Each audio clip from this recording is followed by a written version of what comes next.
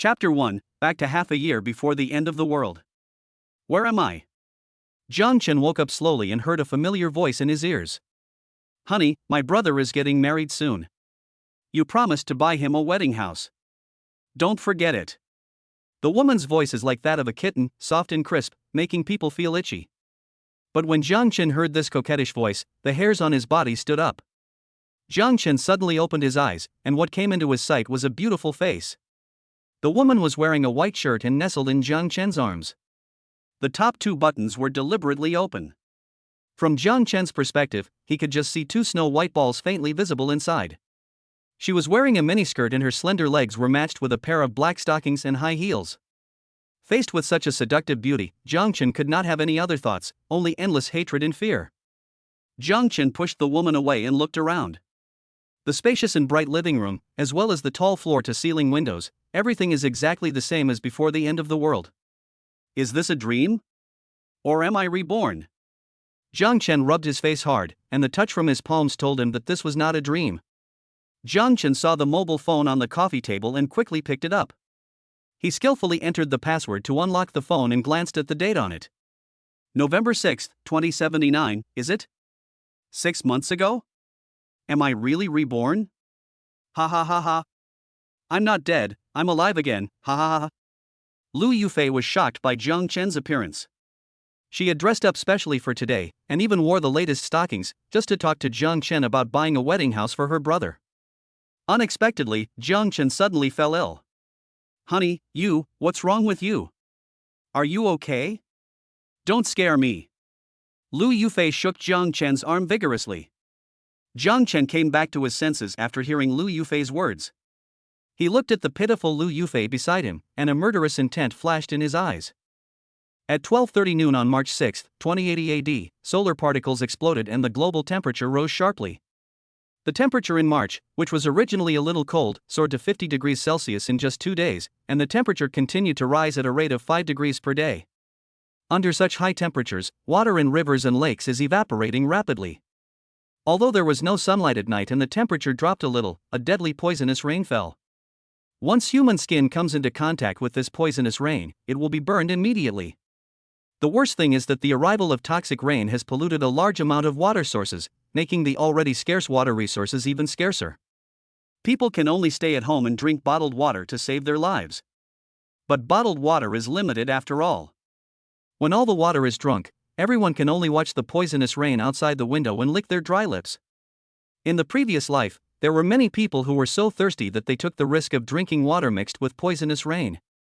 Although they boiled the water before drinking it, they tried to eliminate the toxins in it. But without exception, everyone who drank the poisonous water died within a day. Jang Chen and Lu Yufi live in the same residential complex, which is called Hangtian Ningzi. It is the most prestigious high-end residential complex in the entire Haijing city, and the housing price is as high as 80,000 renminbi per square meter. But the difference is that Jang Chen is a resident of this community, while Lu Yufi is a tenant in the community. The first time Jang Chen saw Lu Yufi, he was moved by her beauty and immediately began to pursue her formally. Not long after, the two officially got together.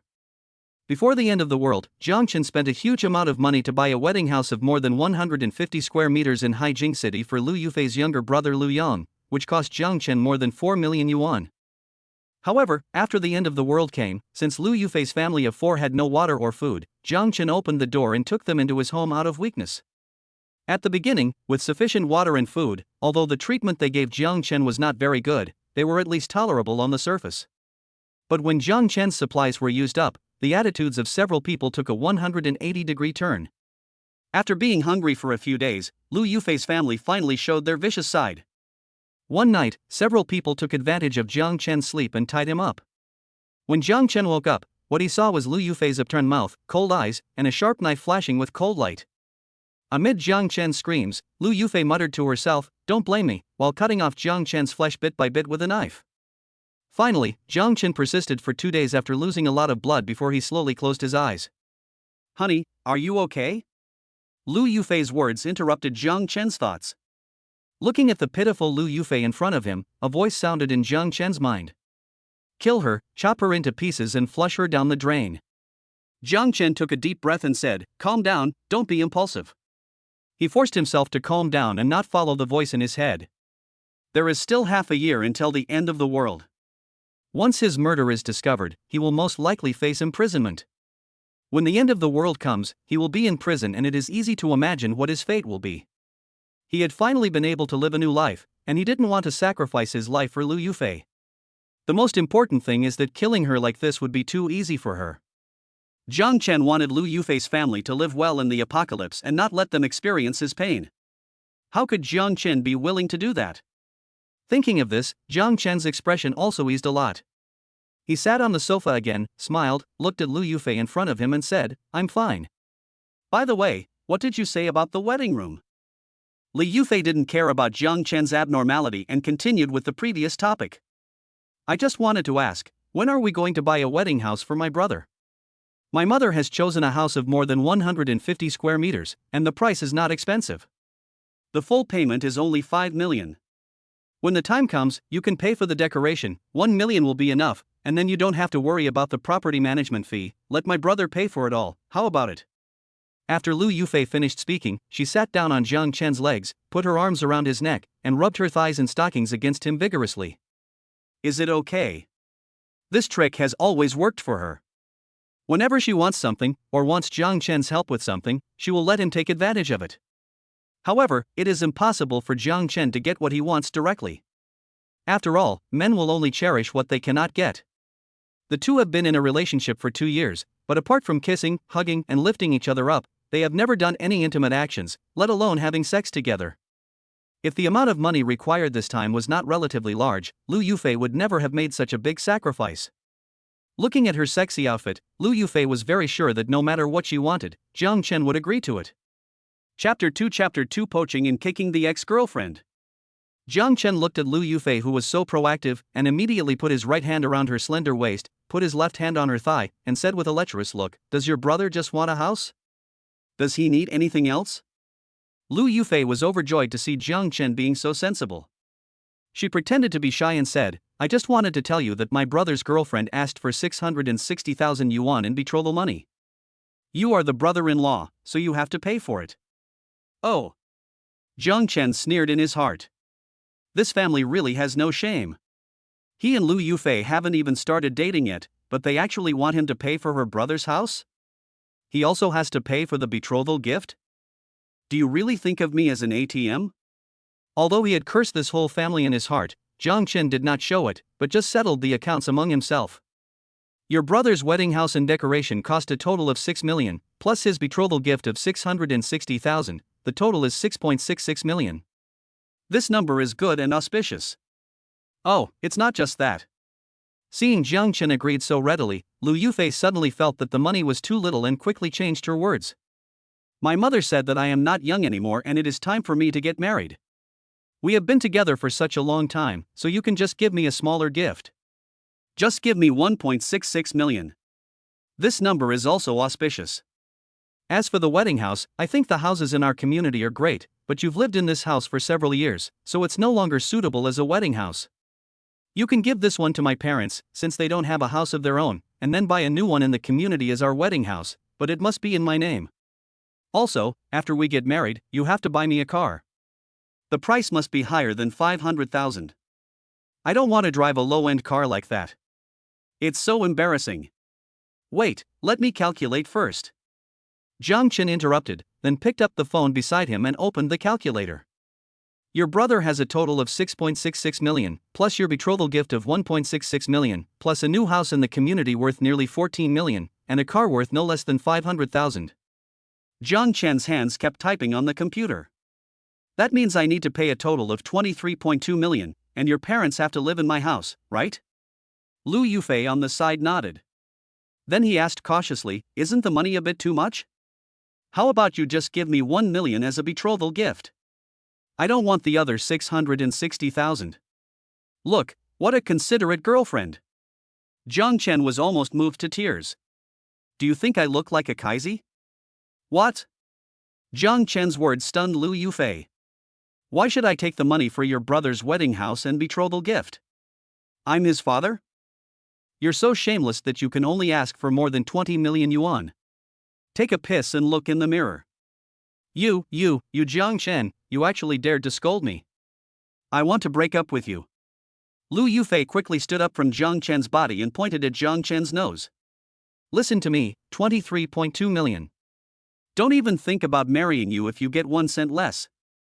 Jang Chen leaned back on the sofa. I remember your brother's girlfriend is called Li Mengyao, right? Hearing Jang Chen's words, Lu Yufi nodded, somewhat confused. So what? Does it have anything to do with what we are talking about now? Jang Chen ignored Lu Yufi and flipped through the address book on his phone. He soon found Li Mengyao's account. Looking at the cute little bunny on her profile picture, Jang Chen directly clicked on the voice call. The phone rang a few times before someone answered it. Brother-in-law Jang Chen, is there something you want to talk to me about? A voice that sounded very similar to Sister Jiling sounded. Every time Jang Chen heard this sound, his heart would be numb for a long time. It was so beautiful, but he didn't know what the sound would be like in bed. It's okay. I heard you're getting married to Lu Yan. Do you want a dowry of 660,000? Jang Chen got straight to the point. The person on the other end of the phone hesitated for a while, obviously not able to figure out what Jang Chen wanted to talk to her about. Yeah, what's wrong, brother-in-law? Hearing the other party's affirmative answer, Jang Chen smiled and said, 660,000 is too much. Lu Yang's family even rents their current house. How can they possibly come up with that? Oh, that's it. Jang Chen clearly heard the disappointment in Li Mengyao's tone. Jang Chen then changed the subject. Although Lu Yan can't come up with it, I can. You might as well just come to me. As long as you dump that fat guy Lu Yang and become my girlfriend, I will give you 1 million. Li Mengyao obviously didn't expect that Jang Chen's target was her. But, what about Sister Yufi? I've broken up with her. Will you agree to 1 million? Just give me a straight answer. Jang Chen's actions stunned Lu Yufi, who was standing by. She never thought that Jang Chen had gone wrong. He actually bypassed her and tried to steal her brother's girlfriend. Okay then, brother-in-law, I'll go talk to Lu Yang in a minute. Li Mengyao's voice came from the phone, and Lu Yufi was suddenly struck by lightning. Jang Chen looked at Lu Yufi with a smile on his face, and said to Li Mengyao on the other end of the phone, still calling me brother-in-law? Old husband. Ha ha ha ha, let's have dinner together at 8 o'clock tonight. I'll contact you then. Bye, moi. Jang Chen kissed Li Mengyao from a distance before hanging up the phone. Before he put down his phone, Lu Yufi, who was still in shock, finally came to her senses. Jang Chen, you bastard, you actually stole my brother's girl, you are simply not a human being. They are not married. Li Mengyao and I are in a free relationship. What does it have to do with you? It costs more than 23 million to marry a wife. I spent 1 million and got her. I made a net profit of more than 22 million. It's worth it. After Jang Chen finished speaking, he put his phone on the table and stretched himself. You beast, I'm not done with you. Seeing Jang Chen's face that looked like he deserved a beating, Lu Yufi finally couldn't help it and took 2 steps forward to tear off Jang Chen's clothes. Jang Chen didn't tolerate her. He grabbed her hands and kicked her in the stomach. Jang Chen only used 20% of his strength in this kick, but Lu Yufi was sent flying and landed directly on the sofa behind her. Then he fell off the sofa again and lay on the ground motionless. Jang Chen looked at his feet in confusion. When did he become so strong? He only used less than 20% of his strength to kick a grown woman away. But Jang Chen no longer had time to study these things. He hurried to Lu Yufi and turned her over. He reached out his hand and felt the other person's breath. I felt relieved when I found out that he was still breathing and just fainted temporarily. Chapter 3 The Fickle Lu Yufi. After all, there is still a full 6 months away from the end of the world. If I accidentally kill someone, I will most likely be sued, and then the loss will outweigh the gain. Jang Chen picked up Lu Yufi by the waist and prepared to put her on the sofa first. He looked at the beautiful woman who was already in a coma in his arms, especially her plump breasts and a pair of beautiful legs in black stockings. Even Jang Chen couldn't help swallowing. After putting her on the sofa, his hands started to get naughty. Although Jang Chen knew that it was a bit vulgar for him to take advantage of the other party, he definitely did it not out of lust, but for revenge. In the previous life, Lu Yufi's family hurt me so badly, so what if I touched her twice? I just treated it as interest. While comforting himself, Jang Chen put his hand into Lu Yufei's clothes, just when he was immersed in it and couldn't extricate himself. The unconscious Lu Yufei suddenly groaned, and Jang Chen was so scared that he quickly pulled his hand back. Then he sat on the other side of the sofa and looked coldly at Lu Yufei opposite him. A few minutes later, Lu Yufei woke up from her coma. The first thing she did after waking up was to cover her lower abdomen with both hands, cursing at Jang Chen. "Jang Chen, you actually hit a woman. You are not a man at all. You are a beast." In response to Lu Yufei's accusation, Jang Chen immediately waved his hands and said, "I didn't hit you. It was obviously you who fell down by yourself." "You?" Lu Yufei looked at the clear shoe prints on her white shirt. She obviously didn't expect Jang Chen to be so shameless. He refused to admit it even though the facts were right in front of him. It's you who hit me. I'm going to call the police and have you arrested." Lu Yufei covered her stomach and spoke breathlessly. Seeing this, Jang Chen stopped pretending. "Okay, call the police. Look at your stomach yourself. Are there any marks of me hitting you? Even if there are, how can you prove that it was me who hit you? Is a shoe print enough? Do you think the police station is owned by your family? Whatever you say is true? I said you put the marks there yourself." Lu Yufei lifted up her clothes upon hearing this. Apart from a little redness and swelling on her belly, there were indeed no signs of any serious external injuries. Although she could still call the police and threaten Jang Chen to pay her some medical expenses and mental damages, how could that small amount of money compare to 23 million? Thinking of this, Lu Yufei's tone softened. For the sake of the 23 million, what was the point of being beaten? As long as Jang Chen was willing to pay, it would be worth it even if he beat her twice more. "Hubby, don't be angry, I was just joking. I love you so much, how could I call the police to arrest you? But even if you are angry, you can't snatch Yang Yang's girlfriend. You are his brother-in-law. Stop. We just broke up. My current girlfriend is Li Mengyao. Get out of here right now." After hearing Jang Chen's ruthless order to expel her, Lu Yufei finally exploded again. Jang Chen had always obeyed her, fearing that he would upset her. When has she ever been so humble? But today, I discussed it with him in a nice tone and put on both stockings and high heels. Didn't he just ask him to take out more than 20 million to buy a house for himself and his brother? Jang Chen turned against him and not only snatched his brother's girlfriend, but also beat him up. It is true that you can judge a person by his appearance but not by his heart. Jang Chen is a domestic violence perpetrator. Jang Chen, I'm giving you this opportunity because I cherish the relationship we've had for 2 years. If it were someone else, even if he gave me 50 million, I wouldn't even look at him. Don't be ignorant of the current situation. I'll give you one last chance. Do you agree or not? If you miss this opportunity, you'll never get it again." Jang Chen didn't waste any more time talking to her. He stood up from the sofa, grabbed Lu Yufei's clothes, and threw her out with her bag. Seeing this, Lu Yufei finally became scared. Ever since Jang Chen confirmed their relationship, her family has received a lot of support from Jang Chen. Lu Yufei's younger brother just graduated and started working not long ago. His monthly salary is not even enough to support himself. Her parents are just ordinary workers, relying on selling their physical labor in exchange for a meager salary every day. Although Lu Yufei earns 5,000 yuan a month, they still need to pay high rent.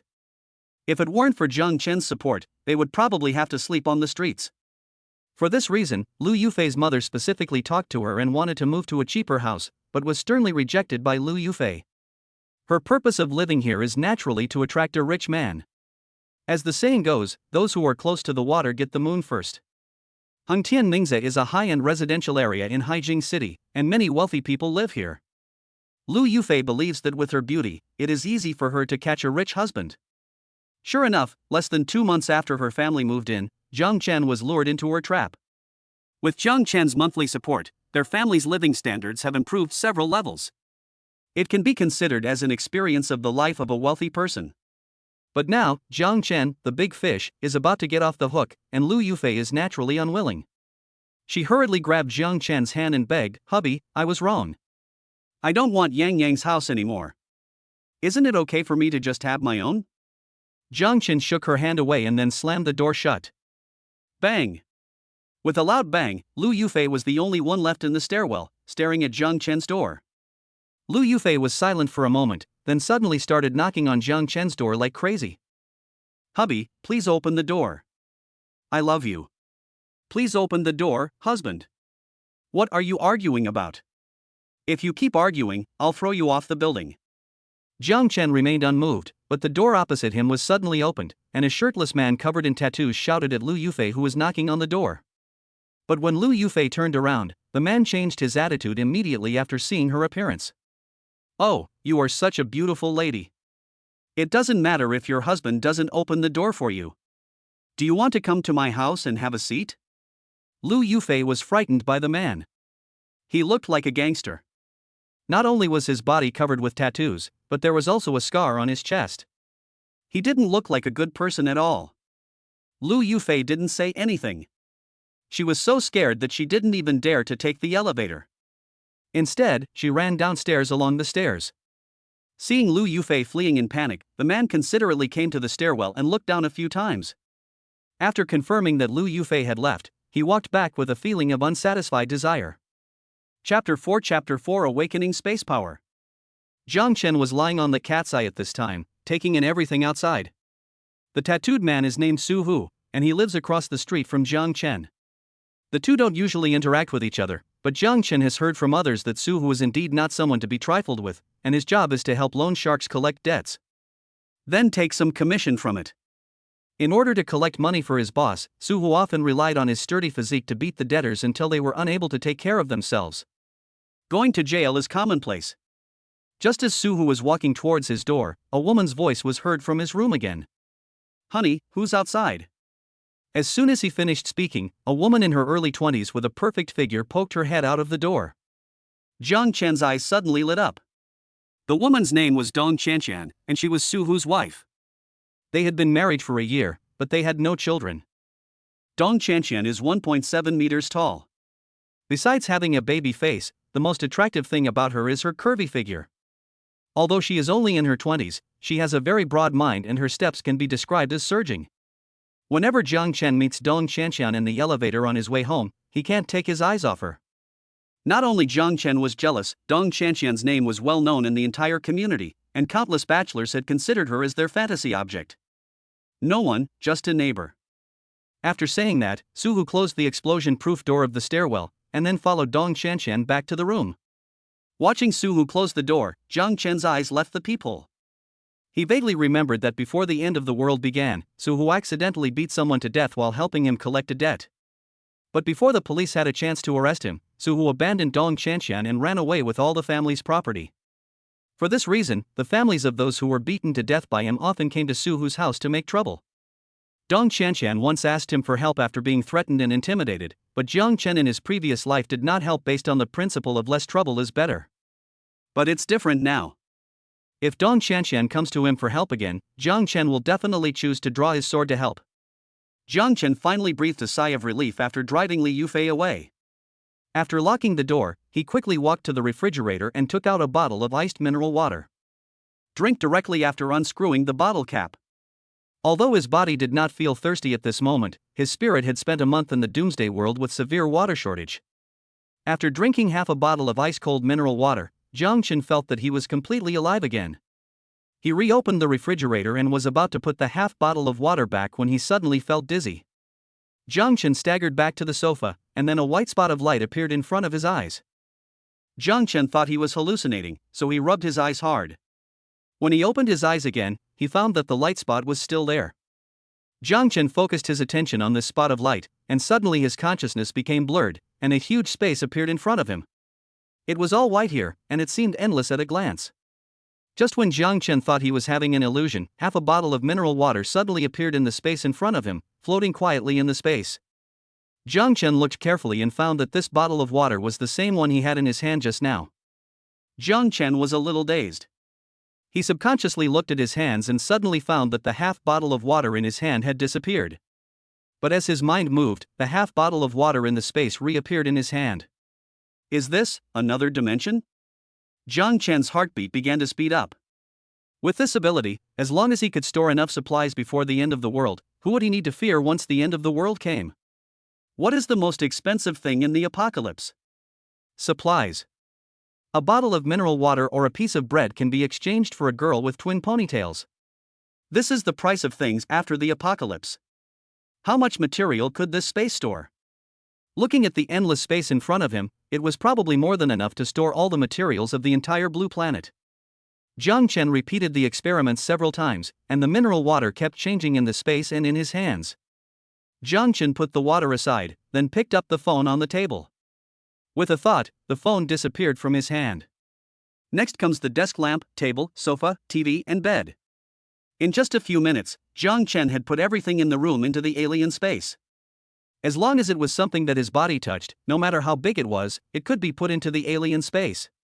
But it doesn't work for things connected to other objects, such as walls or floors. No matter how hard Jang Chen tried, it remained motionless. He was like a child who had just gotten a new toy, constantly experimenting with the functions of the alien space. After his experiments, he discovered that not only was there almost infinite space inside, but also that time stood still inside, because after he put the clock on the wall in and took it out after a few minutes, the pointer on it did not move at all. Moreover, the alien space can store the kinetic energy of objects. Jang Chen tried to throw a pillow into it. When he took it out, it hit him directly in the face. Jang Chen felt relieved that he had only lost a pillow. If it was a kitchen knife or an ashtray, he would have to go to the hospital. Thinking of this, Jang Chen suddenly had an idea. If he threw things into the alien space in advance, such as kitchen knives, stones, or even bows and arrows or bullets, once he encountered the enemy, he just had to release the things inside, and they could become his weapons. After making this discovery, Jang Chen suddenly felt very happy. The most dangerous thing in the end times was not the scarce food and water, but the human heart. In the previous life, Jang Chen was killed by Lu Yufi's family, which was a living example. There are many unlucky people like him. Jang Chen is lucky because God has given him another chance. This time, Jang Chen has made up his mind not only to take revenge on Lu Yufi for what she owes him, but also to live well. So he must have a certain ability to protect himself. As Jang Chen's mind moved, a square of 1 meter by 1 meter appeared in front of him. This was the passage to the different space. Looking at the completely transparent square in front of him, Jang Chen blocked him in front of him. He muttered to himself, with this secret weapon, if it comes to a head-on confrontation, I won't be afraid even if the other party has a gun. Jang Chen put away the space door. Then he took out all the things in the alien space and restored the room to its original state. Chapter 5 Li Mengyao. Jang Chen sat on the sofa, took out a piece of paper and a pen, and wrote down what he needed to do next. The first thing is to collect supplies, especially water and ice, which are of utmost importance. If possible, Jang Chen wanted to acquire an ice factory, make ice like crazy in the next 6 months, and then store all of it in his own alien space. As long as he has this batch of supplies in his hands, Jang Chen can live well no matter where he goes. The second thing is to transform the shelter. After the doomsday comes, the temperature on the surface of the blue planet will rise rapidly. If you are directly exposed to the sun without protection, you will be severely sunburned in less than half a minute. Once night falls, although there is no threat from sunlight, the poisonous rain all night long will make it difficult for people to move. With no way to go out to collect supplies, everyone can only live off what they have. In such a lack of food and water, robbery and murder became commonplace. Therefore, Jang Chen not only had to collect enough supplies, but also had to build an indestructible fortress. Finally, it is weapons. Political power comes from the barrel of a gun. No matter when, absolute force is everything. Otherwise, even if Jang Chen collected enough supplies to last him 10 lifetimes, once he was captured, all his preparations would be in vain. Jang Chen's weapon of choice is a gun, but guns are banned in Long Country, so it is not easy to buy a gun unless you go to the black market. Other weapons like axes, machetes, and bows and arrows are easier. Jang Chen listed the things he needed to buy one by one. Looking at the densely packed handwriting on the list, Jang Chen also had a headache. If you want to buy all of them, you will need at least several hundred million. There was only over 10 million in Jang Chen's bank card, all of which was left by his parents before they passed away. His father also left him a logistics company which was not small, otherwise he would not have been able to afford to live in such an expensive community. Oh. Money. Jang Chen sat on the sofa with a sad look on his face. Suddenly he slapped his forehead, remembering that the World Cup had already begun. Jang Chen was a football fan who often stayed up late to watch football games and occasionally bought some football lottery to kill time. Therefore, he remembered the scores of many games in his previous life clearly. With this prophetic condition, it would be easy to make a few $100 million as long as you invest a little more. Jang Chen finally felt relieved. He glanced at the time. After all this trouble, it was already 7 o'clock in the evening. His stomach began to growl. Thinking about his appointment with Li Mengyao in the evening, Jang Chen suddenly felt full of strength. He simply washed his face, then picked up his car keys, put on his clothes and left home. After arriving at the underground garage, Jang Chen drove his Mercedes-Benz towards Li Mengyao home. They had talked on the phone just now when they were upstairs, and Li Mengyao had already packed up and was waiting downstairs at her house. From a distance, Jang Chen saw a beautiful figure on the side of the road, looking around and waiting.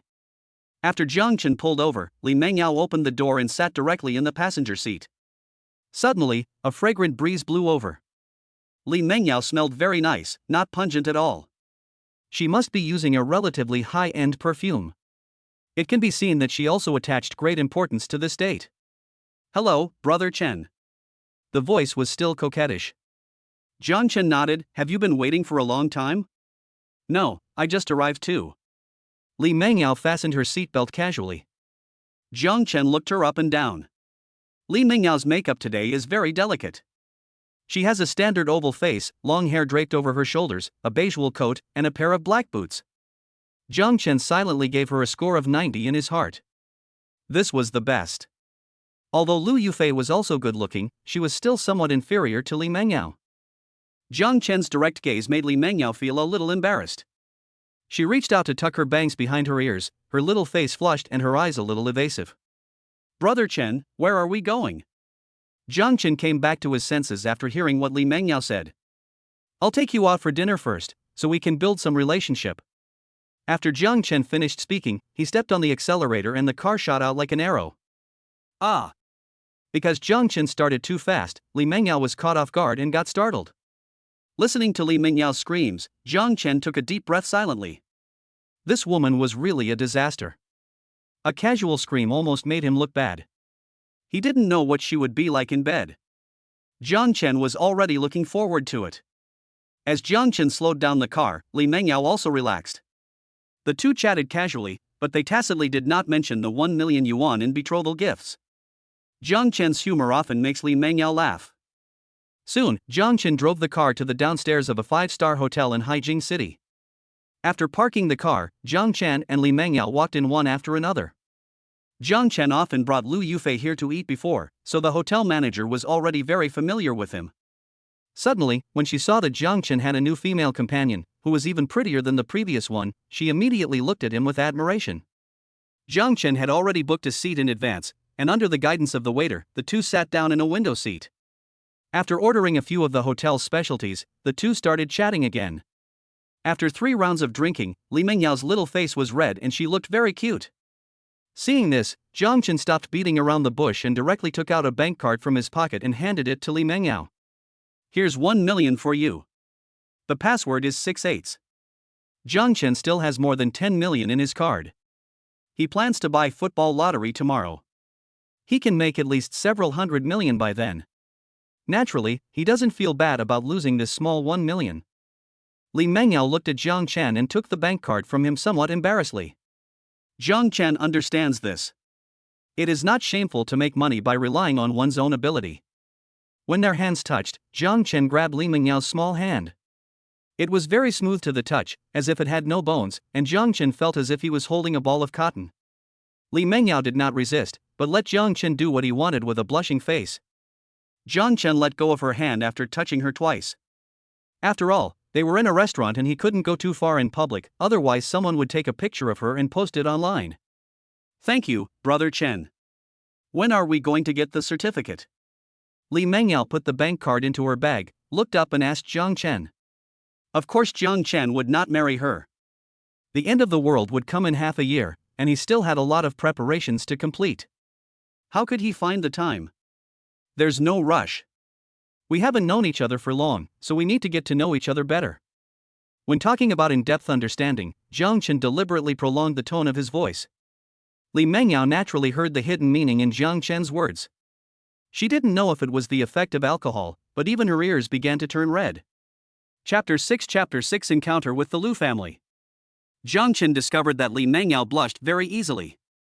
She would become extremely shy if he teased her even a little. Regardless of whether she was pretending or not, Jang Chen liked her very much and gave her a lot of emotional value.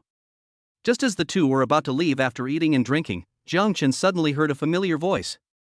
"Sister, what did you say? Jang Chen, that bastard, actually wanted to break up with you? And he even beat you up?"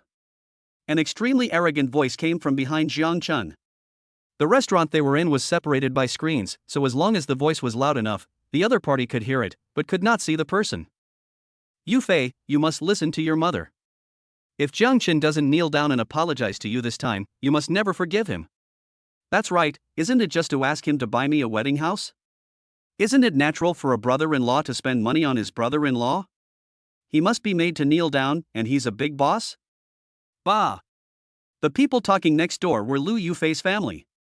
Jang Chen didn't expect it to be such a coincidence that he and Li Mengyao happened to meet them when they were out on a date. But Jang Chen didn't care. If they met, they met. It would be fine if Lu Yufei didn't come to provoke them. But if they dared to come over and shout, Jang Chen wouldn't mind teaching them a lesson. When Li Mengyao heard Lu Yang's voice, her expression looked a little strange. She had already told Lu Yang that they had broken up in the afternoon, but she did not tell him the reason for the breakup. "You can't say that your brother-in-law offered a higher price, so I plan to be with your brother-in-law, right? Alright, I'll make the decision on this matter. As long as Jang Chen is willing to spend 20 million to buy a house for you and Yang Yang, you should forgive him and stop throwing a tantrum." In the end, it was Lu's father who made the final decision, and decided to let Jang Chen spend money to get back together. "No, old man. Although Yufei and Yang Yang have a place to live, where are we going to live? I don't want to rent a house anymore. I have to ask Jang Chen to buy a house for us. After he marries Yufei, we will be his parents. He should be filial to us." Jang Chen listened to what Lu's mother said with a sneer on his face. It was true that like mother, like daughter. Both were equally shameless. Even Li Mengyao, who was sitting opposite Jang Chen, had an incredible expression. She didn't expect that Lu Yang's family was so weird. They asked for more than 20 million right away. Why didn't they just rob it? Oh, forget it. We are both so old now, so we can just make do with what we have. Don't let Jang Chen spend any more money. Jang Chen listened quietly to the sound next door, picked up the wineglass and took a sip. What Lu's father said was quite sensible. But before he could relax, Father Lu said again, "Just let Jang Chen give us the house he lives in now, but we are too old to retire and enjoy our lives, so let Jang Chen give us 20,000 yuan a month for retirement." Puff! Jang Chen spat out a mouthful of wine. "We are indeed a family, and we both don't want a green face. I shouldn't have any expectations at all." Jang Chen wiped his mouth and didn't want to listen anymore. He called the waiter to pay the bill and prepared to take Li Mengyao to the next stop. But he didn't expect that as soon as he walked out of the cubicle, he ran into Lu Yang, who was about to go to the toilet. "Jang Chen? Why are you here? Are you here to apologize to my sister? I'm telling you it's too late now. Not only do I want a wedding house this time, plus a 1 million betrothal gift, but I also want you to buy me a 500,000 car, otherwise I will never let my sister marry you." Lu Yang was only 1.6 meters tall, but weighed more than 200 kilograms. He had a big belly and looked at Jang Chen with his nose up. "He looks like he has the final say on you." Because Jang Chen was standing in front and completely blocked Li Mengyao behind him, and Lu Yang's attention was all on Jang Chen, he did not see Li Mengyao. "Your sister and I have broken up, and I already have a girlfriend." Jang Chen looked down at Lu Yang. His net height is 1.82 meters, and Lu Yang, who is 1.6 meters tall, looks like an elementary school student standing in front of him.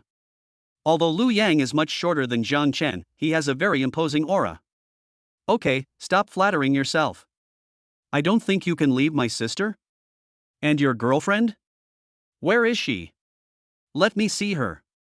The sound of talking at the cubicle door quickly attracted Lu Yufei and others. When they saw Jang Chen for the first time, Lu Yufei and Lu Yang had the same idea. They both thought that Jang Chen came to apologize and ask for reconciliation. But she had made up her mind this time. If Jang Chen failed to do any of the things they had just mentioned, she would never forgive him. After glaring at Jang Chen fiercely, Lu's mother sat down next to Lu Yufei angrily, waiting for Jang Chen to come over and apologize. Seeing this, Lu's father acted as a peacemaker. Yufei, since Jang Chen has come to apologize, you can just state the request you just made. As long as he agrees to all of them, you can forgive him. Lu Yufi was about to speak when Lu Yang interrupted her. No, Dad, I still need a car. My girlfriend broke up with me today for some reason. As long as I have a house and a car, she will definitely take the initiative to get back together with me. Okay, then I'll give you another car. Lu's father loved his son very much. When he heard that his son's girlfriend wanted to break up with him, he quickly agreed. Lu Yang then showed a satisfied expression. Whenever he thought of Li Mengyao's charming figure, he drooled. He and Li Mengyao have been together for more than 3 months, but he has never even touched her hand. Whenever he thought of Li Mengyao taking the initiative to throw herself into his arms after seeing his wedding house and car, Lu Yang became extremely excited. Hey, are you deaf? I've already told you that I'm here to eat. If you keep blocking my way, I'm going to take action. Jang Chen had wanted to leave a long time ago, but Lu Yang used his fat body to block him here. After Lu's father joined in and blocked the last bit of space, Jang Chen could no longer leave. Jang Chen. My sister gave you face, you'd better bear it. If you dare to pretend to be trustworthy with me again, I will beat you up. As Lu Yang spoke, he rolled up his sleeves and grabbed Jang Chen by the collar, ready to teach him a lesson. But Jang Chen was not afraid at all. He grabbed Lu Yang's wrist and twisted it hard.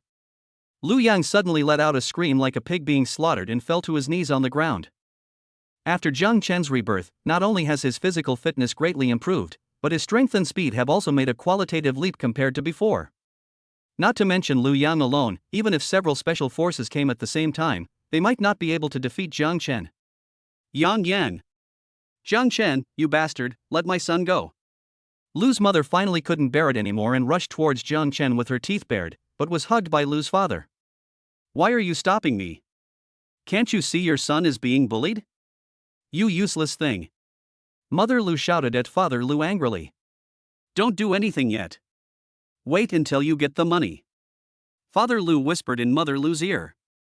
After hearing this, Lu's mother also calmed down. But in her heart she was cursing Jang Chen. When I get the money, I'll let Yufei teach you a lesson. How dare you hit my son? I'll chop off your hands. Chapter 7 Self-Defense. Jang Chen was too lazy to argue with them. After letting go of Lu Yang's hand, he prepared to take Li Mengyao away. He still has important things to do? All the money has been given. It was then that Lu Yang realized that his girlfriend was also here. Yao. Why are you here? He hurriedly got up from the ground, covering his arm, and asked Li Mengyao in a flattering manner. Don't call me Yao, we have broken up. Compared to Lu Yang, who looked flattering, Li Mengyao seemed extremely cold. Who said we broke up? I haven't agreed yet. I'm telling you, I'm going to have a house and a car soon. You'll definitely regret it then. When mentioning the house and the car, Lu Yang's face suddenly became full of arrogance, and then he looked at Jang Chen beside him. Did you hear that? My girlfriend wants to break up with me. Why don't you quickly arrange a house and a car for me? You are delaying my search for a girlfriend.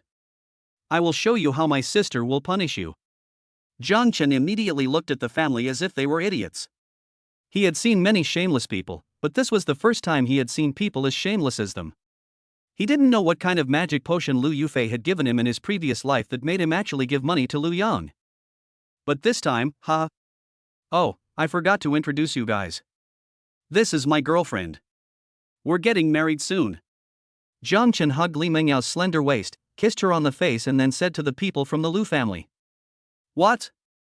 Lu Yufi could no longer sit still after hearing this. She thought Jang Chen called Li Mengyao during the day just to deliberately irritate her, so she didn't take it seriously. She didn't expect that Jang Chen would confirm his relationship with Li Mengyao so quickly. But Li Mengyao is his brother's girlfriend, how dare Jang Chen do that? Jang Chen, you bastard, dare to seduce my girlfriend, I will kill you. Lu Yan looked at Jang Chen and his girlfriend being intimate in front of him, and suddenly he felt like a green grassland was growing on his head. At that moment, he didn't care whether he was Jang Chen's opponent or not. In a rage, Lu Yang grabbed a chair and threw it at Jang Chen. Lu Yang's movements became very slow in Jang Chen's eyes. Jang Chen kicked Lu Yang in the chest, and Lu Yang flew out with the chair in his hand. It stopped after knocking over a dining table. The loud noise immediately attracted many people, and the hotel manager and security guard also walked over quickly. "Mr. Jang, what happened?" The hotel manager saw Jang Chen here and hurried forward to ask. "Nothing. I just finished my meal and was about to leave when I was blocked by a few gangsters. Not only did they molest my girlfriend, they also tried to beat me with a chair. I had no choice but to kick them in self-defense." "Bandits, bandits?" Lu Yufi looked at Lu Yang, who was still wailing on the ground. Jang Chen actually said that they were bandits. It was really outrageous. After hearing Jang Chen's words, the hotel manager called the police immediately. After Lu Yang rested on the ground for a while, he began to yell at Jang Chen, saying that he was deliberately causing harm and that he would be arrested and put in jail by the police. Within a few minutes, several policemen arrived at the hotel. After briefly questioning Jang Chen and checking the hotel's surveillance, several police officers immediately took Lu Yang under control. According to the surveillance footage, Jang Chen was blocked by Lu Yang as soon as he came out of the cubicle after finishing his meal. Every time, Lu Yang was the first to attack. The second time, he even picked up a stool and hit him. Although Jang Chen kicked Lu Yang, according to the law, Jang Chen was acting in self-defense, while Lu Yang is likely to be detained on suspicion of provoking disturbances. When Lu Yang learned that he was going to be detained, he was immediately angry. He was obviously the victim. His girlfriend was taken away by Jang Chen, and he was kicked by him. Why was he the one being detained now? He held Lu Yufi's hand and began to cry to his sister. "Sister, Jang Chen is bullying me, please take care of him, or your brother will be detained." Lu Yufi looked at her cute brother weighing more than 200 pounds and a hint of helplessness flashed in her eyes, but her brother was the treasure of their whole family and she, as a sister, could not ignore him. She came to Jang Chen and even softened her tone in order to plead for her brother. "Jang Chen, Yang Yang didn't do it on purpose. You're not hurt anyway, so I think we should just let it go. As long as you don't pursue the matter, I'll forgive you for what happened before. I know you got close to Yao Yao just to anger me, but it's really childish of you to do this." Jang Chen curled his lips when he heard this. The thinking processes of this family were not normal. Jang Chen was worried that if he continued to talk with them, his own brain would go crazy. The policeman ignored Lu Yufi and took Lu Yang away directly. Because Jang Chen was a victim, he also needed to go to the police station to record his statement. After Jang Chen arrived at the police station, he recounted everything that had just happened. The surveillance camera captured them all clearly, so there was no need for him to lie. He could leave after signing the transcript. But Lu Yang was not so lucky. He was detained for 7 days for causing trouble and intentionally injuring others. When Jang Chen came out of the police station, Li Mengyao was waiting for him alone at the door. Jang Chen smiled slightly and gave Li Mengyao a big hug. "Are you okay?" Li Mengyao said with a worried look on her face. "It's good to spend money on it." Regardless of whether Li Mengyao's concerns are sincere or not, at least the emotional value is sufficient. Jang Chen shook his head. "It's okay, he just asked me a few questions." "Okay, then, where are we going later?" Li Mengyao was a little hesitant. Jang Chen glanced at the time. After all this trouble, it was already past 10 o'clock in the evening. "By the way, I suddenly remembered that my dog can do somersaults. Do you want to go and see it?" Jang Chen said slowly, looking at Li Mengyao's innocent little face. "Really? Okay." Li Mengyao immediately showed an interested look when she heard it. Jang Chen's car was still parked downstairs of the previous hotel, and he and Li Mengyao had both been drinking and could not drive, so they took a taxi directly back to Hengtian Ningxia. The two walked into the elevator and happened to meet Dong Qianqian, who lived opposite them, coming down to throw away the trash. Because it was already very late, Dong Qianqian was not wearing formal clothes, but only a somewhat transparent lace pajamas. The fullness of her breasts and her plump buttocks were faintly visible, making Jang Chen's mouth dry. Facing Jang Chen's naked gaze, Dong Qianqian felt a little uncomfortable.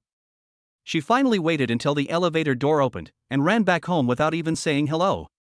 Jang Chen smiled slightly. This beauty would be his sooner or later. It wouldn't be long before her husband would run away after accidentally killing someone. Facing such a poor girl with no one to rely on, Jang Chen would naturally display his helpful spirit. Chapter 8 Hunter or Prey? Fingerprint unlocking successful. Jang Chen opened the door and walked in holding Li Mengyao's hand. After turning on the lights, looking at the spacious and bright room, Li Mengyao couldn't help but exclaimed, "Wow! The house of more than 150 square meters looks very clean and tidy. In Haijing City, where every inch of land is valuable, it is impossible for people without some financial resources to afford to live in such a big house. Li Mingyao's family conditions are average, but she has worked very hard since she was a child and is determined to marry a rich man. This is why she agreed so quickly when Jang Chen offered her 1,000,000 yuan as a dowry. As for the relationship between her and Lu Yang, how could she have any relationship with a wretched fat guy? If Lu Yang hadn't been so generous and often gave her valuable gifts, would Li Mengyao have ignored him? But later she found out that those gifts were bought by Jang Chen for Lu Yufi, and then secretly taken away by Lu Yang and given to her. Compared to the young, wealthy and handsome Jang Chen, Lu Yang can't compare to him even if he flatters him. It's a little hot in the room, take off your coat. Jang Chen took 2 pairs of slippers, took off his coat and hung it on the hanger, then said to Li Mengyao. Li Mengyao felt a little embarrassed when she heard that, but she finally mustered up the courage to take off her tweed coat and handed it to Jang Chen. Jang Chen looked at Li Mingyao's delicate body under her coat, and suddenly felt his nose getting hot, and 2 nosebleeds were about to start. He didn't expect that Li Mengyao had already prepared for the date tonight. A pair of black fishnet stockings, with a black lace bra on top, revealing her plump and snow-white skin, and there is even a small golden belt tied around her neck. You. Jang Chen swallowed his saliva. He didn't expect Li Mengyao to play so many tricks. Who is the hunter and who is the prey between us? On the other side, Lu Yufi walked out of the police station. Lu's father and mother were anxiously waiting for her news outside. The staff inside told her that Lu Yang was suspected of provoking disturbances and had to be detained for 7 days. Unless Jang Chen did not pursue the matter and the 2 parties reached a settlement, they could release him early. After Lu Yufi told the 2 of them the news, Lu's mother immediately started cursing.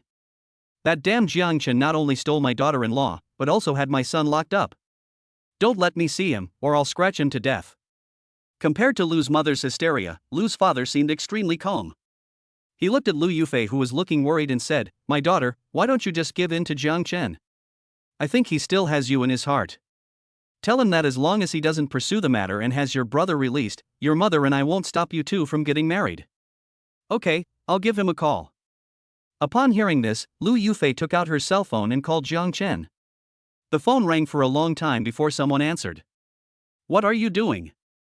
Jang Chen said to Lu Yufi on the phone while panting. Although Lu Yufi felt a little strange that Jang Chen was still exercising so late at night, she was worried about her brother and did not think much about it. "Jang Chen, my dad said that as long as you stop pursuing my brother's affairs, they will agree to our marriage." "Get married? What kind of marriage?" Jang Chen was confused by Lu Yufi's words and had no idea what she was talking about. "Haven't you always wanted to marry me? In order to force me to submit, you actually attacked my brother. I can now officially inform you that I agree, but you must release my brother first, and then you can buy him a wedding house and a car, plus a betrothal gift of 1,000,000 as an apology to him." Ha ha ha ha. Jang Chen couldn't help but laughed out loud. "Big sister, please take a piss and look in the mirror to see if you are worth that much money. You actually asked me to apologize to that fat guy? Did you drink fake wine?" Before Jang Chen could finish, a woman's coquettish voice came from the phone again. "Brother Chen, hurry up. I don't want to bother with you. I'm busy. Don't call me anymore." Jang Chen hung up the phone right after he finished speaking. Lu Yufi heard a woman's voice on the other end and called again in a hurry, but soon the call was disconnected temporarily. "Jang Chen, how dare you hang up on me and block me?" Lu Yufi was so angry that she threw the phone in her hand to the ground. The latest model of Apple phone worth more than 10,000 yuan was smashed to pieces. Lu Yufi thought of the voice on the phone and felt it was very familiar. There was only one person around her who had that kind of voice, Li Mengyao. And just now Li Mengyao was with Jang Chen. Could it be the 2 of them? Lu Yufi didn't dare to think about it anymore. She suddenly felt like the fish in her pond was caught by someone else. Seeing their daughter suddenly go crazy, both Lu's father and mother were stunned. "What's wrong, daughter? What did Jang Chen say?" Lu's mother asked curiously. "Jang Chen won't let Yang Yang go, and I suspect he's sleeping with Yang Yang's girlfriend right now." "What?" This time it was Lu's father who got angry. As a man, he knew very well what it felt like to be cheated on.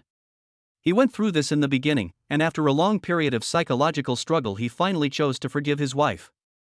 Unexpectedly, his son is now going to follow his old path. Where is Jang Chen now? Let's go catch him together.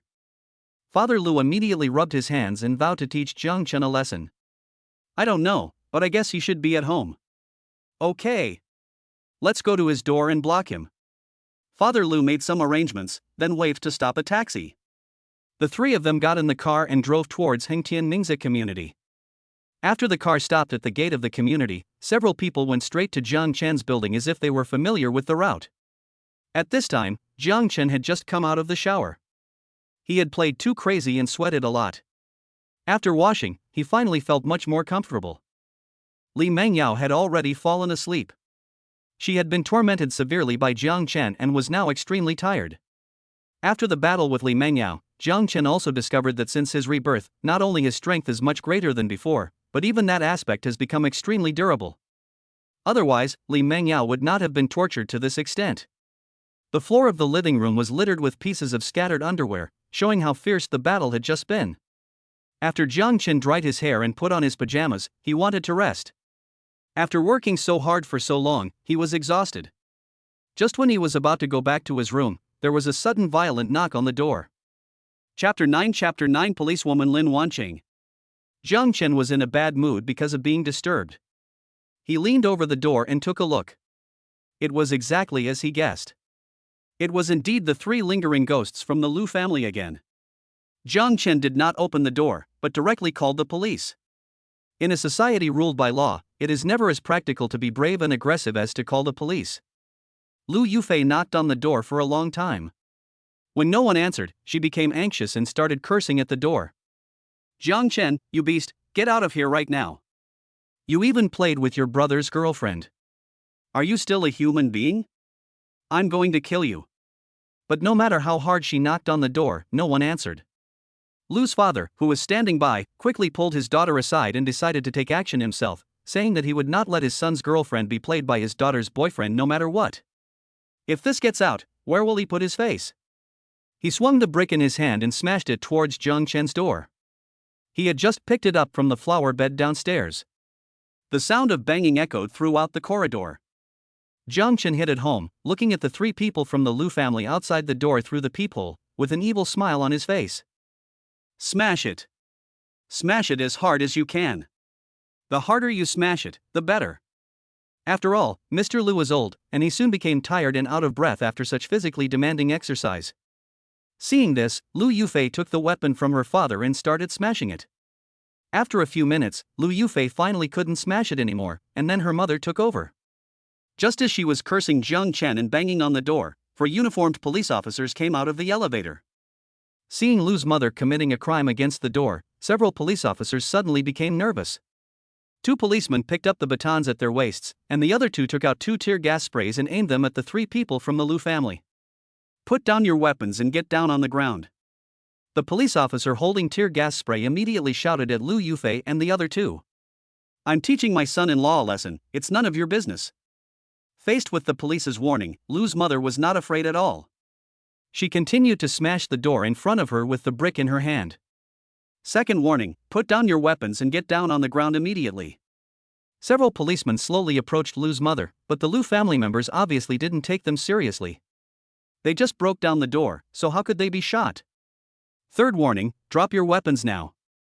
At this time, several policemen were only 1 meter away from Lu's mother. Seeing that the other party still ignored them, the 2 policemen in front took decisive action. 2 streams of tear gas were sprayed directly into Lu's mother's eyes. Ah! Lu's mother screamed and subconsciously threw the brick in her hand at several policemen. The policeman closest to Lu's mother was shot in the head and blood slowly flowed down his face. Seeing this, Lu Yufi and Lu's father rushed forward to rescue Lu's mother, but soon their eyes were sprayed with tear gas. The 3 men finally calmed down. After being pinned to the ground, several policemen handcuffed them. The policeman who had just been injured was still bleeding from his head. His colleagues quickly called for support and an ambulance. Seeing that everything outside had settled down, Jang Chen opened the door and walked out of the room. A policeman came up to him and asked him a few questions, such as whether he knew the 3 people on the ground and why they broke down his door. In response, Jang Chen naturally told the truth, and soon other police officers came to support him and took all 3 people from the Lu family away. Jang Chen was also lucky enough to be invited to the police station to record his statement again. There is a high-definition camera installed at the door of Jang Chen's house, so he can see clearly what happened outside just now. The final punishment came out quickly. Lu Yufi and Lu's father were detained by the police for 7 days for disturbing public order. They also successfully reunited with Lu Yang at the police station. As for Lu's mother, her fate was more miserable. She was suspected of assaulting a police officer. Although it was because she subconsciously threw a brick, she was still detained for 3 months. After Jang Chen left the police station, he bought a lot of fruits and nutritional supplements and prepared to go to the hospital to visit the police officer who had just been injured. After all, he was injured because of me, so it's understandable that I should go and have a look. After Jang Chen arrived at the hospital, he quickly found out the ward where the injured policeman was. There was a gentle knock on the door, and soon a female police officer in her 20s in uniform opened the door of the ward. The moment Jang Chen saw the woman, his eyes lit up immediately. The 4 words heroic and heroic were so appropriate to describe her. She was about 1.7 meters tall, with a pair of bright big eyes looking at Jang Chen in confusion. Her soft black hair was combed into a ponytail. Her delicate facial features were matched with a capable police uniform, which made Jang Chen drool. Just based on her looks, she is definitely the policewoman of Haijing City. Who are you? The woman's voice was very pleasant. Although not as coquettish as Li Mengyau's, it made Jang Chen feel relaxed and happy. Jang Chen finally reacted after hearing the woman's question. He wiped the saliva from the corner of his mouth without leaving a trace. Then he slowly said, "My name is Jang Chen, and I came here specially to visit Officer Lin." "Oh, please come in." The woman opened the door and invited Jang Chen in. The injured policeman had already bandaged his wounds and gone to sleep. Jang Chen gently placed the things on the table. "What's your name?" Jang Chen asked politely. "My name is Lin Wanqing, and he is my brother." The woman pointed at the man on the bed and whispered to Jang Chen. "Oh, hello sister, it's okay as long as you're not my wife." Jang Chen accidentally said what was in his heart. "What?" Lin Wanqing thought she had heard it wrong. Jang Chen was startled and quickly made a joke, changing the subject. After the two chatted for a while, Jang Chen stood up and said goodbye, but before leaving he still asked for Lin Wanqing's contact information. A girl like this cannot be obtained by just spending some money, so although Jang Chen is envious, he still has to proceed step by step. When the end of the world comes, no matter you are a policewoman, a school belle or a socialite, you all have to kneel down to me. It was already late at night, and Jang Chen went straight home after leaving the hospital. Although his door was smashed, there were only slight scratches on it. After all, the impact force of a brick is not that great. He spent a lot of money to buy the door, so how could it be smashed open so easily? Unlock the door, enter the house, take off clothes, and go to bed, all in one go. Li Mengyao was still sleeping soundly, and Jang Chen had to admire her. The sound of banging on the door outside was so loud just now, but Li Mengyao could still sleep so soundly. He didn't know if she was really carefree or was just too tired last night. Jang Chen held her delicate body in his arms, smelling her body fragrance and slowly fell asleep. Chapter 10 Lianchao Commerce. The next morning, Jang Chen slowly woke up from his sleep. Li Mengyao had already gotten up and was busy in the kitchen. Jang Chen yawned and looked at Li Mengyao's figure through the crack in the door. He suddenly felt that such a life was quite comfortable. He had no worries about food and drink, had a beautiful wife, and then had 2 more children, and lived a stable life. But he quickly put such thoughts behind him. The end of the world is coming in half a year. I absolutely cannot live such a comfortable life now, let alone develop feelings for a woman. The bloody lesson of the previous life is still vivid in my mind. Only if my heart is cold enough and my hands are ruthless enough, can I avoid being hurt by others in the cruel doomsday? The meal was ready soon, and Li Mengyao tiptoed into the bedroom to wake him up for breakfast. Seeing this, Jang Chen quickly closed his eyes and pretended to be asleep. The only ID of the skirt owner VX, TXWKONE. Li Mengyao came to the bed, gently lifted a corner of the quilt and got in. Soon Jang Chen felt something was wrong. An hour later, the two put on their clothes and came to the dining table hand in hand. After such a delay, breakfast had already gone cold, but Jang Chen ate it very happily. Li Mengyao is really not a useless vase, her cooking skills are impeccable. If I could marry her, she would definitely be a good wife and mother. After breakfast, Jang Chen had to go to the company, and Li Mengyao also had to go to work. After taking a taxi to send Li Mengyao away, Jang Chen also came to the hotel he stayed at last night. His car was still parked in the parking lot here. Driving his own car, Jang Chen headed towards the logistics company according to the route he remembered.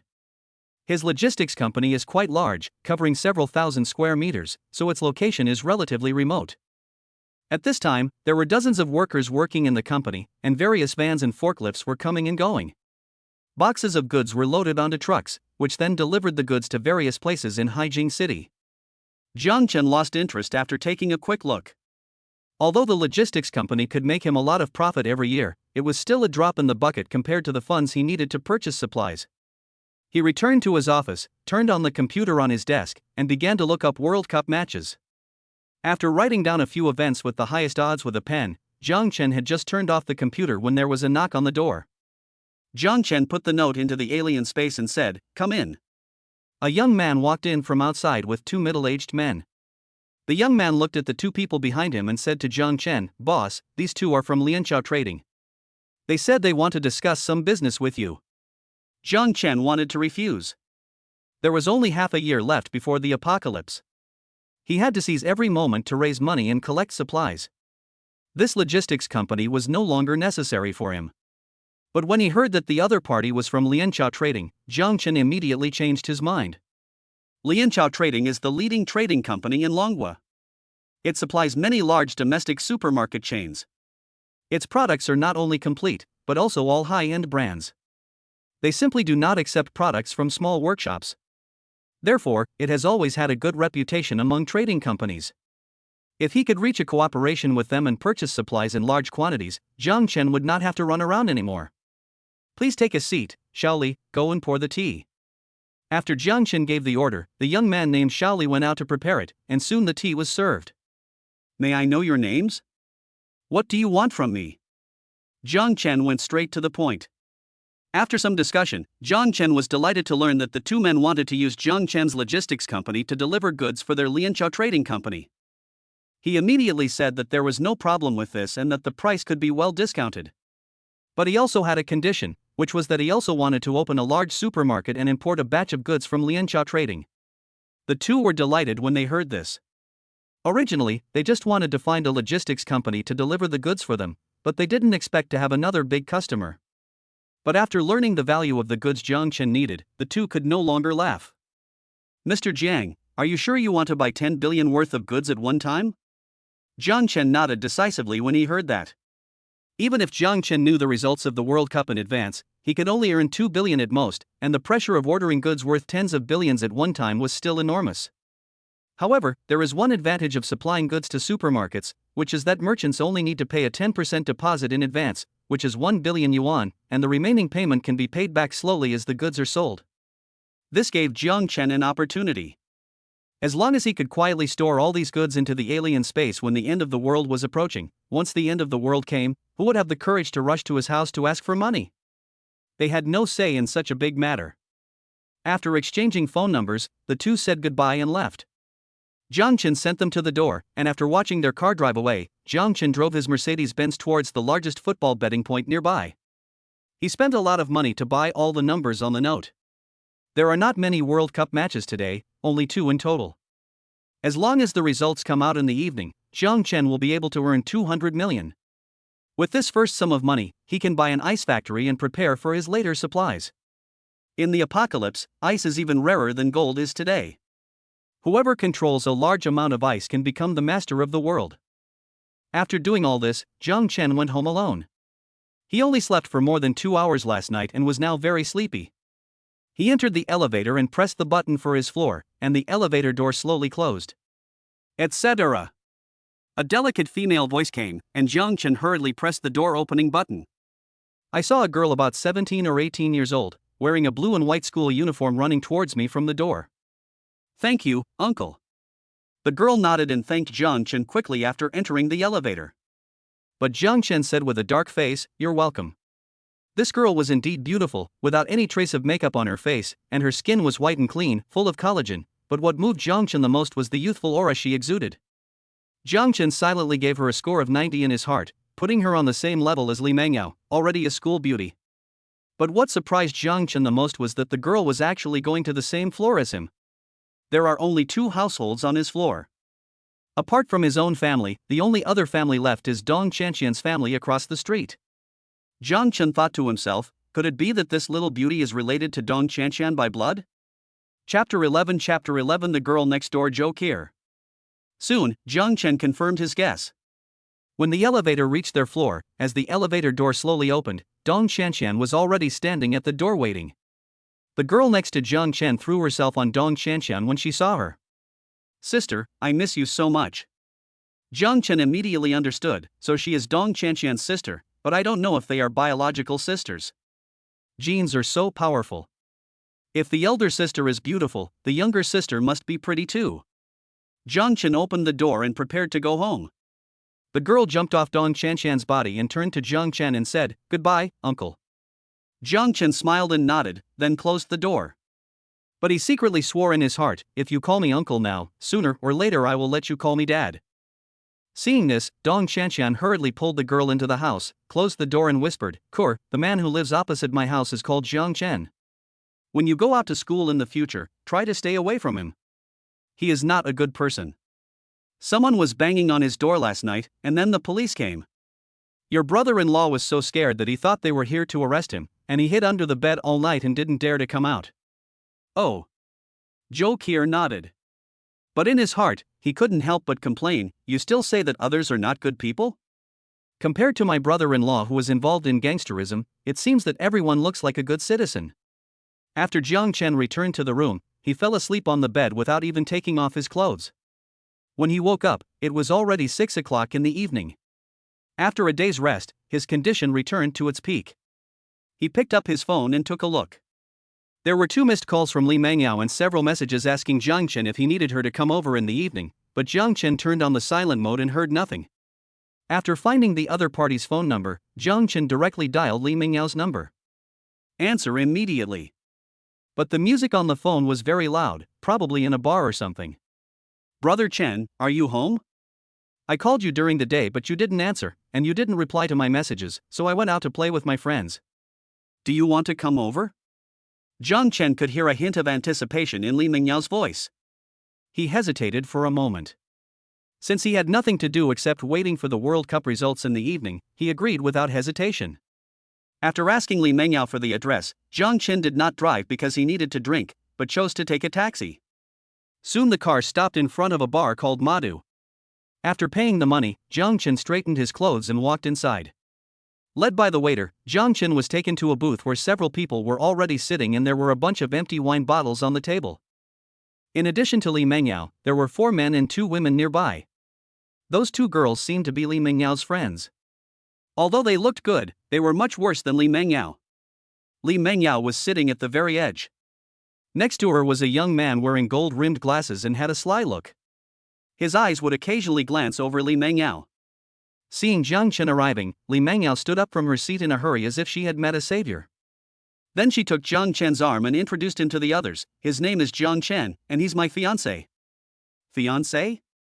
Jang Chen looked at Li Mengyao in confusion, and then he was relieved.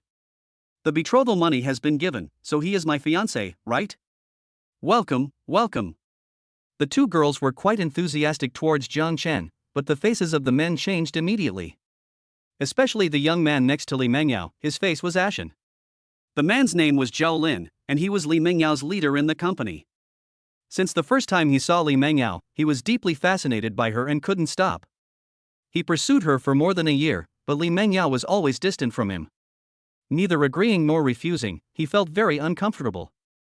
But this morning, after he confessed his love for the 163rd time, Li Mengyao actually rejected him outright and told him firmly that she already had a fiancé and asked him not to harbor any more illusions. This was something Zhao Lin, who had always considered himself a backup, could not accept at all. "No matter what, the spare tire will be needed sometimes, but now I have turned from a spare tire into a useless tire, and there is no chance at all." His first reaction was that Li Mengyao was lying to him, so he asked Li Mengyao to call his fiancé. As long as the other party admitted that he was Li Mengyao's fiancé, he would disappear immediately. As expected, Li Mengyao made 2 consecutive calls but no one answered. At this point, Zhao Lin finally felt relieved and continued to pursue Li Mengyao. In the evening, Li Mengyao originally came to the bar with 2 close friends, but was blocked by Zhao Lin and a few others. Fortunately, they had only drunk a little and did not do anything extreme. Just when Li Mengyao was about to ask for help, Jang Chen called, and Li Mengyao immediately grabbed this life-saving straw. He believed that as long as Jang Chen arrived, he would be safe. Jang Chen knew what was going on after just one look. He sat next to Zhao Lin in a very domineering manner, then put his arms around Li Mengyao's slender waist and let her sit on his lap. Li Mengyao was also very tactful. She picked up a piece of fruit with a fork and carefully fed it into Jang Chen's mouth. Seeing the two people behaving so intimately, Zhao Lin's face became even uglier. A man defiled his goddess in front of him. I'm afraid no man could accept it. Zhao Lin gritted his teeth in hatred, but looking at so many people around him, he finally forced himself to suppress the anger in his heart. After saying hello to Li Mengyao, he left with the other three. Li Mengyao breathed a sigh of relief when she saw the few people finally leave. Jang Chen said that it didn't matter, they were just a few jumping clowns. Since he had the ability of space, Jang Chen no longer took these ordinary people seriously. Even without using his superpowers, he would be able to deal with more than a dozen strong men at the same time just relying on his current physical fitness. Not to mention these 4 weaklings in front of me. After Zhao Lin and others left, the scene finally became lively. Jang Chen also drank a lot of wine, and Li Mengyao's 2 best friends kept asking how they knew each other. He also forced Li Mengyao to tell the story of their love. Li Mengyao immediately hesitated, because the story of their love affair was indeed difficult to talk about. Once people find out, the two of them will likely become the subject of conversation. In the end, it was Jang Chen who turned the tide and used his superpowers to help Li Mengyao out of trouble. 2 bottles of 5,888 Red Hard Ace were brought over by the waiter, and the music playing in the venue successfully diverted the 2 people's attention. Chapter 12 Returning home and being attacked. Several people stayed in the bar drinking until 2 in the morning before coming out. After sending Li Mengyao's 2 best friends into a taxi, Jang Chen and Li Mengyao also took a taxi and headed straight to Evergrande Ningxia community. As soon as their car left the bar, a taxi followed behind. Taxis were not allowed into the residential area, so Jang Chen took Li Mengyao out of the car at the gate of the residential area. The two walked hand in hand towards home. Jang Chen drank a lot of wine, but his physical condition was very strong and the alcohol could not do anything to him. Just as the two were about to go downstairs, 4 masked men suddenly jumped out from the bushes nearby. Without saying a word, several people rushed towards Jang Chen with steel pipes. The sudden change frightened Li Mengyao so much that she screamed. Looking at the number of people on the opposite side, Jang Chen could already guess who the other party was. Facing several men with weapons in hand and looking aggressive, Jang Chen pulled Li Mengyao behind him. Then he kicked the person in front of him in the lower abdomen. The man who was kicked by Jang Chen had no chance to resist and flew backwards, knocking down another person. No one knew where the steel pipe in his hand went. After taking out 2 people with 1 strike, Jang Chen's pressure was suddenly relieved. After dodging a steel pipe thrown by one of the men, Jang Chen threw a left hook, hitting the man's lower abdomen heavily. Amid the other party's screams of pain, Jang Chen chopped down with his right leg and killed another person. Now there was only 1 man left in the field. He looked at his 3 companions who had fallen to the ground and were wailing. He threw the steel pipe in his hand towards Jang Chen with all his strength, then quickly turned around and fled. The steel pipe flying in the air suddenly disappeared at the moment it was about to hit Jang Chen. Then a steel pipe was thrown out from Jang Chen's direction, aiming directly at the fleeing man. Bang! The man's back of the head was hit hard by the steel pipe and he fell directly to the ground. Li Mengyao was pulled behind Jang Chen from the beginning. With Jang Chen's body blocking her view, she did not notice the strange scene just now. The noise here and Li Mengyao's screams quickly attracted the community security guards. Looking at the 4 masked men lying on the ground and Jang Chen, who looked harmless, it was clear who was the good guy and who was the bad guy. The police arrived quickly, and when they found out it was Jang Chen again, several police officers on duty were speechless. This guy has sent 8 people to the police station in batches within 2 days. Is he a crime lord? When Jang Chen and Li Mengyao finished recording their statements and came out of the police station, it was already past 3 in the morning. None of the people who just attacked them escaped, and all of them were arrested. This is no longer a simple case of provoking trouble. It was a premeditated group attack. Jang Chen did not ask in detail how the sentence would be specifically. Anyway, they would not be able to get out before the end of the world, so their fate was naturally predictable. After coming out of the police station, Li Mengyao has been looking at Jang Chen with starry eyes. Brother Chen, you are so awesome. You beat down 4 people with weapons by yourself. Have you ever practiced martial arts before? Jang Chen smiled slightly. Of course, do you want to learn? I used to practice a dual cultivation martial art called Jade Girl Heart Sutra. I will go home and teach you later. A blush flashed across Li Mengyao's face. Whether she was a virgin or a lustful woman would only be known after she got home. Jang Chen took a taxi and brought Li Mengyao home. Glancing at the time, it was already 4 o'clock in the morning. Li Mengyao went to the bathroom to take a shower alone, while Jang Chen lay on the bed checking the results of the competition. Just as he remembered, Jang Chen calculated based on his betting amount. After these 2 games, he could make a net profit of at least 200 million. What other ways of making money could compare to this? If he wasn't concerned about the supplies from Lianchao Trading, he would have wanted to close his own logistics company. Li Mengyao came out of the bathroom wrapped in a bath towel. Seeing Jang Chen lying on the bed with a silly smile, she asked curiously, "What's wrong, brother Chen? What are you so happy about?" Jang Chen did not shy away from telling Li Mengyao that he had won 200 million yuan by betting on a football match. Li Mengyao's small mouth suddenly became an O shape, as if it could fit an egg inside. 200 million? After a brief shock, Li Mengyao hurriedly took off her bath towel and leaned on Jang Chen. "Brother Chen, you are so awesome. Is there a place for me in it?" Jang Chen smelled the fragrance of Li Mengyao, stroked her smooth back with his left hand, and said meaningfully, "Of course there are, but how much depends on your performance in a while." Upon hearing this, Li Mengyao turned over and rode on Jang Chen. It was not until the next afternoon that the 2 of them got out of bed. Since Lu Yufi's family was detained, Jang Chen has finally lived a stable life. Li Mengyao obeyed Jang Chen's order and quit her job. She just sent her boss to jail yesterday. She probably can't stay in the company anymore. Jang Chen will give her 100,000 yuan every month, which can be regarded as supporting her completely. Since then, Li Mengyao finally achieved her ultimate goal in life and hooked up with a rich man. Ever since she learned that Jang Chen had earned 200 million, Li Mengyao has put all her heart into him. Even if Jang Chen drove her away, she would not leave. Last night, in order to make Jang Chen unable to leave her, Li Mengyao used all her tricks, which made Jang Chen so excited that he almost went downstairs to buy some blue pills and have sex with Li Mengyao a few more times. By the time they had packed up and were ready to go out holding hands, it was already getting dark. After the 2 arrived at the underground garage, Jang Chen drove his Mercedes-Benz straight to the nearby 4S store. He has only one task today, which is to buy a car. When the doomsday came, the cars could no longer be used due to the extremely high temperatures, and some tires even melted due to the high temperatures. And Jang Chen couldn't hide in his shelter forever. He had to go out sooner or later, so a car became a necessity. So Jang Chen planned to buy 2 off-road vehicles, and then find someone to modify them so that they could be used normally in high temperatures. Moreover, he had already promised to give Li Mengyao a reward last night, so he planned to buy Li Mengyao a car as a little surprise for her.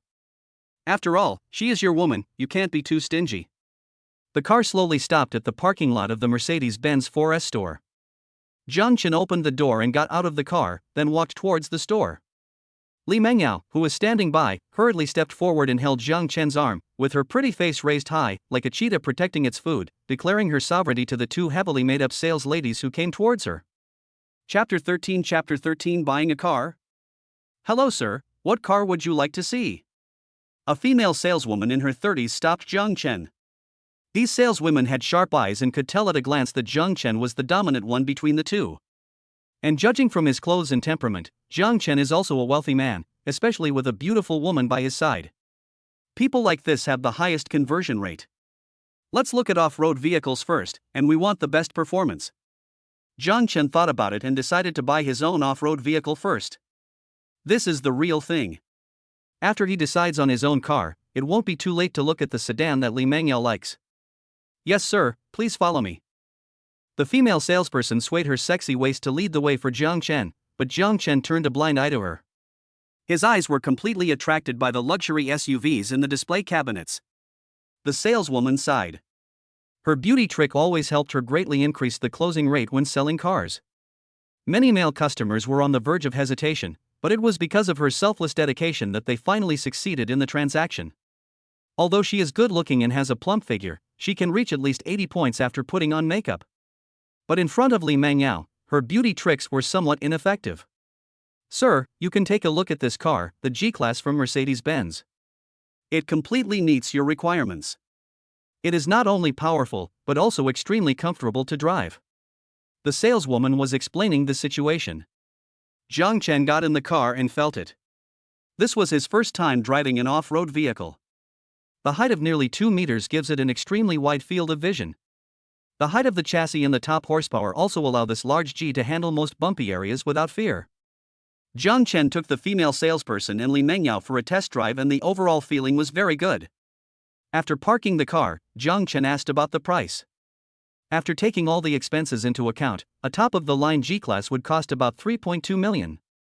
Jang Chen nodded. He liked this car very much. As long as he found someone to modify it, it could become a mobile fortress in the doomsday. The female salesperson was still explaining the advantages of this car to Jang Chen.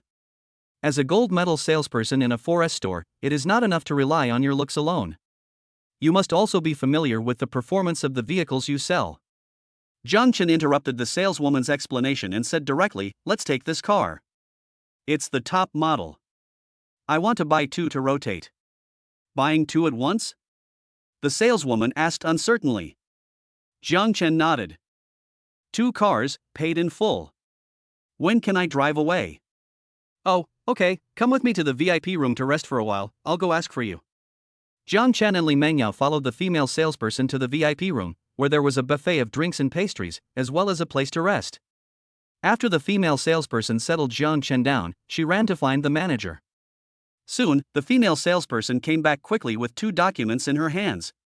"I'm sorry, Mr. Jang, I've kept you waiting for so long. Our company doesn't have this car in stock, so we need to transfer it from the headquarters. It will arrive in about a week. What do you think?" "Sure, call me when the goods arrive and have them delivered directly to my house." Jang Chen's frankness made the saleswoman's heart beat fast.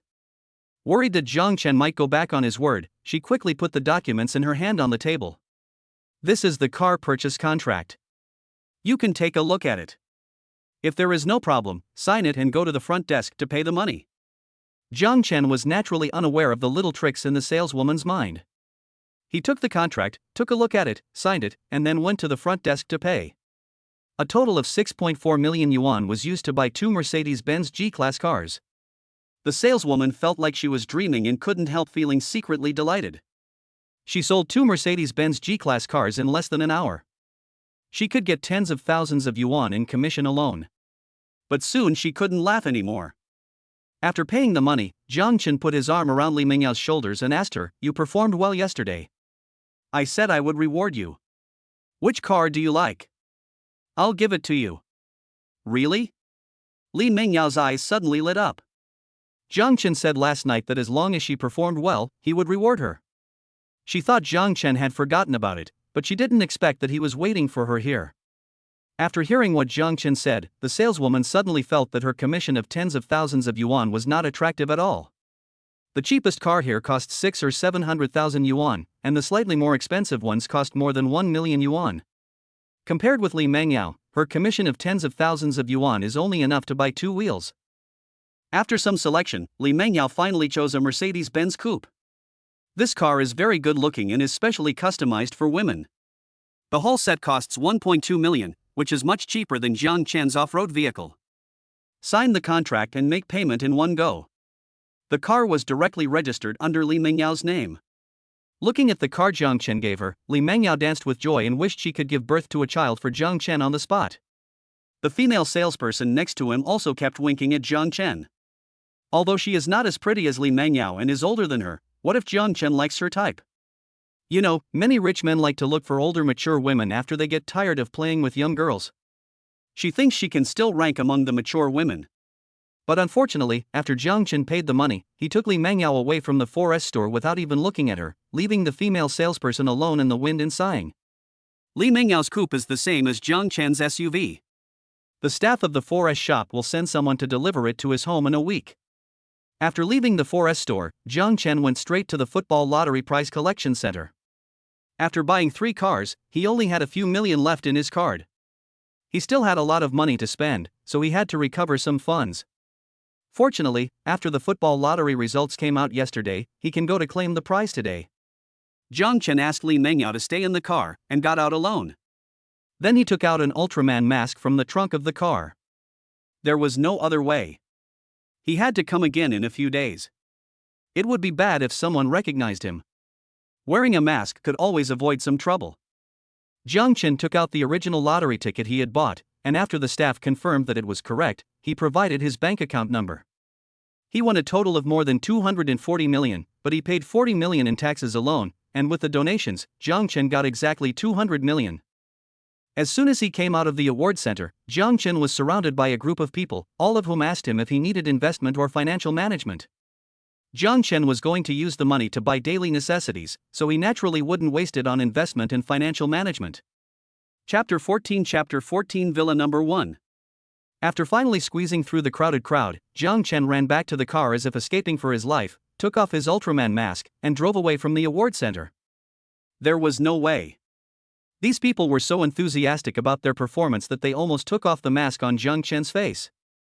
Seeing Jang Chen's miserable appearance, Li Mengyao in the passenger seat couldn't stop laughing, her plump breast shaking violently with the shaking of her body. Seeing that Li Mengyao dared to make fun of him, Jang Chen secretly swore in his heart, "I must make her put on a uniform and kneel down to call me daddy tonight." After Jang Chen drove back to Evergrande Mingzi community, he did not go directly back to the underground garage, but parked at the door of the sales office. Li Mengyao opened the door and got out of the car. Although she was curious about why Jang Chen came here, she did not ask any further questions. A smart woman should not ask too many questions. She should just do whatever the man asked her to do. After entering the sales office, a female salesperson in work clothes came to greet me.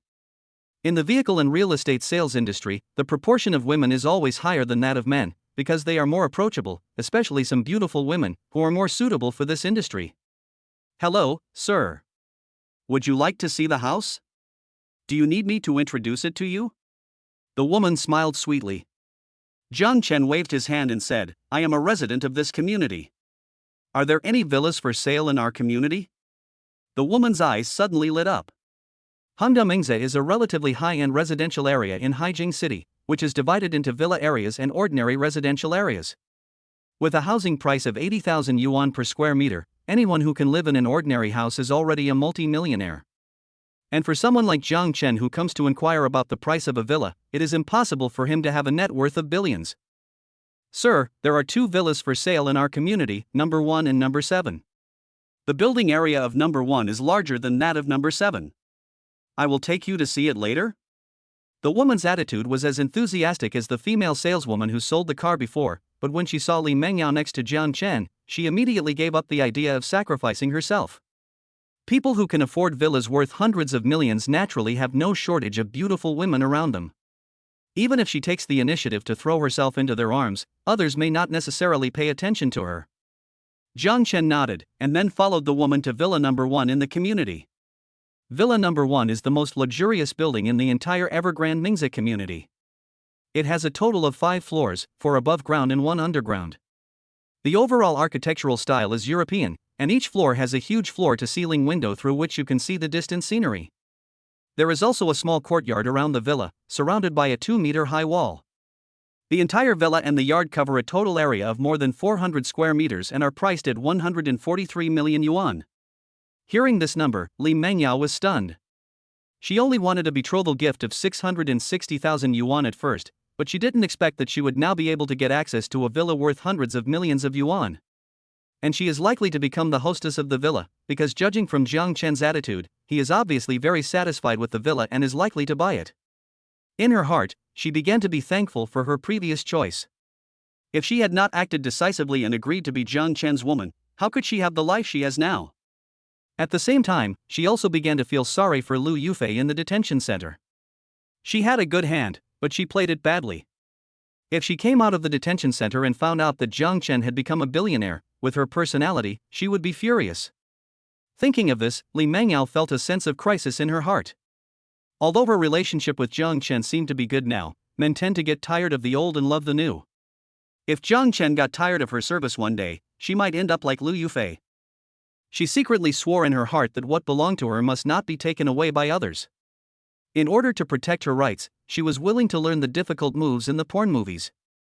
Just as Li Mengyao guessed, after Jang Chen took an overall tour of the building, he immediately decided to buy the villa. But he did not pay the full amount. Instead, he chose to pay a 30% down payment first and then pay the rest in monthly mortgage payments. There is still half a year left until the end of the world. As long as he can survive this half year, no one will come to him to ask for money in the future. Soon, the house purchase contract was placed in front of him. Jang Chen signed his name on it and then directly transferred the purchase money, a total of 42.9 million. He still has 160 million left in his card. After paying the money, Jang Chen got the key to the villa directly. But the inside has not been cleaned up yet, and Jang Chen still needs to find a company to renovate the entire villa, so he cannot move in now. After leaving the sales office, the two returned home. They did not go out again at night. They ate the meal prepared by Li Mengyao herself. Jang Chen frequently gave Li Mengyao a thumbs up at the dinner table. This little girl's cooking skills were really good and could be compared with those of some restaurant chefs. She must have received systematic training. Jang Chen was not wrong about this. Li Mengyao had indeed learned to cook. Since she was determined to marry a rich man, she naturally had to master more talents, and cooking was a necessary skill to catch a rich man. If you want to keep a man's heart, you must capture his stomach. This was vividly reflected in Jang Chen. At least Jang Chen was very happy after eating the food she cooked. For Li Mengyao, this was enough. After dinner, the two of them exercised again. It was a rare occasion that they got home early today, and Jang Chen also planned to adjust to the jet lag, so after being exhausted, the two of them fell asleep in each other's arms. The next morning, Jang Chen got up early. He was going to find a decoration company to renovate his villa, so he didn't plan to bring Li Mengyao with him today.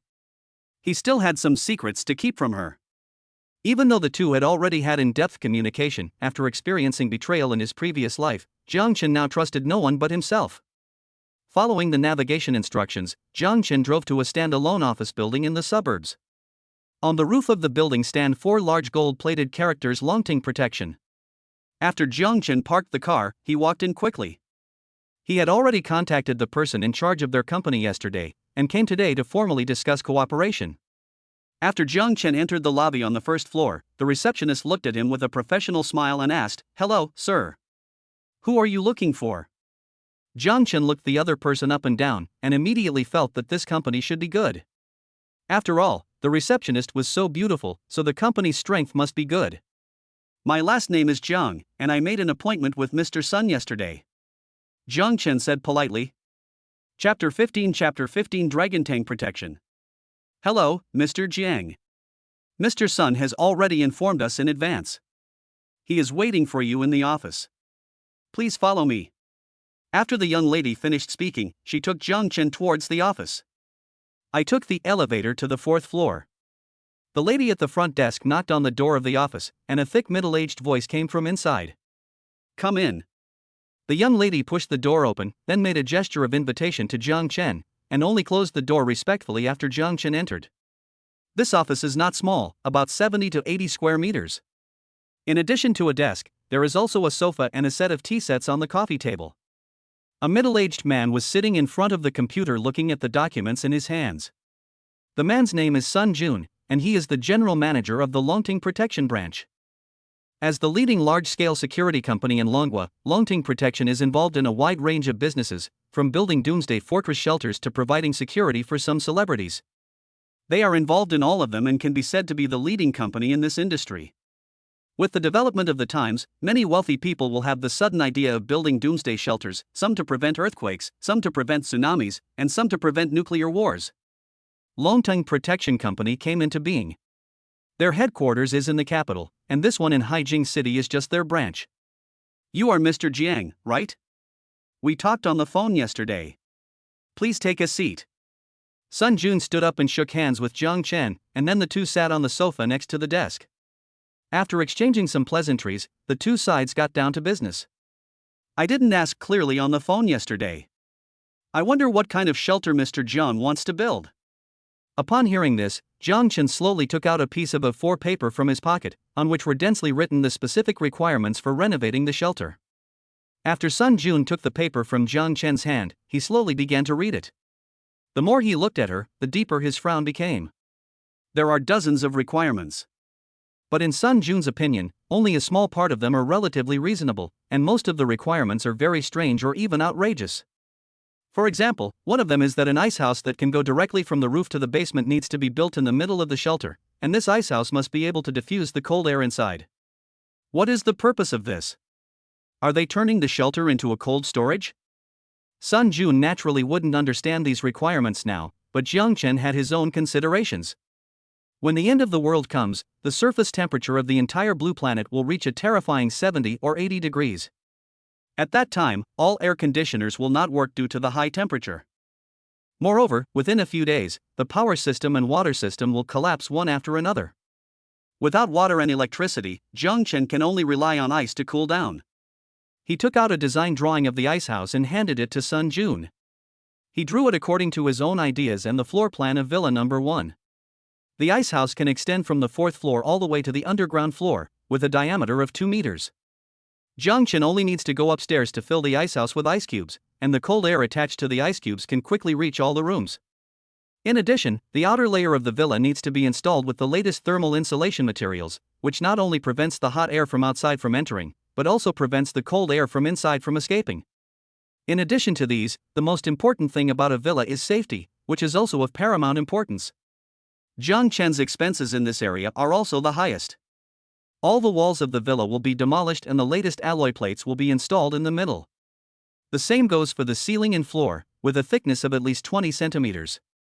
Even explosives can't blow it open. The villa has 5 floors. In addition to the master bedroom where Jang Chen lives, there are more than a dozen secondary bedrooms. All the doors need to be replaced with anti-theft doors made of alloy materials, and all the door locks need to be replaced with password fingerprint locks, so that Jang Chen can imprison those top girls more easily after the doomsday. It is inevitable that he will collect some top beauties in his shelter, but he will not let them out until they have gained Jang Chen's trust. The same goes for Li Mengyao. Although she obeys Jang Chen in everything now, that is because Jang Chen is rich and there are legal constraints. But once the doomsday comes, who can guarantee that she will not have other thoughts? The more critical the moment, the more careful you have to be. Jang Chen has to be on guard even against the people closest to you.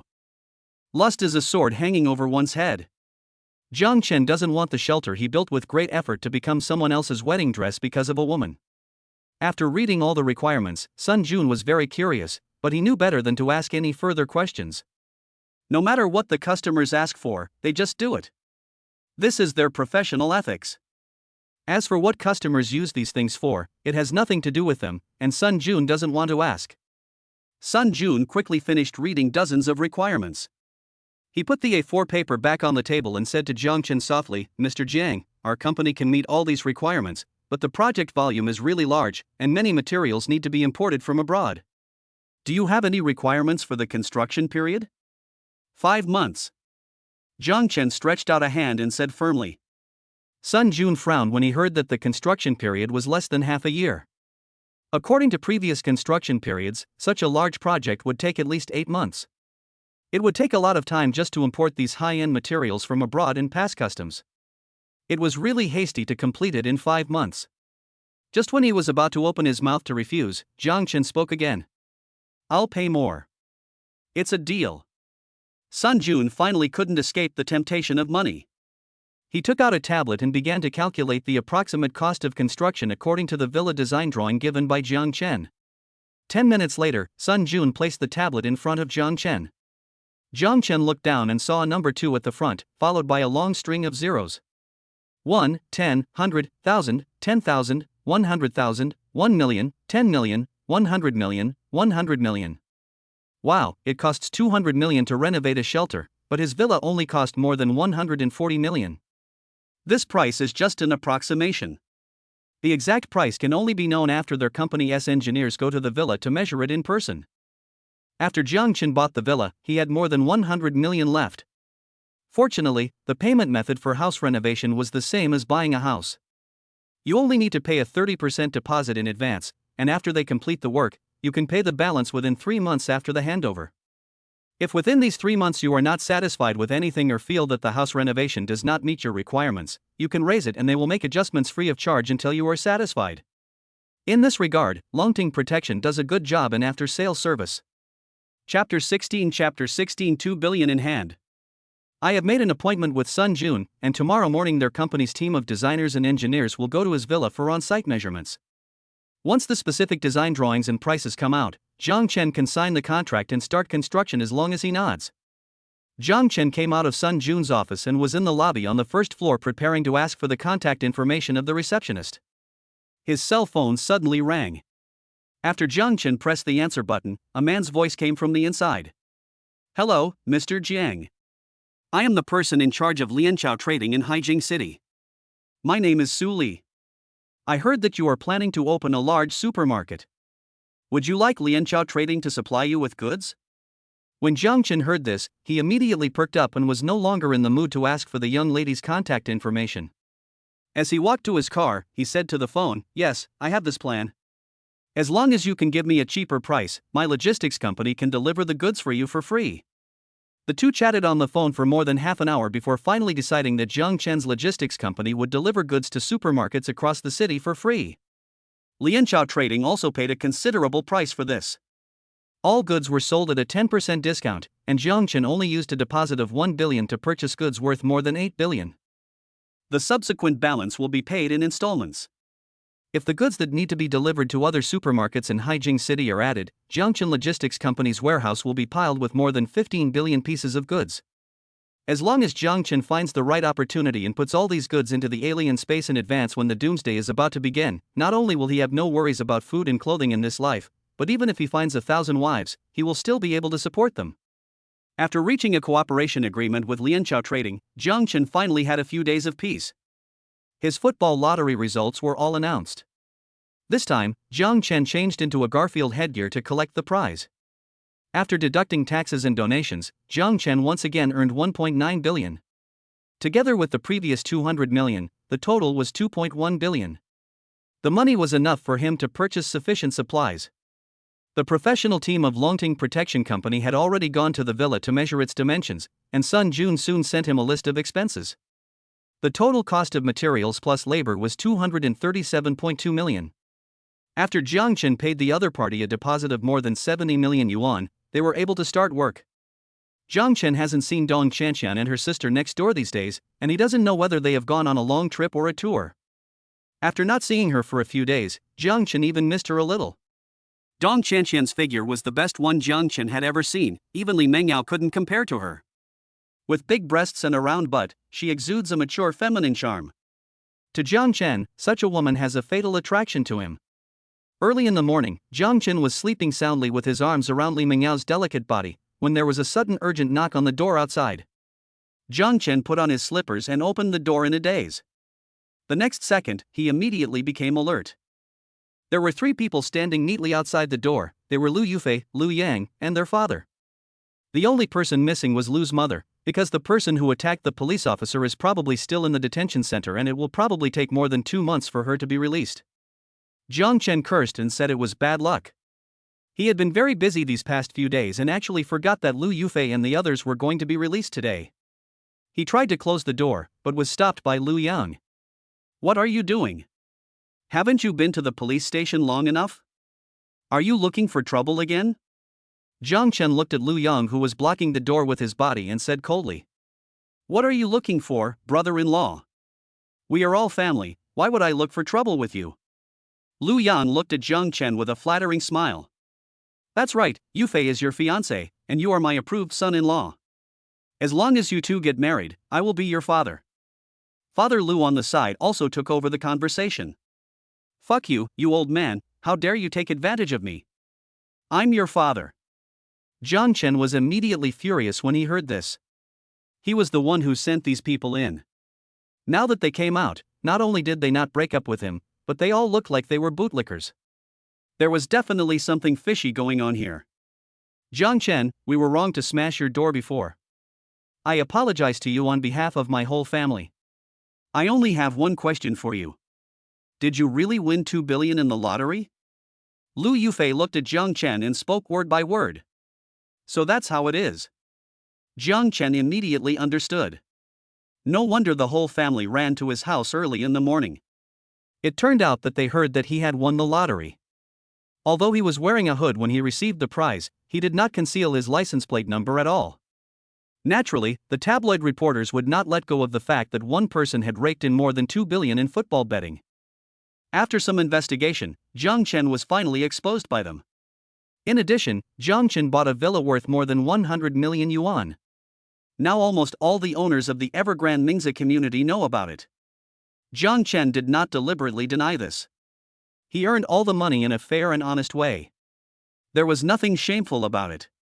So what if others knew about it? Although 2 billion sounds like a lot, he is definitely not the only one in Hengtian Mingzi community who has so much money. The people who live in single-family villas are all as wealthy as him. Jang Chen nodded and gave a mocking smile. So what if it's true? Does it have anything to do with you? Jang Chen, let's get married. Cough, cough, cough. Not sure if it was because Lu Yufi's words were too explosive, but Jang Chen almost choked to death on his own saliva.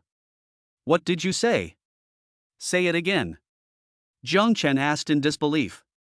Seeing Jang Chen asked her to say it again, Lu Yufi showed a confident smile. She knew that Jang Chen's ultimate goal in doing all this was to marry her, and now that she had taken the initiative to propose it, he couldn't believe his ears. I say, let's get married. You won so much money in the lottery, you need someone to take good care of it for you, otherwise it won't take long before you squander all the money. It's safer to keep it with me. Jang Chen didn't know what to say after hearing this. He suddenly thought that he must have been a fool before, right?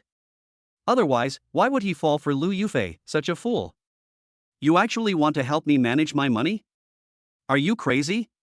He took a deep breath, tried to calm himself down, and then said to Lu Yufi, don't bother you to worry about this, I can take care of it myself, thank you.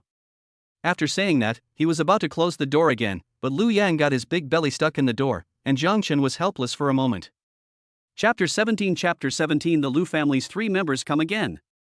Just when the two sides were in a stalemate, Li Mengyao, wearing a white lace pajamas and a pair of white stockings on her slender thighs, suddenly poked her head out from behind Jang Chen.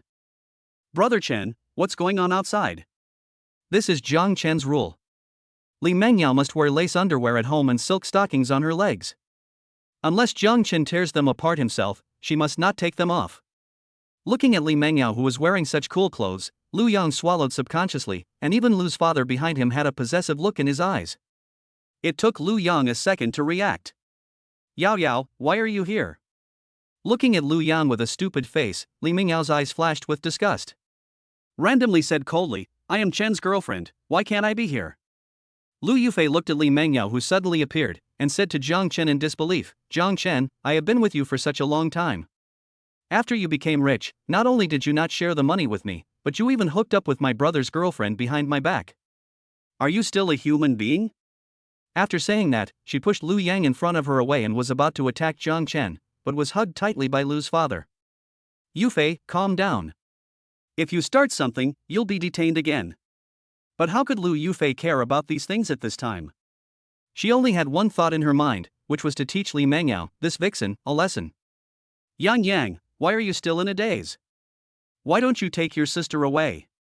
Father Lu hugged Lu Yufi tightly, and then shouted to Lu Yang, who was also in a daze. Lu Yang came back to his senses after hearing his father's words. He didn't bother to block the door anymore. He and his father took the violent Lu Yufi out from the left and right. Jang Chen heaved a sigh of relief after seeing the 3 people leave. He then closed the door and picked up Li Mengyao to go back for a nap. He was already prepared to take action. If Lu Yufi dared to make trouble again, Jang Chen didn't mind kicking her twice. Lu's father and Lu Yang finally carried Lu Yufi out. After the 3 of them came downstairs, Lu Yufi calmed down after Lu's father's constant persuasion. She pushed Lu Yang and Lu's father away and punched and kicked a big tree in the community. After venting her anger, Lu Yufi looked at the father and son beside her and asked coldly, Jang Chen already has another woman, what should we do now? None of the 3 spoke, and the scene suddenly became quiet. After a long while, Father Lu slowly said, I don't think Jang Chen has completely given up on you. He is probably bewitched by that slutty vixen. Before Mr. Lu could finish his words, he was interrupted by Lu Yang. Dad, I don't allow you to say that about Yao Yao. She is not a slutty fox. She must have been deceived by that bastard Jang Chen. Shut up, you good for nothing. You can't even keep an eye on your own girlfriend. Why did I give birth to a loser like you? After Lu's father scolded Lu Yang for a while, Lu Yang finally shut up. Then Father Lu continued, Jang Chen won more than 2 billion in the lottery. We must get this money. The only way now is for Yufi to get pregnant with his child. As long as his child is in our hands, won't his money still be ours? What a good idea. Dad, you still have a solution. Lu Yang jumped high when he heard that. Then he said to Lu Yufi, who was lost in thought, "Sister, go buy some sexy lingerie. I just saw Yao Yao wearing that. I'm sure Jang Chen will like it too. As long as you act a little coquettish, Jang Chen will be fascinated by you. Once you get pregnant with his child, our family will be rich." Although Lu Yufi thought this method was feasible, she also felt sad when she saw Lu Yang and Lu's father looking so excited. In order to get Jang Chen's money, his brother and father asked him to go to Jang Chen's house to play with him. What did he think of himself as? A wild chicken? But she really couldn't think of any other way, so she nodded and agreed. Then the three of them went to a nearby lingerie store to choose sexy lingerie for Lu Yufi. The combination of these three people made the staff in the lingerie store dumbfounded. My father and brother accompanied me to buy sexy lingerie. Is the social atmosphere so open now? Several female shop assistants looked at Lu's father with contempt in their eyes, as if they were all cursing him as an old pervert. In response, Lu's father and Lu Yang acted indifferent. Lu Yan was still carefully selecting suitable underwear for Lu Yufi. "Sister, this is beautiful. This kind of black fishnet stockings can arouse a man's heart the most. And this purple sexy underwear is also good, very charming." Only Father Lu seemed to be somewhat uninterested in looking at the underwear in the store. Mother Lu was already over 50 years old and she didn't know how to take care of herself. She looked like an old lady in her 60s. Even if she put on these sexy underwear, there was nothing to see. How could she be as pretty as those young girls in their 40s? After some selection, Lu Yufi bought more than a dozen sets of sexy lingerie and various stockings.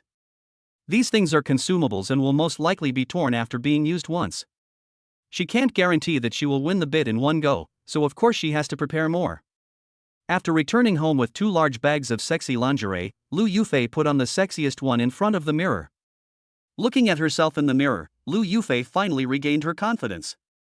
With her current beauty, paired with this set of sexy lingerie, not to mention Jang Chen, even a monk would be tempted to return to secular life immediately. But Lu Yufi did not run to find Jang Chen immediately, as that would be too deliberate. She had to find an appropriate time. It would be best if she got Jang Chen drunk first, so that it would be more convenient for her to act after he was drunk. Of course, the most important reason is that Li Mengyao is at Jang Chen's house. Presumably, the two of them have already finished their business. Even if Jang Chen has the intention to help her, he may not be able to do so. Just as Lu Yufi was planning how to take down Jang Chen, Sun Jun from Longting Protection also rushed to Evergrande Mingzi community with a large number of workers and the first batch of decoration materials. Sun Jun had already talked to Jang Chen on the phone before he arrived, so Jang Chen was waiting at the door of Villa number 1 early in the morning. After meeting Sun Jun, the two exchanged greetings. Sun Jun's attitude towards Jang Chen was even more polite than before.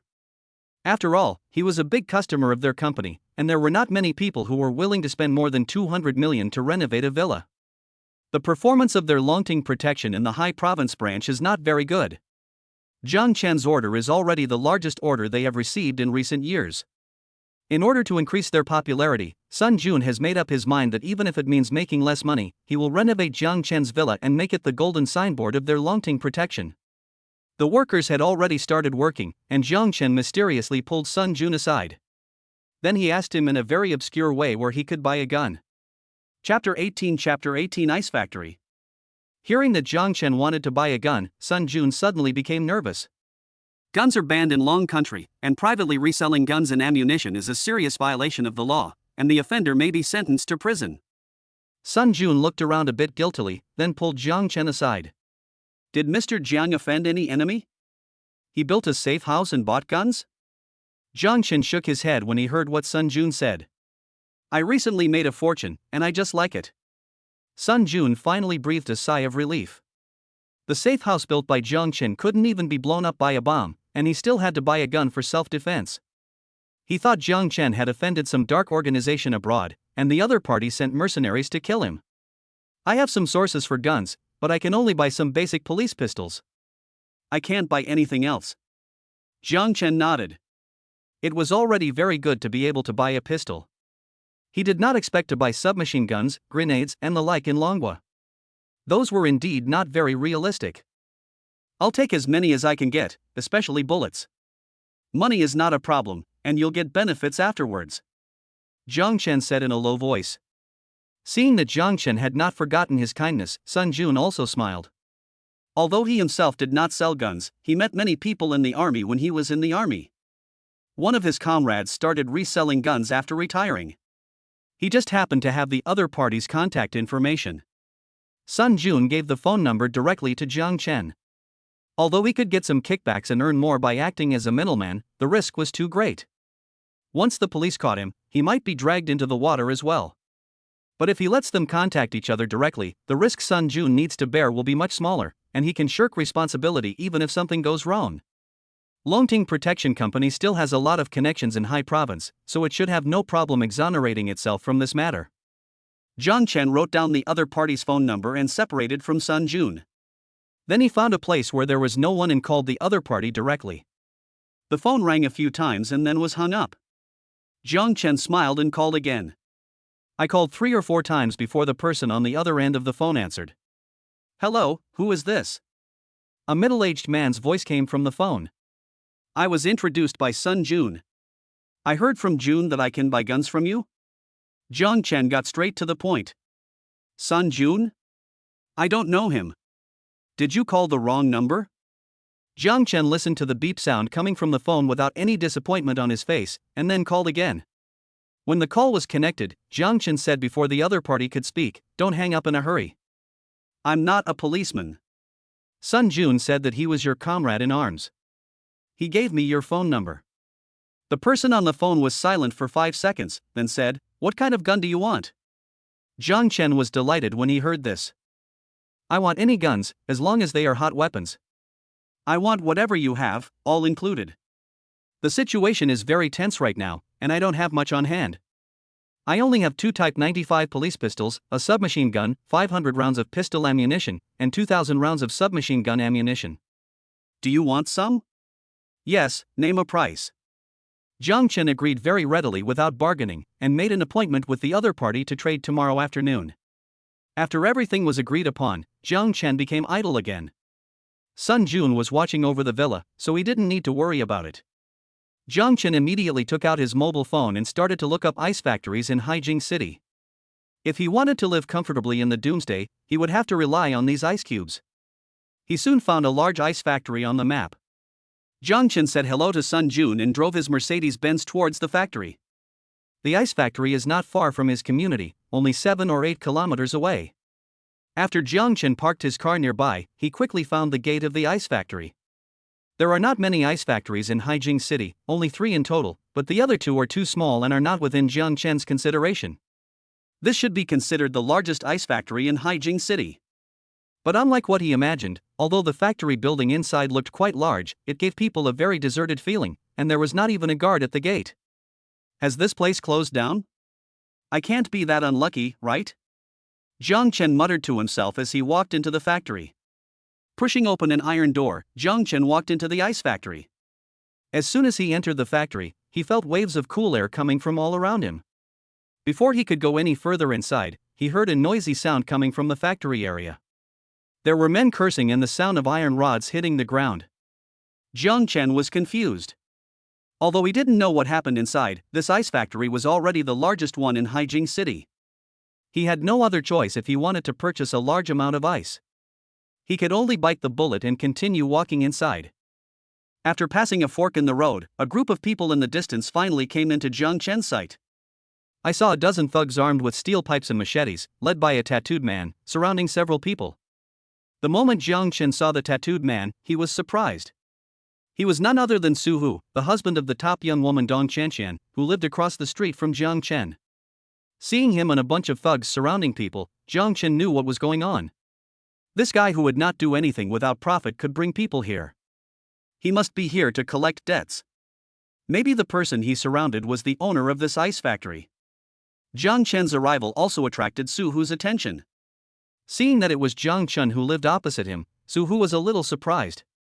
Although they didn't usually interact with each other, they knew each other, especially since the news that Jang Chen won 2 billion yuan was widely circulated in the community, and Su Hu naturally heard about it as well. He was quite polite towards such rich people. So after he saw Jang Chen, his originally fierce attitude softened a lot. Isn't this brother Jiang? What are you doing here? Jang Chen walked to the opposite side of Su Hu and looked at the people surrounded by him. There were 3 men and 1 woman in total. The 3 men were okay, but the crying woman aroused Jang Chen's interest. After silently calculating in his mind, Jang Chen gave a high score of 95, which was unprecedented. You have to know that Jang Chen only gave Li Mengyao a score of 90 for her looks, so you can imagine how beautiful she is. She was in her 20s, with fair skin. Although she wore a thick down jacket, it could not hide her proud figure. Her delicate facial features matched with her pitiful expression. Even Jang Chen, who was already well informed, felt his heart tremble when he saw her. Chapter 19 Yan Qinshui. The first time he saw the woman, Jang Chen made up his mind that he would take care of the matter no matter what happened. Brother Su, what are you talking about? So many people are bullying a little girl. Brother Jiang, you are joking. You know what I do. Since I can bring people here, I am here to collect debts. After Su Hu's narration, Jang Chen finally understood what was going on. It turns out that the woman's name is Yan Qinshui. She just graduated with a master's degree this year. Her father is the owner of this ice factory. They used to live a very wealthy life, but the performance of the ice factory has taken a sharp turn for the worse since the year before last. In order to maintain daily operations, Yan Qinshui's father was forced to borrow usury. He originally thought that as long as he had the funds to survive this period of time, the ice factory would be able to revive, but he did not expect that there would be no improvement at all in the end. As time went by, the usury grew larger and larger, from the initial 8 million to more than 27 million. His father was unable to repay the debt and committed suicide by jumping off a building half a month ago. Su Hu couldn't find the person involved, so he had to bring his men to block Yan Qinshui here and threaten her that if she didn't pay back the money, he would strip her and sell her abroad as a prostitute. The girl was only 24 years old. She was threatened and intimidated by Su Hu and his men and was frightened into tears. After seeing Jang Chen, she seemed to have grasped the last straw. Taking advantage of everyone's unpreparedness, she rushed out of the encirclement and hid behind Jang Chen. Then he whispered to him for help, "Please, help me call the police." Her cell phone had been taken away by Su Hu and others a long time ago, so she could only turn to Jang Chen for help. The reason why she was willing to believe Jang Chen was probably because compared to those gangsters, Jang Chen looked relatively harmless. When Su Hu's men saw Yan Qinshui trying to escape, they quickly surrounded her and Jang Chen. Yan Qinshui was frightened when she saw this, but Jang Chen looked at everyone calmly and casually hugged Yan Qinshui in his arms. Seeing Jang Chen's expression, Su Hu's expression also turned cold. "Brother Jiang, it is only natural to pay back debts. What do you mean by protecting her like this? Why don't you pay back the money for her?" Jang Chen pressed Yan Qinshui's head to his chest, then slowly said, "You can help her pay the money back, but you have to pay it at a normal interest rate. As for the extra money, don't even think about it." Ha ha ha ha. Following Su Hu's laughter, the dozen or so thugs surrounding Jang Chen also burst into laughter. "I call you Brother Jiang because we are neighbors. Do you really think you are a piece of cake? If she doesn't want to pay back the money today, I will give her another day as long as she takes turns to serve us brothers." Ha ha ha ha. As soon as Su Hu said this, the people surrounding Jang Chen burst into laughter again. There were also a few young men with dyed yellow hair who whistled at Yan Qinshui. "I'll repeat it one last time. I can help her pay back the principal plus the normal interest. If you dare to push me around again, I'll have to pay you a little more for your medical expenses." "Just you? Who do you think you are? Jackie Chan? And you're trying to be a hero saving a beautiful girl? Don't blame me if you're looking for death." After Su Hu finished speaking, he shouted to the dozen or so men around him, "Go ahead, kill that guy for me." Upon hearing this, everyone raised their weapons and rushed towards Jang Chen. Yan Qinshui was frightened by the momentum of the crowd and stood still. Jang Chen pulled her behind him, then kicked the person in front of him away, and then raised his left hand to block the steel pipe that was thrown down by someone. Since Yan Qinshui was right behind him, if Jang Chen dodged, the opponent's attack would fall on Yan Qinshui. In order to protect the beauty in his arms from getting hurt, Jang Chen could only choose to use his arms to withstand the opponent's damage. After knocking down another person with an uppercut, Jang Chen gradually found the feeling. His strong physical fitness has greatly improved his strength and reaction speed. Even though he had not learned fighting systematically, it was not a problem for him to deal with this group of rabble. When the last man was knocked down by Jang Chen, except for Su Hu, the only ones left on the field were the wailing thugs. Yan Qinshui opened her mouth in surprise. This was the first time in her life that she saw a man knock down a dozen armed thugs with his bare hands. Although Jang Chen inevitably suffered some injuries, his spirit was extremely excited. The first hand-to-hand fight caused his adrenaline to be secreted rapidly, and he could not even feel the pain in his body. He slowly came in front of Su-Hu, who was already scared silly at this time. Although he and Jang Chen had been neighbors for some time, he had never heard that Jang Chen was such a good fighter. Seeing Jang Chen's cold eyes, Su-Hu subconsciously took out a switchblade from his pocket and stabbed Jang Chen in the lower abdomen. But when he was halfway through stabbing, he found that he couldn't move anymore. His knife-holding hand had been firmly grasped by Jang Chen, and then he felt a sharp pain. Jang Chen kicked Su-Hu hard in the lower body. The field suddenly fell silent. The tearing pain had made Su-Hu unable to make any sound. He could only roll on the ground, holding his crotch. After struggling a few more times, he simply fainted. Jang Chen threw Su-Hu's knife to the ground. Although he had used a heavy hand just now and had crippled Su-Hu, Jang Chen knew his limits. He had discovered before he made his move that there were surveillance cameras above their heads, so even if he called the police, it would be self-defense. Su-Hu and his friends knew they were in the wrong, so as long as no one was killed, they did not dare to call the police. There was another reason why Jang Chen took such a heavy hand on Su-Hu's vitals. The beauty Dong Chanqian was already on Jang Chen's must-have list. Jang Chen naturally didn't want Su-Hu to touch such a beautiful woman. Now, after being kicked by Jang Chen, Su-Hu may never be able to touch a woman in his life. Seeing that Su-Hu had fainted, Jang Chen randomly picked the least injured thug from the ground. "How much does Miss Yan's father owe you?" The gangster he caught looked at the man in front of him who looked like a god of war, and said tremblingly, "The total capital is 8 million. Seeing Jang Chen's ruthless move, he naturally didn't dare to mention 27 million, so he only mentioned the principal, and didn't even dare to mention the interest. Jang Chen took out a bank card from his pocket and stuffed it into the gangster's hand. "There are a total of 10 million here. In addition to repaying your principal, there is 1 million in interest. The remaining 1 million will be used for your medical expenses." After Jang Chen finished speaking, he loosened the gangster's collar and then kindly straightened his clothes for him. "Take your brother Tiger and get out of here. If you have any problems in the future, come to me and don't cause trouble for Miss Yen again." Chapter 20 A hero saves a beauty. The gangster took the bank card from Jang Chen's hand and nodded his head like pounding garlic. Just as they were about to leave, Jang Chen stopped them. "Wait, I've already paid off Miss Yan's money, where's the IOU?" Upon hearing this, the gangster who took the bank card hurried to Su-Hu's side, fumbled in his pocket, took out an IOU with a fingerprint and handed it to Jang Chen. Jang Chen took a look and confirmed that there was no problem before signaling them that they could leave. More than a dozen people immediately supported each other and left the ice factory. Even Su-Hu, who was lying on the ground, was carried away by several people. Jang Chen put the IOU away. With this thing, it would be very easy for him to control Yan Qinxue. Poor Yan Qinxue didn't know that she had been targeted by another hungry wolf. When she looked at Jang Chen, besides gratitude, there was also an inexplicable emotion in her eyes. This man was like a god when he was in the most dangerous moment. Not only did he single-handedly drive away all the thugs, he also paid back the money for him. He was exactly like the prince in a fairy tale. Even Yan Qinxue, who was always cold towards boys, was finally moved at this moment. Soon, Jang Chen was invited by Yan Qinxue to the office of the ice factory. She skillfully found a medicine box from the drawer, then took off Jang Chen's clothes and began to clean his wounds.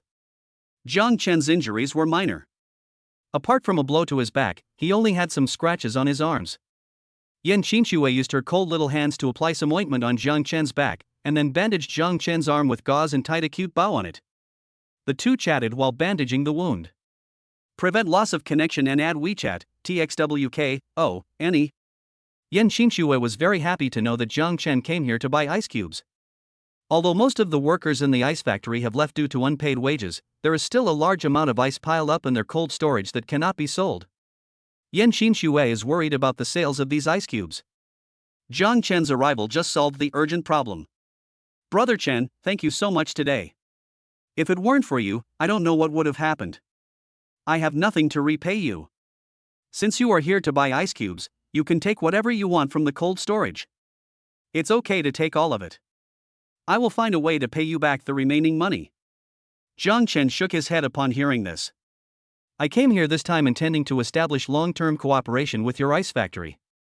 From today on, you hire more people, run all the machines in the factory, and help me make ice cubes day and night. I will buy as much as you make. Really? Yan Xinxue was suddenly so excited that she was incoherent. An hour ago, she felt that she was helpless and hopeless, but she didn't expect that an hour later, not only was all the money she owed paid off, but she also gained such a big customer. Yan Xinxue had already determined in her heart that Jang Chen was the Prince Charming sent by God to save her. Otherwise, how could anyone take care of her business like this? She only takes as much ice as she needs. Who has nothing better to do than buy so much ice? This kind of thing is not like other daily necessities. Even if you can't sell it, you can still stockpile it for a while. If there is no cold storage, ice will melt soon.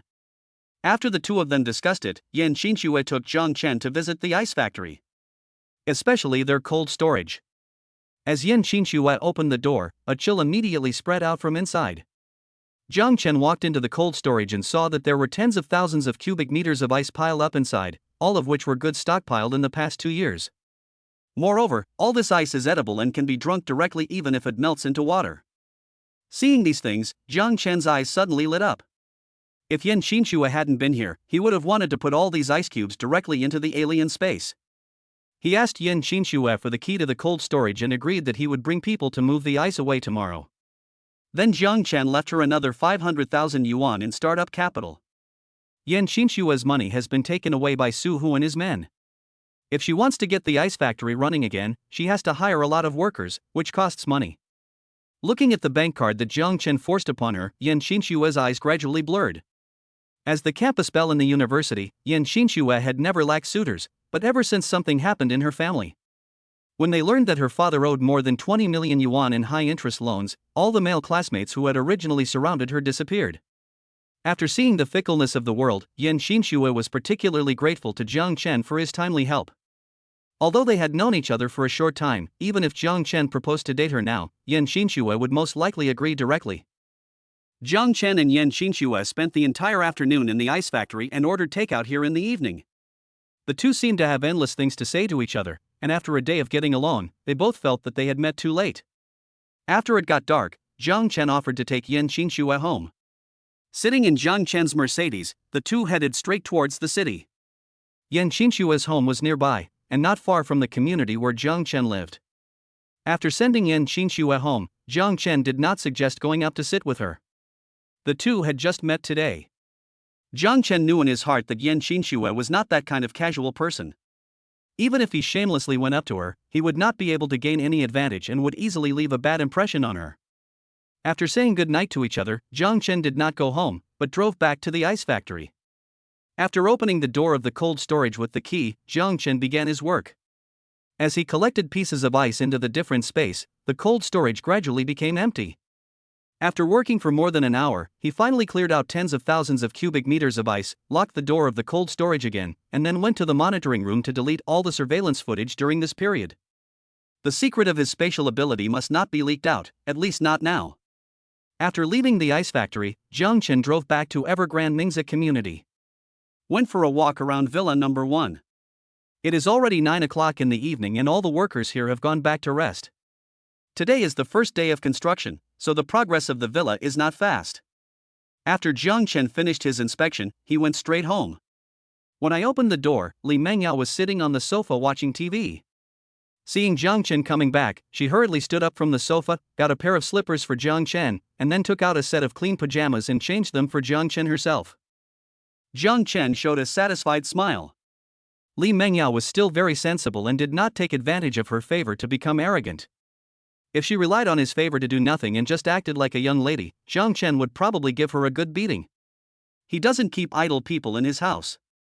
Chapter 21 Li Mengyao vs. Lu Yufi. Brother Chen, are you injured? Seeing the bandage on Jang Chen's hand, Li Mengyao looked at him nervously. It's okay, I just fell accidentally. Seeing this, Jang Chen couldn't help but explain. Why don't you be more careful? Does it hurt?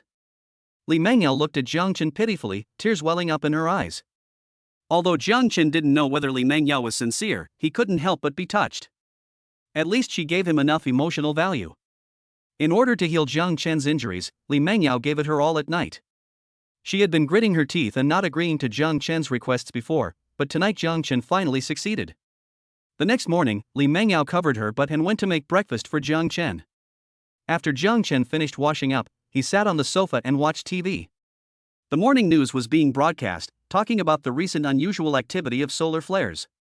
Jang Chen thought to himself, it turns out that humans have already discovered that something is wrong with the sun so long ago, but they just never took it seriously. But then again, even if we pay attention to it, it seems to be of no use. In front of nature, human beings are still too small, let alone in front of the sun. Even if it sneezed, I'm afraid that more than half of the people on the blue planet would die. Just as Jang Chen was watching intently, his cell phone suddenly rang. After Jang Chen answered the phone, he found that it was the female salesperson from the forest store who called him. She told him that the car had arrived and all the formalities and license plates had been arranged. She asked him if anyone was at home today and whether he needed it delivered. Jang Chen said, "Someone, send it over." Then he hung up the phone and continued watching TV. Soon, Li Mengyao prepared breakfast, 2 sandwiches, a vegetable salad, 2 fried eggs, and 2 glasses of milk. After Jang Chen finished his meal, he waited at home for the people from the forest store to deliver the car. Li Mengyao danced with joy when she found out her coupe would arrive today. He hugged Jang Chen and kissed him on the face. It was not until 10 o'clock in the morning that the car was finally delivered to their doorstep.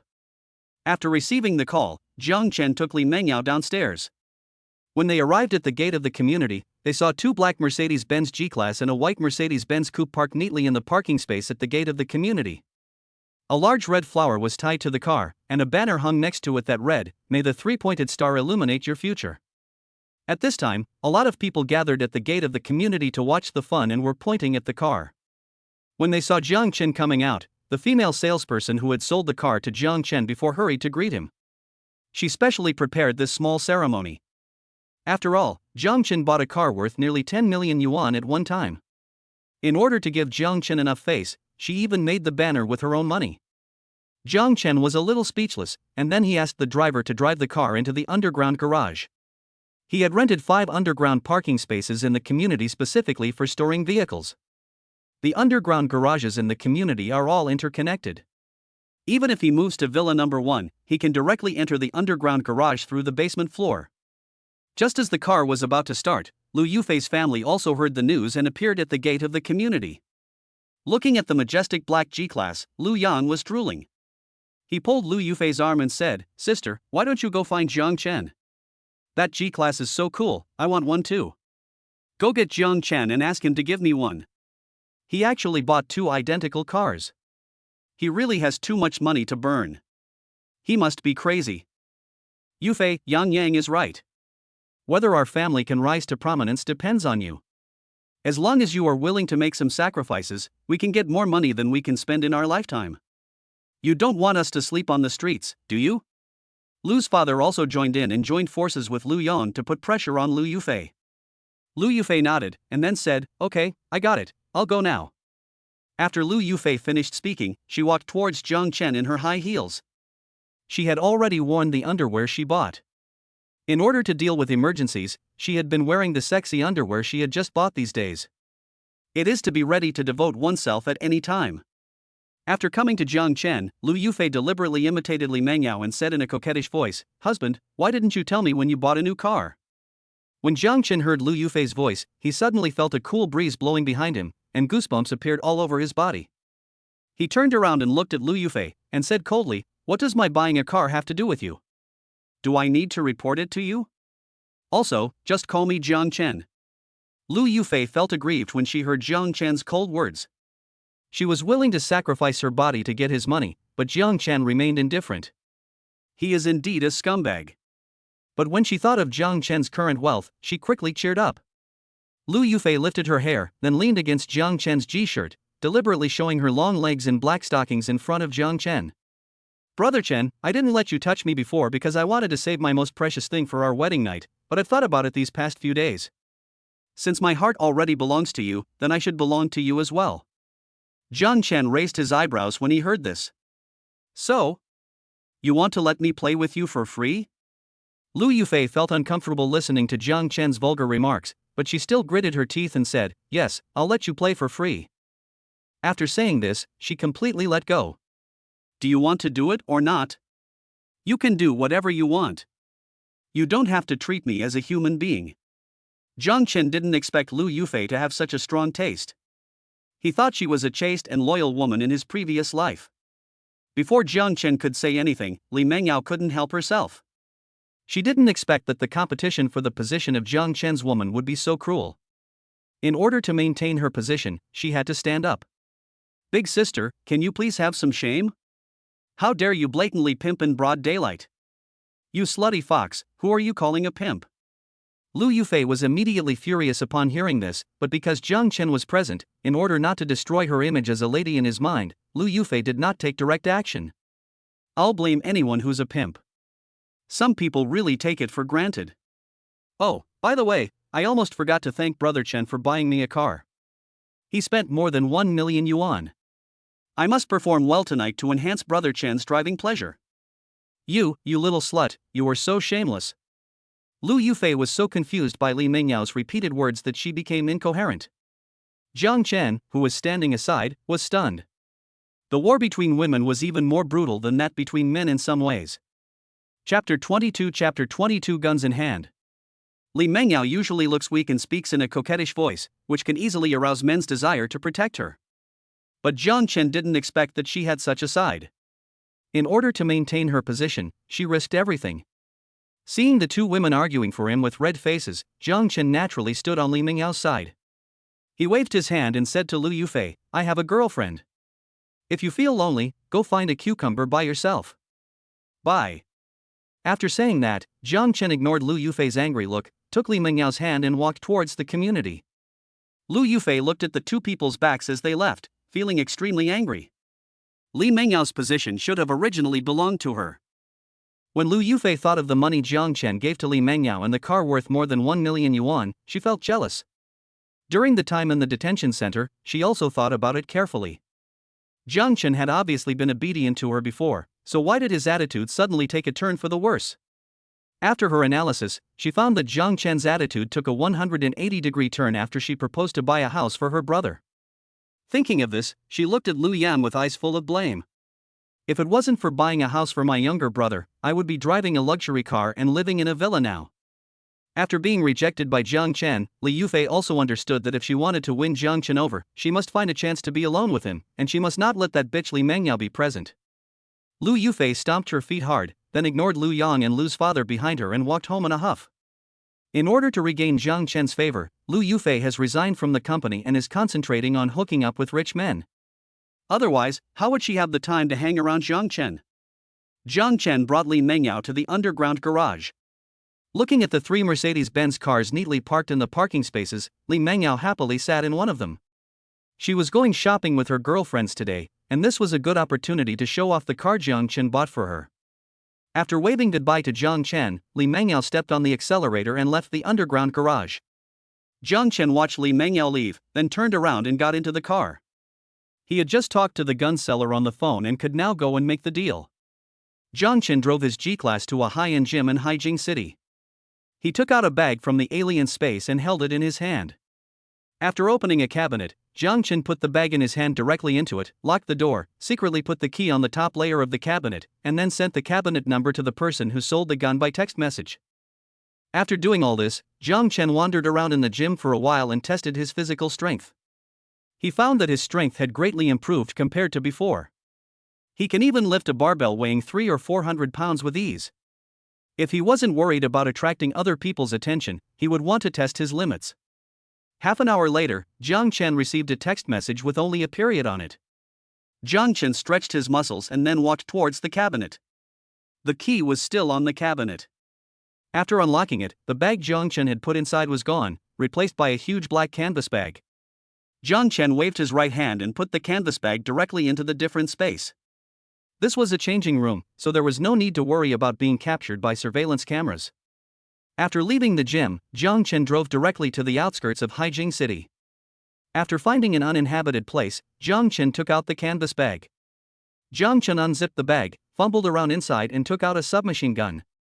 Feeling the heavy texture of the gun, Jang Chen's heart finally settled down. As long as you have this thing in your hand, you can knock down any monster.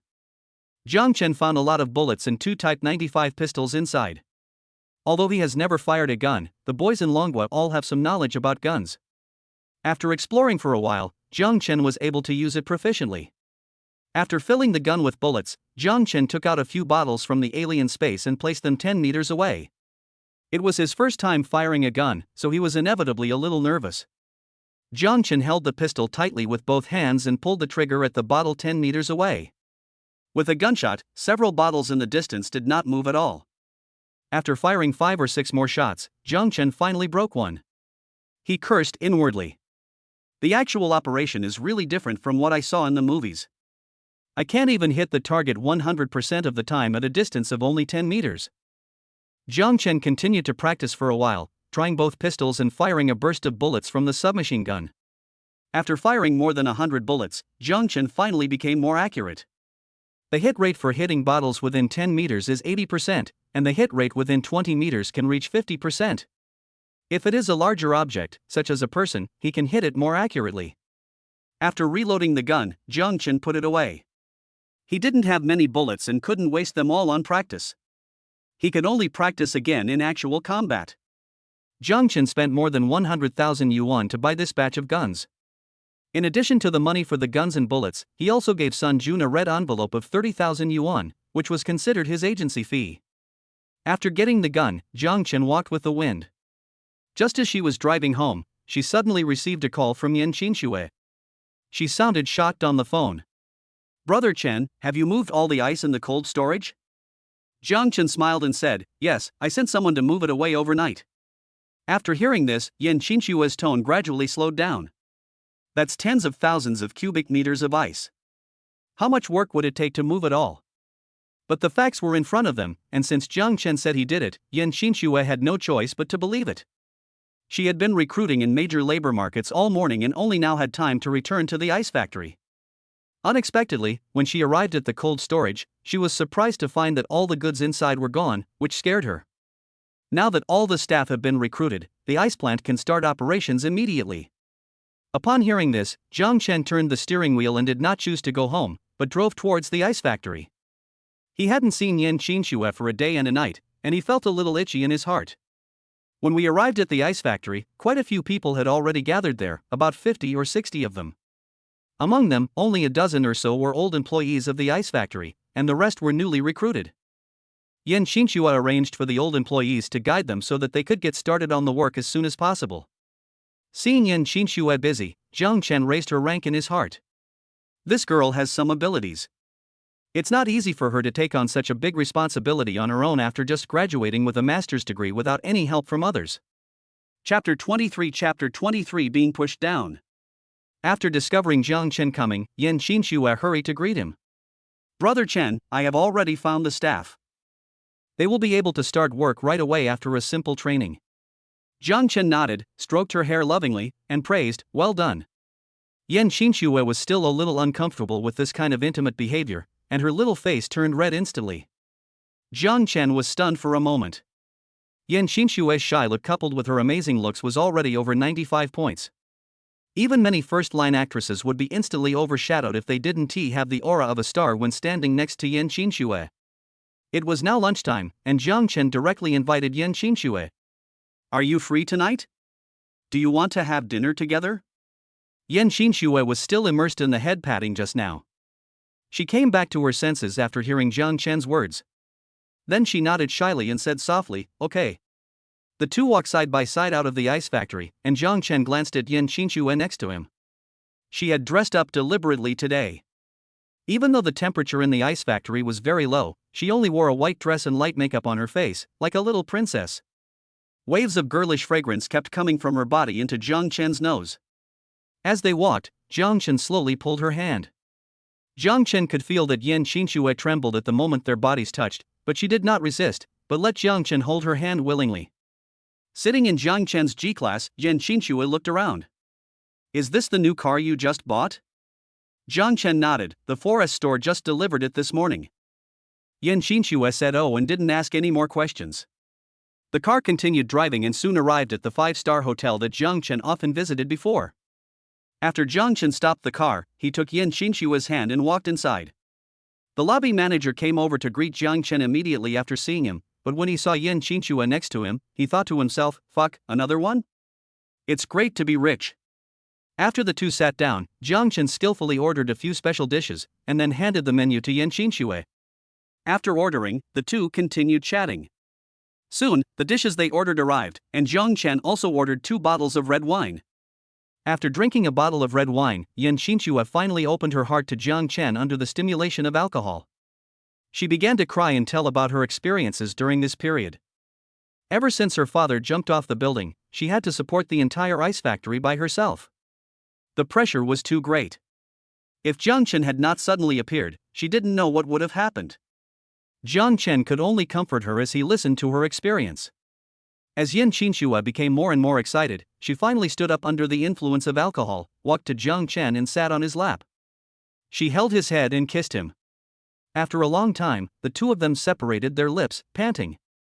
Jang Chen hugged the drunk Yan Qingxue and directly booked a room in the hotel.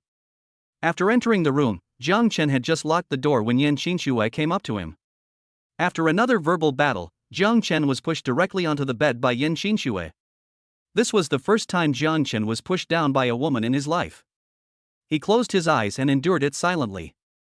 But in my heart I was shouting, let the storm come even harder. The next morning, Jang Chen woke up slowly. The room was in a mess, with torn clothes and underwear scattered everywhere. Yan Qingxue is still sleeping soundly because she drank too much yesterday. Jang Chen lifted up the quilt, and a touch of red on the bedsheet indicated that Yan Qingxue was still a virgin. Jang Chen felt a great sense of accomplishment when he thought about how he had taken the first blood of a top-notch beauty. He lay back down again and picked up his cell phone. Li Mengyao sent him a message last night, asking him what time he would be home in the evening, but he was busy at the time, so he did not reply. As more and more women surrounded him, Jang Chen began to feel overwhelmed. He has only got 2 at the moment. If he takes all the ones he likes now, Jang Chen will probably be even busier.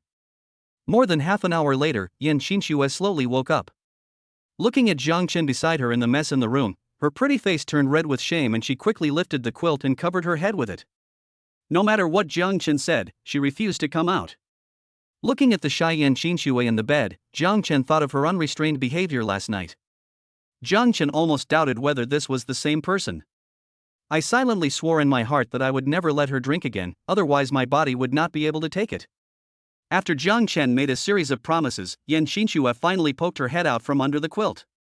Their underwear had been torn, but fortunately their clothes were still intact. They put their clothes on directly, cleaned the room a little, and then left hand in hand. When he arrived at the front desk, Jang Chen paid for an extra bed sheet. The one they were using had already been put away by Yan Qingxue, and there was still her blood on it. It absolutely could not be left here. After a simple breakfast, Jang Chen sent Yan Qingxue home. She had just lost her virginity and walked with a limp, so she needed to rest for a few days. Fortunately, there were still a dozen old employees at the ice factory, so even if she didn't go, the ice factory could still operate normally. After sending Yan Qingxue off, Jang Chen returned home. Li Mengyao had already gotten up. Her house was rented, and since she had been with Jang Chen, she had given up the house and moved in here. Seeing Jang Chen coming back, Li Mengyao didn't have the slightest look of blame on her face. Even though Jang Chen didn't go home all night and didn't reply to her messages, Li Mengyao didn't dare to complain. Jang Chen has absolute say in this family. Her only worry was that Jang Chen would get tired of her after he found a new love outside. In order to prevent this from happening, Li Mengyao, in addition to studying cooking, practices yoga every day to maintain her figure and does not dare to slack off for even a day. Try to show your best side to Jang Chen.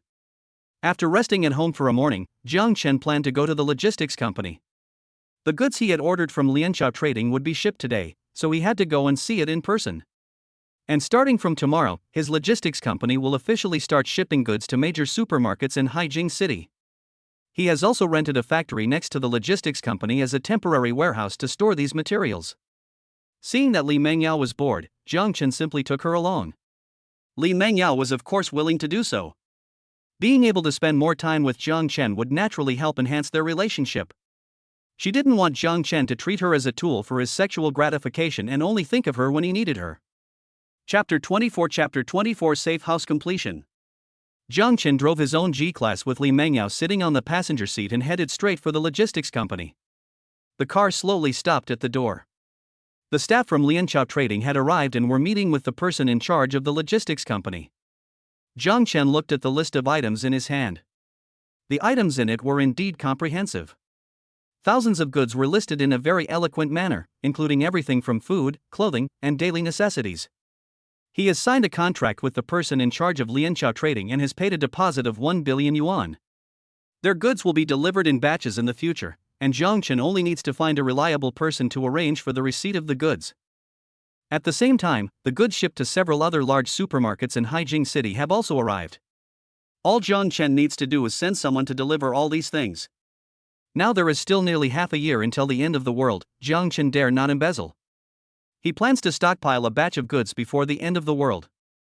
Once the end of the world comes, he will directly collect the goods into the different space and then run away. With these things, it would be enough for him to live comfortably for hundreds of lifetimes.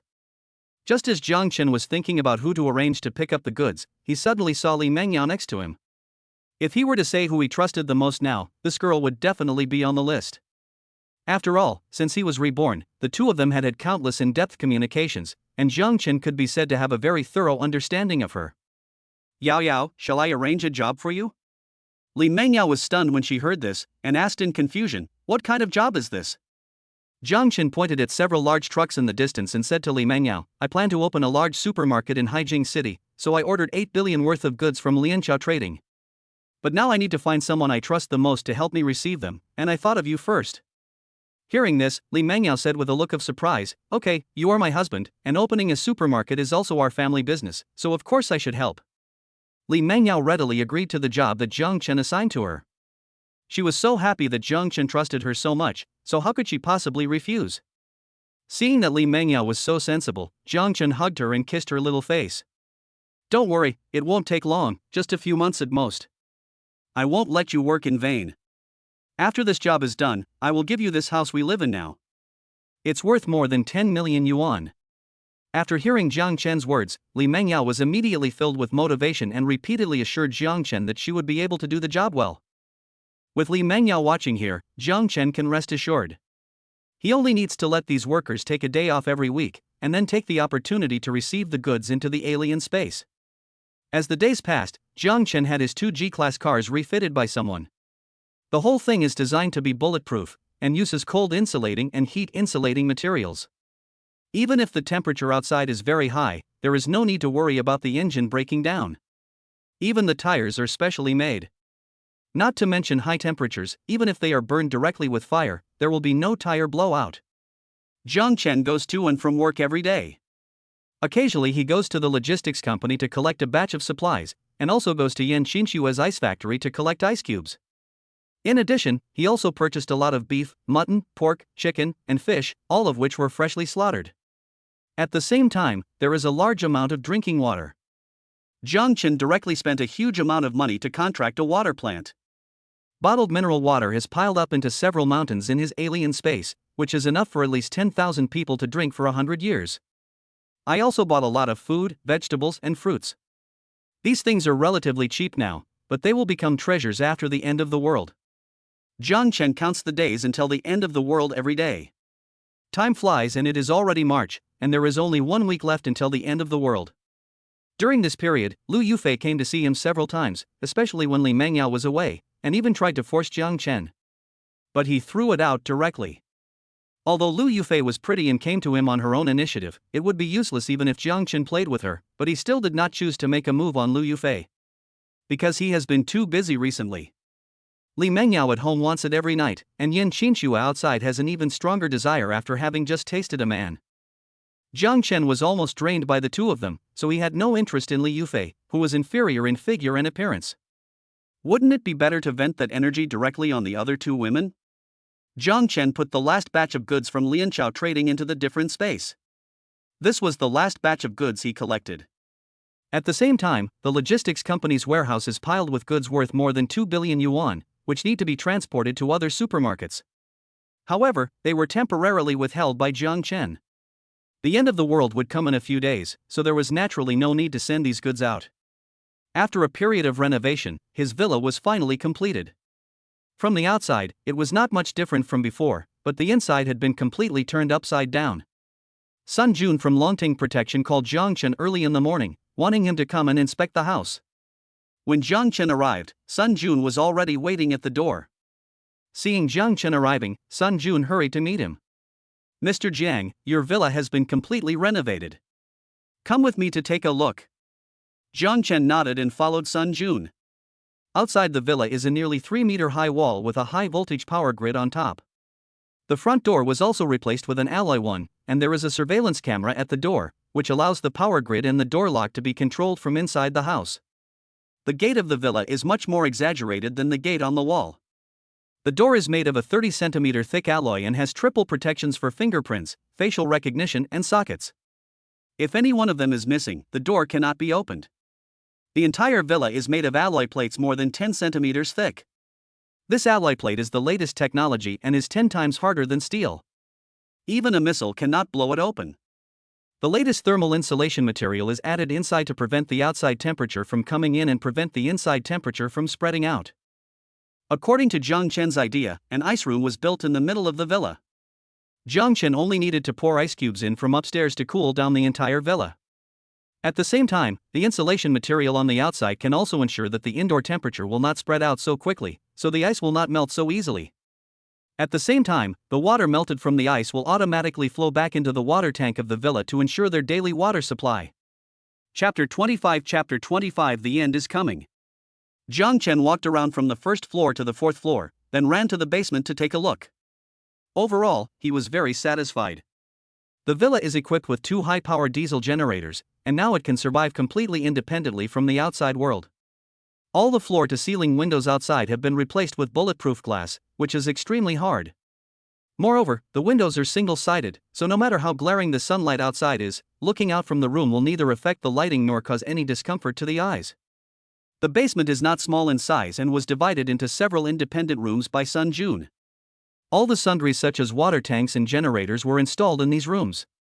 Because the basement door leads directly to the community garage, safety here is of paramount importance. The surrounding walls and doors are all made of alloy plates. The door leading to the garage from the basement is even thicker than the one upstairs, reaching 40 centimeters. This weight is already impossible to move by human power, so Sun Jun installed a hydraulic system on it. As long as Jang Chen enters the password and presses the button on the wall, the door will open automatically without him having to push it hard. Jang Chen returned to the first floor. He was quite satisfied with the renovation of the entire villa. With such a safe house in the end times, plus sufficient supplies, he would not be afraid even if the blue planet was destroyed. Jang Chen was just about to speak up to express his affirmation of them, but Sun Jun was mysterious and wanted to show Jang Chen something good. Sun Jun coughed to clear his throat, then shouted into the air, "Xiao Tang, Xiao Tang. I am here." A clear female voice appeared in Jang Chen's ears. Sun Jun explained, "This is our company's latest product this year. It is an upgrade based on smart home appliances and a brand new smart artificial assistant. He can control all the electrical appliances and mechanisms in the room. You can set him to obey your instructions only. With this assistant, you are a god in this shelter." Listening to Sun Jun's explanation, Jang Chen also became interested. Following his instructions, the AI was changed to obey only his orders. Jang Chen shouted into the air, "Xiao Tang, lock the door." With a click, the door was locked from the inside. Jang Chen smiled slightly. The effect of this artificial assistant was much better than he had imagined. He held an instruction manual for the villa in his hand and began to test the functions of the villa. He found that this artificial assistant was really good and could help you do 90% of the things. Except for a small number of things that need to be done personally, Jang Chen can give orders to it directly for other things. Moreover, this artificial assistant does not need to be connected to the internet, so there is no possibility of being hacked. After Jang Chen finished the test, Sun Jun left, and Jang Chen only needed to pay the remaining decoration fee within 3 months. After a frenzy of purchases, Jang Chen had less than 200 million yuan left. Although this money is enough for him to pay for the rest of the renovation costs, Jang Chen naturally would not waste the money on these things. After playing in the villa for an afternoon, he left humming a little tune. "Now everything is ready, except for the east wind. Came to the 5-star hotel where I often eat." Jang Chen did not order any food, but called the lobby manager over directly.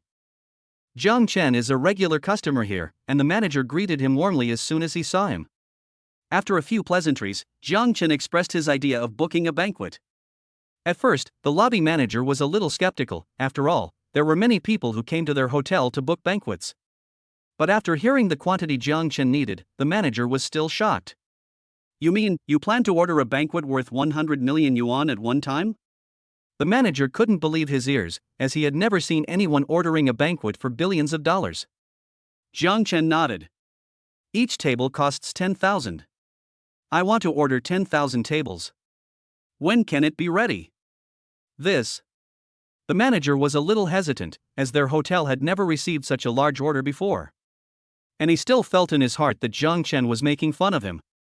Who would order 10,000 banquet tables for no reason? "Do you have so many relatives in your family?" "I'll pay first, in full." Jang Chen saw the manager's concern and confronted him directly. 5 days.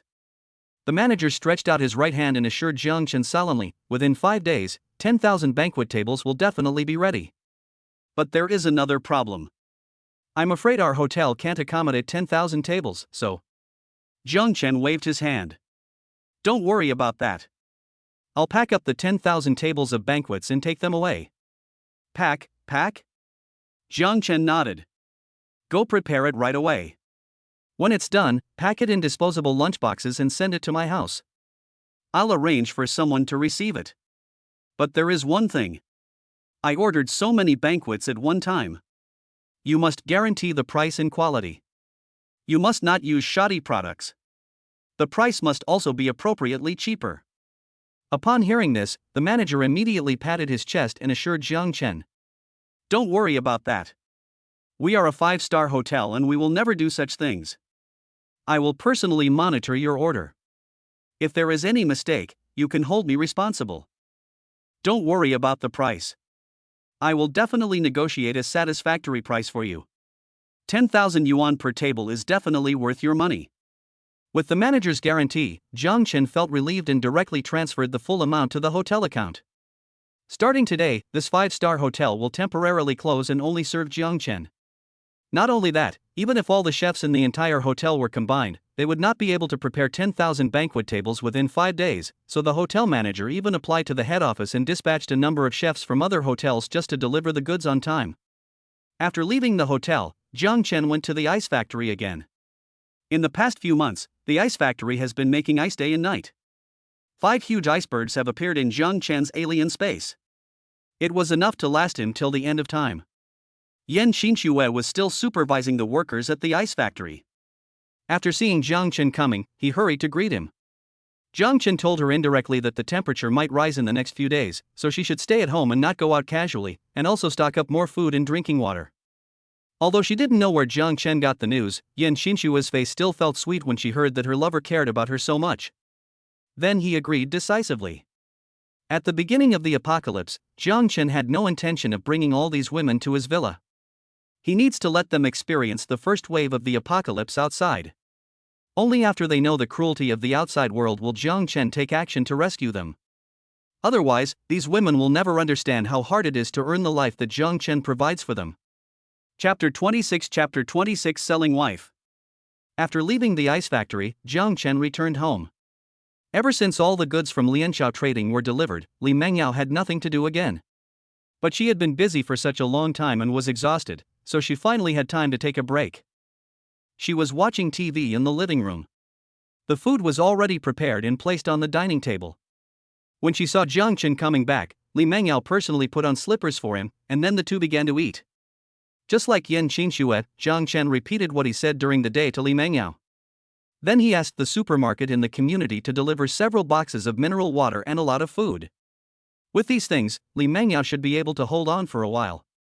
Just as Jang Chen and Li Mengyao were preparing to have dinner, they suddenly heard a noise coming from outside. At first Jang Chen thought that it was the Lu family members who came to cause trouble for him again, so he put down his chopsticks, walked to the door, and looked out through the peephole. I saw 7 or 8 people blocking the door of Dong Chanxian's house, including men, women and 2 children. A man was knocking hard on the door of Dong Chanxian's house. From their words, Jang Chen could tell that this family must have come to Su Hu's house to collect debts in the previous life. One of their family members borrowed high-interest loans and could not repay them, and was stabbed to death by Su Hu. Suhu left Dong Chanshan alone at home and ran away with the money because he was wanted by the police. But in the previous life, they came here a month before the end of the world. Why did they come so late this time? Oh, by the way, Jang Chen suddenly remembered that Suhu had been lying in bed for more than a month because his penis was broken by his kick a few months ago. It seemed that this was the reason why this matter was postponed. The noise outside was still going on. Jang Chen felt excited when he thought that the beauty Dong Chanshan would soon come to him for help because she had nowhere else to turn. What should I ask for then? Sexual compensation?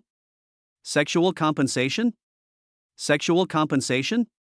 Li Mengyao looked at Jang Chen, who was peeping, and felt a little puzzled. When did Brother Chen become so fond of watching the fun? No matter how noisy people outside were, Dong Chanshan's door remained closed. Soon several policemen came outside and dispersed the troublemakers.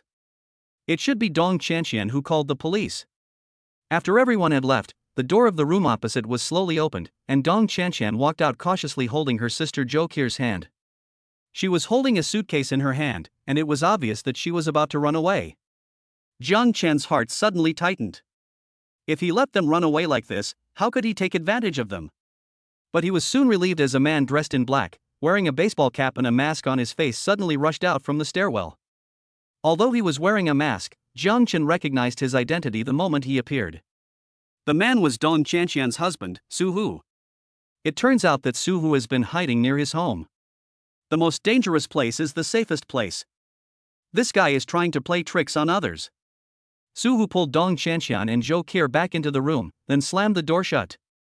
Although he couldn't see the subsequent plot, Jang Chen could guess that Suhu would probably have to hide here for the next few days. Then he would definitely not let Dong Chanshan and Jo Kier leave. Jang Chen estimated that given Suhu's personality, he would most likely kidnap Jo Kier and then ask Dong Chanshan to go out and buy supplies every day. This gave Jang Chen an opportunity, and he immediately changed his plan. He returned to the dining table and started eating. He finished the food on the plate in no time.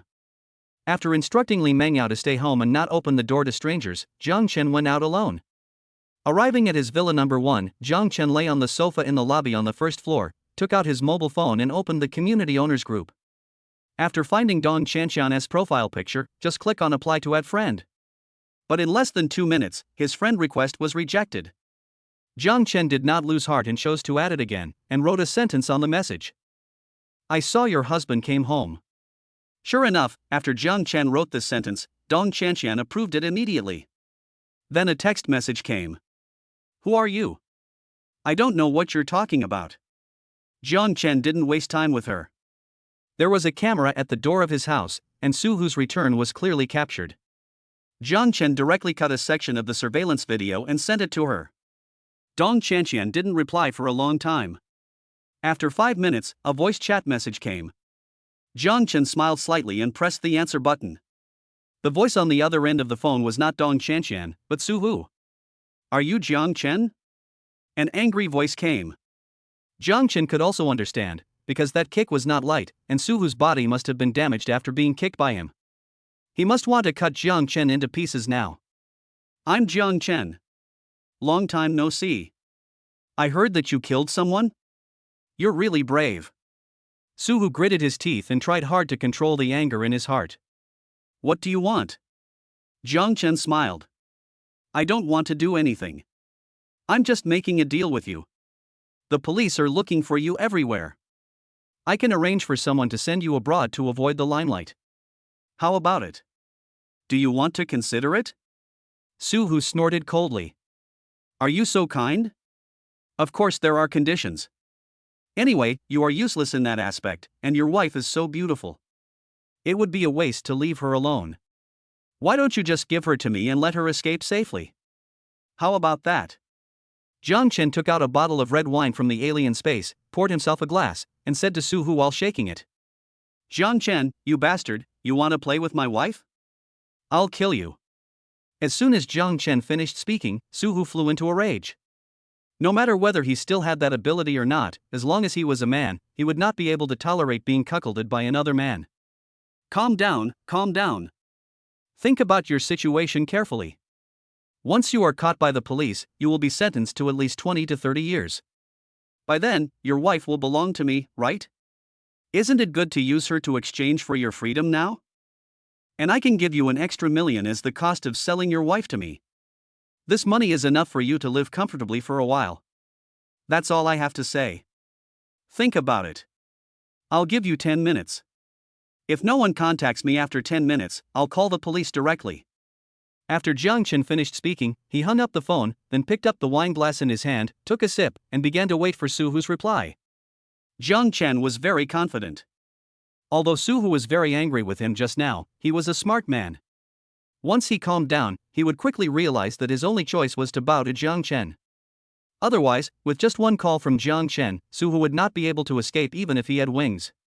Chapter 27 Jang Chen's calculation. Suhu tightly grasped the phone in his right hand, veins bulging on the back of his hand. He wanted to rush to Jang Chen's house with a knife and cut him into pieces. But Jang Chen is not stupid. Since he dares to threaten him, he will definitely be on guard. Looking at Dong Chanxian and Zhou Qi in the room, Suhu took a deep breath and calmed down. Jang Chen was right about one thing. No matter how charming Dong Chanxian was, she was no longer important to him. Suhu's only thought now is to escape the police search. If he has to stay in prison for decades, Suhu would rather die outside. Compared with freedom, a woman's weight seems insignificant. Hubby, what does Jang Chen want to do? Dong Chanxian, who was standing by, looked at Suhu, who was in silence, and asked cautiously. He said he had a way to help me sneak out of the country. Really? Great, then you should contact him quickly. Dong Chanxian showed a look of surprise, but she was not happy for Suhu. Instead, she wanted to get rid of this murderer as soon as possible. Just now, she and her sister were about to leave, but Suhu brought them back home and threatened them with a knife, threatening to kill them if they dared to call the police. So Dong Chanxian now just wants to get rid of Suhu completely, no matter whether he runs away or is caught by the police, as long as she can stay away from him. But Jang Chen has one condition, which is that you go and sleep with him. What? Dong Chanxian screamed in surprise. She didn't expect Jang Chen to be so shameless and actually took advantage of her misfortune to sleep with her. Zhou Qi, who was standing by, cursed Jang Chen in her heart upon hearing this. No wonder her sister had said before that he was not a good person. Now it seemed that he was indeed a scumbag. Dong Chanxian looked at Suhu and asked word by word, "You don't really want me to sleep with him, do you?" Seeing that there was no fluctuation in Suhu's expression, Dong Chanxian immediately understood what he was thinking. Suhu, I'm your wife, and you're actually going to give me to Jang Chen to play with? Are you still human? You're a beast, and I'll never go there even if I die. As soon as Dong Chanxian finished speaking, a loud slap landed on her face. Suhu took out a switchblade from his pocket and put it against Dong Chanxian's neck. Then he said to Dong Chanxian viciously, "Why are you pretending to be a chaste woman in front of me? After my bottom was broken, didn't you keep scolding me for being useless? Since you are so horny, go find Jang Chen and let him help you cool down." Dong Chanxian was held down by Suhu and couldn't utter a word, but the tears on her face kept flowing down. She didn't expect that in Suhu's eyes, she was just a tool, and when he needed her to sacrifice, Suhu could easily abandon her. When Zhou Qi saw her sister being bullied, she rushed up to Suhu and bit his arm when he was off guard. Suhu let go of Dong Chanxian in pain. But a pair of big hands clamped Zhou Qi's snow-white neck tightly, and the switchblade in the hand was pressed against her face. "If you have the guts, come at me, don't touch my sister." Dong Chanxian was shocked when she saw Zhou Qi being restrained by Suhu. Suhu had already killed someone, so naturally he didn't care about killing one more person. "You will go find Jang Chen and complete the deal between us soon, otherwise I will let your sister die here immediately." Hearing Suhu's cold voice, Dong Chanxian's face suddenly turned pale. But when she thought about her sister's safety, Dong Chanxian chose to compromise after a struggle between herself and herself. Jang Chen was tasting red wine in his villa. As time passed, the 10-minute deadline was soon approaching. Just as Jang Chen picked up the phone and prepared to call the police, Suhu finally called him. Jang Chen breathed a sigh of relief when he saw the caller ID on his phone. The cooked duck almost flew away, but when he thought of Dong Chanxian's big panda figure and sexy waist, Jang Chen could no longer hold back. After the call was connected, Suhu's somewhat flattering voice was heard. "Brother Chen, I'm Xiaohu. I've made up my mind. Are you home now? I'll ask my wife to come over and accompany you right away." Jang Chen listened to Suhu's voice and couldn't help but applaud him in his heart. This guy was really flexible and would do anything to survive. He was so indignant just now that he wanted to tear him into pieces, but he didn't expect that he would lick him so soon. I'm in villa number 1 in the community. Ask your wife to come over. Jang Chen hung up the phone right after he finished speaking. Soon, Jang Chen saw from the surveillance camera at the door of his house that Dong Qianqian walked out alone, then took the elevator and went downstairs. More than 10 minutes later, the doorbell of the villa gate rang. Jang Chen used his mobile phone to watch the surveillance camera at the door and found that Dong Qianqian was the only one inside. After confirming that everything was correct, Jang Chen let Dong Qianqian in. Dong Qianqian walked into the villa, her heart beating wildly. It was the first time she had faced such a thing, and it would be a lie to say she wasn't nervous. However, her sister was still in Suhu's hands, and if she didn't do this, her sister would be in danger. Dong Qianqian kept consoling herself, saying that it was just a stab and she should just treat it as being bitten by a dog. After pushing open the door of the villa, Jang Chen appeared before her. Looking at Dong Qianqian in front of him, there were tear marks on her eyes, obviously she had just cried, and her left cheek was slightly red and swollen, probably because she was beaten by Suhu. Jang Chen didn't say anything, but made a gesture of invitation. Dong Qianqian walked in slowly, and under the guidance of Jang Chen, the two went directly to the master bedroom on the first floor. Dong Qianqian started to take off her clothes in front of Jang Chen without saying a word, then she got into bed and closed her eyes. Stop talking nonsense and come quickly. My sister is waiting for me. Seeing Dong Qianqian being so straightforward, Jang Chen was no longer in a hurry. After all, Dong Qianqian had already become the fish on his chopping board and could be eaten at any time, so Jang Chen did not need to rush. Do you hate Suhu? Jang Chen leaned against the door, raised the corner of his mouth and spoke slowly. Dong Qianqian opened her eyes upon hearing this and looked at Jang Chen. What do you mean? Jang Chen smiled slightly. Suhu pushed you out mercilessly in order to save his own life. Don't you hate him? How could I not hate him? If I wasn't worried about my sister's safety, I would have gone back and fought him right now. This bastard is a beast. I have a way to save your sister, and I can also make Suhu disappear forever and never disturb your life again. Do you want to cooperate with me? Dong Qianqian's eyes suddenly lit up when she heard this. It would naturally be the best option if we could completely get rid of this murderer. Chapter 28 First Kill. Suhu was walking around the room with a switchblade in his hand. Zhou Kur was standing beside him with her mouth gagged and tied tightly to a chair. More than 2 hours had passed since Dong Qianqian left. Suhu couldn't help but mutter to himself, is Jang Chen that bastard so strong? He hasn't finished yet? More than 10 minutes later, the sound of a key opening the door was finally heard from outside. Suhu's heart tightened, and he quickly put the switchblade in his hand against Zhou Kur's neck. When the door was opened, Dong Qianqian walked in with awkward steps. It's all done. Jang Chen asked you to go to his villa and he will arrange for someone to send you abroad.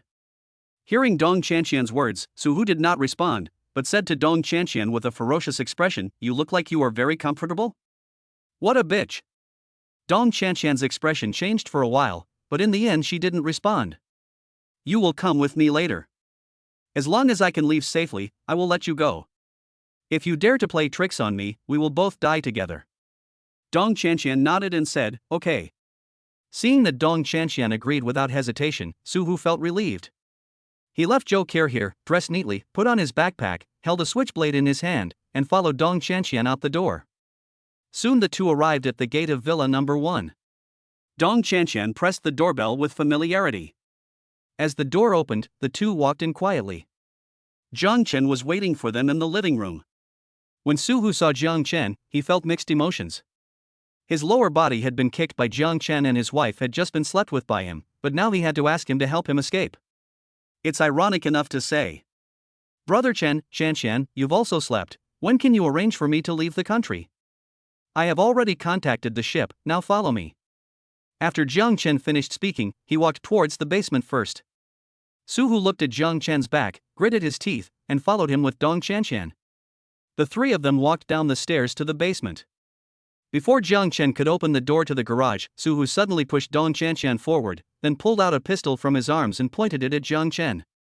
Jang Chen, you bastard, do you really think I need you to help me escape? I have already contacted the ship. You crippled my lower body, and I came here today just to seek revenge on you. You are pretty powerful, aren't you? You can beat a dozen people by yourself. No matter how powerful you are, can you be more powerful than a gun? Get down on your knees right now. Jang Chen turned around and looked at Suhu coldly, with no expression on his face. I had originally intended to let you die without any pain, but now it seems that I was overthinking it. Since you are in such a hurry to leave, I'll give you a ride. After Jang Chen finished speaking, he walked straight towards Suhu, as if what Suhu was holding was not a gun, but a piece of wood. As Jang Chen pressed on, Suhu's arrogant expression suddenly became tense. He retreated step by step, shouting, "Don't come over here, or I'll shoot you." But Jang Chen acted as if he didn't hear what he said and continued to approach Suhu slowly. When he was forced into a corner with no way to retreat, Suhu gritted his teeth and pulled the trigger directly at Jang Chen. Following the blast of a gunshot, there was no wound on Jang Chen's body, which immediately frightened Suhu. At such a close distance, it is impossible for me to miss the target. Even if I miss the target, the bullet will fly somewhere else and will definitely not disappear without a trace. Bang bang bang. Suhu fired 3 more shots. Dong Chanxian on the side was already scared silly and kept screaming. Jang Chen just told her that he had a way to get rid of Suhu, and she only needed to lure Suhu here, and the rest would be left to him, but he didn't say anything else. Now seeing Suhu even using a gun, he was naturally shocked. The reason why Jang Chen remained safe and sound under Suhu's gun was because he had blocked the space door in front of him in advance. The bullet shot from Suhu's gun had been collected by him into the alien space. Looking at Jang Chen, who was still safe and sound, Suhu finally began to doubt his life. He pulled out the magazine, checked the bullets inside, and only installed it back into the gun after finding that there was no problem. But at this time, the distance between Jang Chen and Suhu was less than 2 meters. Suhu reloaded the bullet, raised his right hand and aimed the gun at Jang Chen. Before he pulled the trigger, Suhu felt a sharp pain in his right hand holding the gun. The next second, the pistol had been taken away by Jang Chen, and then he had a very familiar feeling. Jang Chen kicked Suhu hard in the lower body again, and he was kicked 3 feet away from the ground. An indescribable pain spread throughout his body, and a pig-slaughtering scream came out of Suhu's mouth. In order not to dirty his villa, Jang Chen opened the space door directly to Suhu's feet. Suhu's body fell directly into the space door after inertia. His screams also stopped abruptly. This was Jang Chen's first time killing someone, but he did not feel any fear in his heart, only excitement. Dong Chanxian was so frightened that when she came to her senses, Suhu had disappeared. Only she and Jang Chen were left in the empty basement. Looking at Jang Chen's calm face, Dong Chanxian swallowed her saliva, and then asked tremblingly, "Brother Chen, where is Suhu?" "I have sent him away. He will never come to you again." Listening to Jang Chen's answer, although Dong Chanxian vaguely remembered that Suhu disappeared suddenly, she could not figure out how Jang Chen did it. She just thought that Suhu fell into Jang Chen's trap. After all, Dong Chanxian would never have imagined the existence of the space gate. Jang Chen played with Suhu's pistol in his hand, then looked at Dong Chanxian, who had not yet recovered from her fear. "I helped you solve such a big problem, how are you going to thank me?" Jang Chen said as he slowly walked towards Dong Chanxian. Dong Chanxian watched the other party approaching step by step, and immediately knew that her reputation would be ruined today. Jang Chen put the muzzle of the gun against Dong Chanxian's snow-white neck. As the muzzle of the gun gradually moved down, Dong Chanxian began to tremble all over. Jang Chen has been coveting this beauty for a long time, and today he finally got the chance, so of course he would not let it go. 3 hours later, Dong Chanxian walked out of Villa Number 1 wearing Jang Chen's clothes. The hip skirt she was wearing had been gloriously sacrificed in the battle just now. Several hours passed and Zhou Kor was still tied to the chair. When Dong Chanxian returned home, the first thing she did was to help untie her. Zhou Kor rubbed her wrist and asked Dong Chanxian with concern, "Sister, are you okay? Did that beast Suhu do anything to you?" Dong Chanxian shook her head. "It's okay. Suhu has left and will never come back." Chapter 29 Encountering Lin Wanqing. It was only then that Zhou Kor noticed that Dong Chanxian was abnormal. "Sister, why are you wearing men's clothes?" When Dong Chanxian heard this, a trace of embarrassment flashed across her face. "My clothes got torn accidentally when I was outside just now, so I just borrowed one from someone." "Oh." Zhou Kor didn't doubt it. She kept cursing Suhu and wanted to take her sister to call the police, but was stopped by Dong Chanxian. Suhu has now fallen into Jang Chen's hands, and is probably doomed. Once the police know about this, her conspiracy with Jang Chen will be exposed, and she might have to go to jail. Even if she was forced and the crime is lighter, Dong Chen still doesn't want to take the risk if it can be avoided. On the other side, Jang Chen was lying on a lounge chair on the fourth floor of the villa, holding a cigar in his hand, looking at the scenery outside through the huge floor-to-ceiling windows. After finishing the job, I smoked a cigarette and felt like a living god. When Jang Chen thought of Dong Qianqian's feelings, he still felt a little aftertaste. Although he now has two women, Li Mengyao and Yan Qinxue, Dong Qianqian still occupies a certain position in his heart. This woman is so charming and has perfect body proportions. Not only is she curvy, but her slender waist is enough to captivate anyone. Especially her identity as a wife, which makes Dong Qianqian even more charming. After all, everyone calls Chao a thief, but everyone wants to be Chao a thief. Just when Jang Chen was lamenting that he would soon lose sight of the beautiful scenery outside, he suddenly discovered that there were a few people downstairs looking at his villa furtively. Jang Chen took a quick look and found that there was an acquaintance inside. It was Lin Wanqing, whom Jang Chen had met in the hospital before. At this time, Lin Wanqing was not wearing a police uniform, but casual clothes. Her hair was casually draped over her shoulders, and she wore a blue and white headband on her head. Unlike the heroic look when she was wearing a police uniform, Lin Wanqing at this time exuded a youthful aura all over her body. Just like a college graduate. Since Lin Wanqing is also inside, it goes without saying that the others must be plainclothes police officers. Several people were walking around Jang Chen's villa at this time, but because the glass of the villa was one-sided, they didn't know that their every move had already been exposed under Jang Chen's eyes. After walking around for a few times, the few people probably didn't find anything, and finally came directly to the gate of the villa. Lin Wanqing stepped forward and pressed the doorbell. Jang Chen had no intention of closing the door. He slowly walked down the stairs to the door, then opened it directly. "Is it you?" The moment she saw Jang Chen, Lin Wanqing was stunned. Obviously, she did not expect that the owner of the villa was Jang Chen, whom she had met once. "Officer Lin? How do you know I live here?" Jang Chen also pretended to be surprised. Lin Wanqing's colleagues immediately looked at her in confusion. Seeing this, Lin Wanqing explained, "This is Jang Chen, a friend of mine." "Oh, since you're my friend, it's much easier." A man said to Jang Chen in an arrogant tone, "We suspect that you have a wanted criminal hiding here. We are going to search you now. Do you have any objection?" After saying that, the man pushed Jang Chen, who was standing at the door, open and was about to rush in. But before he could take 2 steps inside, Jang Chen grabbed him by the collar and threw him back with great force.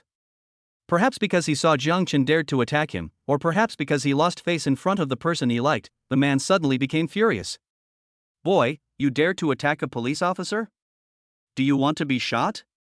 Jang Chen snorted coldly. "Assaulting a police officer?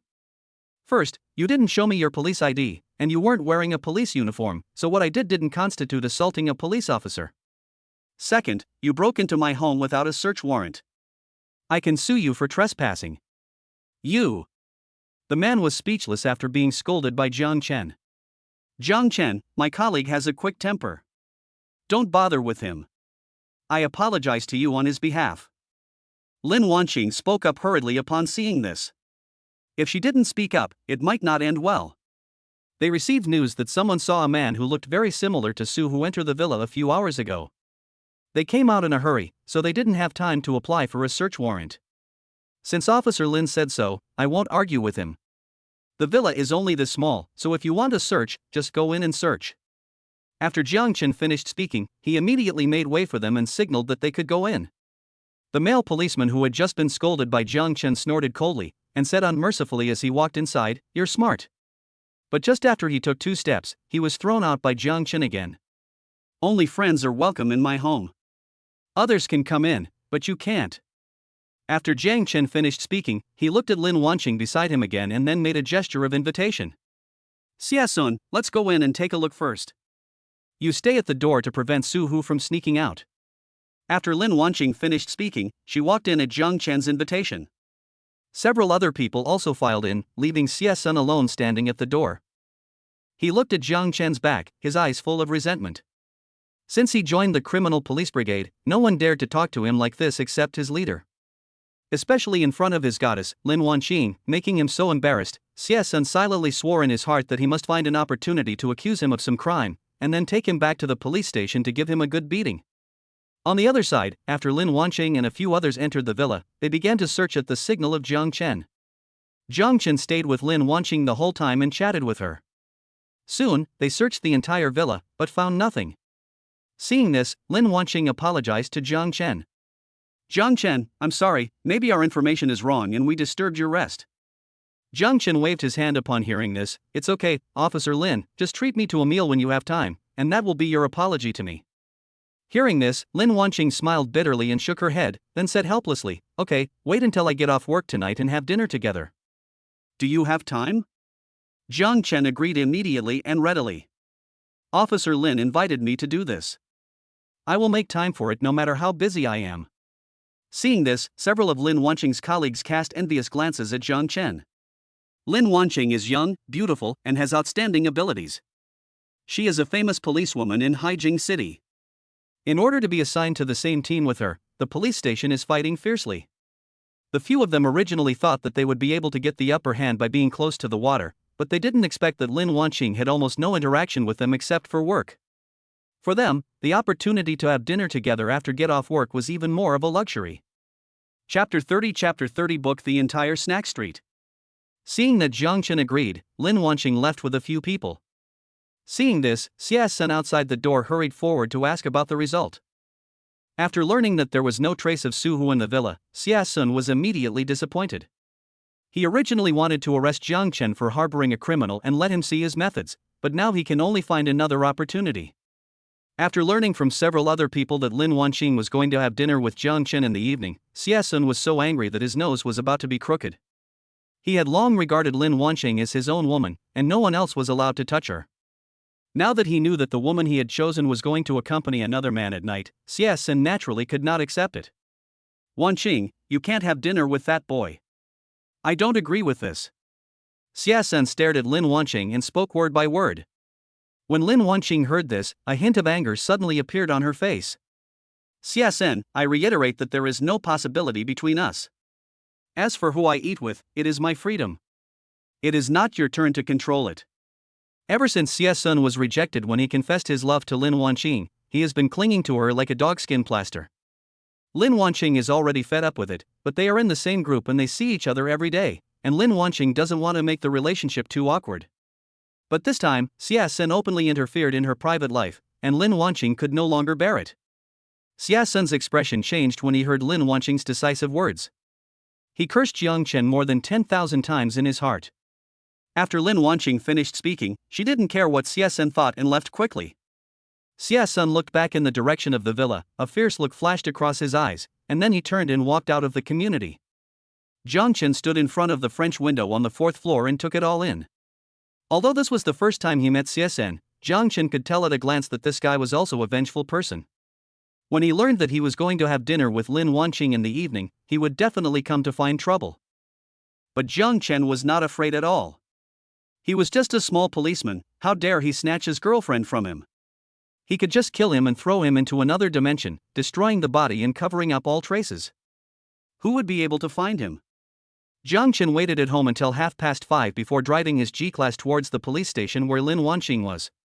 When we arrived at the police station, it was exactly 6 o'clock and Lin Wanqing had already changed her clothes and was ready to go off work. Jang Chen waved at her while sitting in the car. Lin Wanqing smiled and walked over quickly. After she opened the passenger door and got in, Jang Chen said in a joking tone, if your colleagues see you getting into a strange man's car, they won't say you have a boyfriend tomorrow, right? I don't think so, but maybe they will say that I'm being kept by someone. Lin Wanqing smiled sweetly, revealing 2 little fangs. Jang Chen was stunned for a moment. He didn't expect that Lin Wanqing had such a lovely side. It seems that all workers in the world are the same, working and off work are 2 different states, even the police are no exception. Since you're treating us, where should we go for dinner? Jang Chen started the car and prepared to leave. Just follow my instructions, but don't be too surprised when you get there. A hint of cunning flashed in Lin Wanqing's eyes. How could that be? I'm an omnivore and I'll eat anything. Besides, you're the one treating me. Even if it's poisonous, I'll stuff it into my mouth without hesitation. Lin Wanqing curled her lips and ignored Jang Chen's ambiguity. The car soon stopped at a busy snack street. Jang Chen got out of the car and looked at the endless snack street in front of him. He said to Lin Wanqing beside him, you are not going to treat me to a roadside stall, are you? Lin Wanqing nodded. Yeah, what's wrong? Don't you like it? Jang Chen smiled slightly. How is that possible? I haven't eaten snacks for a long time. I'll treat you this time. Take whatever you want. After Jang Chen finished speaking, he subconsciously took Lin Wanqing's hand and walked towards the snack street. After struggling for a few times, Lin Wanqing looked at Jang Chen deeply and then let him go. There are a wide variety of snacks here, including grilled cold noodles, stinky tofu, grilled squid, and almost all kinds of snacks from all over the world can be found here. The two came to a small stall, and before Lin Wanqing could speak, Jang Chen started to show off his ability to spend money. Boss, I'll give you 10,000 yuan. I'll take over your stall tonight. Give me all your inventory. Under the shocked gazes of the stall owner and Lin Wanqing, Jang Chen directly gave the other party 10,000 yuan. Please notify all the stall owners on this street. I'll pay 10,000 yuan per stall. I'll take care of the entire snack street tonight. Hearing Jang Chen's nouveau riche remarks, the boss nearby was the first to react and hurriedly passed the message on one by one. Soon all the stall owners on the street knew that a rich second generation brought his girlfriend here to eat today and booked all the snack stalls. Jang Chen, this is such a waste. Lin Wanqing pulled Jang Chen's hand. It was the first time she saw someone book the entire street just to have dinner with her. Although they were all snack stalls, there were hundreds of them here, and if each one cost 10,000, that would amount to several million. Her monthly salary is less than 10,000 yuan, which is enough for her to earn for decades. In a corner not far behind the two of them, Xia Sun was hiding in the dark and peeping. Seeing Jang Chen holding Lin Wanqing's hand, he was so angry that he gritted his teeth. But after hearing that Jang Chen had actually booked the entire street, even Xia Sun was stunned by Jang Chen's actions. He couldn't help but curse in his heart, this bastard is willing to spend so much money to pick up girls. He is so inhumane. That's millions, not just a few $100s. How could he just throw it away like that? Although Xie Xin and Lin Wanqing both thought that Jang Chen was spending money like water just to pick up girls, picking up girls was only one aspect for Jang Chen. The other aspect was that he suddenly remembered that he had not stockpiled any snacks. If he did not buy more now, he might never be able to eat these things again after the end of the world. Jang Chen gently grabbed Lin Wanqing's hand. What's that? As long as you want it, I can pick it for you even if it's the stars in the sky. Lin Wanqing's face turned red due to Jang Chen's sweet words, and she could only let him do what he wanted. Soon, a strange scene appeared on the snack street. A young man and woman were leaning on a black G-Class, eating a bunch of beef skewers with relish. In the snack street in front of them, all the stalls were serving food like crazy, but when someone came to inquire, all the stall owners gave the same answer. Sorry, it's sold out. Jang Chen and Lin Wanqing walked around the snack street as if they were having a buffet. Whenever they saw something they wanted to eat, they would just reach out and take it. The bosses were also very enthusiastic in selling their own products to them, as if they would be extremely honored as long as Lin Wanqing was willing to eat the food they cooked. Lin Wanqing had never experienced such a novel experience of having everyone around her, not to mention that Jang Chen actually spent so much money at one time just to have a meal with her. Even if Lin Wanqing was self-righteous, she could not resist Jang Chen's sugar-coated bullets. Chapter 31 Upstart Shi Xiang. After eating and drinking, Lin Wanqing thought Jang Chen would make some other requests, such as watching a movie together tomorrow, but until Jang Chen drove her home, Lin Wanqing did not wait for the invitation for the next day. This made her feel insecure again. Did Jang Chen not want to seduce me? Otherwise, why wouldn't he strike while the iron is hot? Lin Wanqing sat alone on the sofa in the living room, her mind full of random thoughts. But if he didn't want to seduce me, why would he spend so much money on me? Faced with the contradictions, Lin Wanqing suddenly felt that her clever little head was not enough. Just when Lin Wanqing was struggling alone, Jang Chen sent Lin Wanqing home and then drove back to the snack street they had just been to. The stall owners had almost everything ready. Jang Chen opened the trunk of his G-Class and began to receive these ready-made snacks. Whenever the trunk was almost full, Jang Chen would secretly take a large portion of the alien space. When he put the last bag of snacks into the alien space, tonight's mission would be successfully completed. Xia Sun, who was peeping before, had disappeared long ago. After all, he was just a small policeman with no background. He was okay with bullying ordinary bosses. But after seeing Jang Chen's financial resources, Xia Sun immediately gave up the idea of taking action against him. Otherwise, Jang Chen might be fine, but he might have to take off his police uniform. Jang Chen drove his G-Class back to the community, but he did not go home.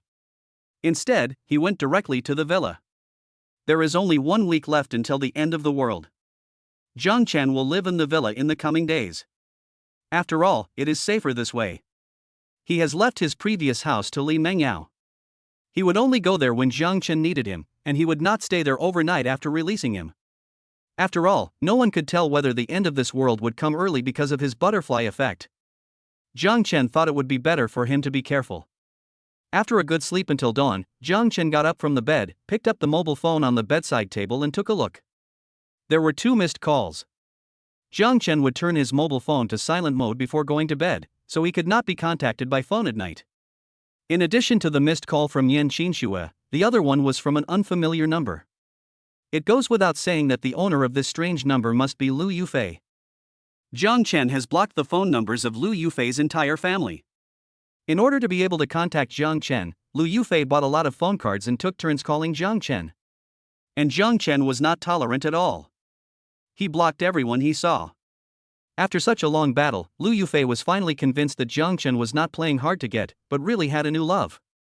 But Lu Yufi didn't dare to let her family know about this. The idea of favoring boys over girls was extremely serious in their family.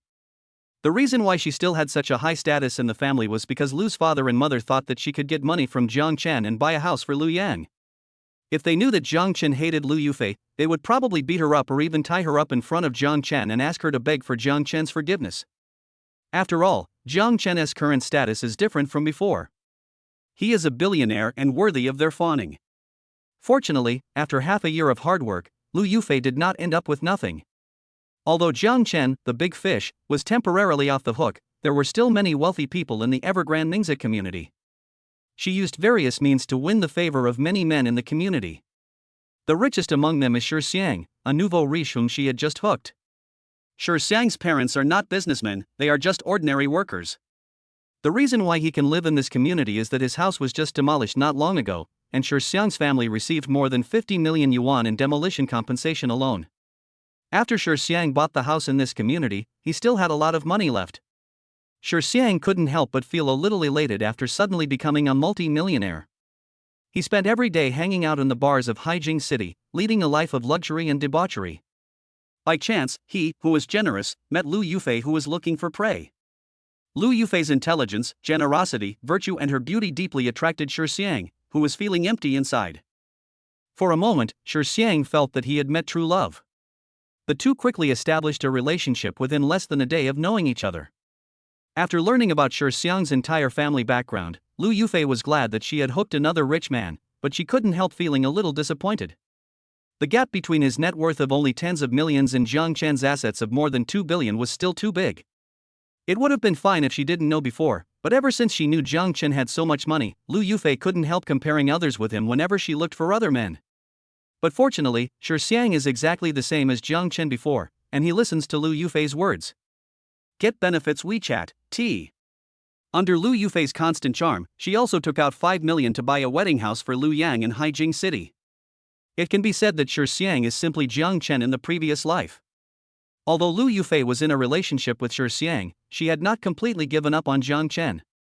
After all, that was more than 2 billion yuan, which was far from comparable to Shi Xiang's tens of millions. If Jang Chen suddenly changed his mind one day, Lu Yufi would kick Shi Xiang out immediately and then run into Jang Chen's arms. So Lu Yufi would still often call Jang Chen to test his attitude. As long as she found that Jang Chen was no longer angry with her or his tone had softened, Lu Yufi would take the opportunity to flirt with him, but Jang Chen never gave her a chance. After Jang Chen got up and washed up, he sat in the restaurant to eat breakfast, a tray of buns, a bowl of soy milk, and a tea egg. He took them all out from another dimension. After eating and drinking, Jang Chen received a call from the hotel manager. Because he ordered too many banquets, they could only be delivered in batches. The materials needed for the first batch of banquets today have been prepared, with a total of 2,000 tables. The hotel manager wants to invite Jang Chen to try the food. If he thinks it tastes okay, he will order the kitchen to start working, pack it up, and send someone to deliver it to his home. Jang Chen waved his hand and put the garbage on the table into the different space. Then he dressed neatly and drove his G-Class towards the 5-star hotel. After parking the car at the door, the hotel manager had been waiting at the gate early. When he saw Jang Chen park the car, the manager hurriedly trotted over and personally opened the car door for Jang Chen. Mr. Jang, part of the banquet you ordered has been prepared. I'm so sorry that you have to come here in person. It's okay. Jang Chen waved his hand. The service is different after spending a lot of money. When Jang Chen came here before, although the manager was also very polite, it was definitely not as good as it is now. All I can say is that money makes the world go round. Chapter 32 Food Tasting. Under the guidance of the hotel manager, Jang Chen randomly chose a table in the lobby and sat down. This place is completely different from when Jang Chen came to eat before. Now the entire hotel is serving Jang Chen alone, so the hall is empty and there is not a single table of guests. After Jang Chen sat down, several waiters started serving the dishes under the instructions of the hotel manager. The 10,000 banquet tables ordered by Jang Chen were divided into 5 types, with 2,000 tables in each type, and the cuisine was different to avoid getting tired of eating the same dishes for a long time. There were 12 dishes in total served today, including lobster, abalone, and various seafood. The menu was finalized after Jang Chen had confirmed it with the hotel manager. In addition to these dishes, each table is also equipped with smoothie desserts for 10 people. After the dishes were served, a dozen waiters and hotel managers stood in a row waiting for Jang Chen to taste them. Jang Chen picked up a piece of lobster meat with chopsticks and put it into his mouth. Although he had just eaten breakfast, the taste of the fresh and sweet lobster meat still whetted his appetite. Soon, he tasted all the dishes on the table one by one.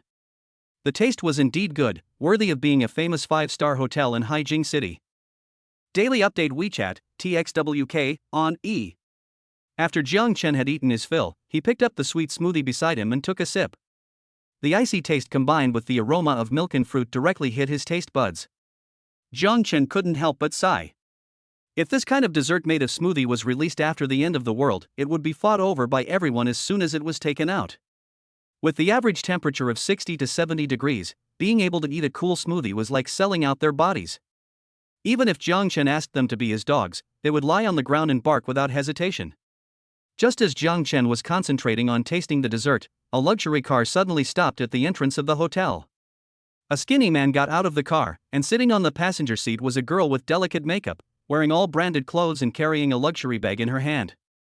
The identity of the woman was none other than Lu Yufi, who had been pursuing Jang Chen. The skinny man driving the car was naturally her current underground boyfriend Xiang. Today marks the 1-month anniversary of their relationship. Xiang just took Lu Yufi to the mall for a shopping spree, buying her a lot of brand-name clothes and skirts, as well as 2 expensive handbags, which cost Xiang more than 100,000 yuan. After shopping, it was almost noon and the two prepared to have lunch. Lu Yufi often came here with Jang Chen to eat before, so naturally she thought of this place first. After entering the hotel hand in hand, the two were stopped at the door by several waiters. "Sir and madam, I'm sorry, our hotel is temporarily closed today." A waiter in a black suit and white gloves spoke respectfully to the two. "Temporarily closed? Why?" Lu Yufi asked curiously. She was very familiar with this hotel.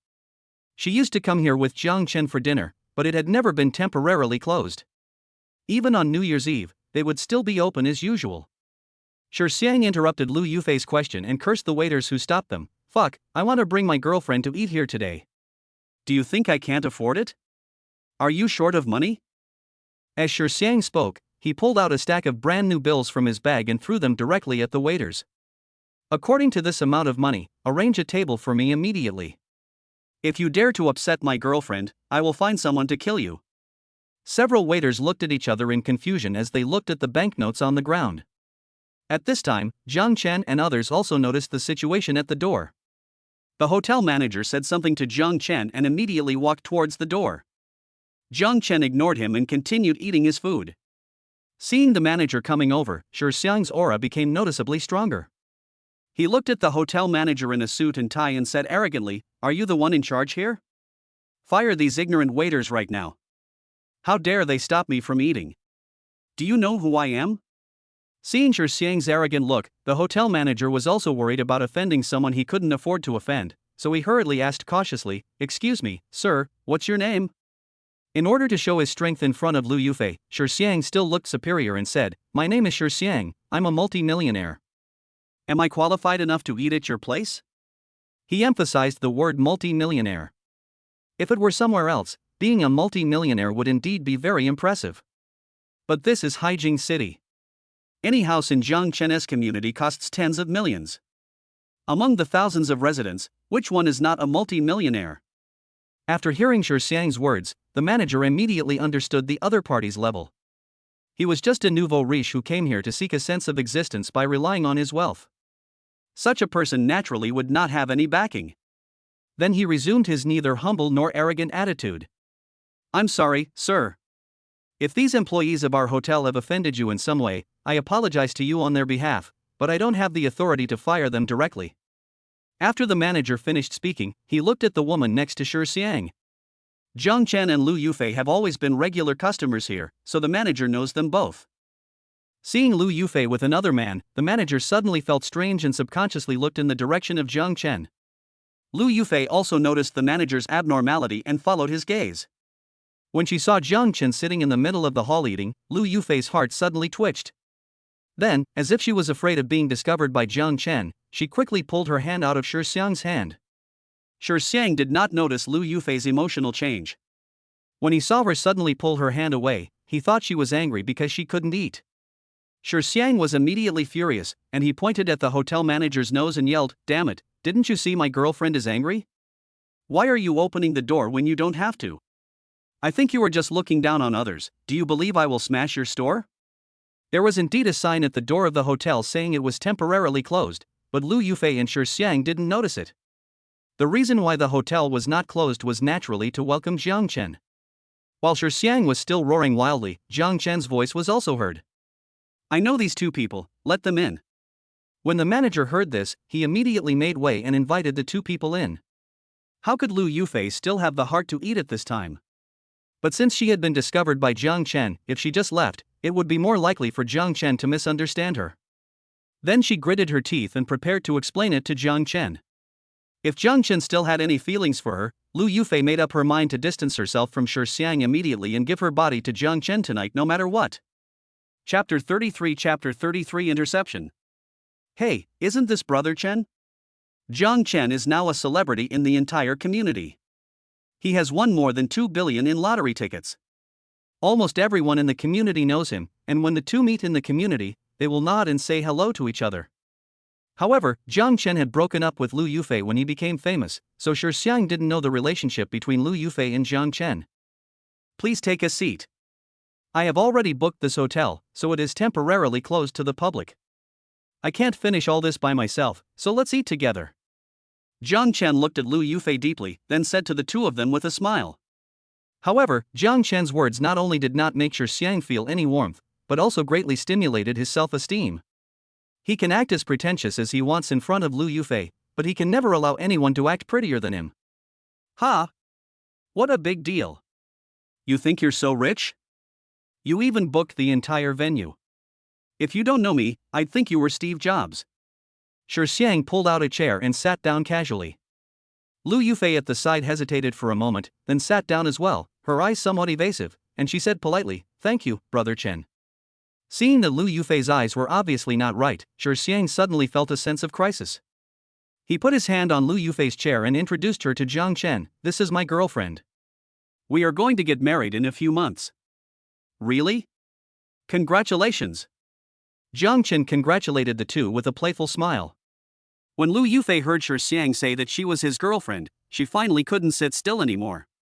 She quickly stood up from her chair and began to distance herself from Shi Xiang. "Brother Chen, don't listen to his nonsense. He and I are just ordinary friends. You are the only one in my heart from the beginning to the end. How could I be someone else's girlfriend?" As soon as Lu Yufi finished speaking, Shi Xiang's ears were struck by lightning, and he looked at Lu Yufi beside him in shock.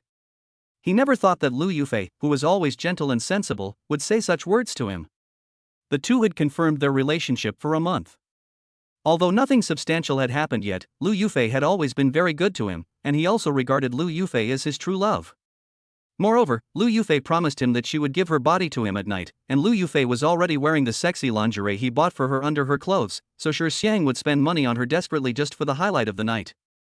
But at this moment, Shi Xiang suddenly felt as if he didn't know her. "You only love me? Really?" Jang Chen looked at Lu Yufi with a smile.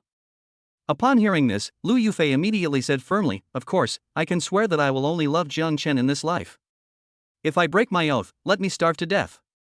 Jang Chen smiled and nodded, thinking to himself, it seems that it will be easy for you to make such a vow at this critical moment. Lu Yufi looked at Jang Chen's expression and her heart was filled with joy. She had been separated from Jang Chen for half a year and Jang Chen had never treated her well. But now it seemed that she still had hope of reconciling with Jang Chen. Lu Yufi became excited when she thought of Jang Chen's deposit of more than 2 billion yuan and the big villa in the community. As for swearing, she didn't take it to heart at all. Who hasn't made a few vows against their will? And none of them have come true. As Lu Yufi swore, Shi Xiang's mind went blank. He didn't know what happened to Lu Yufi. They had just spent a sweet day together, but she turned against him so quickly and wanted to throw herself into the arms of another man. How could Shi Xiang tolerate this? But as Lu Yufi's loyal bootlicker, he couldn't lose his temper with her even if Lu Yufi said such words. Then Shi Xiang turned his head and looked at Jang Chen opposite him. He said angrily, Jang Chen, you bastard, what did you do to Yufi? Jang Chen spread his hands when he heard this, I didn't do anything. This is her own idea. It has nothing to do with me. When Lu Yufi heard what Shi Xiang said, she immediately got angry. Don't talk about my brother Chen. Can't you see it yourself? You are just a nouveau riche. How could I possibly marry you? Brother Chen is the one I love most in my heart. Jang Chen smiled with satisfaction when he heard that. Considering that Lu Yufi performed so well today, he could consider giving her a chance. After all, she offered it to him, so it would be a waste if he didn't need it. He didn't have to take any responsibility anyway. It was commonly known as playing for free. And the most important thing is that Lu Yufi is good looking, otherwise the current Shi Xiang and Jang Chen in the previous life would not be so devoted to her. Jang Chen would not suffer any loss if he really played with her. What's more, facing Lu Yufi, his enemy in the previous life, Jang Chen does not need to hold back at all, and he can even not treat her as a human being. Jang Chen stood up, ignoring Shi Xiang who was looking shocked, and said to Lu Yufi, do you want to stay here or come with me? Faced with such a choice, Lu Yufi did not hesitate at all. She stood up quickly and followed Jang Chen. Jang Chen had already anticipated Lu Yufi's choice.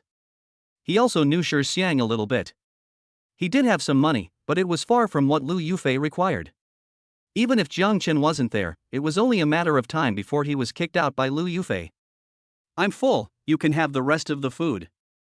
Jang Chen left in a leisurely manner after he finished speaking. Lu Yufi hurriedly followed him, fearing that Jang Chen would leave her behind.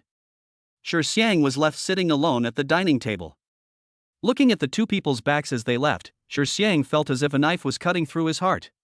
Jang Chen got into his G-class, and Lu Yufi also hurriedly sat in the passenger seat. She had worked so hard for so long just to regain a place by Jang Chen's side. Now that she had finally achieved her wish, she was naturally excited. Jang Chen didn't hesitate and drove Lu Yufi, who was full of amorous feelings, back to his villa. After opening the door of the villa, Jang Chen took Lu Yufi in. Such a strange decoration style immediately made Lu Yufi feel curious, but she was obsessed with getting pregnant with Jang Chen's child at the moment, so she didn't ask any further questions. After Jang Chen brought Lu Yufi to the restaurant, he went to the kitchen on his own, then took out some food from the alien space and brought it to Lu Yufi. Lu Yufi is still hungry. How can she serve Jang Chen if she is not full? After Lu Yufi took Jang Chen's food, she began to eat slowly. After dinner, the two finally got down to business. Jang Chen pushed Lu Yufi into the bathroom and asked her to take a shower first. When she came out, looking at the seductive body in front of him, Jang Chen immediately felt something. Although Lu Yufi's appearance score is only over 80 points, which is not yet at the top level, the sexy lingerie she wore did give Jang Chen a different feeling. Especially when looking at Lu Yufi's pretty face, the pleasure of revenge is greater than any other emotion. Chapter 34 Property Manager Ji Yuan. The afternoon passed slowly. Jang Chen sat in front of the huge French window, holding a cigar in his hand, with no emotion in his heart. After a period of madness, the wounded Lu Yufi was sent away by him. Although it was almost dark, Jang Chen would not let any woman stay here, let alone the fact that the other party was his enemy in the previous life. It's okay to have fun, just consider it as revenge, as for the rest, forget it. Just as Jang Chen was stunned, his phone rang. It was the hotel manager calling. They had already packed today's banquet and were preparing to send someone to deliver it. After asking for Jang Chen's specific address, a food delivery convoy set off from the hotel's kitchen. Jang Chen had already greeted the community's gatekeeper in advance, so the convoy arrived at the gate of Villa Number 1 without any obstruction. When Jang Chen came down from upstairs, quite a few people had gathered at the door to watch the fun. The name of the hotel was written on the food delivery truck. As the staff carried boxes of packaged banquets into Jang Chen's villa, the people outside the door immediately started talking. I don't know what Jang Chen is up to. He has been acting crazy since he won over 2 billion in the lottery. That's right. When his villa was being renovated before, I went to see it. How could it be a renovation? It was simply a reconstruction. He actually used so many alloy plates that were dozens of centimeters thick. If you didn't know, you would think he was building an above-ground fortress. I don't know what's wrong with him. Is there any need to ask? He must have too much money to spend, and probably burned out his brain. Now he has booked so many banquets in 5-star hotels at once. Can he finish them all by himself? There are many retired uncles and aunts living in the community. When they have nothing to do, they often take a walk in the community. Naturally, Jang Chen's recent abnormal behavior became the first topic of their conversation. Many people also vaguely sensed something from Jang Chen's behavior. Is Longhua about to go to war with other countries? That's why Jang Chen stockpiled food and built shelters. But when we think about the current military strength of Dragon Country, this possibility should not be high. No matter from which perspective, Jang Chen's behavior made no sense, and everyone ended up just treating it as Jang Chen's own little quirk. Just as the staff were carrying the packed banquet into the villa, a little boy of 8 or 9 years old took out 2 lunchboxes from the box while the staff were not in the car. Fortunately, this scene was seen by the driver in the car. He hurriedly opened the door and stopped the boy who wanted to escape. Little boy, this is the banquet ordered by our client. You can't take it. Return it to uncle quickly. Seeing that the other party was still a child, the driver did not lose his temper but spoke to the boy in a soft voice. No, I want to eat it. The boy said coldly. Before the driver could continue speaking, a woman in her 60s suddenly walked out from the crowd. What's wrong with my grandson Xiaohu eating your food? Is it necessary to be so persistent? My son is the property manager of the community. If you make us angry, your food truck will never enter the community again. With the support of an adult behind him, the boy named Xiaohu seemed to have someone to rely on instantly. He opened the lunchboxes in his hand directly in front of the driver. The 2 lunchboxes contained a lobster and an abalone respectively. He handed the abalone lunchbox to his grandmother and asked her to eat it too, while he grabbed the lobster and started eating it. My eldest grandson is so well behaved and filial. You. The driver was so angry at the grandparents and grandchildren in front of him that he was shaking all over, but he didn't dare to take action to snatch the things back. The other party was an old man and a child. What if they blackmailed him? At this moment, Jang Chen finally noticed the movement outside. He came out with several staff members who were responsible for moving the goods. As soon as I went out, I saw a little boy of 7 or 8 years old holding a lobster and eating it with relish. He recognized this child. He was Ji Hu, the son of Ji Yuan, the property manager of the community. The lady next to him holding a lunchbox was Ji Yuan's mother. In the previous life, when food and drinking water were scarce, Ji Yuan, because of his identity as a property manager, gathered all the security guards in the community, formed his own force, and robbed many residents in the community. Until Jang Chen was killed by Lu Yufi, Ji Yuan's family was still living well by robbing other people's supplies. Jang Chen walked silently to Ji's mother and said slowly, 1 lobster and 1 abalone, a total of 3,002. Please pay. When Ji's mother heard this, the vicious expression she had on her face when she treated the driver just now disappeared immediately, and was replaced by a cheerful smile. After all, Jang Chen's current net worth is no longer what it used to be, and he has bought a villa in the community. Even though his son is the property manager of the community and has some privileges in the community, he dare not offend these wealthy owners at will. Xiao Chen, Ji Hu is still a child, it's normal for him to be a little naughty. As an elder, you can't argue with him. Besides, you bought so many banquets that you can't finish them all by yourself. It's okay to let Xiaohu help you eat some, right? He. Jang Chen sneered in his heart. Whether I finish it or not is none of your business. I'm willing to leave it there if I can't finish it. Now I have 2 choices. One is to pay you money, and the other is for me to call the police. The total cost of this lobster and abalone is more than 3,000, which is enough to file a case. You choose. You. Mother Ji pointed at Jang Chen with her right hand. Obviously, she didn't expect Jang Chen to not give her any face. It was just eating some of his food, but he actually asked for money. How stingy. Seeing this, Jang Chen took out his phone and was about to call the police. Seeing this, Ji's mother hurriedly said, Okay, I'll give it to you. Isn't it okay if I give it to you? She took out her cell phone and reluctantly handed the money to Jang Chen. After Jang Chen received the money, he didn't even look at Ji's mother and asked the staff to continue loading the truck. Only Ji's mother was standing there, looking at Jang Chen angrily. Ji, who was standing next to her, seemed to have no idea what was going on and was eating a lobster leg in his hand with relish. Jang Chen ordered 10,000 banquet tables. It was just a lobster and an abalone. Jang Chen would not care even if they were thrown away. But he just couldn't stand Ji's mother's behavior. Even if he offended Ji Yuan because of this, Jang Chen was not afraid. Now the residents in the community all know that he has bought a lot of food. Once the doomsday breaks out, Ji Yuan will definitely target him after gathering the security forces of the entire community. Since they will be enemies sooner or later, Jang Chen doesn't mind offending him now. Chapter 35 10,000 banquet tables have been collected. Besides, Jang Chen is just protecting his legal rights. What's so scary about that? Seeing that Jang Chen had no intention of paying any attention to her, Ji's mother pulled Ji, who was still eating, and went to Ji Yuan to complain angrily. Jang Chen ignored them. He was not afraid even if Ji Yuan came. He was just a property manager and could only make things difficult for ordinary owners. Jang Chen would not give him face. Even after the apocalypse, Jang Chen was not afraid of him. What if there were more people? Even if Jang Chen did not count his own combat power, the guns and ammunition in his alien space alone were enough to give Ji Yuan and the others a hard time. Anyone who dares to come will be knocked down with one shot. After the food truck drove away, Jang Chen closed the gate of the villa wall, then went into the house. Looking at the full of lunchboxes in the hall on the first floor, he felt a sense of security.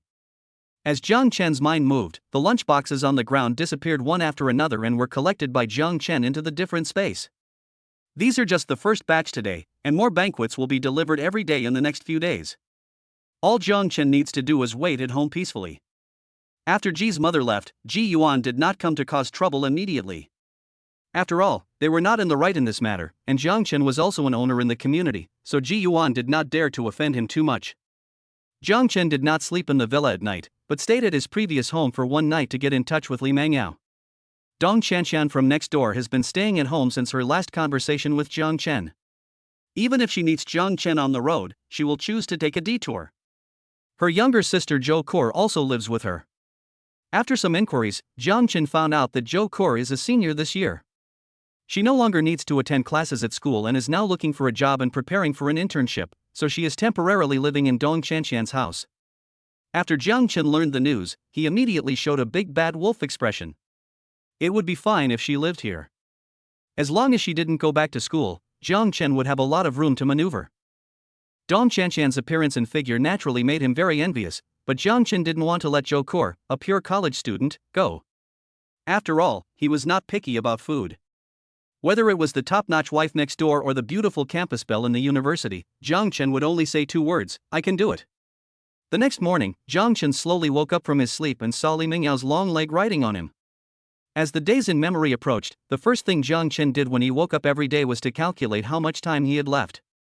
He lay on the bed, stroking Li Mingyao's snow-white thigh with his right hand, but his consciousness sank into his own alien space. In today's alien space, as a result of Jang Chen's non-stop shopping, the supplies inside are endless. The ice alone has piled up to form 5 huge icebergs, and the bottled mineral water and various beverages are also endless. Not to mention drinking, even if Jang Chen uses this water to take a bath every day, it will be enough for him to use for hundreds of years. There were still a lot of supplies piled up in the logistics company's warehouse. Those items were intended to be delivered to supermarkets across the city, but they were temporarily withheld by Jang Chen. These things cannot be moved now. He plans to secretly take them all away the day before the end of the world. By then, he will not be afraid even if he is discovered. After going over all the supplies in his mind, Jang Chen nodded with satisfaction. He pinched Li Mingyao's thigh with his right hand to wake her up from her sleep, and then they had breakfast together. Jang Chen then returned to his villa. In the afternoon, the hotel's food delivery truck arrived again. Just like yesterday, boxes of packaged food were delivered. A lot of people gathered at the door again to watch the fun. In the next few days, Jang Chen had to serve 2,000 banquet tables every day. Only when the last batch of banquets arrived did Jang Chen finally feel relieved. 1 o'clock in the morning tonight would be the day of doomsday, and poisonous rain would begin to fall all over the world. If a little bit of it gets on human skin, it will cause unbearable burning pain, and in severe cases it will lead to direct death.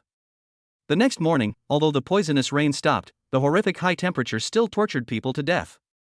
So he planned to receive all the food into the alien space, then go to the logistics company and load all the goods piled up there, then return to the villa, seal the door, and quietly wait for the end of the world to come. Residents in the community are no longer surprised by these food delivery trucks. After all, they have been delivering food for 5 consecutive days.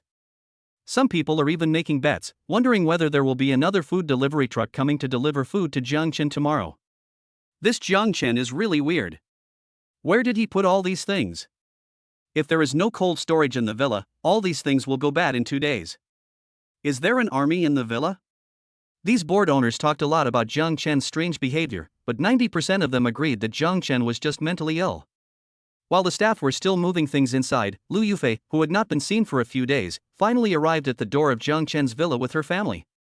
After being tortured by Jang Chen a few days ago, Lu Yufi had been lying in bed recuperating from her injuries, and only just recovered today. When Lu's father and mother learned that their daughter was almost killed by Jang Chen, instead of running to Jang Chen to settle the score, they were very happy. Their plan was finally successful, and it wouldn't be long before all of Jang Chen's money would be theirs. As Lu Yufi's younger brother, Lu Yang also had a smug look on his face. Although my sister's ex-boyfriend Shi Xiang has paid for him to buy a house, after seeing Jang Chen's villa, how can an ordinary house satisfy him? Who am I? Lu Yufi's biological brother, you've played with my dearest sister, so is it too much for me to ask you for a villa? So when Lu Yufi was able to get out of bed and walk, several people came to the door of Jang Chen's villa together, ready to ask Jang Chen for the prostitution fee. Lu Yufi was also determined. If Jang Chen dared not to give her the money, she would expose him directly, making him lose his reputation in the community and be condemned by everyone. When Jang Chen saw Lu Yufi in the distance, he didn't care and continued to supervise the staff in moving the banquet. When they came closer, Lu Yang immediately stepped forward and shouted to Jang Chen, brother-in-law. Jang Chen frowned when he heard this. Who are you calling? Who is your brother-in-law? Hearing that Jang Chen seemed to be denying his mistake, Lu's father immediately became angry and pulled Lu Yang behind him. She shouted at Jang Chen, you've already played with my daughter, and you still want to renege on your debt? Go get a marriage certificate with Yufi right now, and then give her all the money you won from the lottery for safekeeping, and then bring our family to live in the villa. If you dare not do one thing well, you'll see how I'll deal with you. Chapter 36 Chapter 36 Everything is ready, the end is coming. Jang Chen smiled slightly when he heard this, and said to Lu's father in a mocking tone, I'm done with your daughter, and you can't even think of getting a penny of the money. So what? How do you want to deal with me? Do you believe that I will call the police and sue you for rape? Father Lu said as he took out his cell phone. Jang Chen waved his hand. It's up to you. I have surveillance cameras in my villa. I can see clearly whether she did it voluntarily or forced. If you want to see it, I can make a copy for you. You shameless villain, scumbag. Lu's mother pointed at Jang Chen and cursed him, then sat directly on the ground and began to howl like a ghost. Everyone, come and judge for yourself. Jang Chen played with my daughter's feelings and still doesn't take responsibility. There is really no law. Seeing this, many onlookers took out their mobile phones and started recording. Jang Chen didn't care. It was okay even if they wanted to post it online. The end of the world was coming tonight, and who would have the time to meddle in other people's affairs? While they were talking, the last batch of banquets were finally moved into the villa. Jang Chen no longer paid attention to the Lu family members at the gate. He simply closed the door, then returned to the villa and moved the last 2,000 banquet tables into the alien space. While Lu's mother and others were still blocking the gate of his villa and howling, Jang Chen had already left the basement of the villa, and after arriving at the underground garage, he drove his G-Class directly to the logistics company. Half an hour later, Jang Chen parked the car in front of his logistics company. At this time, the workers inside were still working step by step. Jang Chen came to the broadcasting room, picked up the microphone on the table, and asked everyone to stop their work and go to the conference room for a meeting. When everyone was present, Jang Chen announced that they would be given a week's holiday. Then, amid the cheers of the crowd, he gave each person 2 bags of rice and some meat. Finally, he gave each person a red envelope containing 20,000 yuan. These employees have followed Jang Chen for some time, and now that the end of the world is approaching, this is all Jang Chen can do for them. When everyone left, Jang Chen closed the door of the logistics company and then opened the warehouse where the supplies were stored. Looking at the supplies that filled the entire warehouse, Jang Chen's eyes suddenly lit up. As his mind moved, a large amount of supplies began to disappear collectively and were collected by Jang Chen into the different space. After Jang Chen collected all the supplies, he did not let go of the goods that needed to be mailed. Anyway, his alien space had endless space, so Jang Chen didn't care what was inside, he just put them all in. When Jang Chen walked out of the logistics company, the entire factory had been emptied by him and nothing was left. After locking the door, Jang Chen took a deep look at the logistics company in front of him, then turned around without hesitation and got into his G-Class, driving towards the villa. After returning to the underground garage, Jang Chen drove the car to a blind spot where the surveillance camera could not see it, and then directly put the car into the different space. Jang Chen opened the door of the underground garage and returned to the villa. After adding 2 more locks to the door and checking it repeatedly to make sure there were no problems, Jang Chen returned upstairs. Lu's mother and others were still at the door of the villa complaining about Jang Chen's abandonment. It was already 6 o'clock in the evening, and the poisonous rain would fall in 7 hours. At this time, more and more people came out for a walk after dinner outside the community. Seeing more and more people starting to watch, Lu's mother performed even harder. "Everyone, please give us some justice. Jang Chen is a bastard. After he got rich, he kicked my daughter away. My daughter is pregnant with his child. He is a beast who abandoned her after having sex with her. He is a modern Chen shimmy." No matter how Lu's mother cried to everyone, the onlookers just treated her as a spectacle. Jang Chen stood in front of the window, listening to Lu's mother's vivid performance, and he didn't know whether to laugh or cry. She actually said that Lu Yufi was pregnant with his child? Jang Chen had only had sex with her for a few days? How could she be pregnant? Moreover, Jang Chen secretly put contraceptive pills in the water Lu Yufi drank, so no matter how crazy they were at that time, Lu Yufi could not be pregnant. Jang Chen moved a chair and placed it in front of the huge floor-to-ceiling window. Then he took out 2 side dishes and a bottle of beer from the alien space and drank them while watching the show. The sky gradually darkened, and the crowd watching downstairs began to disperse. It was fine to watch the excitement for a while, but it would be boring to watch it all the time. Seeing that there were fewer and fewer people watching, Lu's mother no longer had the same interest in the performance as she had at the beginning. "Yang, go back and bring our tent over. We'll live here from today until Jang Chen and your sister get their marriage certificate." Although Lu Yang was reluctant in his heart, in order to get Jang Chen's big villa, he had to obey his mother's instructions and go home to get the tent. Lu Yufi and Lu's father squatted on the ground, waiting quietly. After a while, Lu Yang appeared at the door of Villa number 1 with a bunch of things. A few people set up the tent skillfully, ate some bread and then went into the tent.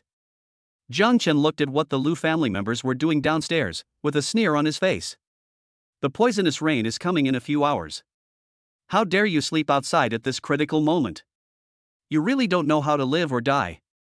Jang Chen naturally did not remind them, but turned on the TV in the living room to watch the evening news.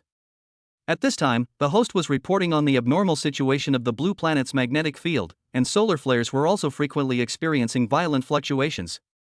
An expert in his 60s began to talk to the TV in response to the host's questioning. "Don't panic, the violent fluctuations of the solar flare are normal and will not have any impact on our lives. Please don't worry." Jang Chen sneered disdainfully when he heard this.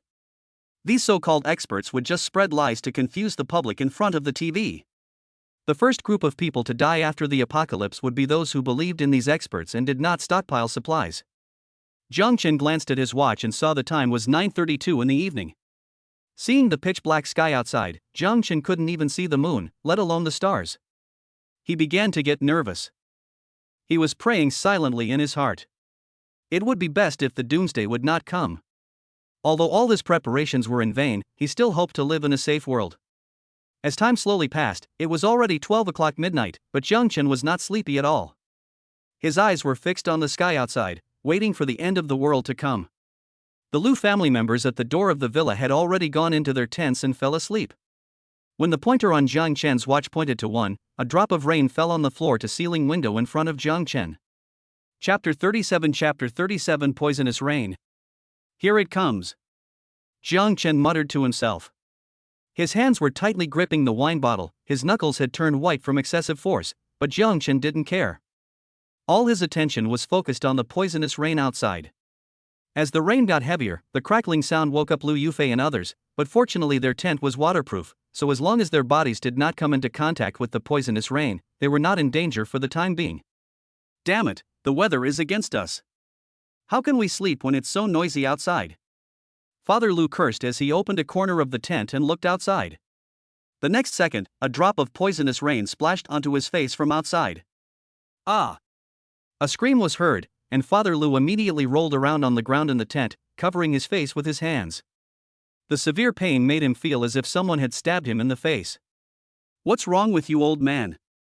Several people in the Lu family were immediately awakened by Lu's father's screams. Mother Lu quickly sat up and looked at Father Lu with concern. Lu Yufi and Lu Yang also looked at their father in confusion. Only when the pain on his face eased a little did Father Lu say to them in a weak voice, "Don't touch the rainwater. It's poisonous." What? Lu's mother and others were shocked. Lu Yan listened to his father's advice, but he didn't agree with it in his heart. How could the rain be poisonous? He pulled the curtain open again in disbelief, looked at the rain on the ground, and dipped a finger in it. The next second, screams rang out again in the tent. A piercing pain suddenly came from Lu Yang's fingers. Lu Yang hurriedly used his clothes to wipe the rain off his fingers. Although he moved quickly, a large piece of flesh was still corroded on his fingers, and the white bones were exposed. After Lu Yang's personal experience, Lu Yufi and her mother had to believe that rainwater contained corrosive and highly toxic substances. Fortunately, the poison in the rain only corrodes flesh and blood, and seems to have no reaction to other things.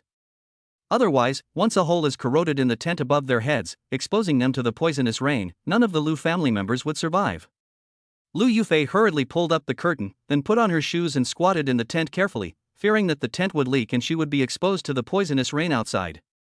Lu Yang wrapped his fingers tightly with a piece of cloth, and then looked at the people in front of him with horror.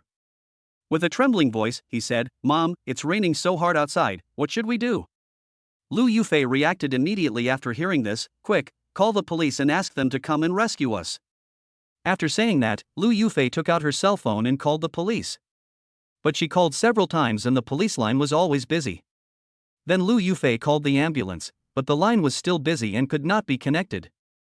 Although it was already very late at this time, there were still many people hanging out outside when it just started raining. The sudden poisonous rain caught them off guard. Countless people were injured due to contact with the poisonous rain. Some people even died tragically in the poisonous rain because they could not find a suitable place to shelter from the rain. Even their bodies were completely corroded. The police station and the hospital's phones have long been flooded with calls from these people. Seeing that the call could not be connected, Lu Yang finally couldn't help but complain. "Mom, it's all your fault. You forced us to set up the tent outside. Otherwise, I would still be sleeping at home." "Shut up right there. If it wasn't for asking Jang Chen for money to marry you, would your father and I, at our old age, have to come here and suffer? You heartless thing, why did I give birth to a son like you?" "Okay, stop arguing." This rain came so strangely, but fortunately, although the rain is poisonous, the rainfall is not heavy. "Let's stay in the tent and maybe the rain will stop in a while." Just when the mother and son were about to start arguing, Father Lu, who had calmed down, hurriedly stopped them from talking. A red bloody hole appeared on his face. Although it looked a bit scary, fortunately the bleeding had stopped. After listening to what Lu's father said, everyone finally quieted down.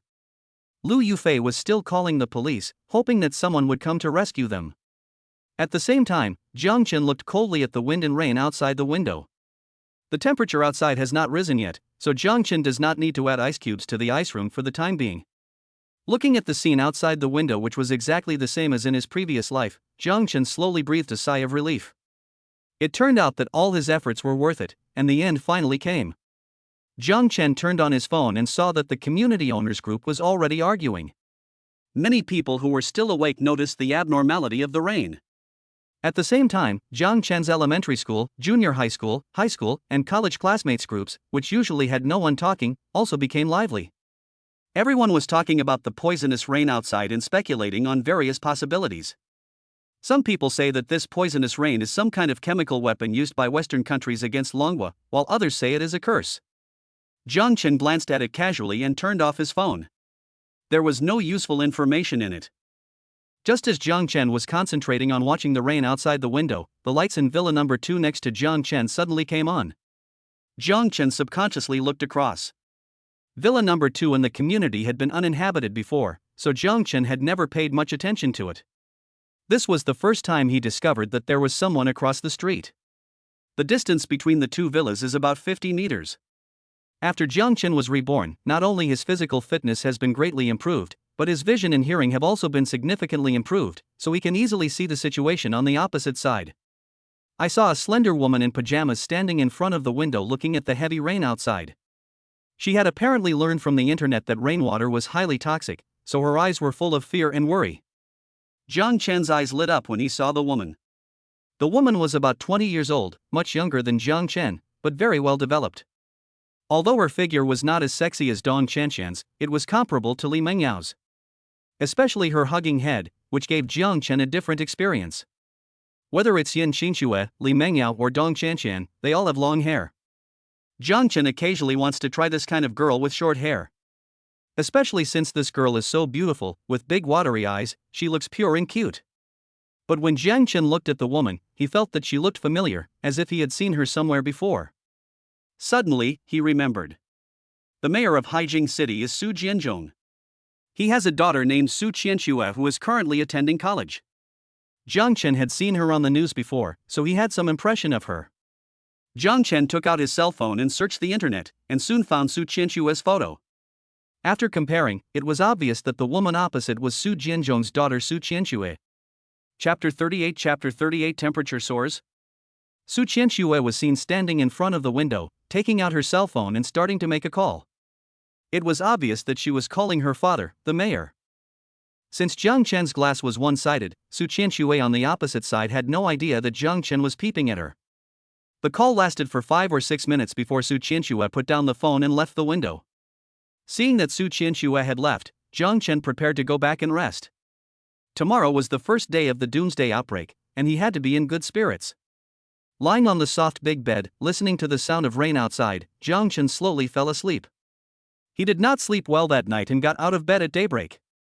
The first thing Jang Chen did after getting up was to go to the window and observe the situation outside. At this time, the poisonous rain outside was getting smaller and smaller. When the last dark cloud in the sky slowly dissipated, the sun finally rose. After making sure there was no danger outside, Lu Yang was the first to rush out of the tent. He was almost suffocated to death after being trapped here for a whole night. Fortunately, the sky finally cleared up and his family escaped danger. After several people left the tent, they were cheering and celebrating their rescue on the spot, when they suddenly felt the temperature in the air gradually rising and the remaining rainwater on the ground was evaporating rapidly. At this time, the first ray of morning sunlight finally shone on them. However, the usually warm and gentle sunlight now made them feel like they were facing a formidable enemy. All the skin exposed to the sun felt stinging pain. This is still early morning sunlight, but it already has this level of lethality. Once it reaches noon, I'm afraid the sun's destructive power will increase again. Go home quickly. Father Lu was the first to notice something was wrong. He called out and ran towards home. Lu Yufi and Lu Yang reacted quickly and hurriedly followed. Only Lu's mother was a beat slower. She felt a stinging pain on her back from the sun before she ran towards home. I finally got home, but in less than 10 minutes, the temperature outside had risen from 12 degrees Celsius to 40 degrees Celsius, and it was still rising. The sunlight was becoming more and more dazzling. Several people from the Lu family collapsed on the sofa, sweating profusely, especially Lu Yang. His weight had reached more than 200 pounds. He was originally bloated, and after such intense exercise, he was gasping for breath. Feeling the heat in the air, several people felt stuffy. It was only March, and the temperature had risen so high. It was really weird. While the entire Dragon Kingdom was struggling with the high temperature, Jang Chen was lying in a rocking chair drinking juice, with a plate of iced watermelon on the coffee table next to him. He had already filled the ice room with ice cubes, and driven by the machine, the cool air in the ice cubes was quickly transmitted to every room in the villa. Coupled with the thermal insulation material on the outside of the villa, the temperature inside the villa is well controlled at 20 degrees above zero. At this temperature, Jang Chen felt most comfortable. Moreover, at night, as long as the temperature outside began to drop, the machine in the ice room would automatically recognize it and adjust the power of the machine to keep the temperature in the villa stable at 20 degrees above zero. Jang Chen only needs to add some ice cubes into the ice room from time to time, which is very convenient. Even the water from the melted ice will be automatically stored in the water tank to supply daily water for the villa. These ice cubes are frozen at low temperatures using clean water sources, so the melted water can be drunk normally. Just as Jang Chen was eating iced watermelon in his pajamas, Li Mengyao and Yan Xinxue called him one after another. Jang Chen had left them enough food and bottled water in advance. Although the temperature in the air was a little higher and they would suffer a little, the two girls would not be in any danger for the time being as long as they did not run around. After they suffer a little outside, Jang Chen will naturally find a way to bring them all to the villa. Jang Chen casually dumped the half-eaten watermelon into the trash can, then lay down on the rocking chair in front of the window and began to bask in the sun. Although the sunlight outside is very dazzling, Jang Chen's windows are specially made. When the sunlight shines in, Jang Chen will only feel warm and will not feel any discomfort. Jang Chen turned on the TV, but the TV series that was supposed to be broadcast had been cancelled and the news was broadcast instead. The experts in the news said exactly the same things as yesterday, calling on everyone not to rush for supplies and to trust the government. The temperature rise is only temporary and will soon pass, and they asked everyone to stay at home as much as possible and not run around to avoid sunburn. Jang Chen looked downstairs through the window and saw that some people had already gone out to buy supplies, risking sunburn. These people are smart. They didn't listen to what the experts said in the news. The temperature is not too high now. After making all the preparations, they go out and try their luck. Maybe they can really buy a lot of food. But in 2 days, when everything in the supermarket is sold out and the temperature outside is getting higher and higher, it will not be so easy to go out. Don't forget that a large number of goods that were supposed to be delivered to various supermarkets were secretly withheld by Jang Chen. This also caused the major supermarkets, which originally had sufficient supply, to become stretched due to this almost crazy rush to buy. Several groups of fully armed owners, wearing sunglasses on their faces, wrapped tightly, and holding umbrellas on their heads, carefully left the residential building and walked towards the supermarket outside. Looking at these people outside, Jang Chen planned to go out and take a look after resting for a while, but of course he would not be idle to run outside. He wanted to go to the underground garage. The underground garages in the entire community are connected together. Since they are underground, the temperature inside is also the lowest. Many owners who cannot stand the high temperature choose to run here to take shelter, and they can also communicate with each other. Jang Chen checked the pistol he had bought before, loaded it with bullets and put it back into the alien space. As long as he thought about it, the pistol would immediately appear in his hand, which was much more convenient than hanging it on his waist. Now is different from before the end of the world. Jang Chen must be more careful and must not fall into other people's traps because of carelessness. Standing at the door of the underground garage, Jang Chen confirmed through the surveillance that there was no danger outside before opening the door and walking out. At this time, many owners had gathered in the garage. They gathered in groups of 3 or 5 and talked about the sudden rise in temperature. After Jang Chen passed by them, he listened roughly and found out that today was only the first day of the apocalypse, and the temperature stopped rising after rising to over 40 degrees Celsius. Although it was already unbearably hot, it was still within their tolerance range. The temperature in the garage was maintained at around 30 degrees Celsius. Although it was still a bit hot, it was much better than outside. Many people were chatting and laughing. Chapter 39 The first day of the end of the world. Today, because the temperature suddenly rose, our company has a day off, and it's paid. Although it's a bit hot, it's a rare holiday. If I could have a paid holiday every day, I would rather it stay hot all the time. You have a nice thought. Those unscrupulous capitalists will not give you a holiday for no reason. Many young people also hid in the underground garage in groups of 3 or 5, fanning themselves and complaining about things in the company.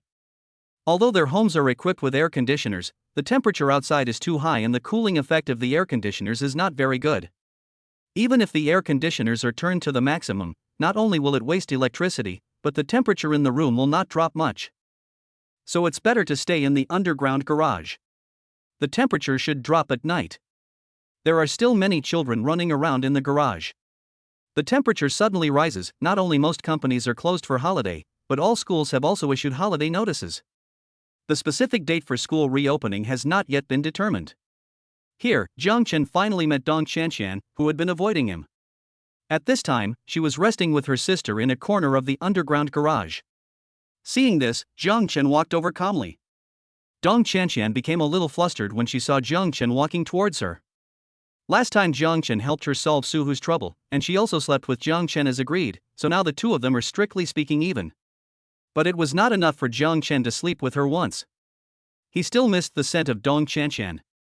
Besides, there was a girl named Zhou Kur who was even more beautiful next to her, so Jang Chen naturally didn't want to let her go. But Jang Chen never likes to force people. The women he sleeps with are always willing, so he only does transactions. Ms. Dong, long time no see. How have you been lately? Jang Chen sat down next to Dong Qianqian carelessly and spoke in a frivolous tone. When Dong Qianqian saw Jang Chen, she subconsciously recalled the crazy lovemaking between the two of them that day. Jang Chen's strong physique was something she had never encountered before, and it also gave her great satisfaction. But in order to prevent her sister from finding out that she was having an affair with Jang Chen, Dong Qianqian tried her best to conceal her guilty conscience. It's good. The temperature suddenly rose so much today. It's too hot at home, so I brought my sister to the underground garage to cool down. After Dong Qianqian finished speaking, Zhou Kur on the side looked at Jang Chen with a vigilant look. Her sister had told her more than once that Jang Chen was not a good guy, and asked her to stay away from him if she met him outside and never let him target her. Zhou Kur naturally took her sister's instructions to heart. Now that she saw Jang Chen, she immediately became alert. The high temperature is only one aspect. I think the temperature may rise again in the next few days. Besides, we cannot go out now. Food and water will be the biggest problems then. Jang Chen analyzed the situation in the future to the two sisters. Hearing what you said, it seems that you are prepared? Dong Qianqian asked tentatively. Ever since the temperature suddenly rose today, Dong Qianqian had a bad feeling. Her family was running low on food and water, as there had been a poisonous rain all night last night. So even though the tap water was still usable, they didn't dare drink it. Who knew if it was poisonous? Jang Chen ordered so many banquets a few days ago, and many people in the community knew about it. If they really had no water and food at that time, they could choose to exchange with Jang Chen. But by then I'm afraid I'll lose my virginity again. After all, with Jang Chen's current wealth, he naturally doesn't care about money. Based on Dong Qianqian's understanding of Jang Chen, this guy is a pervert and will definitely ask her to exchange her body for him when the time comes. If she really reached the end of her rope, would Dong Qianqian have any choice? So she had to be prepared for both situations. On the one hand, he hoped that this high temperature would pass as soon as possible. On the other hand, he wanted to find out more about Jang Chen's financial situation so that even if he wanted to change it, Jang Chen would not be able to provide food. Naturally, the result did not disappoint Dong Qianqian. Of course I have prepared this. Not only is the temperature in my villa suitable, but there is also plenty of food and water. If Miss Dong needs anything, you are welcome to visit my home at any time. I will make a bed for you. Jang Chen took advantage of Zhou Kur's blind spot and secretly touched Dong Qianqian's smooth thigh with his hand. Combined with the words he said, the hint was self-evident. Dong Qianqian trembled all over, then quickly calmed down. It is said that a distant relative is not as good as a close neighbor. I will remember what Mr. Jiang said. If I need help, I will definitely ask you for help. Dong Qianqian held Zhou Kir's hand and smiled. Upon hearing this, Jang Chen patted his chest and promised that he would never let her down, then got up and left. Although the temperature in the underground garage was much lower than that on the ground, it still reached more than 30 degrees. Jang Chen had already understood the basic situation, so there was no need to stay any longer. Then he got up and went back to the villa. As the door opened, a cool breeze immediately spread out from behind the door, and Jang Chen instantly felt refreshed all over his body. He really didn't feel anything when he stayed in the villa just now, but after being out for a while, Jang Chen felt how happy it was to live in the villa. Although Li Mengyao also lives in this community, she did not come out because Jang Chen had already told her in advance that she must not leave the house until the water and food were finished. For Li Mengyao, Jang Chen's words were orders. What's more, the power system had not collapsed yet, and there was a refrigerator and freezer at home. If it was really too hot, she could use the cold air in the refrigerator to cool down. Moreover, Li Mengyao was not from this community before, she just lived in Jang Chen's home, so there was no owner group for this community, and she knew nothing about the slightest disturbance happening in the community. After closing the door of the basement again, Jang Chen went upstairs again and began to observe Su Qianxue in villa number 2 opposite. Jang Chen was still very interested in this daughter of the mayor. After all, their previous identities were very different. If Jang Chen could take her down, he would definitely feel very satisfied. Unfortunately, after a whole day, Su Qianxue did not show up. It was not until the evening, when the sun slowly set, that the temperature finally dropped from over 40 degrees Celsius to around 30 degrees Celsius. But before everyone could be happy, poisonous rain began to fall from the sky again. A large amount of water vapor evaporated in the high temperature, making the air outside both humid and hot. All the clothes stuck to the body, feeling sticky and very uncomfortable.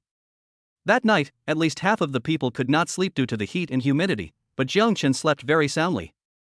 After eating something and taking a hot bath, he crawled into bed.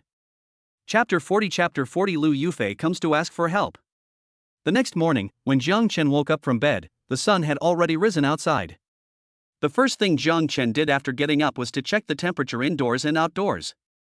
The temperature outside had risen again compared to yesterday, reaching over 50 degrees Celsius. Although hiding in a cooler place in the house, the temperature would be lower than outside, but it could at least reach around 48 degrees Celsius. This temperature is already extremely terrifying, and has even reached the physiological limit of the human body. Moreover, under such terrifyingly high temperatures, the amount of water that the human body needs to consume every day is also increasing exponentially. Once the water intake is insufficient, the human body will suffer from heat stroke or even organ failure due to long-term exposure to high-temperature environment. As for the temperature inside the villa, it was no different from yesterday, still 20 degrees above zero. After Jang Chen washed up, he sat on a chair in the restaurant and started to eat breakfast. A steamed Australian lobster, a steak, and a bottle of ice-cold beer.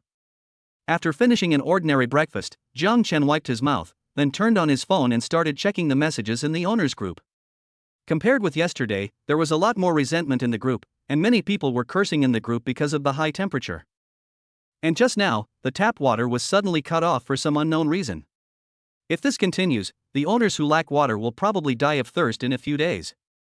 But Jang Chen looked for a long time, and although there were complaints in the group, no one could come up with a definite way to save themselves.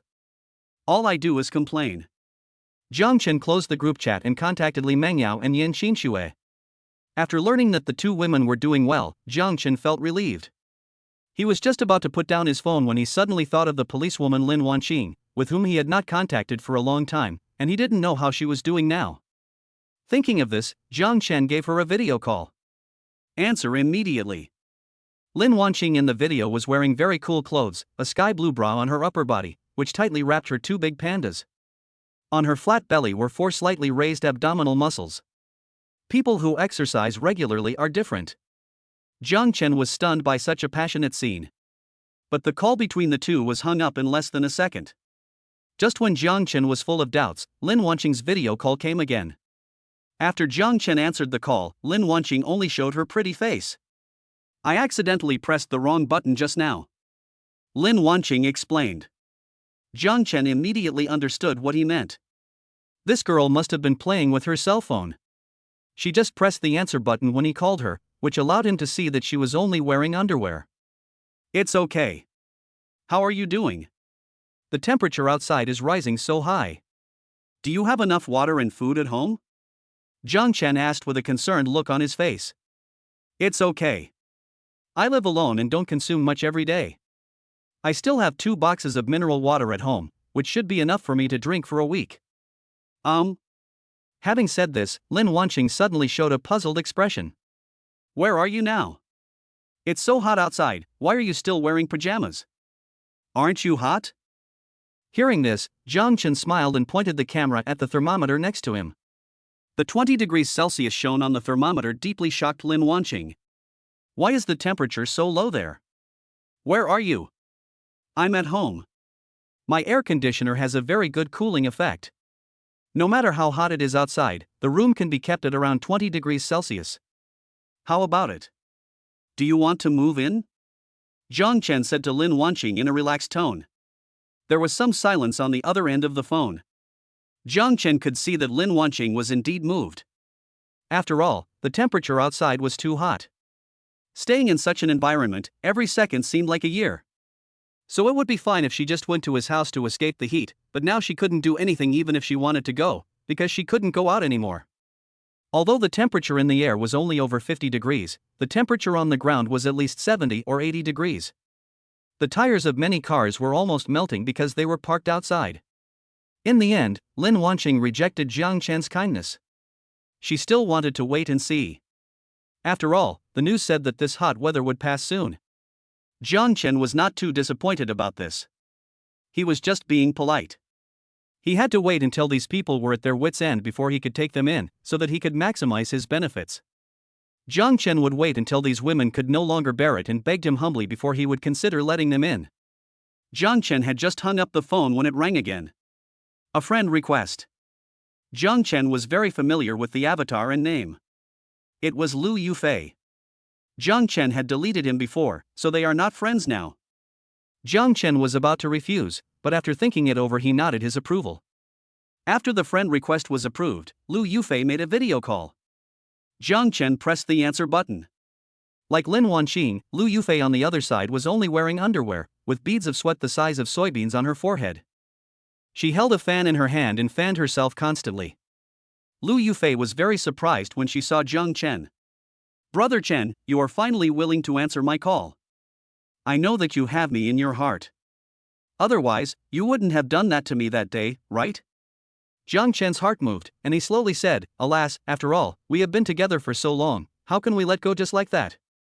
Lu Yufi was so excited when she heard this that she almost jumped out of the bed. "Brother Chen, I love you. Let's get married. We will never be apart again, okay? I want to give birth to a child for you." Jang Chen didn't expect that the world was about to end, but Lu Yufi was still thinking about his money. Is this family obsessed with money? He showed a hesitant look on his face. "Of course we can get married, but I can't go out right now. It's so hot outside. I don't want to go out and suffer." At this point, Lu Yufi finally discovered that something was wrong with Jang Chen. He was still wearing pajamas, and from the look of Jang Chen, how could he be hot? There was no sweat on his face. "Honey, why are you still wearing clothes? Isn't it hot in the villa?" Jang Chen cursed inwardly before he relaxed a little. Lu Yufi actually called him husband. She changed her mind really quickly. Fortunately, the air conditioning in the villa is quite powerful. It's only 20 degrees here, and it's still a bit cold if I don't wear pajamas. Cold? Lu Yufi felt that this word was very far away from her. The temperature in the room had reached 48 or 49 degrees. She even found it difficult to breathe, but Jang Chen actually felt cold?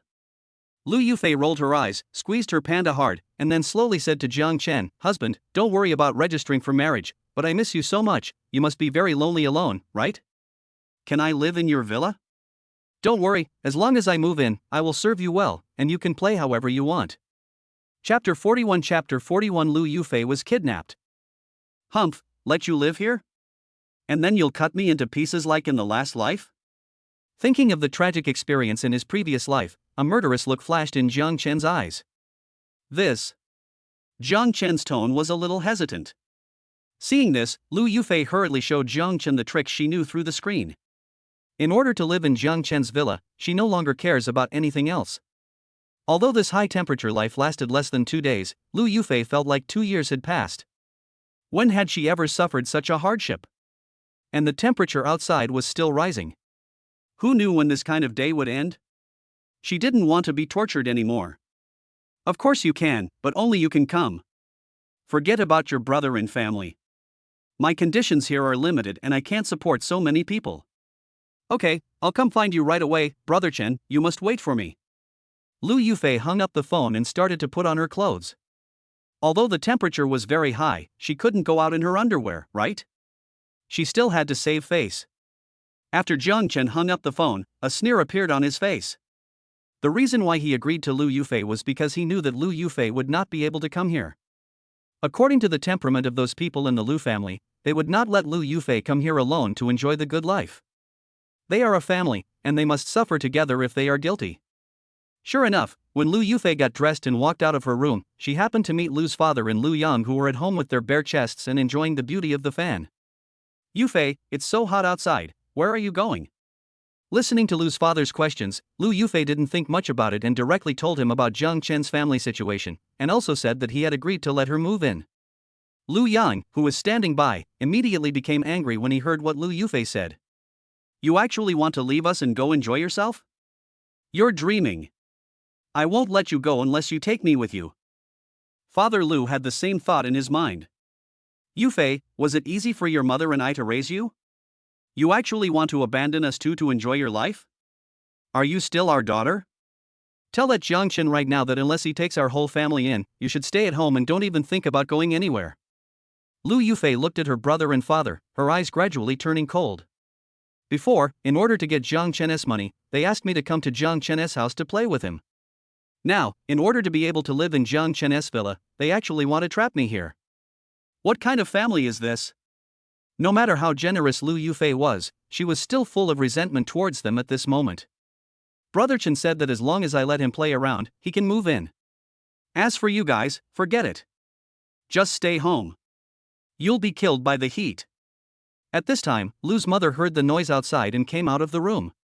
Without saying a word, he slapped Lu Yufi in the face. You little slut, you actually spoke to your father like that. I really raised you in vain. Lu Yufi covered her face, feeling more and more aggrieved the more she thought about it. She then reached out and pushed Lu's mother hard. The mother and daughter started fighting each other. After all, Lu's mother was old, and she was inferior to Lu Yufi in both strength and reaction. She soon fell into a disadvantage and was pinned to the ground by Lu Yufi. Seeing this, Lu Yang and Lu's father hurriedly joined the battle. The two men, one on the left and one on the right, directly lifted Lu Yufi up. After the three of them worked together to control Lu Yufi, Lu Yang simply found a rope and tied Lu Yufi up. Let's see where you can run to. I'll call Jang Chen in a minute and ask him to use the villa to exchange for someone else. Since the doomsday, Jang Chen's life has become comfortable. He patrolled the villa and then checked the ice in the ice room. After a day and a night, less than 1/10 of the ice was consumed. Jang Chen was quite satisfied with this result. At least he didn't need to add ice every day.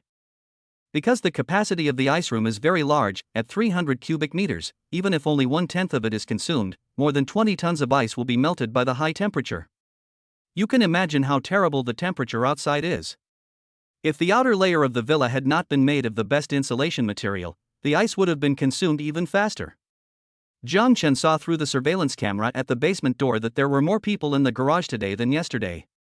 As the temperature rises again, more and more people can't stand it and have to choose to run to the underground garage to escape the heat. Moreover, there were too many people in the garage and the air was not circulating. The owners who were chatting and laughing yesterday now looked listless, with many even closing their eyes to rest. Today is only the second day of rising temperatures, so many people still have plenty of food and water in their homes, and most people are not too anxious. Only a small number of people with a keen sense of smell noticed something was wrong and began to hoard food. Some people in the community's homeowner group also began to purchase food and water at high prices. In just 2 days, prices skyrocketed.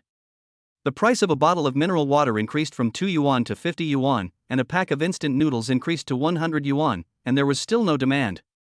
This made many people who chose to wait and see call it crazy. Under the temptation of money, some people chose to take risks and sold all the food at home at high prices, making a lot of money. But after a few days, when the temperature still did not drop but continued to rise, those who sold the food and water would regret it. Just as Jang Chen was watching the surveillance video in the basement, his cell phone rang again. After Jang Chen answered the call, Lu Yang's voice was heard. Brother-in-law, my sister can't go to your place for the time being. She is in my hands now. If you want to redeem her, you can exchange her with your villa. Jang Chen smiled slightly. Although he had guessed that the Lu family would not let Lu Yufi go easily, he still underestimated the character of this family. They actually kidnapped Lu Yufi and used her to exchange for a villa with themselves. Jang Chen didn't know what to say for a moment. But in order to make Lu Yufi suffer more, Jang Chen still pretended to be angry. You actually attacked your own sister. Are you still human? If anything happens to Yufi, I will never let you go. After saying that, Jang Chen hung up the phone without giving Lu Yang a chance to respond. Hearing the beeping sound coming from the phone, the Lu family members were stunned. Only Lu Yufi felt extremely satisfied. Although her movements were restricted now, as long as Jang Chen still had her in his heart, she would be able to escape and live a better life sooner or later. Chapter 42 Ji Yuan Foursome. After watching the situation outside for a while, Jang Chen went back to the second floor to start working out. There were a lot of fitness equipment in his alien space, and Jang Chen planned to build a room on the second floor into a gym. In the end times, weapons and shelters are only one aspect, and more important than them is one's own body. Only with good physical fitness can weapons and shelters play their full role. After exercising in the gym for more than an hour, Jang Chen went into the bathroom to take a shower, and then went to the restaurant to have lunch. Just when Jang Chen was living a comfortable life in the villa, more than 20 people in uniform gathered at the property management office of the community. They are all security guards in the community, and the leader is naturally the property manager Ji Yuan. Ji Yuan's background is not simple. When he was young, he was a famous gangster in Haijing City. Later, he took his younger brothers to join a developer. Relying on his gangster status, he used violence to clear out many stubborn households for the developer. Later, the country launched a large-scale campaign to crack down on gangsters and eliminate evil. Seeing that things were not going well, Ji Yuan immediately decided to quit the business. With the help of the developer, he transformed himself and became the property manager of Evergrande Ningxia community. Because her son used to be a gangster, Ji Yuan's mother was so domineering when facing Jang Chen. After becoming rich, Ji Yuan abandoned his previous wife and found a beautiful stepmother for his son Ji Hu. She was said to be a college student and the most beautiful student in the acting department. The security captain and several property staff in the community were once Ji Yuan's confidants. The sudden rise in temperature this time made the extremely sensitive Ji Yuan sense that something was wrong. Although it didn't seem to be too abnormal now, under such extreme weather conditions, social order would probably collapse soon. That's why he gathered everyone here for a meeting today, so that when he has any subsequent actions, he can gather people as quickly as possible. After explaining the interests involved to everyone, Ji Yuan let everyone disperse, leaving only a few of his former trusted subordinates. They are security team leader Lu Xiong, and property managers Chen Rang and Li Wu. These three people were Ji Yuan's younger brothers when he was a gangster, so they are extremely loyal to him. Boss, do you mean that this temperature rise will continue for a long time? Security team leader Lu Xiong asked Ji Yuan in confusion, fanning himself vigorously. Although they had long ceased to be gangsters, some of them were still in the habit of calling Ji Yuan boss. Ji Yuan nodded upon hearing this. The weather is so weird now, with high temperatures during the day and toxic rain at night. No one can go out now. I'm worried that once the food and water at home are used up, we may be trapped to death at home. Listening to Ji Yuan's analysis, Li Wu also took over the conversation. What the boss said is very likely. If the temperature doesn't drop at all tomorrow, we must prepare early. Li Wu is the smartest among them and is their military advisor. It was he who suggested to Ji Yuan to convene a meeting this time. Chen Rang looked at Li Wu in confusion. What do you mean by making preparations early? Upon hearing this, Li Wu did not respond to Chen Rang's words, but looked at Ji Yuan. Seeing Li Wu's eyes, their leader Ji Yuan said slowly, "Strike first and rob those who have hoarded a lot of supplies at home." Robbery? Lu Xiong raised his eyes. They had done this kind of thing many times when they were young. As the strongest and most capable person among them, he was always the first to rush forward no matter it was robbery or fighting. I have no problem with that. I'll do whatever the boss tells me to do. Lu Xiong was the first to speak out. He was 1.88 meters tall and weighed over 200 kilograms. Just like his name, he had a strong build and a broad waist. In addition, he had many years of experience in fighting. If he fought with his bare hands, even 5 or 6 adults would not be his match. We all listened to the boss. Chen Rang also quickly raised his hand to express his opinion. Li Wu and Ji Yuan smiled at each other. Their team of 4 was the most solid. The situation outside was not at the end of the road yet, so those dozens of security guards would naturally not rob and kill people just because of their orders. So at the beginning, only the 4 of them had to do it themselves. Ji Yuan decided that they would wait for another day. If the temperature did not drop tomorrow, they would choose a household to take action. Because they were running out of food and water at home, if they didn't take action tomorrow and didn't eat, it would be fine. However, in such a high temperature, not having water to drink would be fatal. Boss, I think it's best to grab villa number 1. That guy named Jang Chen won more than 2 billion a few months ago, and he bought a lot of food a few days ago.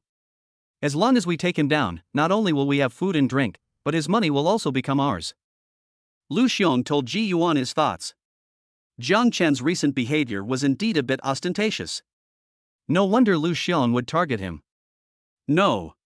As soon as Lu Xiong finished speaking, he was rejected by Li Wu. He looked at Lu Xiong and said with a smile, "Big Bear, you saw when Villa number 1 was renovated before. So many alloy plates and tempered glass were used. It's too risky for the four of us to rush into his house. We have to find a simple one first, and when we are sure enough, we can go all out to deal with Jang Chen." Li Wu is right. Jang Chen should go to the back and we will pick the weak ones first. With Ji Yuan's decision, several people began to divide the work. Now the residents of the community are not wary of outsiders. Under the cover of the identity of property staff, they can easily trick the other party into opening the door. As long as the other party opens the door, with the fighting power of the four of them, an ordinary family is no match for them. Soon, they identified several families. Most of the family members in these families were women, with only a few men. After all, they didn't have many people at the moment, so it would be easier to succeed. After the plan was made, several people went back to their homes through the underground garage and waited patiently. The night passed quickly, and when the sun rose again, the four of them gathered at the property management office again. Compared with yesterday, today's temperature has not dropped at all, but has risen a lot, reaching 55 degrees. The drinking water in their home has finally been used up. If they don't take action today, they will just be thirsty. What was different from yesterday was that several people were holding different weapons in their hands. Ji Yuan and Li Wu were holding sharp knives, Chen Rang was holding an electric baton, and Lu Xiong was more direct. He was holding a hammer weighing dozens of kilograms tightly in his hand. With this weapon, combined with his powerful strength, ordinary security doors will break down after just a few hits. Chapter 43 The first victim in Hengda community. Are you all ready? Ji Yuan asked the people in front of him. We're ready. The three said in unison. Following Ji Yuan's order, several people walked towards a house in building number 2 at the same time. After arriving at the door, several people hid their weapons behind them, and Ji Yuan went forward to knock on the door. Hello, I'm from the property management. The temperature outside is too high right now, so the property management will distribute 2 bottles of drinking water to the owners every day. Please open the door and sign for them. Living here is a young couple who just got married. They have lived here for more than a year and naturally know Ji Yuan. When they saw that it was the property manager knocking on the door and the other party was holding 2 bottles of mineral water in his hands, they did not doubt anything and opened the door directly. But the next second, an electric baton suddenly came in from outside the door. After a crackling sound, the man who opened the door suddenly fell to the ground. Lu Xiong and his companions rushed in immediately. As Ji Yuan closed the door, a woman's scream was heard from inside. But soon, the sound stopped. The young couple had been tied up by several people and thrown on the sofa in the living room. Chen Rang and Lu Xiong were rummaging through the drawers, searching for supplies and valuables in the room. Soon, the entire room was searched clean, but they only found 3 bottles of mineral water and some simple food, as well as some gold jewelry and 20,000 yuan in cash. Daily Update V. After putting away all the things, Chen Rang looked at the hostess of the house and immediately became aroused. Due to the hot weather, most women choose to wear only underwear when they are at home, and men are all shirtless. Looking at the woman's exposed slender figure and beautiful face, Chen Rang licked his cracked lips. Their plan was only to rob supplies, and naturally did not include raping her. But Ji Yuan and Lu Xiong are all married, and Chen Rang is the only one who is still single.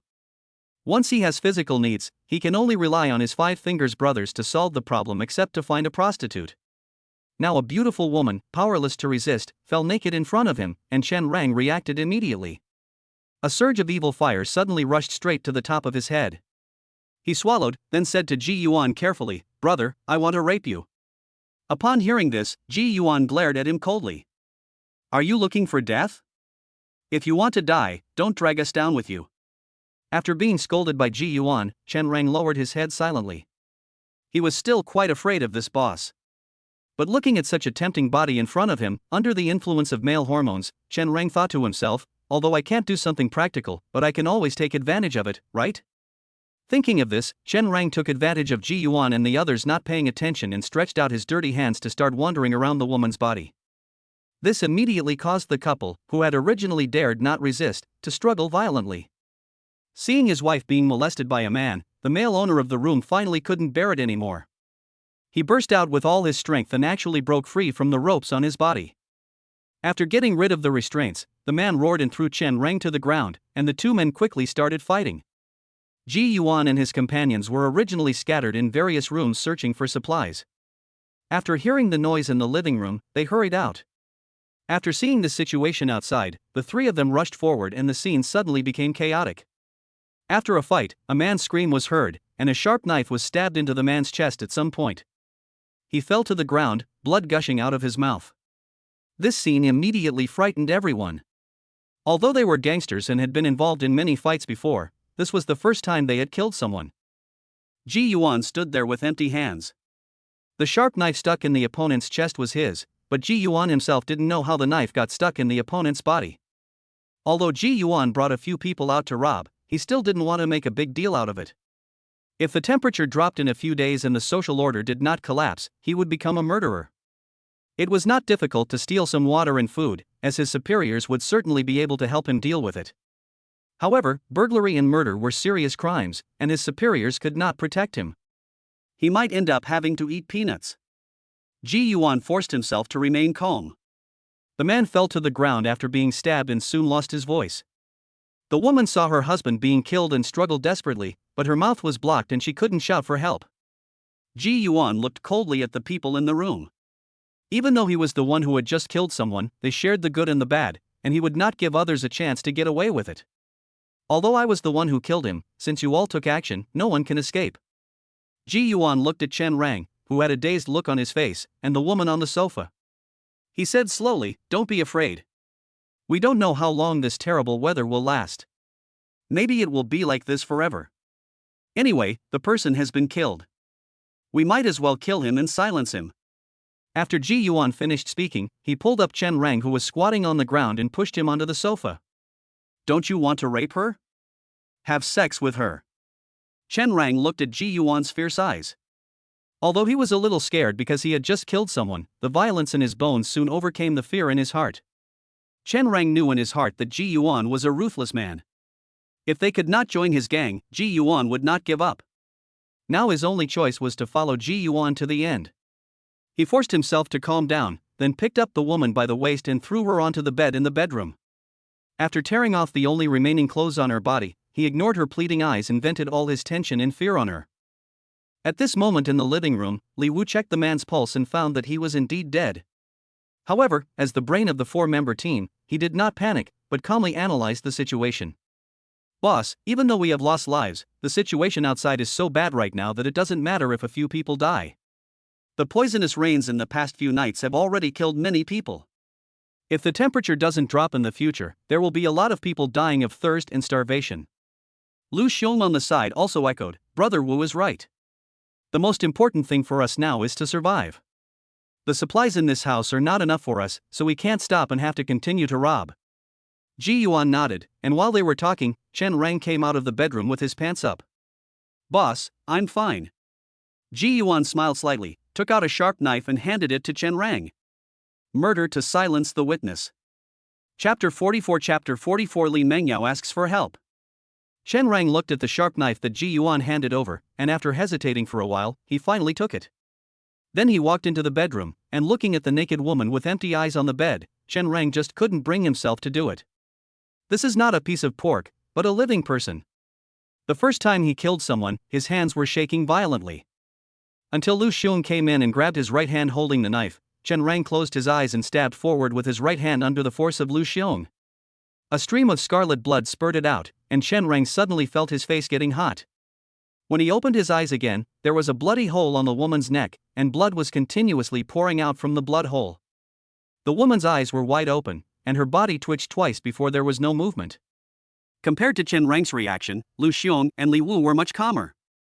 They had already prepared themselves mentally before coming. Although they still felt fear as it was their first time killing someone, the situation outside was so serious now that they had to overcome the hurdle of killing. Several people carried the man's body into the bedroom and placed it together with the woman's body, then closed the bedroom door. The temperature is so high now, their bodies will rot and stink in less than 2 days.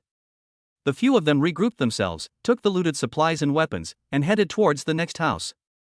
Throughout the entire day, the 4 men robbed 6 households non-stop. In order to prevent the news from leaking out, all the residents were killed by the 4 men without exception. After meeting a young and beautiful woman, the few of them took turns having fun with her. During the one-day operation, the group collected nearly 30 bottles of mineral water and 5 large bags of food, which were enough for them to eat for several days. After dividing the things equally, they returned to their respective homes.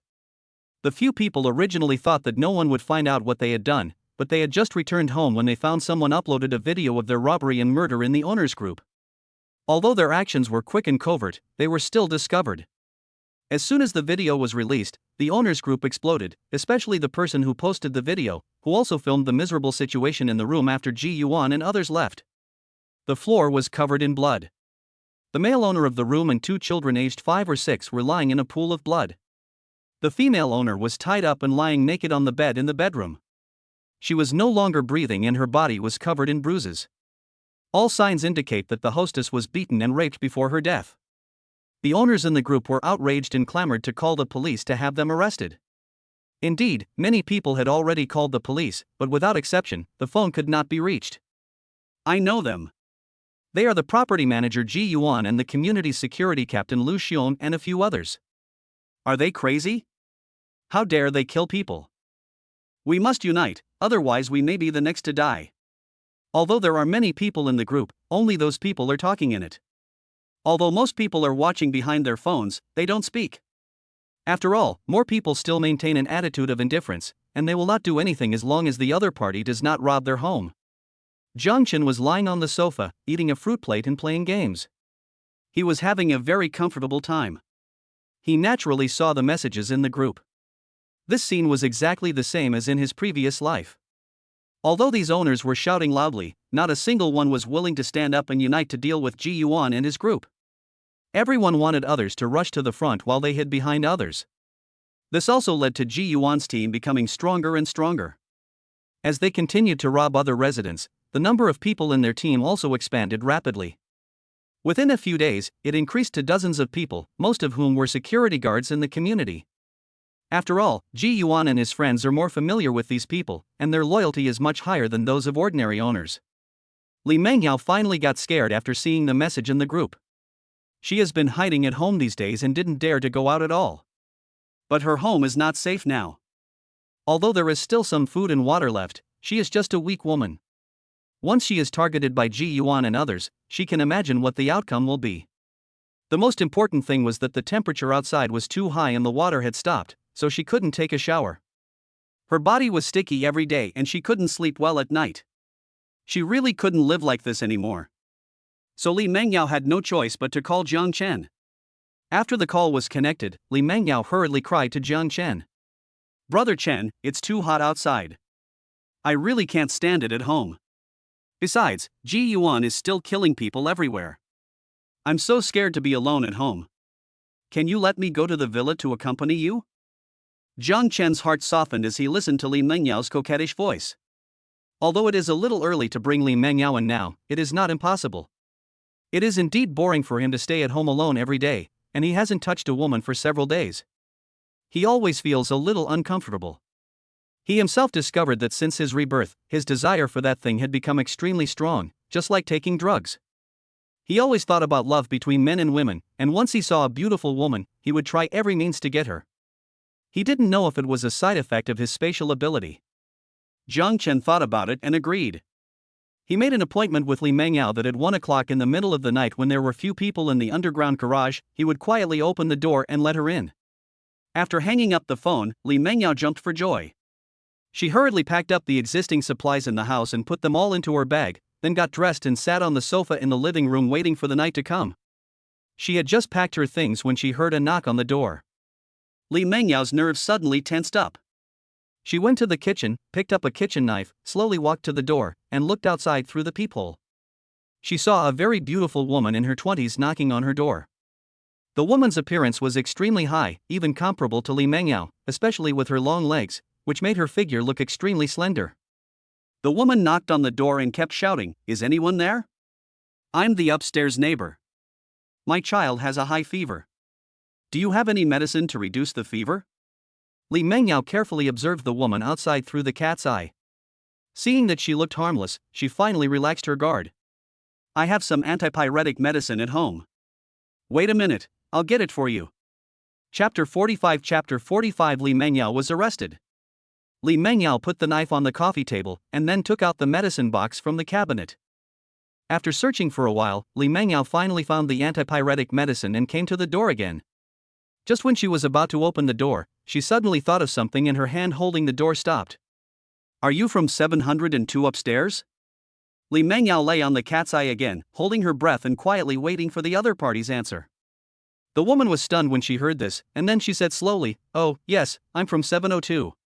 When Li Mengyao heard the woman's words, her face finally changed, because she remembered Jang Chen told her that the house upstairs in their house was idle and no one lived there at all, so the other party must be lying. She stepped back cautiously, put the antipyretic medicine in her hand on the table, and then picked up the kitchen knife again. I've run out of fever-reducing medicine at home. Ask someone else. Li Mengyao's body was pressed tightly against the door. Just when she wanted to observe through the peephole to see if the other party had left, there was a loud noise suddenly from the security door. Li Mengyao was so scared that she sat down on the ground. Bang! Bang! Bang! The security door was shaking violently, and it was obvious that someone was banging on the door outside. After Li Mengyao reacted, she gripped the kitchen knife tightly, then ran directly into the bedroom, locked the door, and began to pile all the movable things in the room at the door.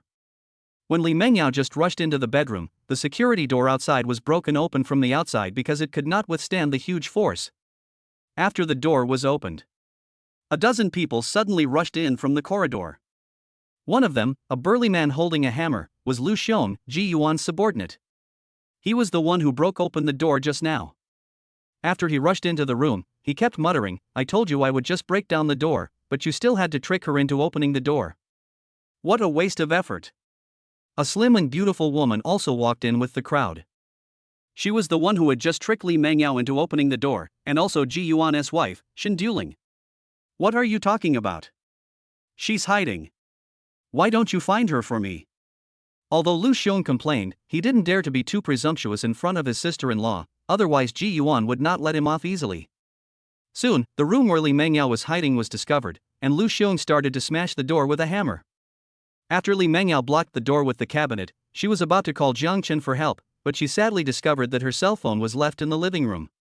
In desperation, she could only try her best to block the door. But the bedroom door was made of wood only, and the anti-theft door outside could not stop Chen Xiong's hammer, let alone an ordinary wooden door. With Lu Xiong's operation, the door was soon smashed to pieces. Lu Xiong and others could already see Li Mengyao in the room. Seeing that the door of the room had been breached, Li Mengyao had no choice but to escape through the window, even though this was the 6th floor and the sun outside was extremely hot and could easily get people sunburned. But she has no choice now. Everyone in the community is well aware of these people's methods. Once Li Mengyao falls into their hands, she will be as good as dead. Just as she climbed to the window and was about to jump out, a big hand suddenly grabbed her calf and then pulled her back. Even though Li Mengyao struggled desperately, she was still pinned to the ground by a huge force. Lu Xiong looked at the beautiful woman in front of him and immediately became lustful. He had never played with such a beautiful girl before. Although Shen Duling's appearance was comparable to Li Mengyao, she was the woman of their boss Ji Yuan and their sister-in-law. Even if he was envious, he could only watch her. Just when Lu Xiong was about to execute Li Mengyao on the spot in front of everyone, Shen Duling suddenly spoke up to stop him. Lu Xiong, what do you want to do? We captured her not to get you on, but for Jang Chen's villa and supplies. Don't lose the big picture for the small. After hearing this, Lu Xiong hesitated for a while and had no choice but to give up. He then ordered his men to tie up Li Mengyao. After searching the room again, the group took Li Mengyao back to their old nest, the property management office of the community.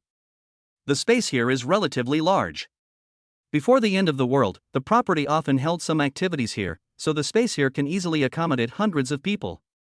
Moreover, compared to ordinary residential houses, the temperature here is also lower, so Ji Yuan simply let all his brothers move here. When their boss Ji Yuan saw Li Mengyao being tied up tightly, he couldn't help but sigh. Jang Chen is really lucky to have such a beautiful woman at home. At this time, Li Mengyao had already burst into tears. She knew that she might not be able to escape today. She couldn't help but secretly regret that she should have moved to Jang Chen's villa earlier, but there is no regret medicine in the world. Now she can only think about what she should do to be saved. She hadn't made the call for help yet, and Jang Chen probably didn't know that she had been captured, so if she wanted to escape from these people's control, she could only rely on herself. Ji Yuan came to Li Mengyao and pulled the cloth out of her mouth. Little sister, our target is not you, but Jang Chen. As long as you cooperate with us and trick Jang Chen out of Villa number 1, I will not only let you go, but also give you water and food for half a month. How about it? Li Mengyao did not answer in a hurry. She was considering the pros and cons. First of all, she had no right to refuse. Once she refused, she would only end up dead. But even if she agreed and really tricked Jang Chen out, would these people really be able to keep their promise? Li Mengyao had no doubt about this. They would definitely cross the river and destroy the bridge, and end up killing themselves as well. After some consideration, Li Mengyao nodded. I promise you, I will help you trick Jang Chen out, but you have to promise that you will let me go after the task is completed, and you must also give me water and food for an extra month. The reason why Li Mengyao bargained with the other party was to make Ji Yuan believe that she was really cooperating with them. Otherwise, if she agreed too easily, Ji Yuan might become suspicious. Ji Yuan nodded and said, no problem. 1 month is 1 month. You should know how much supplies there are in Jang Chen's villa. As long as I can get those things, it doesn't matter even if I give you 2 more months of supplies. After the two parties reached a consensus, Shen Duling walked over with a twisted waist and untied her personally. There are dozens of men here, so there is no need to worry about Li Mengyao running away secretly. Chapter 46 Taking advantage of the situation, rescue Li Mengyao. Li Mengyao looked at the beauty in front of her whose appearance and figure were comparable to hers, and felt a pity in her heart that such a beautiful girl would actually follow a man named Ji Yuan. Li Mengyao rubbed her wrist and then asked, what do you want me to do? Li Wu, who was standing behind Ji Yuan, heard this and put Li Mengyao's phone on the table. Then he said to her, call Jang Chen and tell him that you are in danger and ask him to come and save you. Li Mengyao sneered and then shook her head. It's useless. Jang Chen won't take risks for a woman. He won't come out even if I say so. Li Wu pondered for a while and said slowly, what do you think? We keep our word. As long as you can trick Jang Chen out, I will give you everything I promised you. Li Mengyao thought about it seriously, and then said, I can tell him that if I want to live in his villa, he will definitely agree as long as I ask him. We can't get out now, so the only way to get in is through the underground garage. Then you can ambush at the door of the garage, and as soon as Jang Chen opens the door, you rush in immediately. Okay. Ji Yuan directly agreed to the method proposed by Li Mengyao. Call him, turn on the speaker, and don't play any tricks, otherwise I think you should understand the consequences. Li Mengyao nodded with fear on her face, then she picked up her phone, took a deep breath to calm herself down, and then called Jang Chen. The call was quickly connected. Before Jang Chen could speak, Li Mengyao spoke first, Brother Chen, I have run out of food and water. Can I stay at your villa? Those property people are robbing people everywhere now. I am so scared to live alone. Jang Chen on the other end of the phone immediately realized something was wrong after hearing what Li Mengyao said, because the two of them had agreed during the day that she would stay over tonight, and Li Mengyao had no reason to beg him again. Seeing that Jang Chen didn't say anything, Li Mengyao continued, Brother Chen, are you listening? I promise you, as long as you let me live in, I will listen to you in everything. You can do whatever you want, even my back. Hearing Li Mengyao's explicit words, dozens of men around swallowed their saliva. However, a top beauty like Li Mengyao would not be their turn even after their boss Ji Yuan had played with her, so they could only fantasize about her in their minds. Are you really willing? Aren't you afraid of the pain? Jang Chen's voice with a lewd smile came from the phone. After hearing Jang Chen's words, Li Mengyao immediately understood that Jang Chen already knew her hint. Of course I am willing. Whatever Brother Chen wants, I am willing to give it to you. Li Mengyao's voice was so sweet that the bones of the men around her softened. Only Shen Duling cursed in his heart, slutty fox. Ha ha ha, okay, come over from the underground garage in an hour and I'll open the door for you, but you have to be careful not to get spotted by anyone. After hanging up the phone, Li Mengyao pretended to collapse on the ground. There was no flaw in their conversation just now, so Ji Yuan and others naturally did not notice anything unusual. This Jang Chen is such a pervert, he even wants the back part. Although Chen Rang was cursing Jang Chen, he couldn't hide the envy on his face at all. Okay, let's set off now and ambush at the door of Villa number 1 in advance. We can move in tonight. Following Ji Yuan's order, everyone immediately picked up their weapons and walked towards the underground garage in a mighty manner. Li Mengyao was surrounded by the crowd, but she was praying in her heart, hoping that Jang Chen had a way to deal with these people, otherwise the two of them would be in trouble. After everyone arrived at the underground garage, they quickly set up an ambush. The residents who gathered in the garage a few days ago have long disappeared because of Ji Yuan and others. After all, there is a group of people in the community who are killing people everywhere. Who would dare to hang out? Time passed by minute, and everyone was waiting patiently. Ji Yuan had already thought about how he would distribute the supplies after the door was opened. The best ones are definitely his, and as for those younger brothers, they can only eat what he leaves behind.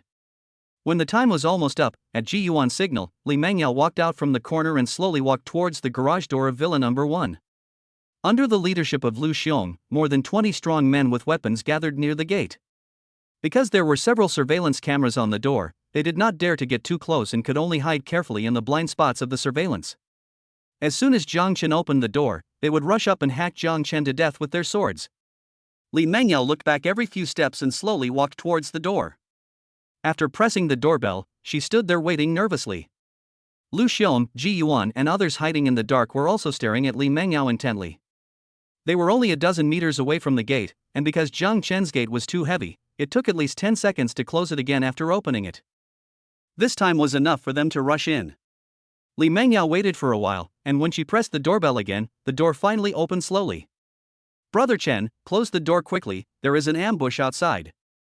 When Li Mengyao saw the door was opened, she hurried in and shouted, "Fuck, this bitch." Lu Xiong cursed loudly and immediately rushed out with his men. But Jang Chen seemed not to have heard what Li Mengyao said. Instead of closing the door, he walked out directly. He was wearing a transparent raincoat and rubber gloves. Lu Xiong was overjoyed when he saw Jang Chen. He ignored his strange outfit and rushed towards Jang Chen with his men. When the distance between the two sides reached 5 meters, a high-pressure water gun suddenly appeared in Jang Chen's hand. As Jang Chen turned on the switch, a stream of water with extremely high pressure shot out from inside. Suddenly, screams were heard. The water sprayed out of Jang Chen's water gun was not ordinary drinking water, but the poisonous rain outside. The bodies of the dozen or so people who rushed up quickly melted under the corrosion of the poisonous rain. Lu Xiong was the most severely corroded by the poisonous rain because he rushed to the front and the water pressure was too high. In less than 5 seconds, Lu Xiong's body was corroded until only a white skeleton was left. The others were not much better off. Jang Chen used a water gun to kill 17 or 18 of them, and only 5 or 6 of them escaped with injuries. Seeing that everyone outside had run away, Jang Chen put away the water gun, then slowly returned to the villa and closed the door again. Chapter 47 The Power of High-Pressure Water Gun.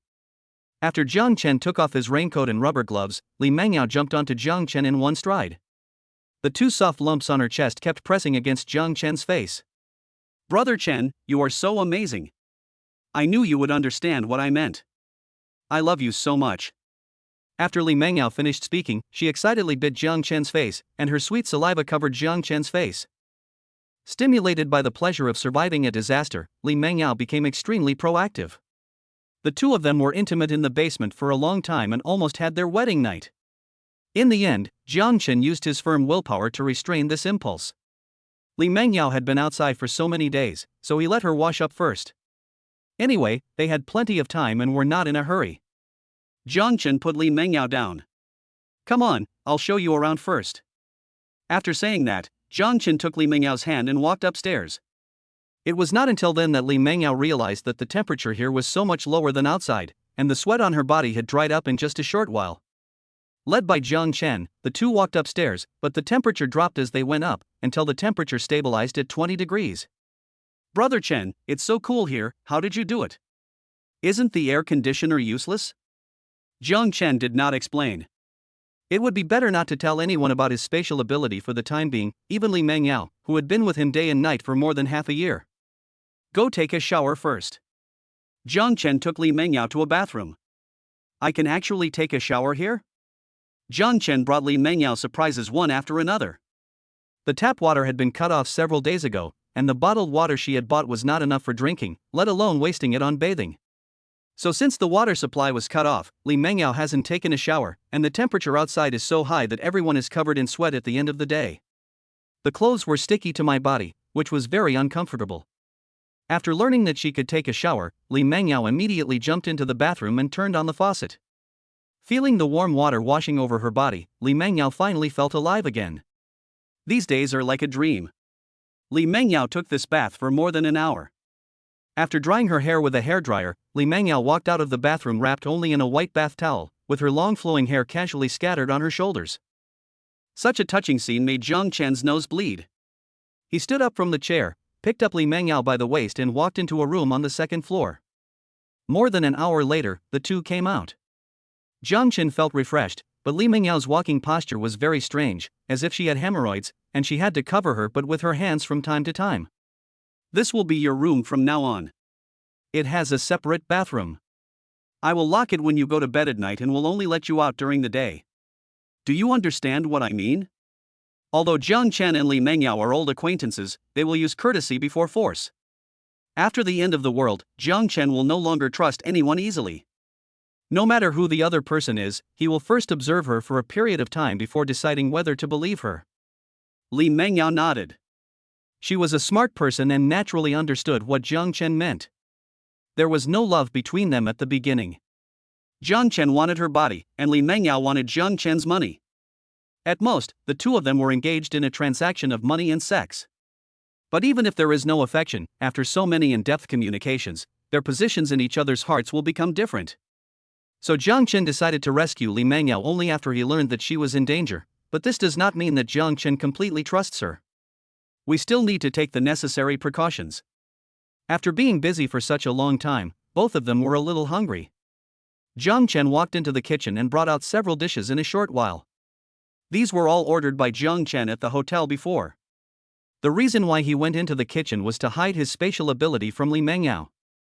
Li Mengyao's eyes lit up immediately when she saw these dishes. The food she had been eating recently were biscuits, sausages, and the like. Although they could fill her up, it was difficult for her to eat well. Watching Li Mengyao start to wolf down the food, Jang Chen also explained the rules to her. Apart from the fact that he needed to lock the door every night, all the cooking and cleaning work at home was done by Li Mengyao. After all, there is no way to hire a nanny now, and there are only two of them in the villa, so the task of cleaning the room must of course be left to Li Mengyao. No problem, just leave it to me. Li Mengyao stuffed half a steak in her mouth and assured Jang Chen vaguely. Ever since entering the villa, Li Mengyao secretly vowed that she would never live the same kind of life as before. There is food and drink here, and the temperature is moderate and safe. Although Jang Chen's physiological needs need to be met, she feels very happy too. Jang Chen has good physical fitness, and that aspect always makes her feel extremely happy. What better place to be than here? Even if Jang Chen drove her out now, she would not leave. Just as the two people in the villa were living a happy life, Ji Yuan outside the villa was caught off guard by a wave of poisonous rain attack from Jang Chen. Looking at the corpses all over the ground, Ji Yuan's eyes suddenly burst into tears, especially since his brother Lu Xiong also died at the hands of Jang Chen. The few of them have been together for many years, Lu Xiong is loyal to him, and Ji Yuan has always treated him as a younger brother. Now that Lu Xiong was dead, Ji Yuan, Li Wu and others wanted to rush up and tear Jang Chen into pieces immediately. But Jang Chen's poisonous rain attack just now was too terrifying. More than 20 people rushed up at the same time, but were almost wiped out by his high-pressure water gun. Fortunately, they just watched from behind and did not take any action, otherwise they would have ended up like Lu Xiong. Let's go back first. Seeing that the sneak attack failed, Ji Yuan immediately ordered. The remaining dozen people immediately turned around and went back to the property management office. After Jang Chen killed more than a dozen people, Ji Yuan still had nearly 30 men under his command. Although it seems that there are quite a lot of people, the total number of owners in the entire Evergrande Mingzi community is more than 1,000 households, and the population reaches several thousand people. 30 or so people couldn't make any splash in front of thousands of people. Therefore, if Ji Yuan wants to gain a foothold in the community, he must expand his team again. Only if he had more men would he be able to go to Villa Number 1 and seek revenge on that adulterous couple. Ji Yuan attributed the failure of the previous operation to Li Mengyao's betrayal, so he didn't want to use any conspiracy or tricks anymore. He planned to expand the team and then directly attack Jang Chen's villa to avenge his brother. Chapter 48 Ji Yuan's crazy recruitment. When Shen Duling was leaving, she looked at the gate of Villa Number 1 in the distance, and a trace of fear flashed in her eyes. Jang Chen's killing figure just now left a deep impression on her. A man used a high-pressure water gun and the poisonous rain collected from outside to easily defeat their ambush. This man named Jang Chen was far superior to Ji Yuan in both intelligence and ability. After returning to the property management office, Ji Yuan's mother came over with her grandson Ji Hu. Shen Duling is Ji Hu's stepmother. She had no good impression of Ji Yuan's biological son. Not only was he naughty every day, but he was also very precocious. At the age of 7 or 8, he actually peeked at her taking a bath. Later, when Shen Duling found out, she beat him up severely. But this boy was very tough. After being beaten, he learned to complain. After crying to his grandmother, he did not mention the fact that he had peeped at all. Instead, he falsely accused Shen Duling, saying that she often beat him. Ji Yuan's mother loved her grandson very much. After being instigated by Ji Hu, she often made trouble for Shen Duling. Therefore, the relationship between them as mother-in-law and daughter-in-law was extremely tense, and they had a big fight every few days. So after seeing Ji's mother, Shen Duling did not show a good face, but went to the corner and sat down quietly. Ji Yuan knew that his wife and son had a bad relationship, but he didn't care too much. The most urgent task now was to develop his power and go back to seek revenge on Jang Chen as soon as possible. Li Wu sat next to Ji Yuan and said slowly, "Boss, the biggest reason why we were tricked by Jang Chen this time is that we underestimated him. We underestimated Jang Chen.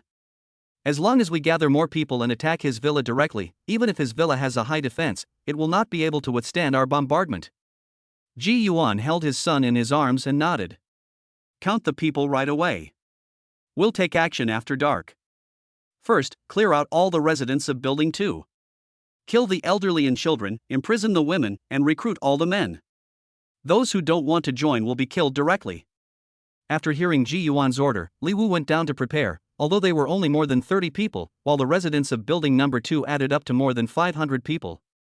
If these people could unite to fight against them, Ji Yuan and others would not dare to take action against them at all, but unfortunately, people are selfish, and as long as they don't get what they want, these owners will just stand by and watch.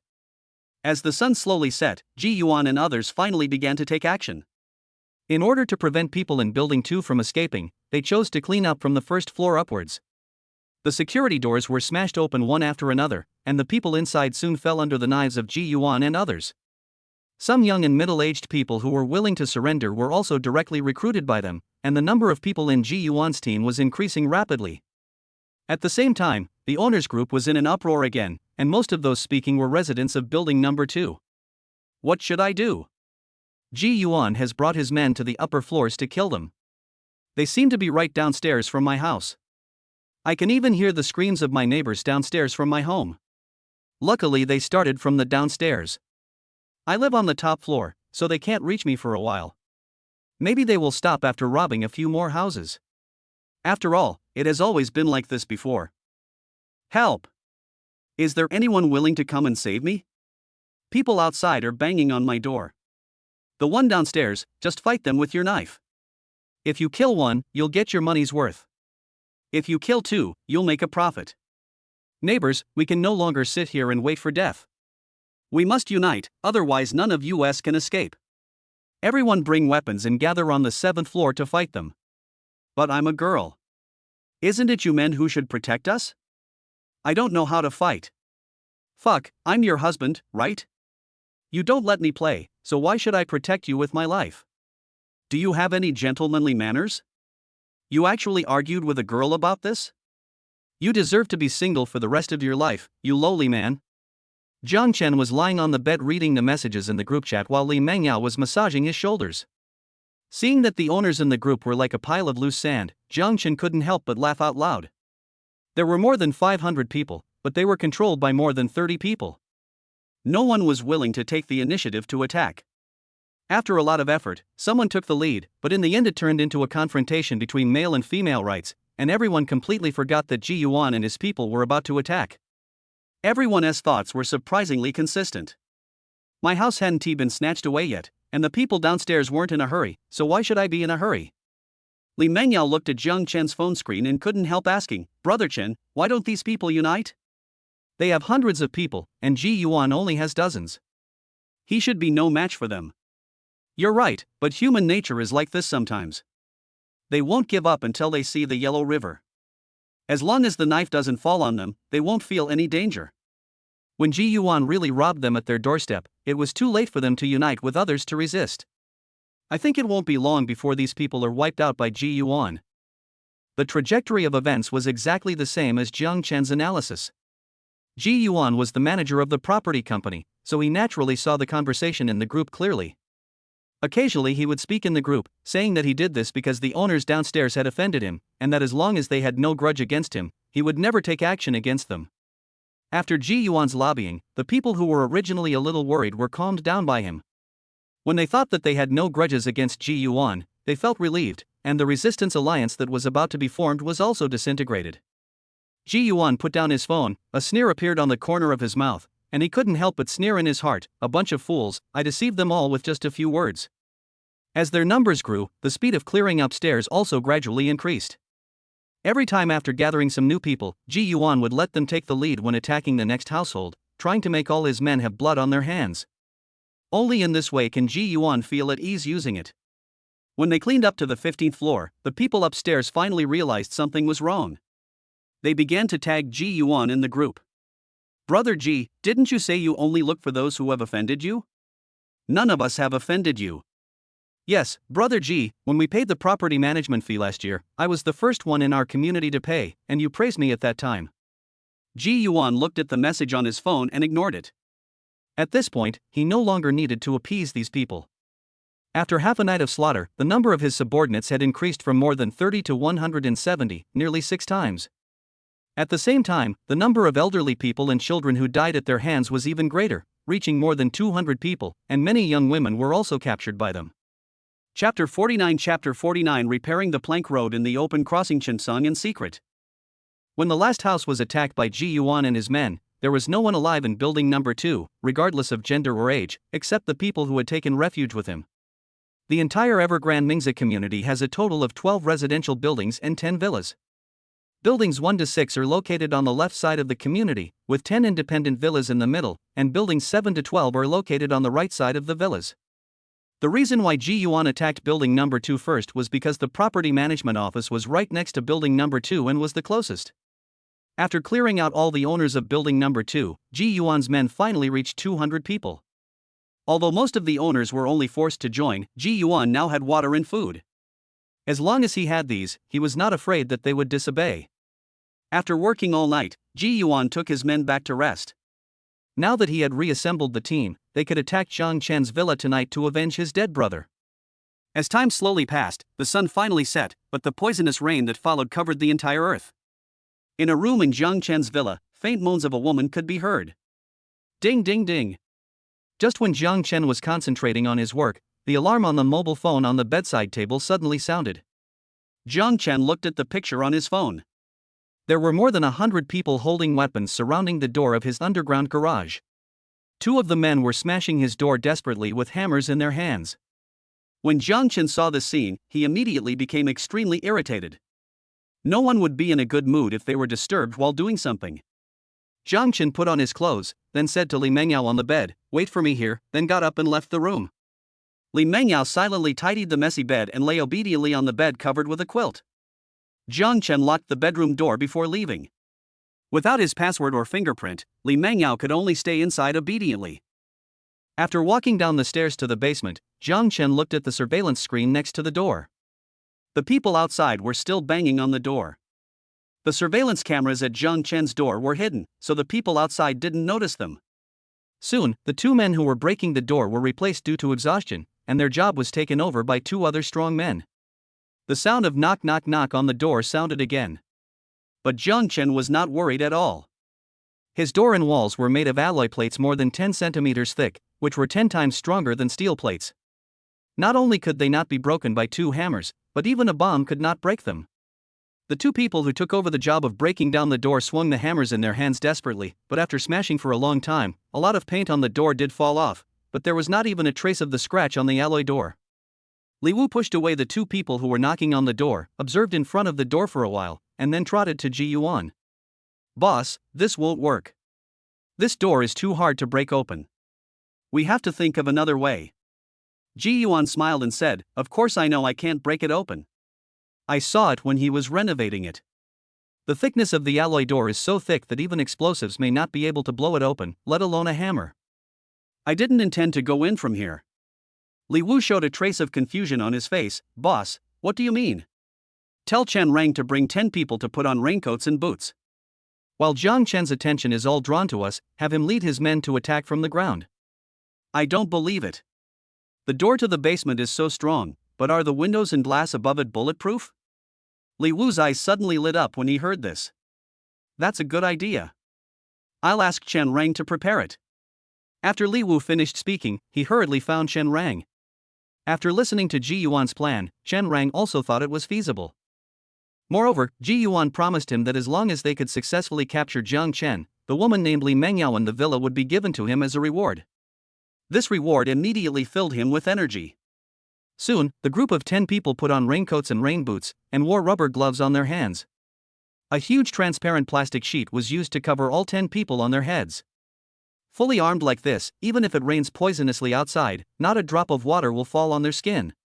After they were ready, they came out from another exit of the underground garage and walked cautiously towards Jang Chen's villa number 1. At this time, in order to attract Jang Chen's attention, the people in the basement were still banging on the door. After watching the surveillance for a while, Jang Chen finally got annoyed. He came to the door and pressed a button next to it.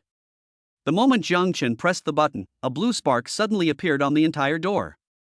The 2 people outside the door were unaware of what was happening and were still banging on the door with all their might. But in the next second, the 2 men's bodies began to tremble rapidly, and arcs of electricity spread from their bodies to the surroundings. Their exposed skin turned black at a speed visible to the naked eye, and then a burnt smell came out. This scene immediately shocked everyone outside the door, and no one dared to step forward to help. No one, including Ji Yuan, had expected that Jang Chen would install high-voltage electricity on his gate. This guy was obviously well prepared. Not only did he build the villa so solidly, he even prepared weapons. It took more than a minute before Jang Chen turned off the high-voltage electricity. 2 charred bodies also fell to the ground. Their hands were already connected to the hammer handles. Many parts of their bodies were cooked and still gave off the aroma of barbecue. Everyone in the underground garage stared at the corpse on the ground that was emitting white smoke. No one spoke and the scene became eerily quiet. Everyone looked at the villa gate with fear in their eyes. Faced with such a tightly defended turtle shell, they were really helpless. After Jang Chen turned off the high-voltage switch on the gate, the alarm sounded again on his cell phone. Then Jang Chen ignored the people in the basement garage and ran directly to the window on the 4th floor, looking down at the villa. I saw a dozen people wearing raincoats and rain boots slowly approaching his villa, with a huge transparent plastic sheet covering their heads. Without this layer of plastic sheet, their raincoats alone would not be able to keep out all the poisonous rain. Seeing several people approaching his front door, Jang Chen showed a sneer on his face. A plank road in the open but a covert attack? Do you want to use a large number of people in the basement to attract my attention, and then send people to attack my villa from the ground? This is a good idea. After all, it is raining poisonous rain outside right now, so people will subconsciously think that no one will attack from the ground. That would simply be a suicidal act. Chapter 50 Capturing Shen Dueling. Seeing the people outside walking very carefully in the poisonous rain, Jang Chen felt a little bit sorry for them and finally decided to help them. As Jang Chen's mind moved, the door of space suddenly opened outside the window 5 meters away from him. Then 5 or 6 Molotov cocktails flew out and landed directly on the ground around the few people. As the Molotov cocktail fell to the ground, a flame suddenly shot up into the sky. Even though it was raining outside, the bottle was filled with highly concentrated alcohol, and no matter how heavy the rain was, it could not be extinguished for a while. Most importantly, both the raincoats on their bodies and the plastic sheets on their heads are flammable. Prevent loss of connection and add WeChat. After coming into contact with the flame, it quickly caught fire. Ah! Help! Run! Bursts of screams suddenly rang out. The thin raincoats were burned by the flames, exposing their bodies to the poisonous rain. This thing, which was more terrifying than fire, immediately caused serious damage to Chen Rang and his companions. They wanted to find a place to shelter from the rain, but the place they were in was too deserted and there were no buildings nearby. At the critical moment, Chen Rang pulled the remaining plastic sheet over his head, then pushed away the few people who were still screaming around him, and ran back in the direction he came from, holding a small piece of rag and enduring the severe pain of the poisonous rain. But just as he was about to rush back to the entrance of the underground garage, his feet suddenly slipped, and he lost his balance and fell headfirst into the puddle next to him. A scream suddenly came out from Chen Rang's mouth. His body was completely soaked by the poisonous rain, but driven by the desire to survive, Chen Rang did not give up and stood up from the puddle at an extremely fast speed. Chen Rang's body had been corroded by the poisonous rain and was bloody. After standing up from the puddle, he insisted on taking 2 steps but finally fell to the ground powerlessly, allowing the poisonous rain outside to continue to corrode his body. At the same time, Ji Yuan, who was still in the underground garage, also got the news from his younger brother's report. After learning that Chen Rang's operation had failed, Ji Yuan asked his wife Shen Duling to continue guarding the gate with more than 20 people, while he followed the others and left the underground garage. It was still raining heavily outside, so it was impossible to go up to the ground. In order to better observe the situation at the door of Villa Number 1, Ji Yuan took his men directly to the 5th floor of Building Number 2. Through the window, one could still vaguely see the flames burning at the door of Villa Number 1 and the corpses lying on the ground. Although their flesh and blood had been almost corroded by the poisonous rain, their clothes and shoes still remained in place. Jang Chen stood in front of the French window. Through the one-way glass, he could already see Ji Yuan and others in Building Number 2. Jang Chen suddenly had an idea when he saw this. Since the other party was pretending to be building a plank road but secretly attacking Chensong, he might as well use their own method to retaliate. He quickly came downstairs and returned to the basement. Then he turned off all the lights in the basement, erected the space door at the door as a trap, and quietly pressed the switch of the door. Shen Duling outside the door had no idea what was happening outside. She held a machete in her hand and directed everyone to continue breaking down the door. Suddenly, there was a series of clicking sounds coming from the door. The more than 10-centimeter thick alloy door slowly opened. The people who were still banging on the door were suddenly overjoyed, thinking that external force had triggered the door's mechanism, causing the explosion-proof door to malfunction. Opportunities are fleeting. Although it was pitch black inside and nothing could be seen, the temptation of the massive amount of supplies made everyone grip their weapons tightly and rush in. The few people in the front each held an umbrella in their hands to protect themselves from the sudden appearance of a high-pressure water gun. There are more than 20 of them, and even if there is an ambush, they are confident that they can capture Jang Chen. Shen Duling was cautious. After everyone rushed in, she followed behind them and walked in carefully. As everyone filed in, the noisy noise suddenly stopped. Shen Duling sensed something was wrong. How could there be no sound at all with so many people rushing in at the same time? But it was pitch black in front of her, and she couldn't see her hand in front of her face. She could only use the machete in her hand to test the front. But the next second, Shen Duling was horrified to find that the people who had just walked in front of her had all disappeared, and it seemed that she was the only one left in the entire basement. Shen Duling's mind went blank. How could so many people disappear in just one breath? Is this place haunted? Just when she wanted to turn around and leave quickly, the door behind her suddenly closed. At the same time, a figure in the darkness grabbed her right hand holding the knife, and then threw Shen Duling to the ground with an over-the-shoulder throw. Before she could scream, a strong and powerful body pressed on her, and the machete in Shen Duling's hand was easily taken away. Ji Yuan stood at the window on the 5th floor, watching that the dozen or so people led by Chen Rang had been wiped out. He could only sigh deeply. This Jang Chen was more difficult to deal with than he had imagined. Now, no matter attacking from the ground or from underground, he could not do anything to him. Even if Ji Yuan was unwilling, he had no choice but to give up first. He led everyone back to the underground garage, but the 20 or so people who had just been there were nowhere to be seen. "Where's the person? Wife?" Ji Yuan shouted loudly to the empty garage. But the only response he got was his own echo. "Everyone disperse and look for someone." Under Ji Yuan's order, the remaining more than 100 people immediately scattered in all directions, looking for the traces of Shen Duling and others.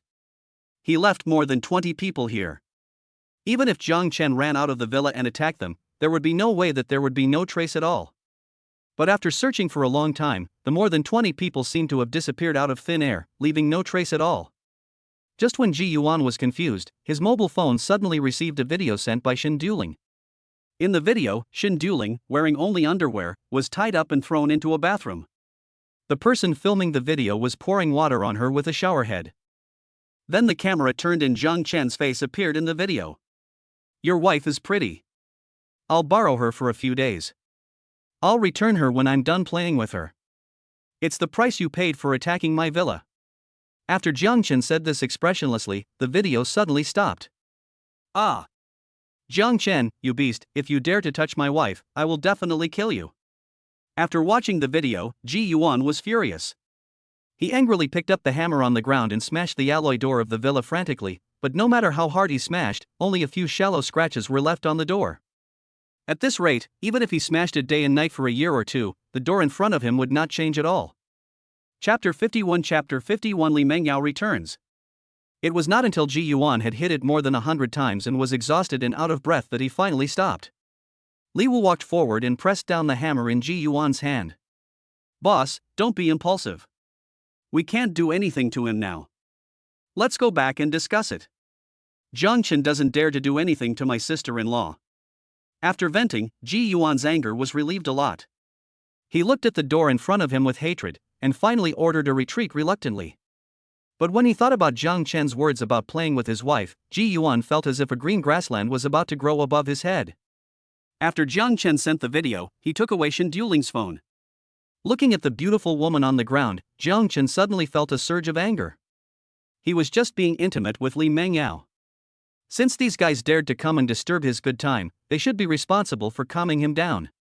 Soon, Jang Chen washed Shen Duling and threw her onto the bed in a bedroom on the second floor. After the initial fear, Shen Duling is now more curious, because the temperature here is completely different from outside. It can even be said to be a world of difference. The temperature outside has continued to rise in the past few days, even reaching 60 degrees. Everyone who stays outside is sweating profusely, but what about here? 20 degrees? After being forced to take a shower by Jang Chen, Shen Duling had only one feeling: comfortable. It was so comfortable here. She had forgotten how long it had been since she last felt this cool feeling. She collapsed on the bed, looking at Jang Chen, who was wiping his body with a towel, and couldn't help asking, "Why is it so cool here? How did you do it?" After Jang Chen dried his body, he threw the towel aside and asked with a relaxed look, "Are you comfortable?" Although Shen Duling was unwilling to admit it, she still whispered, "Comfortable." Ha ha ha ha. Jang Chen smiled cheerfully. "How about a deal? You volunteer to play with me for 2 days, I'll provide you with food and water, and let you live here, and I'll let you go after 2 days. You can tell Ji Yuan that I forced you, and he will only vent his anger on me and won't blame you. How about it?" Seeing Shen Duling hesitate, Jang Chen continued, "No matter what you choose, the consequences are the same.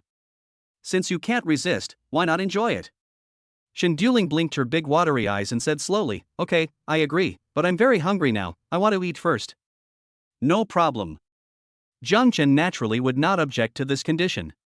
How could he have the energy to serve him well if he was not full? Jang Chen opened the door and walked out. After a while he came back with a tray. On the plate was a dish of braised beef, a steamed lobster, a plate of stir-fried vegetables and a bowl of rice, with a cup of iced sour plum soup on the side. Such a rich cuisine immediately whetted Shen Duling's appetite. Everyone in the community knew that Jang Chen had a huge amount of supplies, so Shen Duling was mentally prepared, but when these dishes appeared, she was still shocked. What kind of a life was Jang Chen leading? Although Ji Yuan had more than 200 subordinates, only a few managers could get the benefits. But here there are not only vegetables, meat and seafood, but also iced sour plum soup to drink? For a moment, Shen Duling thought she was hallucinating. Jang Chen smiled slightly and untied Shen Duling. He had carefully decorated this room and there was no sharp object to be found. Even the plates and chopsticks he had just brought in were made of soft plastic. Even the 2 large claws in front of the lobster were smashed by Jang Chen. In addition, his physical fitness was far superior to that of ordinary people. Even if Shen Duling had other ideas, he would definitely not find any opportunity. Shen Duling didn't think too much about it. Looking at the food on the table, her saliva had already flowed out. After Jang Chen untied her, Shen Duling immediately picked up the iced sour plum soup on the table, took a big gulp, then took a deep breath and showed an intoxicated expression. After putting the cup down, Shen Duling started the battle. The exaggerated eating style was no less than the eating shows on short videos. Jang Chen felt a little greedy just by watching him. Soon, Shen Duling cleared all the food on the table. She put down her bowl and chopsticks, picked up the sour plum soup next to her and drank it all. Then she burped loudly, and her originally flat belly bulged slightly. "How's the food? Is it delicious?" "Very good." Shen Duling nodded. She felt a little embarrassed about the way she ate just now. Then let's start exercising to aid digestion, Jang Chen said and lay down on the bed. After hesitating for a while, Shen Duling also went to bed silently.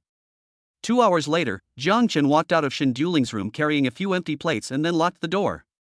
Every room in the villa is installed with hidden surveillance cameras, even the bathroom and toilet in the bedroom are no exception, so Jang Chen is not afraid that Shen Duling will do anything tricky in there. At this time, the sun had risen again. Because of Ji Yuan, he had not slept the whole night. After opening Li Mengyao's door and bringing her breakfast, Jang Chen locked the door again, then returned to his room and fell asleep on the soft big bed. Jang Chen slept until noon, then slowly woke up and took a look at the surveillance footage on his phone. Shen Duling was even more tired than Jang Chen that night, especially since she had to pose in many difficult positions to serve him, so she was still sleeping soundly. Jang Chen didn't call her. After letting Li Mengyao out of the room, the two of them had lunch together. With a simple meal of 3 dishes and a soup, Li Mengyao did not ask what happened outside last night. Ever since Jang Chen rescued her, her identity changed from a mistress kept by Jang Chen to his slave. Whenever Jang Chen was unhappy or lost interest in her, he could throw her out at any time, so Li Mengyao lived in fear every day, fearing that Jang Chen would turn against her. She was even more careful when serving Jang Chen. Even if Jang Chen hurt her, she gritted her teeth and endured it. Jang Chen also noticed the changes in Li Mengyao in the past few days. After a little thought, he understood what Li Mengyao was worried about. Don't worry, I'm not the type to get bored easily. You're the first woman in my life and you have a special meaning to me. No matter how many women move in the future, there's always a place for you here. Li Mengyao, who was eating in small bites, was stunned when she suddenly heard Jang Chen's words that sounded like a confession. Tears seemed to well up in her eyes, and she stopped eating the bowl and chopsticks in her hands. She raised her head and looked at Jang Chen with tears in her eyes, and said with a choked voice, "Thank you, Brother Chen. I, Li Mengyao, swear to heaven that I will always be yours and will never betray you in this life." Chapter 52 I want to be a chow thief. Jang Chen smiled slightly and patted Li Mengyao's head lovingly. "Let's eat quickly." After Jang Chen helped her resolve her worries, Li Mengyao became much more lively. She ate the rice in big mouthfuls, and then asked Jang Chen vaguely, "Brother Chen, was the woman you captured last night the one called Shen Duling?" Jang Chen showed a hint of surprise on his face. "How did you know?" Li Mengyao showed a proud expression. "I heard her screams last night. That little girl is really pretty. It's not a loss to take her in, but..." Having said this, Li Mengyao seemed to be hesitant to talk. She glanced at Jang Chen's face and said cautiously, "It seems that Shen Duling is already married. The property manager Ji Yuan is her husband." Jang Chen nodded when he heard this. "I know this, it's okay, I like young women." After hearing Jang Chen's words, Li Mengyao heaved a sigh of relief, and then revealed a gossipy expression. "Brother Chen, do you want to be a thief? You actually like a married woman?" Jang Chen smiled slightly and ignored her teasing. When he heard Li Mengyao mention married young women, he suddenly thought of Dong Qianqian who lived across the street from him. Jang Chen had already tasted that beauty, and it was indeed top-notch. Moreover, her husband's body was still in his alien space. On the first day of the apocalypse, they met in the underground garage. Jang Chen told her at that time that she could come to him anytime if she needed food and water. However, so much time has passed, and there is no news about Dong Qianqian, and no one knows how she is doing now. Jang Chen touched his nose and suddenly realized what was happening. He thought to himself, "Do I really have the potential to be a thief? Otherwise, why would I fall in love with so many married young women?" But soon Jang Chen thought of Zhou Kor who was with Dong Qianqian. It is said that Zhou Kor is Dong Qianqian's sister. She is only 21 years old and still in college. Although she is a little younger, she is pure and innocent, and she is very likely a virgin. These two women have been selected by Jang Chen. If there is a chance, Jang Chen will definitely find a way to take them both in and have a threesome with the sisters. Just when Jang Chen was daydreaming, his cell phone suddenly rang. Jang Chen put down his chopsticks and opened his phone to take a look. Many people in the group were discussing how Jang Chen defeated Ji Yuan. Many owners also took the initiative to add Jang Chen's account, wanting to become his younger brothers and seek his protection. After all, Ji Yuan is the only one in the community now, and the only one who can compete with him is Jang Chen. Jang Chen didn't care about those who added his account. These people were all fence-sitters who were willing to serve whoever was stronger. Moreover, Jang Chen had no intention of forming his own power. Once he became the boss of these people, although it would look impressive, he would have to find a way to support these useless people. Jang Chen was too lazy to care about their lives. Wouldn't it be nice to enjoy himself at home every day? Why should he worry about that? Jang Chen was still browsing the messages in the group when suddenly a familiar avatar sent him a voice message. Jang Chen clicked on the voice message with great interest. Lu Yufi's voice suddenly came out from inside. Honey, are you okay? I know I was so worried after Ji Yuan brought people to look for you. My family no longer restricts my movements, and I have learned several new positions. I will go to your house and show you now, okay? In fact, Lu Yufi had already been released by Lu's father, and they had reached a consensus that as long as Jang Chen accepted Lu Yufi, she would do the same as in her previous life and capture Jang Chen while he was asleep, and then let Lu's father and others in. But the reason why she didn't look for Jang Chen was because Ji Yuan was leading people to besiege Jang Chen's villa at that time. After Lu Yufi discussed with Lu's father and others, they decided to wait and see, and they would join whoever won. Now that she saw that Jang Chen was so powerful and had inflicted heavy losses on the more than 200 people led by Ji Yuan, Lu Yufi finally sent a message to Jang Chen, wanting to test his intentions. After hearing Lu Yufi's words, Jang Chen looked at Li Mengyao next to him, and they smiled at each other. Speaking of which, Li Mengyao used to be Lu Yufi's younger sister. Jang Chen directly handed the phone to Li Mengyao, indicating that she should reply. After Li Mengyao answered the phone, she pressed the voice button and then said to the microphone of the phone in her unique voice, "Sister, why are you so good at playing? Can you teach me what new moves you have learned? I also want to learn and perform for Brother Chen." On the other side, Lu Yufi's face immediately showed joy when she saw Jang Chen reply so quickly, and then she looked at Lu Yang and Lu's father in front of her with a proud look. He said in a proud tone, "I said Jang Chen couldn't escape from my grasp, right? As long as I beckon him with a little fantasy, he will come over right away. Sister, you are awesome. You are the best vixen in the world at seducing men." Lu Yang was flattering Lu Yufi crazily. Lu's father and mother also nodded in agreement. Only Lu Yufi had a strange expression on her face. Was Lu Yang, this idiot, scolding her or herself? But when she thought that she would be able to move into Jang Chen's villa soon, she no longer cared about this little thing. She put on a confident smile and pressed the play button. When the voice inside came out, the smile on Lu Yufi's face suddenly became stiff. Just by hearing the coquettish voice inside, Lu Yufi knew that it was that little slut Li Mengyao again. She actually moved into Jang Chen's villa before her. This was something Lu Yufi had not expected. Lu Yang, who was standing by, suddenly lit up his eyes when he heard Li Mengyao's voice. He snatched Lu Yufi's phone with his chubby big hands. Then he pressed the voice button. "Yao, I'm Lu Yang. How are you doing now? I really miss you. You've suffered. Did that bastard Jang Chen hurt you in bed?" Before Lu Yang could finish his words, his phone was snatched back by his father. Then he slapped Lu Yang. "You licker, why did I give birth to such a useless thing like you? You only know how to lick everywhere, do you still have the backbone of a man?" Lu Yang covered his face and said to his father aggrievedly, "How dare you say that? If you were not incompetent, I would have married a wife by now. Do I still need to lick my ass everywhere? You." Father Lu was very angry with Lu Yang, but now was not the time to teach his son a lesson, so he returned the phone to Lu Yufi. Then he told her, "Yufi, ignore that bitch. Jang Chen should be able to hear all the voice messages you sent. Men like coquettish women. Are you not as good as Li Mengyao in this respect? As long as you let go of yourself and snatch Jang Chen away from that bitch, everything she has now will be yours."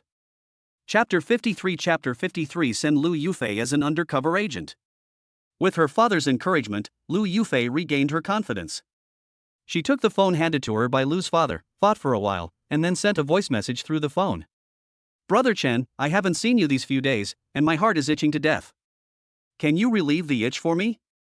I have been missing you since the last time I was intimate with you." Jang Chen listened to Lu Yufi's voice and took the phone. "Yufi, you must not come over now. Ji Yuan has set his sights on me. He might come to kill me at any time. I'm worried that you will be in danger. If you really want to help me, stay outside and help me monitor his every move. Once I get rid of him, not only will I let you live in, but even if your family wants to live in, I will warmly welcome them." After hearing Jang Chen's words, the Lu family members immediately showed joy on their faces. Although Jang Chen had not accepted them yet, they at least saw hope. "Don't worry, Brother Chen. I will keep a close eye on Ji Yuan and will never let him hurt you. Don't forget what you promised me. When the time comes, you will bring my whole family to live in the villa. Listening to Lu Yufi's words, Jang Chen only replied with 2 words, definitely. Li Mengyao, who was standing by, could not help but remind Jang Chen, Brother Chen, don't be fooled by Lu Yufi. Although I haven't known her for a long time, I can see that she is definitely not a good person. Jang Chen smiled slightly, then kissed Li Mengyao hard on the face. Don't worry, I lied to her. I don't even like this kind of stuff. How can she be as pretty as my Yao Yao? Jang Chen said, and picked up Li Mengyao. Now that no one is disturbing us, let's continue what we didn't finish yesterday. Li Mengyao's pretty face blushed, and she simply jumped onto Jang Chen's body. Her long and straight thighs tightly clamped Jang Chen's waist, and she hid her head in Jang Chen's arms. After the two returned to the room, Jang Chen closed the door, and soon, the sounds of lovemaking could be heard from inside. It was more than an hour later that Jang Chen came out of Li Mengyao's room. After this little episode, although Li Mengyao became closer to him, Jang Chen still did not let her out. After taking a look at the surveillance footage on the phone, I saw that Shen Duling was awake now and was wandering around the room. Jang Chen put away his phone and then opened her door with his fingerprint. Shen Duling was lying on the ground checking the situation under the bed, and the sudden sound of the door opening startled her. She quickly jumped up from the ground and then got directly into the bed. Because Jang Chen did not leave her any clothes after giving her a bath, Shen Duling was still naked. After Jang Chen walked into the room, he looked at Shen Duling, who had hidden herself under the quilt with only a small head sticking out, and asked, "Are you hungry?" Shen Duling nodded slightly when she heard this. Jang Chen threw the clothes in his hand onto the bed, a white lace nightgown, and then said to her, "Put on your clothes and come out for dinner." When Shen Duling saw Jang Chen leave, she carefully got out of bed and casually put on the nightgown on the bed. After walking out of the bedroom, Shen Duling saw that the meal had been prepared on the table in the living room on the 2nd floor. Shen Duling didn't hesitate at all, picked up the bowl and chopsticks on the table and started eating. Jang Chen walked out of the next room with a bottle of red wine and 2 wine glasses in his hands. Seeing that Shen Duling was enjoying the meal, Jang Chen didn't care. After putting the red wine on the table, he first poured a glass for Shen Duling, then picked up his own glass and started drinking. A few minutes later, Shen Duling had finished all the dishes on the table. She picked up the wine glass and drank the red wine in it. Jang Chen didn't expect Shen Duling to be such a big eater. She ate a lot before and Jang Chen thought she was just hungry. But she had obviously eaten a lot this morning, and she actually ate 2 people's food in the afternoon. Jang Chen had begun to suspect whether there was also an alien space in Shen Duling's stomach, otherwise how come it didn't swell up at all after eating so much? Moreover, her body was very slim and she didn't look fat at all. Seeing Jang Chen staring at her, Shen Duling silently lowered her head, feeling a little embarrassed. She has eaten a lot since she was young, and her appetite is even larger than that of the average boy. This would have been no problem before the end of the world, but now when food and water are severely scarce, her horrible appetite has become a burden. If it weren't for Jang Chen, ordinary people would not be able to support her. Jang Chen looked at Shen Duling's cute appearance, casually took out a piece of ice cream dessert from the alien space and placed it in front of her. "Eat it." Jang Chen couldn't help but speak when he saw Shen Duling looking at him in confusion. Shen Duling didn't bother to be polite with Jang Chen. She picked up the spoon, scooped out a piece and put it directly into her mouth. Suddenly, a cool milky fragrance filled her entire mouth. Soon, the entire dessert, including the fruit on it, went into Shen Duling's stomach. Seeing that she seemed unsatisfied, Jang Chen took out another small cake and placed it on the table. Shen Duling naturally accepted it all, and after a few bites, she finished another piece of cake. Jang Chen has broadened his horizons today. This girl is so pretty and can eat a lot, why doesn't she become a food broadcaster? Although Jang Chen didn't lack this little bit of food, he ultimately didn't take out anything else. Everything should be done in moderation. If you eat too much before doing anything, it will affect your performance. While Shen Duling had just finished eating the ice cream and the temperature in her mouth was still low, Jang Chen took her directly back to the room. It was not until it was completely dark that Jang Chen walked out of her room with his pants in his hand and then locked the door. Looking at the night view outside, Jang Chen fell into deep thought. Today was already the 8th day after the doomsday. The temperature has continued to rise during this period, reaching over 60 degrees, and there is a trend of continuing to rise, but the rate of increase has slowed down. The temperature can only rise by 1 or 2 degrees in a day. Under such horrific high temperatures, a person has to drink at least several liters of drinking water every day to ensure that there are no health problems. He had taken time out during the day to call Yin Qinshui and Lin Wanqing. The two women's current situation is not desperate, thanks to the large amount of food and drinking water that Jang Chen prepared for them before the end of the world. According to the current situation, the two women should be fine as long as they stay at home and don't go out for another month. Although Jang Chen also wanted to bring them in to live with him, the current conditions did not allow it. There were still too many living people in the community. Once he left the villa area, he would easily be attacked. Although his physical fitness is different from ordinary people, he also has spatial abilities. But it is better to be safe than sorry. Jang Chen still thinks it is better to be safe if he can avoid taking risks. Chapter 54 Internal Strife. Jang Chen stood in front of the window looking at the night view outside. Since the sun had set, the poisonous rain soon began to fall. The power supply facilities have collapsed now, but Evergrande Mingza, as a high-end residential area in Haijing City, has several independent generators. The fuel in them can provide normal electricity for the entire community for 1 month. As long as high-power electrical appliances are not used, the circuit breaker will not trip, so every household can still see some lights. Only building number 2 was pitch black. The residents inside had been cleared out by Ji Yuan, leaving no one behind. At this time, the property management office was brightly lit. Ji Yuan, Li Wu, and all their younger brothers gathered here. Because there were so many people, the weather outside was hot, and the air was humid, everyone was sweating profusely and even breathing became extremely difficult. Faced with such a harsh environment, Ji Yuan didn't care at all. All his thoughts were on his wife. It had been nearly 20 hours since his wife was captured by Jang Chen. That guy must have succeeded. Whenever he thought of this, Ji Yuan's heart ached, because she was the class beauty he had carefully selected from the college students in the acting department. Not only can she sing and dance well, but her body is also incredibly flexible, and she can do splits and the legs with ease. But now all of these will belong to Jang Chen. The scene of Jang Chen and his wife making love in bed kept flashing through Ji Yuan's mind. He wiped the sweat from his forehead angrily. He slammed the table hard and stood up. Jang Chen, that bastard, dared to steal my wife. I will never let him go. I want him to die. Faced with Ji Yuan's roar, the younger brothers around him had different thoughts. Most of the people who were most loyal to Ji Yuan have died. The reason why they still continue to obey his orders is, firstly, because they are afraid of Ji Yuan's methods, and secondly, because he has a lot of food and water. As long as they obey Ji Yuan's orders, they can get the corresponding supplies, at least enough for them to survive.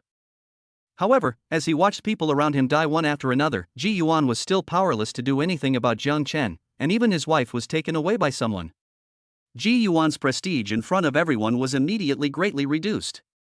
Just as Ji Yuan and Li Wu were discussing how to capture Jang Chen's villa, dozens of people gathered together quietly, and then, led by a middle-aged man, surrounded Ji Yuan and others. What do you want to do? Li Wu noticed everyone's actions first and became alert. Nothing?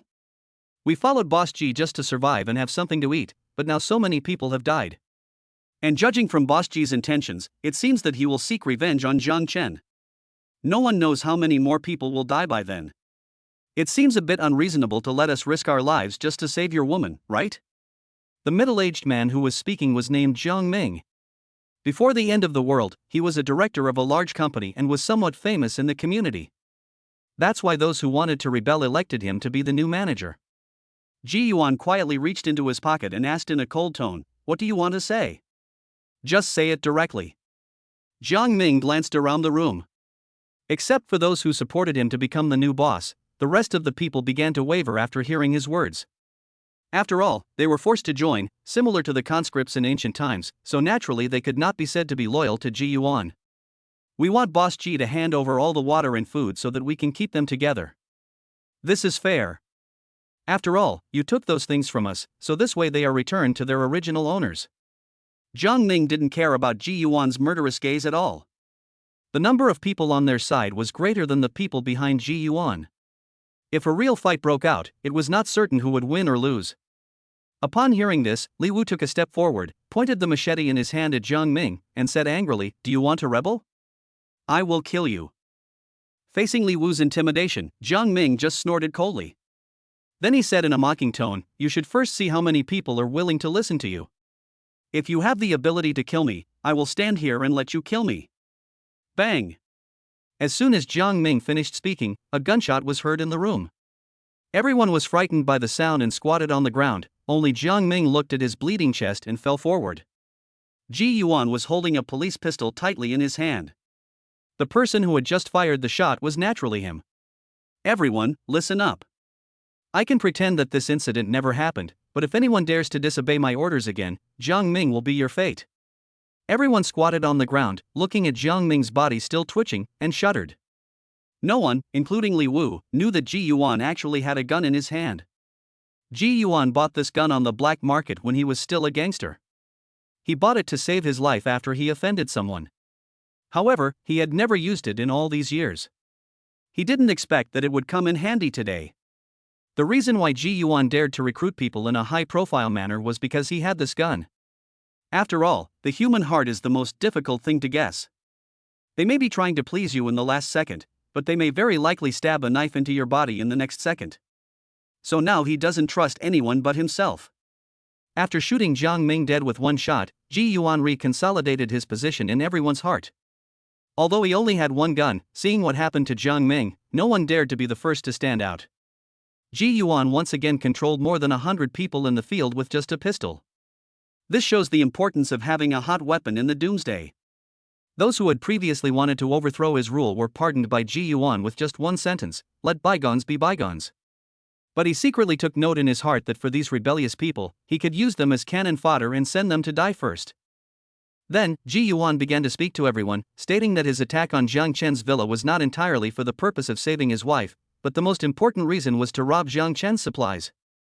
With his vivid description, Jang Chen was quickly portrayed as a villain who had countless supplies but was stingy in times of crisis and would not share the supplies with his neighbors even if it meant watching them starve to death. Ji Yuan also promised everyone that as long as they could successfully break into Jang Chen's shelter, he would not take any of the supplies inside and would give them all to them. With Ji Yuan's combination of kindness and force, the originally scattered people's hearts were suddenly tied into one rope. Looking at the angry crowd, a sneer quietly appeared at the corner of Ji Yuan's mouth. I couldn't help but think in my heart, I'll give it to you? That's wishful thinking. I'll wait until I can live to that time. Just after Qing Song resolved the rebellion of the crowd, someone came to report that a man named Shi Xiang came to seek refuge and said that he had a way to force Jiang Chen out of the villa. When Ji Yuan heard this, he immediately became alert and quickly asked someone to bring him in. Half a minute later, a man walked in slowly, led by two younger brothers. However, the gazes of the people around him and Jiang Ming's body on the ground made Shi Xiang very scared. Although he tried to remain calm, his violently trembling legs betrayed his true thoughts. This Shi Xiang was the nouveau riche who had been forcibly snatched away by Jiang Chen before. He had received tens of millions of yuan in demolition compensation because his family's house was demolished. He was also Lu Yufi's ex-boyfriend. Shi Xiang has been holding a grudge against Jiang Chen ever since he was humiliated by him in a 5-star hotel, and even the woman he was about to get was snatched away from him. But he was far inferior to Jiang Chen in terms of money and social status, so it was naturally a fantasy for him to want revenge. But now he finally found an opportunity. The feud between Ji Yuan and Jiang Chen was now a hot topic in the owners group. Based on the principle that the enemy of my enemy is my friend, although he could not take revenge himself, he could seek help from others. Chapter 55 Shi Xiang's Revenge. Ji Yuan walked slowly in front of Shi Xiang and gently placed the hot muzzle of the gun against his head. Shi Xiang swallowed his saliva, and the sweat on his head flowed down madly. He suddenly felt a little regretful. He should not have come to Ji Yuan just because of momentary anger. The man in front of him was a murderer without blinking an eye. If he did this, he might not be able to get revenge, and he would also get himself involved. What do you have in mind? Tell me. As long as you can successfully lure Jiang Chen out of the villa, I'll give you the credit. You can take whatever Jiang Chen has. But if you dare to lie to me, I'll skin you alive with my own hands. Ever since Shi Xiang walked into the room, the cold sweat on his head had never stopped, just like taking a shower. He felt a little dehydrated. Now hearing Ji Yuan's threatening words, he was even more frightened. Boss Ji, how dare I lie to you? I really know that Jiang Chen has a girlfriend named Lu Yufi who lives in our neighborhood. As long as you can control her, are you still afraid that Jiang Chen will not surrender obediently? Shi Xiang said to Ji Yuan with a flattering look on his face. Is there such a thing? Ji Yuan immediately felt that there was hope when he heard this. Even if Jang Chen was afraid of death and ignored his girlfriend, he could still use Lu Yufi as a hostage and get his wife back. Thinking of this, Ji Yuan smiled, then put away the gun and patted Shi Xiang on the shoulder. From now on you are mine. As long as you stay with me well, I will never treat you unfairly. After getting Ji Yuan's affirmation, Shi Xiang finally breathed a sigh of relief, and then the fire of revenge rekindled in his eyes. Lu Yufi, you bitch, since you dare to play with my feelings, don't blame me for being cruel. At this time, in Villa Number 1, Jang Chen, who had just finished being intimate with Shen Duling and was about to close the door to go to sleep, was suddenly awakened by a gunshot outside. He quickly rushed out of the bedroom, then leaned out of the window and looked in the direction of the property management office. The gunshot just now came from there, which also sounded a wake-up call for Jang Chen. Although he now has the advantage of time and place, he must not underestimate anyone, otherwise he might capsize in the ditch. Jang Chen had been preparing for this day for half a year, and he absolutely could not allow such a thing to happen. Now that he knew the other party also had a gun, Jang Chen became more cautious. He would never leave the villa if he could avoid being ambushed. If he had to go out, he would lean against the wall and use the space door to protect his body in advance to ensure that nothing would go wrong. After observing for a while, Jang Chen left the window and returned to his room to continue sleeping. Just when Jang Chen was about to take a break, Shi Xiang had already led more than a dozen people up the stairs at the door of the underground garage where Lu Yufi's house was located. It was just a matter of capturing Lu Yufi, so Ji Yuan naturally didn't need to do it himself. He directly gave the task to Shi Xiang. Shi Xiang can now feel proud of himself. He has never managed so many people at the same time. And the object of revenge was the goddess who once betrayed him, Lu Yufi. Soon, a group of more than 10 people arrived at the door of Lu Yufi's house.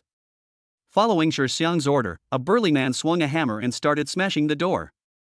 Boom, boom, boom. There was a sudden sound of knocking on the door, and the Lu family members who had fallen asleep were immediately awakened. Because the weather was too hot, Lu Yufi was only wearing underwear. When she heard the loud noise coming from the door, she rushed to the bedroom door and looked outside without even having time to put on her clothes. Lu Yang also dragged his fat body and staggered out of the bedroom, cursing under his breath. Who's banging on my door late at night? Are you looking for death? Fatty was afraid of heat to begin with, especially since his weight had reached over 200 pounds. Plus, he had been with the five-finger girl all year round, which had taken a toll on his health. The sudden rise in temperature now is even more likely to kill him, as his body excretes several liters of sweat every day. Under such harsh conditions, it is naturally difficult to get a good night's sleep. He had just fallen asleep with great difficulty, but he did not expect to be woken up so soon. He suddenly felt furious. As soon as Lu Yang finished speaking, the door was suddenly knocked open by a huge force. Since Lu Yang was closer, the door, which had completely disintegrated, hit him heavily. After Lu Yang screamed, he was crushed by the door. At this time, Lu's mother and father also walked out of the bedroom. Their faces were flushed and their clothes were disheveled. They were not sleeping so late at night and it was obvious that they were doing something secretly. After the gate was breached, Shi Xiang rushed in with his men. Several people from the Lu family, including Lu Yang at the gate, were directly controlled by them. Lu Yufi was pressed to the ground by two men.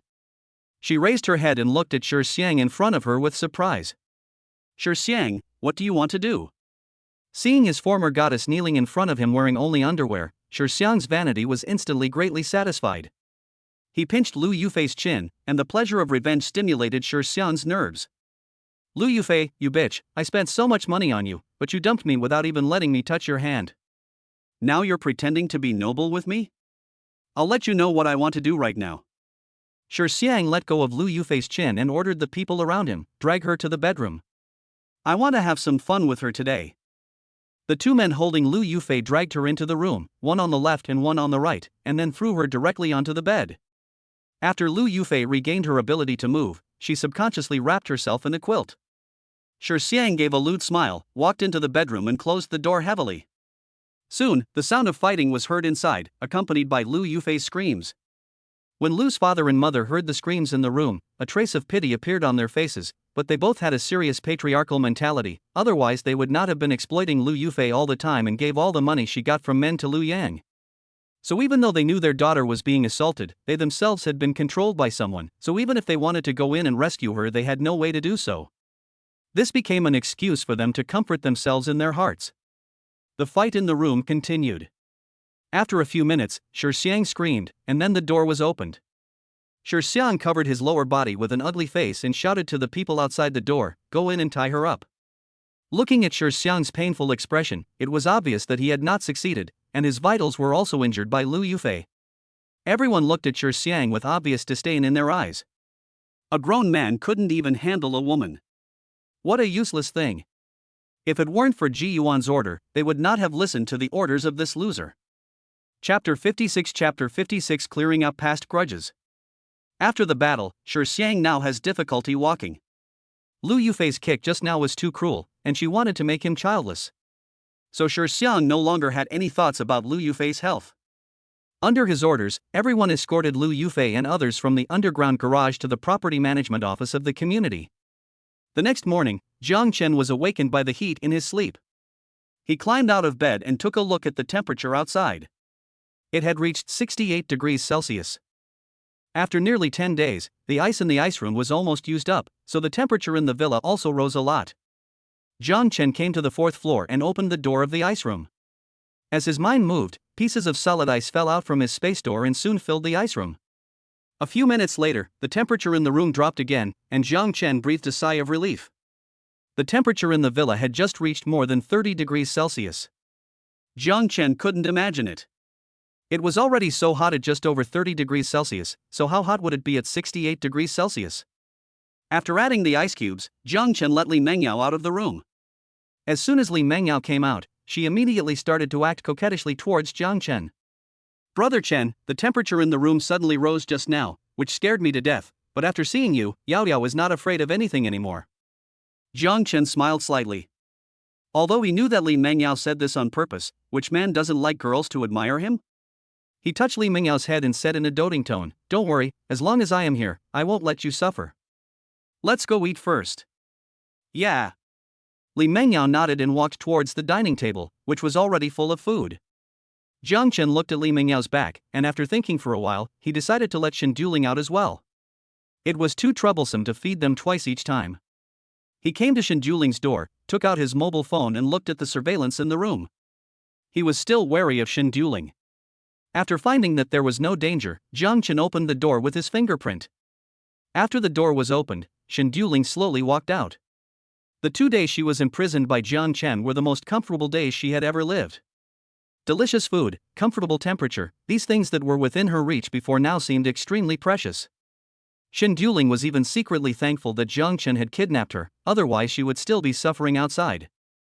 After Shen Duling left the room, she directly entangled with Jang Chen, and her snow-white thighs kept rubbing against Jang Chen's body. "Humph, you are shameless." The sudden sound startled Shen Duling. She stopped what she was doing and looked towards the dining table.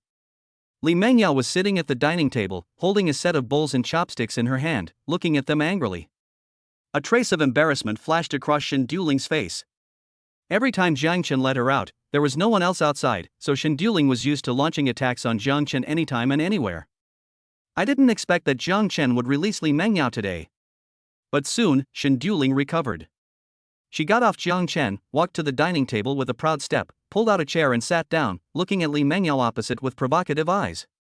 The hatred between the two women had already been formed when Li Mengyao was captured by Ji Yuan. Naturally, they would not give each other a good face when they met again. Jang Chen touched his nose. Li Mengyao had told him about what happened between them. At that time, Jang Chen had promised Li Mengyao that he would help her vent her anger. Later, Jang Chen did punish Shen Duling severely until she lay on the bed and begged for mercy. Jang Chen did not stop. "Let's eat," Jang Chen said, then picked up a set of bowls and chopsticks and started eating. Although Li Mengyao disliked Shen Duling, she couldn't get angry because Jang Chen was present, so she could only vent all her anger on the food in front of her. After the three of them had eaten and drunk their fill, Jang Chen took the two women back to his room in order to ease their relationship as quickly as possible. The conflicts between women are complicated, but they are also simple. As long as they work together once, even the biggest conflicts can be easily resolved. Sure enough, after Jang Chen preached in the room for several hours, the two girls finally hugged each other with blushing faces. Seeing that the two women had finally resolved their differences thanks to his efforts, Jang Chen smiled with satisfaction. No matter how tired he was physically, he felt it was worth it at this moment. It was around noon when Jang Chen was lying on the bed enjoying the massage from the two women. Suddenly, the alarm on his cell phone sounded again. Jang Chen looked at the crowd in the surveillance video, turned his head and took a deep look at Shen Duling next to him. Feeling Jang Chen's gaze, Shen Duling immediately understood what he meant. The person outside must be related to her. Jang Chen didn't say anything. After putting on his clothes, he sent the two women back to their respective rooms. After locking the door again, Jang Chen went directly to the basement. Through the surveillance screen next to the gate, Jang Chen saw that more than 100 people had gathered outside the gate. Among these people, in addition to Ji Yuan, Jang Chen also saw a familiar face, Shi Xiang. Jang Chen was a little curious as to why Shi Xiang was here. But he didn't care. He was just a small figure and couldn't make much waves. Although these people surrounded his door tightly, no one dared to break it down. After all, after what happened last time, everyone knew that Jang Chen's door had high-voltage electricity. Even if Ji Yuan ordered them to break down the door, no one would go. Seeing that the people outside did not make any move, Jang Chen became curious. Did these people want to trap him to death at home? Jang Chen pressed a button at the door, and his voice immediately spread out through the door. Ji Yuan, why did you bring people to my house again? After hearing Jang Chen's voice, Ji Yuan immediately walked out of the crowd.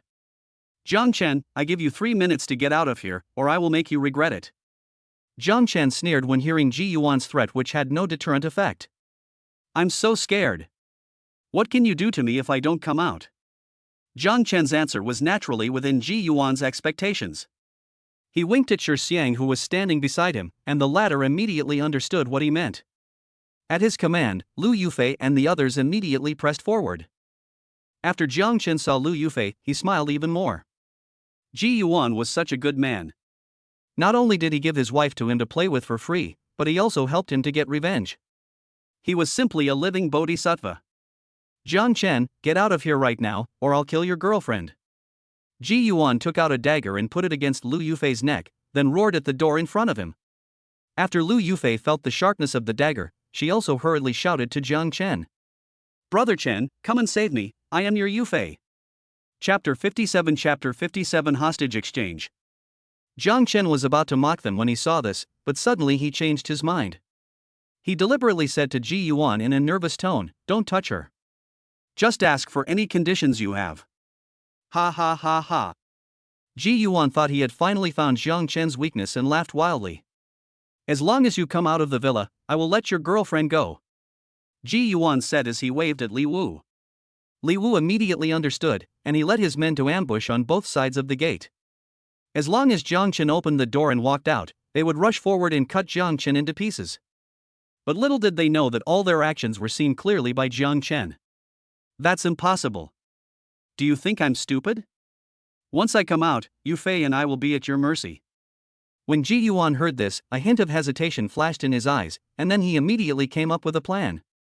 Okay, then we'll both take a step back. I'll let your girlfriend go, and you'll let my wife go. It's a deal. After Jang Chen said this, he went back upstairs with a relaxed look on his face and opened Shen Duling's door. When Jang Chen walked into the room, he happened to see Shen Duling lying on the bed, reading a comic book with great interest. Jang Chen was worried that the two girls would be bored in the room, so he prepared a lot of entertainment facilities for them. Comics and game consoles were the most basic configurations. He also prepared a lot of USB flash drives that stored a large amount of film and television resources, which they could use to entertain themselves when they were alone in the room. Shen Duling has been here for 2 days, so the room is full of traces of her life. There were a lot of skincare products on the dressing table in the corner, and on the hanger next to it were her freshly washed underwear and stockings. Jang Chen's mouth curled up slightly. Shen Duling had obviously regarded this place as her home. When Shen Duling saw Jang Chen, he put down the comic in his hand and asked in a puzzled tone, Brother Chen, why are you here? Is there something wrong? Jang Chen did not answer her question, but said directly, come with me, your husband has brought people to redeem you. When Shen Duling heard this, a hint of hesitation flashed in her eyes, but she finally stood up slowly, put on her clothes silently, and followed Jang Chen to the basement. At the same time, after Ji Yuan felt that Jang Chen had left, he immediately called Li Wu over. As soon as Jang Chen opens the door, you don't need to wait for my signal, just rush in from both sides of the door. This guy has a high-pressure water gun in his hand. I will hand Lu Yufei over to you as a shield to make him afraid to use his weapon. Li Wu nodded and went downstairs to make arrangements. Soon, Jang Chen's voice was heard from the door again. Ji Yuan, I've brought your wife here, please talk to her. Ji Yuan became excited immediately after hearing this. Ever since his wife was captured by Jang Chen, he had lost his appetite. Now he could finally see Shen Duling again, and Ji Yuan was very excited. Durin, how are you? Did Jang Chen bully you? Ji Yuan shouted with concern. What are you doing here? Shen Duling's tone was very cold. Ji Yuan heard something unusual in Shen Duling's words, and he subconsciously thought that Shen Duling was angry with him because he hadn't come to save her for such a long time. Durin, don't be angry, I will rescue you from Jang Chen right away. Who asked you to mind my business? I'm living very well here. Don't come again, or you'll be rude. Shen Duling stood behind the door, put her hands on her waist and shouted into the microphone on the door.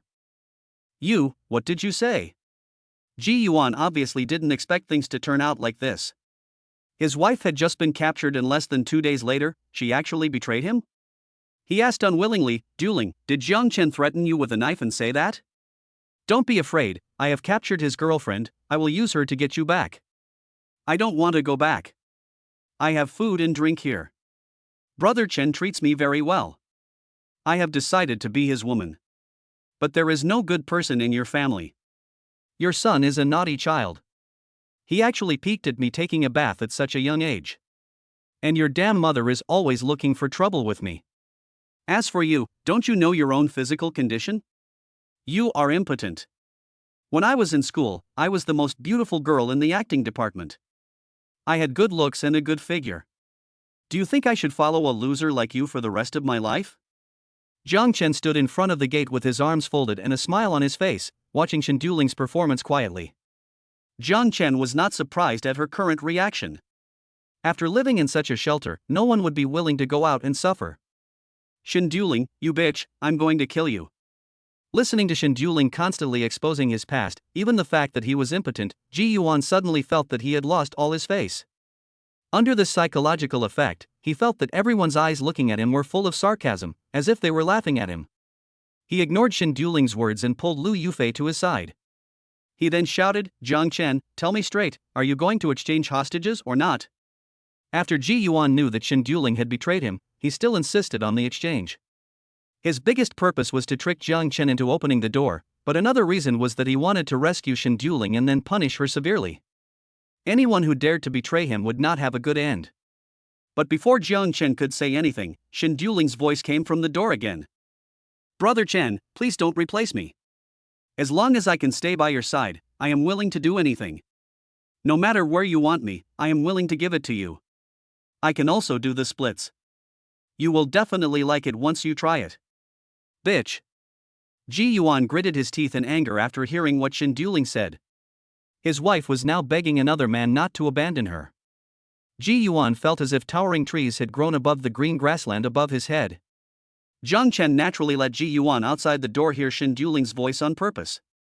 When he saw Shen Duling suddenly kneeling in front of him, he knew what she wanted to say, so Jang Chen secretly turned on the microphone on the door and transmitted their conversation.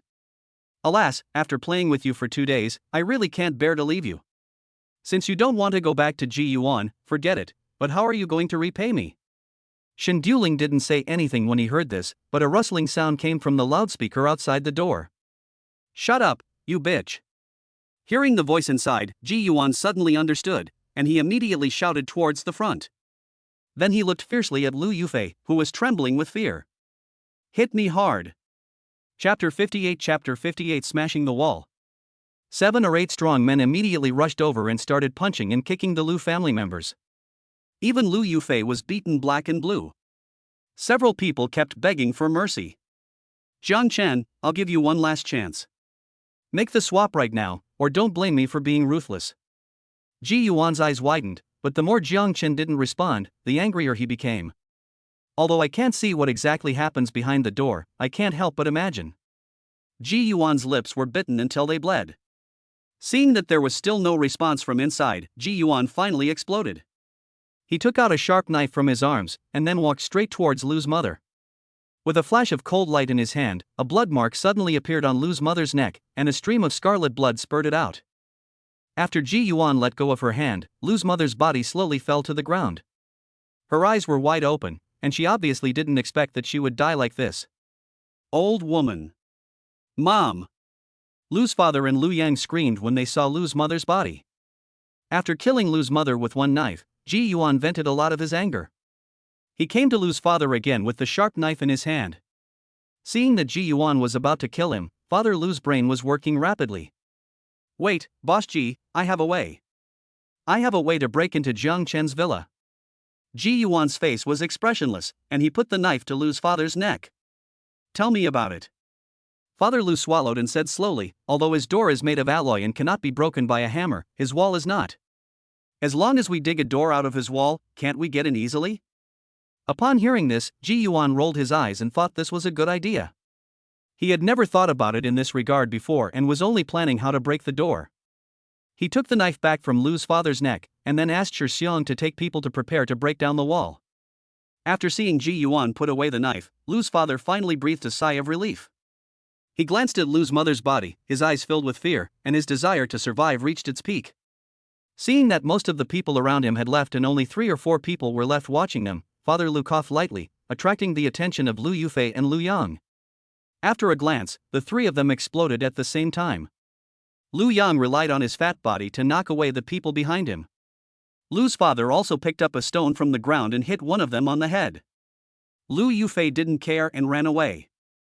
After getting rid of the entanglement of several people, Lu's father and Lu Yang also ran out behind Lu Yufi. No need to chase them. Li Wu wanted to bring people to capture them, but was stopped by Ji Yuan. They are useless now. It doesn't matter whether they are dead or alive.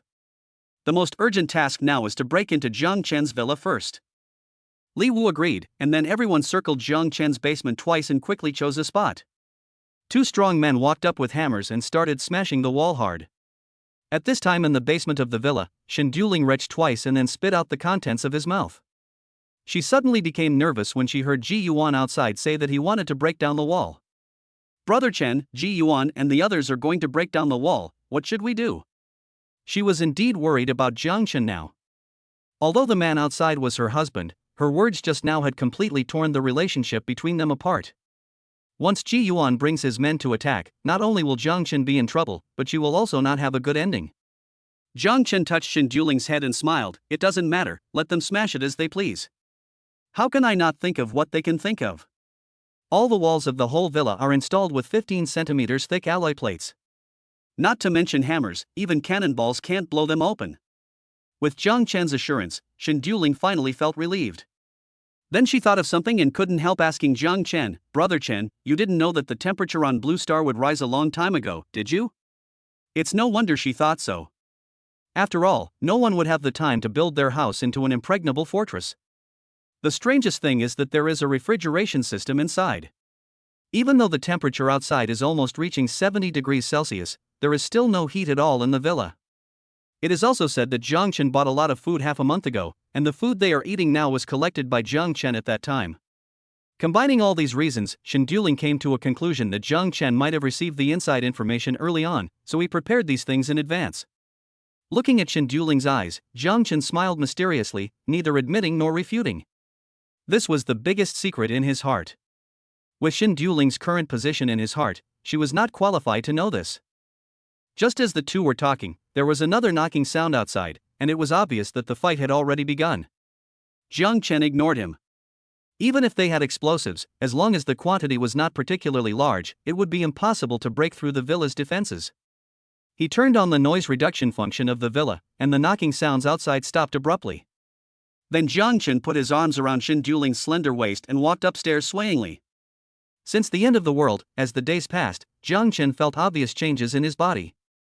First of all, his physical fitness has been improved again. He once tried it and found that with his current strength, he could lift a dumbbell weighing more than 200 kilograms with just one hand, and it was effortless. This is the world record for men's weightlifting.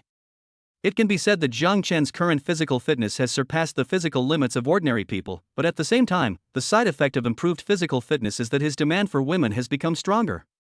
After coming upstairs, Jang Chen did not do anything else, but followed Shen Duling back to the room. The knocking sounds in the basement continued, and because the temperature outside was so high, any strenuous exercise would require a lot of energy. Therefore, the person who is breaking the wall will be forced to change players after breaking the wall for 1 minute. It was not until the fourth wave of people arrived that the cement bricks on the basement wall were finally smashed. Ji Yuan was immediately delighted when he saw this. Then he shouted to everyone, "Keep smashing. As long as you can break into Jang Chen's villa today, everything inside will be divided among you." After hearing Ji Yuan's words, the people who were smashing the wall immediately gathered their strength. The sound of dong dong dong echoed throughout the underground garage. The two people who were smashing the wall stopped only after a loud metallic collision sound was heard from the hammers. Everyone looked at the wall at the same time, and someone even shone a flashlight towards the place where they hit the wall. In a large, pitch-black hole, the silvery white alloy plate gleamed in the light of a flashlight. After seeing this scene, the crowd suddenly exploded. "Fuck, this Jang Chen actually added alloy plates to the wall, what a beast. He must have known in advance that the temperature would rise, otherwise how could he have made these preparations in advance? This bastard knew that the temperature would rise and he didn't even tell us. He is so selfish. He will definitely go to hell after he dies." Some people even started swearing at the gate. "Jang Chen, you beast, you watched someone die without helping him, and you didn't tell us the news beforehand. I curse you to give birth to a son without an asshole." Chapter 59 Dong Chanshan comes to borrow supplies. Looking at the alloy plates in the wall and hearing the noise from the people around him, Ji Yuan became more and more irritated. "Shut up, everyone." After Ji Yuan's angry rebuke, the field fell silent again. "Try somewhere else. I don't believe he can cover all the walls with alloy plates." A glimmer of hope rose in everyone's hearts when they heard this, and soon the sound of bang bang bang of hammering on the wall could be heard again. 10 minutes later, everyone looked at the alloy plate in the wall in confusion. "Change another wall." Ji Yuan snorted coldly. 20 minutes later, the walls were still filled with alloy plates. The crowd struggled here for more than an hour, and the surrounding walls were smashed into pieces. Even the connection between the two walls was broken by them. But the alloy plates inside fit together so tightly that it extinguished the last hope in everyone's hearts. After all, Jang Chen spent more than 200 million to build this top-level shelter. If it could be broken open with just 2 hammers, Sun Jun, who was guarding Longting, could just find a piece of tofu and hit himself to death. After an intense exercise, coupled with poor air circulation in the basement, everyone collapsed to the ground exhausted, wiping the sweat from their faces and breathing heavily. Ji Yuan was also somewhat disheartened, and he sat down on the ground. Ever since he decided to start robbing with his brothers, everything has been smooth sailing and he has never encountered any setbacks. Even when someone tried to rebel, he easily put them down with just a gun. But he didn't expect to suffer repeated setbacks from Jang Chen. Not only did he lose dozens of people, including his brothers Lu Xiong and Chen Rang, but even his wife was kidnapped by the other side. But now he has no way to take over the other party's shelter. Thinking of this, he suddenly felt a deep sense of powerlessness and it was hard for him to breathe. Li Wu also came to his side and then sat directly on the ground. "Boss, at this point there is only one way to rescue my sister-in-law." Ji Yuan didn't say anything, still looking ahead with empty eyes. He was now in deep self-doubt. He held on to hope again and again, but in the end what he got in return was disappointment again and again. Seeing this, Li Wu sighed in his heart, and then expressed his thoughts. When Ji Yuan heard Li Wu's plan, his eyes lit up again. "You mean attacking from the ground?" Li Wu nodded. "Since his basement is so solid, we might as well just give up. But we still have the lesson of Chen Rang's failure last time, so we can't go there at night. That poisonous rain is really terrible. Once it touches us, we will die. But the sun is too strong during the day. We can only stay outside for half a minute at most." There was a hint of fear in Ji Yuan's eyes. He had experimented with this himself not long ago. Just after he stretched out his hand for a while, a piercing pain came from his hand. In just a few seconds, his hands were burned by ultraviolet rays. "I've already thought about this. As long as we put on a few layers of cotton clothes and wet them with water, we can at least stay outside for 10 minutes with these protections. This time is enough for us to rush into Jang Chen's villa." Ji Yuan nodded. At the moment, he really had no other choice except this method, unless he could get some explosives to blow open his door. But this is Dragon Country. It might be possible to get a few boxes of firecrackers, but it is simply a fantasy to get explosives. After all this trouble, it was almost dark. Ji Yuan asked Li Wu to take people to collect cotton clothes first and then implement the plan early tomorrow morning. Jang Chen saw Ji Yuan and his men leave through the surveillance on his mobile phone, but he didn't care. Although there are many of them, in Jang Chen's eyes they are just a bunch of idiots and good-for-nothings, not worth worrying about at all. After locking the two women back into the room, Jang Chen lay on the bed and found a movie to watch. Just when he was halfway through reading, the phone on the bed suddenly rang. Jang Chen picked up the phone and took a look. When he saw the familiar avatar on it, Jang Chen quickly sat up from the bed and pressed the answer button. Jang Chen, I'm Dong Chen. After the voice was connected, a voice he had been expecting for a long time sounded. What's wrong, Miss Dong? What do you want from me? Hearing Jang Chen's playful voice, Dong Chen on the other end of the phone hesitated. I'm out of food and water at home. Can I borrow some from you? I'll definitely pay you back later. Hearing this, Jang Chen couldn't help but think of Dong Chen devilish figure and her seductive moans. He hurriedly picked up a glass of iced drink on the table and took a big gulp. Only then did he feel that his anger had subsided a lot. I'm sorry, Miss Dong, food and water are so scarce right now, I don't even have enough for myself, not to mention I have 2 people to support at home, so I may have to disappoint you. My supplies can only be used for my woman now. Listening to Jang Chen's slightly suggestive words, Dong Chen naturally understood what he meant. It is only used for his women. In other words, as long as you become his woman, you can use it naturally. After hesitating for a few seconds, Dong Chen finally made up her mind. After all, they had already had sex before, so it wouldn't be that hard to accept even if it happened again. As long as you give me water and food, I am willing to sleep with you. Hearing that Dong Chen had finally compromised with him due to the pressure of life, Jang Chen's face suddenly showed a hint of pride. I'll give you 5 bottles of mineral water and 2 bags of bread after you sleep. Come over if you agree. So little? Dong Chen didn't expect that such a beautiful young woman like her would be worth only this little thing in Jang Chen's eyes? These things would cost less than $20 before the end of the world, right? She said to Jang Chen carefully, can we have a little more? 20 bottles of mineral water and 10 bags of bread? He. As soon as Dong Chen finished speaking, Jang Chen's sneer came from the other end of the phone. You can ask others who would exchange water and food with you. When you are about to die of thirst and starvation, beauty is the least valuable thing. Listening to Jang Chen's words, Dong Chen fell silent. But she understood that Jang Chen was right. Besides Ji Yuan, the only person in the entire community who was capable of exchanging with her was Jang Chen. Ji Yuan was naturally not within her consideration, so Jang Chen was her only choice.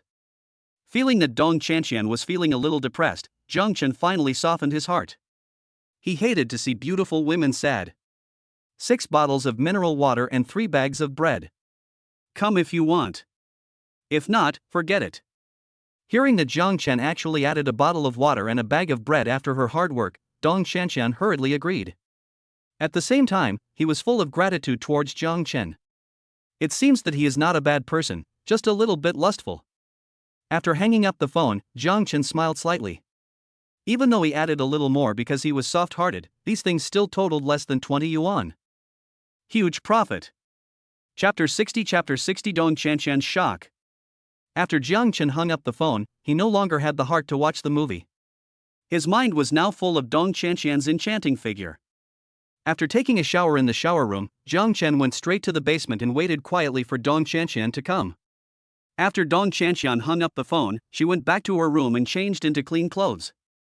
Her sister Zhou Kur was lying naked on the sofa, fanning herself.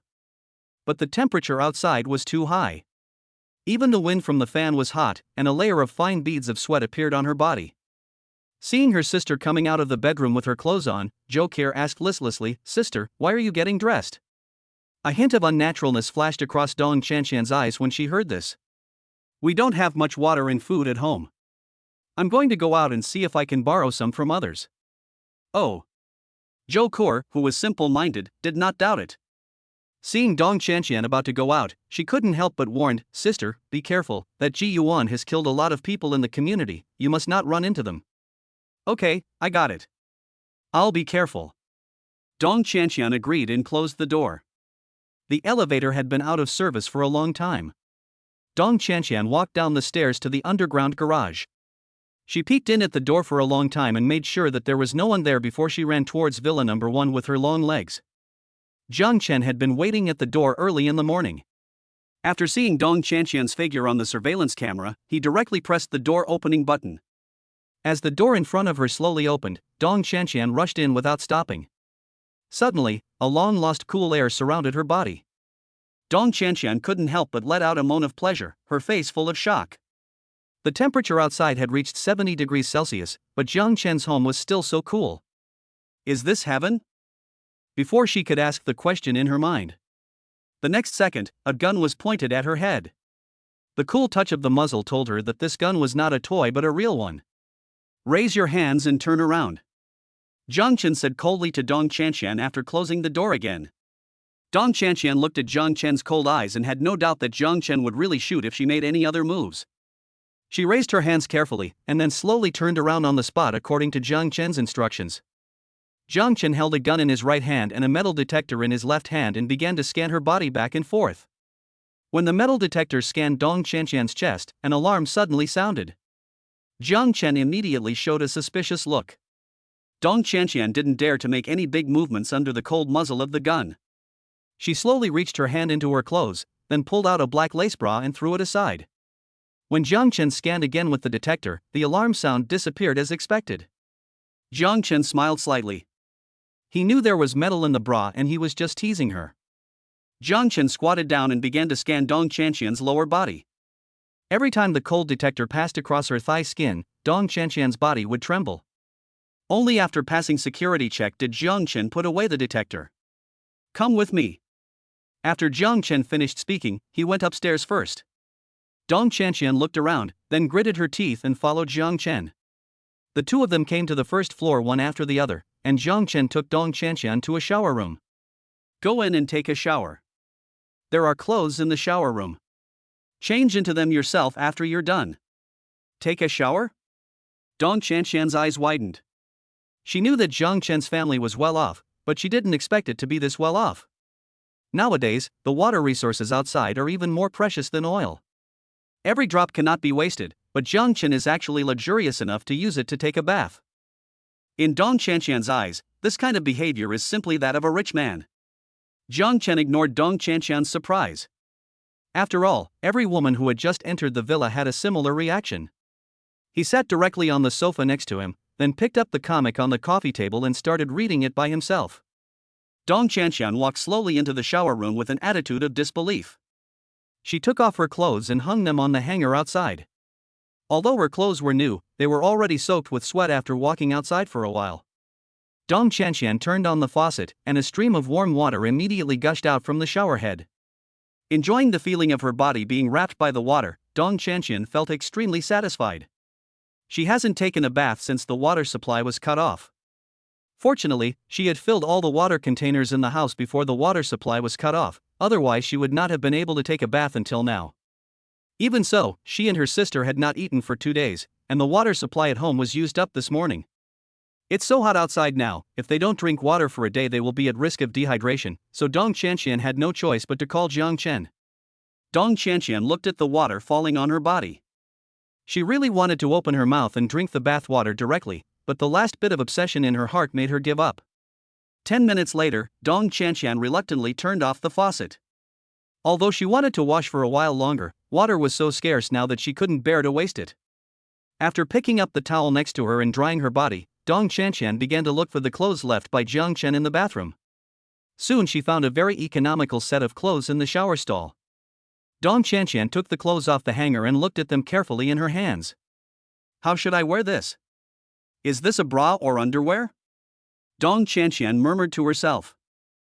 After some experiments, she finally found the correct way to use this dress. At the same time, there was a pair of Valentino high heels on the ground, which were specially used to match this dress. After Dong Chanqian put on all her clothes and shoes, she covered her chest with her hands, pushed open the bathroom door and walked out. Although Jang Chen was reading comics outside, his heart had already flown into the shower room. In order to avoid being looked down upon by Dong Chanqian, he suppressed the urge to rush into the shower room and kill Dong Chanqian on the spot.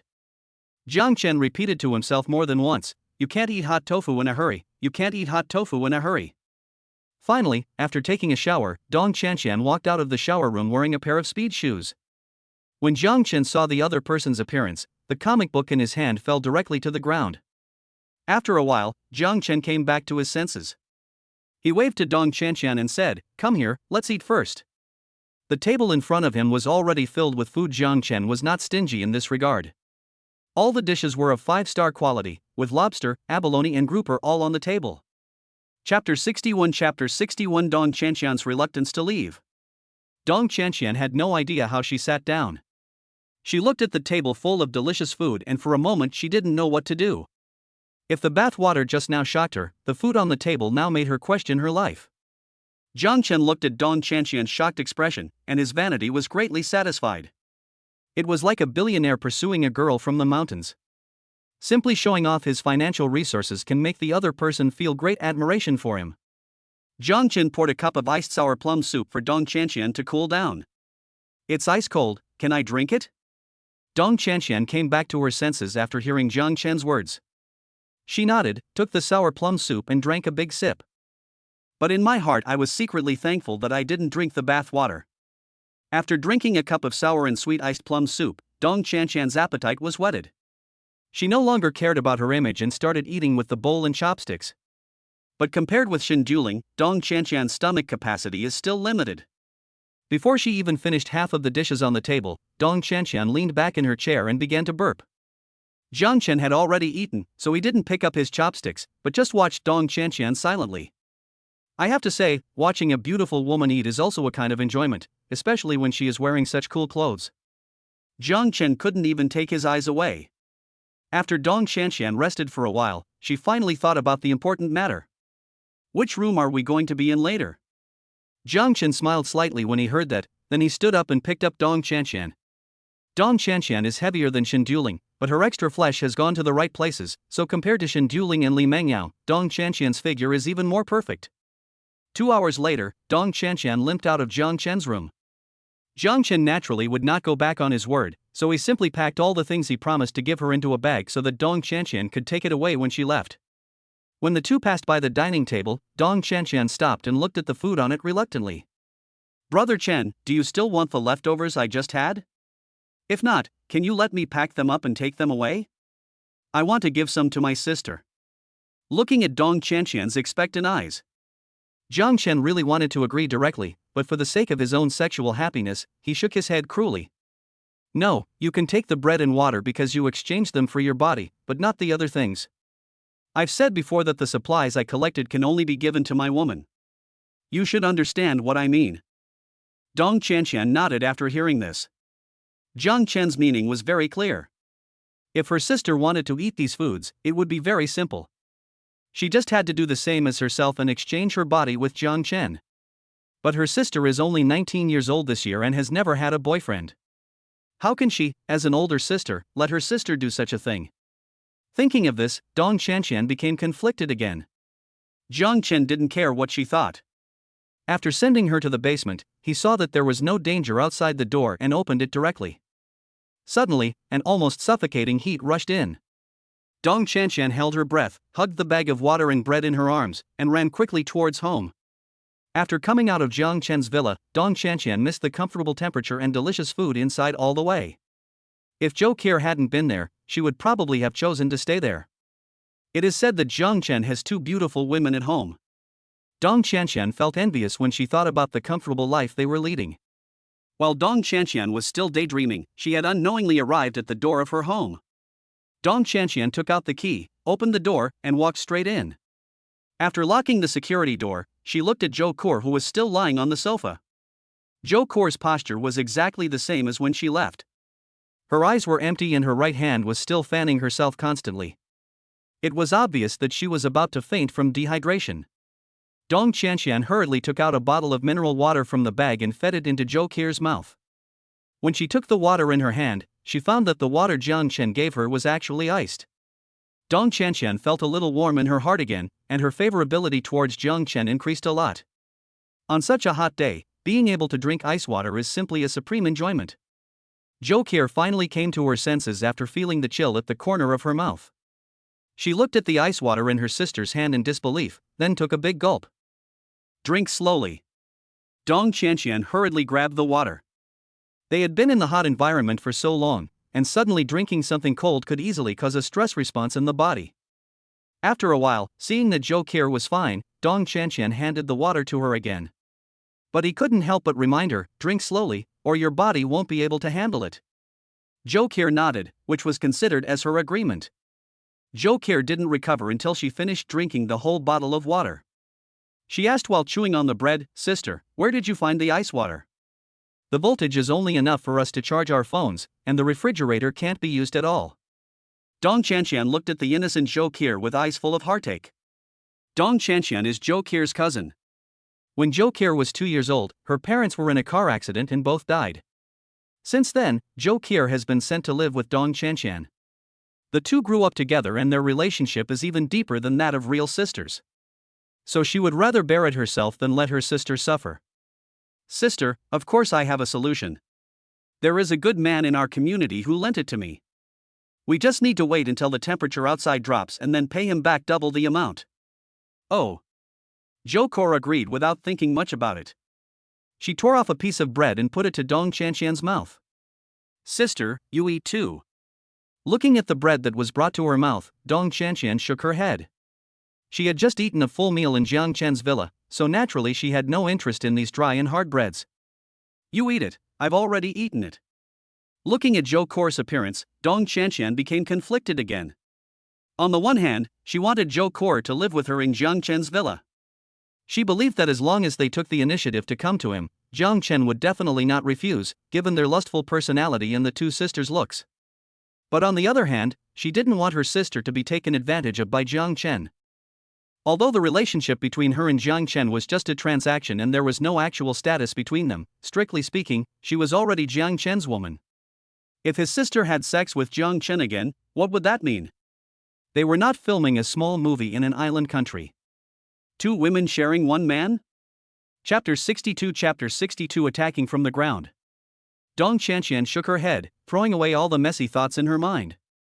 The reason why she couldn't make up her mind was that there was still a glimmer of hope in her heart, that is, the temperature outside would drop sooner or later, and they would return to their previous life. But looking at the current situation, this hope is obviously becoming increasingly slim. Dong Qianqian looked at the water and food in the bag and sighed deeply. There wasn't much in the bag, and they would finish it quickly. What would they do then?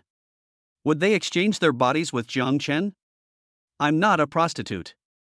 Thinking of this, Jang Chen's burly figure and strong abdominal muscles suddenly appeared in Dong Qianqian's mind, and a blush flashed across her face.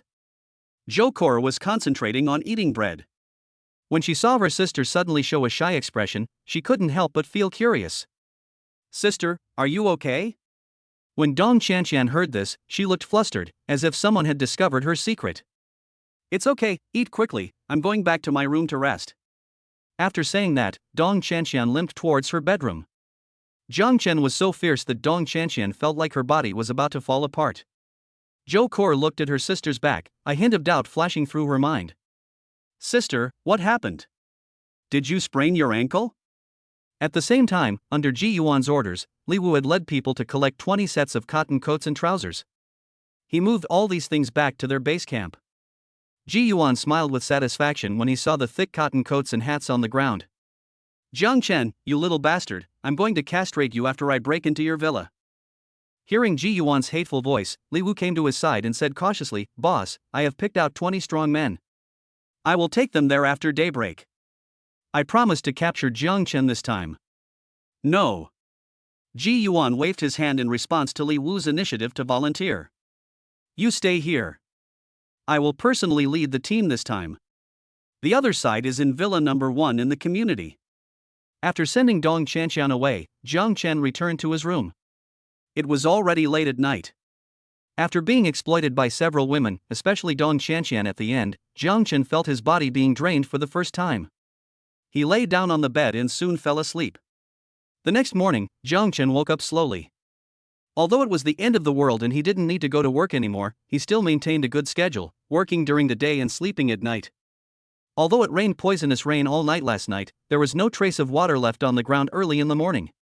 With such a high temperature, the moisture in the poisonous rain had long been evaporated.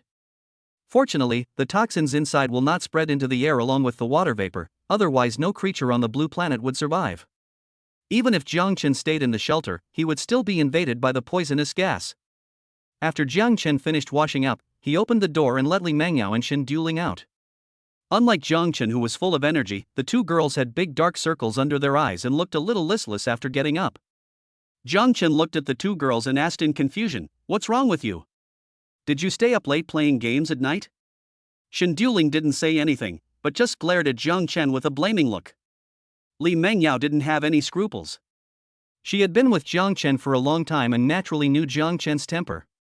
As long as it was not a matter of principle, Jang Chen would not get angry easily. "Brother Chen, you still dare to say that? Was there anyone at home last night? That woman was screaming too loudly, wasn't she? I didn't sleep well the whole night because of the noise." After Li Mengyao finished speaking, she yawned loudly, then went to the bathroom to wash up with her messy hair. Jang Chen felt a little embarrassed when he heard this. The sound insulation in these rooms was pretty good, and normally the sound would not be easily transmitted. However, Dong Chanxian's voice was indeed a bit loud, and Jang Chen did not turn on the noise reduction function of the room, so naturally he disturbed Li Mengyao and Shen Duling, who were sleeping. The two girls had been listening to the conversation for nearly 2 hours, so how could they feel sleepy at all? "I was wrong. I apologize to you. To compensate for your mental loss, I will treat you to a good meal today." After Jang Chen finished speaking, he took advantage of the two girls going to wash up and filled a large table with food on the dining table by the window on the first floor. The banquet Jang Chen ordered from the 5-star hotel was divided into 5 categories, with a total of 60 special dishes. Enough for them to have something different to eat every day. After Jang Chen waited for them for a while, the two girls soon finished washing up and came to the dining table. They had delicate makeup on their faces and looked like 2 little fairies. Before Shen Duling moved in, Li Mengyao also put on makeup every day, but most of the time she just put on some light makeup to deal with it simply, and rarely looked so exquisite. But since she had a competitor, Li Mengyao's attitude has become much more correct than before. The two women seemed to be competing with each other. They were always paying attention to their image, fearing that they would be outdone by the other. Jang Chen would naturally not stop this healthy competition. He hoped that the two women would be jealous of each other, and in the end he would be the biggest beneficiary. After everyone arrived, the 3 of them began to enjoy breakfast. Although it was breakfast, the dishes on the table didn't look like breakfast at all. In addition to the daily must-eat lobster and abalone, there are also stewed pork ribs with sea cucumber, foie gras with black truffle, and blanched prawns. There were also 3 servings of ice cream on the table. For people who were already starving outside, these dishes were extremely luxurious. Just as the 3 were about to enjoy the food, Li Mengyao, who was sitting opposite the window, suddenly screamed. Jang Chen looked in the direction of Li Mengyao's finger. "I saw more than a dozen people climbing over the wall outside the villa. These people were all wearing thick cotton clothes, and their clothes were still emitting white smoke under the sunlight. It was obvious that they had been soaked in water in advance, which could greatly delay the erosion of ultraviolet rays. It's Ji Yuan and the others." Shen Duling recognized these people's identities immediately. Unlike the 2 panicked women, Jang Chen showed a hint of sarcasm on his face as he looked at the dozen people climbing the wall outside. These people fought too simply about their shelter. They thought they could easily enter their home from the ground, but they didn't expect that the defense on the ground of this villa was several times stronger than that of the basement. Many people have the illusion that glass is much more fragile than metal. However, Jang Chen's family's bulletproof glass uses the latest technology in 2080, and its hardness is much stronger than those alloy plates. Even a small nuclear bomb can be defended as long as the distance is not too close. Other people's bulletproof glass is bulletproof, but Jang Chen's is nuclear bomb proof. There is no comparison at all. Chapter 63 They are dying of greed. "Brother Chen, what should we do?" Li Mengyao saw that more than a dozen people on the other side were holding weapons, and 2 of them were holding hammers. She immediately asked Jang Chen with a panicked look on her face.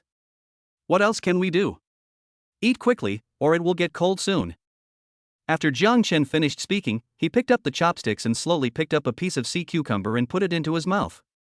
"It tastes really good, no wonder those football players have one every day." Seeing Jang Chen so calm, the 2 women had to force themselves to calm down, but their eyes were staring outside without blinking. Since the glass was one way, Ji Yuan and the others couldn't see Jang Chen at all. They were wrapped in thick cotton clothes and finally climbed over the wall. Looking at the huge floor-to-ceiling window in front of him, Ji Yuan finally felt that he was only one step away from revenge. When everyone was present, under Ji Yuan's command, Shi Xiang and another strong man began to swing hammers in their hands and smash the glass in front of them desperately. But the two men smashed it more than 10 times, but the seemingly fragile glass did not react at all. Seeing this, Ji Yuan finally became a little anxious. Under his command, everyone went into battle together, and the sound of ping-pong began to ring out. Li Mengyao and Shen Duling stared at him for a long time, and finally felt relieved when they saw that the other party could not get in at all. Jang Chen ate another piece of pork ribs, then turned around and looked at the people who were still working hard outside.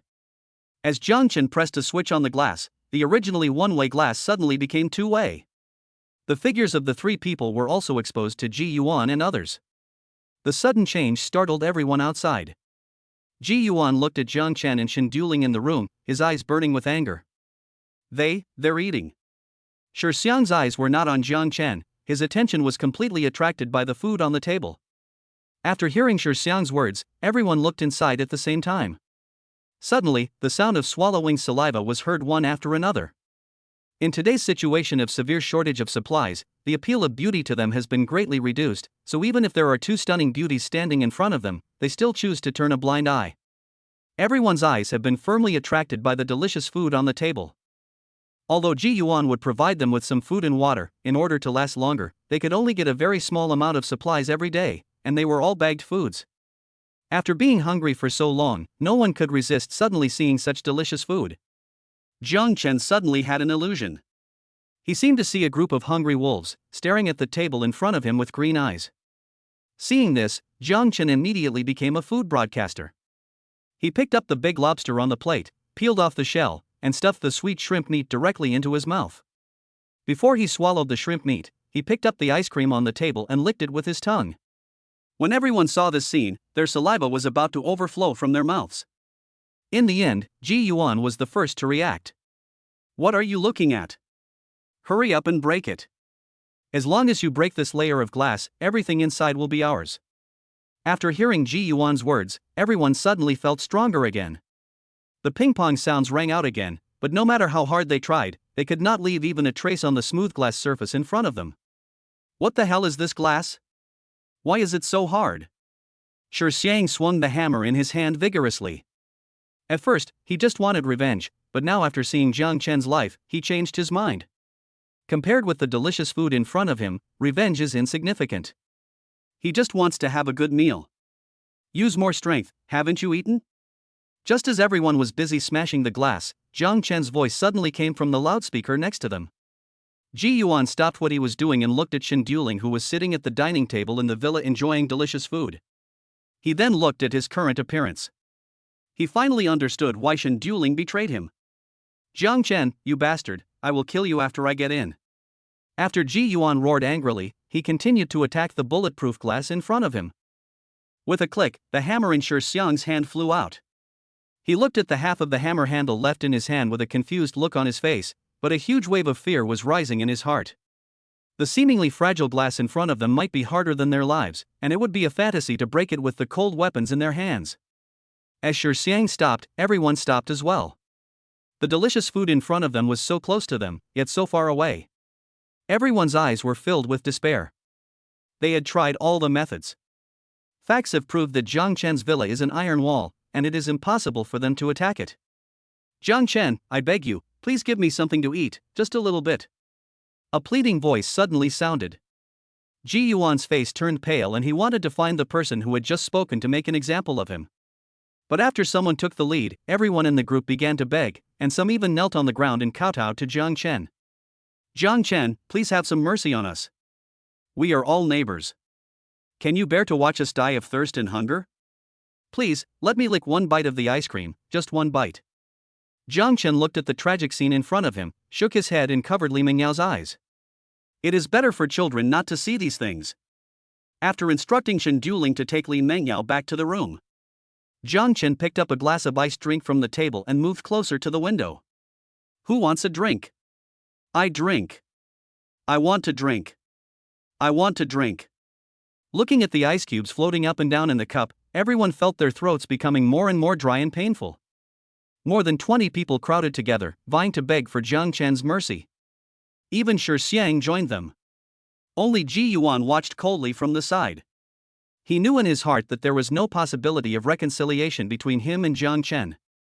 Even if he knelt down and begged him, Jang Chen would not give him anything. If that's the case, why should he humiliate himself? But he was a little confused as to why Jang Chen took out these things to deliberately tempt them. But soon, Ji Yuan understood Jang Chen's sinister intentions. If you want a drink, it's easy. Whoever can help me kill Ji Yuan will get a portion of the food on the table. As soon as Jang Chen finished speaking, everyone looked at Ji Yuan standing aside at the same time. Ji Yuan cursed in his heart, then he quickly took out a pistol from his arms. But his gun was not pointed at Jang Chen, but at his former brothers. Chapter 64 Reward. What do you want to do? Do you want to rebel again? Under the threat of the cold gunpoint, the crowd that was originally ready to make a move quieted down again. Ji Yuan suddenly felt that his current situation was very dangerous. Originally, he just wanted to launch a surprise attack on Jang Chen, but he didn't expect that Jang Chen would use some food and a few words to persuade his men to rebel. Looking at everyone's eyes, Ji Yuan felt that each of them might attack him. Ji Yuan thought to himself, no, I can't stay here any longer. Even if I don't seek revenge on Jang Chen, I can't risk my life. Thinking of this, he ignored everyone and turned around to leave this place of trouble. Seeing Ji Yuan was about to run away, Jang Chen hurriedly fanned the flames. Why don't you make a move? Once Ji Yuan leaves here, you won't have another chance. He only has one gun. Are you afraid of him with so many people? After hearing Jang Chen's words, the crowd that had originally quieted down became restless again, and soon they formed a fan shape and surrounded Ji Yuan. But they were afraid of the gun in Ji Yuan's hand, so no one was willing to be the first to take action. They all wanted others to take action first and then they would take advantage of the situation. The two sides maintained a delicate balance. But as the crowd slowly approached, Ji Yuan suddenly felt a surge of pressure. He gritted his teeth, raised his pistol, glanced at everyone, and pulled the trigger. With a gunshot, a bullet shot out from the muzzle of his gun, but his target was not the people surrounding him, but Jang Chen in the villa. Facing Ji Yuan's gun, Jang Chen didn't even blink. The bullet hit the bulletproof glass and bounced out directly. At the same time, Shi Xiang, who was staring at Ji Yuan hungrily, suddenly let out a scream, then fell face down on the ground, with blood slowly flowing from his back. He deserved his bad luck. The bullet just bounced off the glass, deviated at some angle, and hit him right on the back. Seeing Shi Xiang being shot and falling to the ground, the tight encirclement of the crowd instantly collapsed. Jang Chen laughed out loud when he saw this scene. A mob is a mob. It is impossible to expect them to rule the country. This is why Jang Chen did not use force to subdue these owners and make them his subordinates. It's of no use at all except adding a bunch of extra mouths to feed. Looking at the people fleeing in panic, Jang Chen had no intention of kicking the fallen dog. Although he could take the opportunity to throw 2 more Molotov cocktails out, there was no need to do so. Only if all these people escape alive can they spread the news of their reward for Ji Yuan.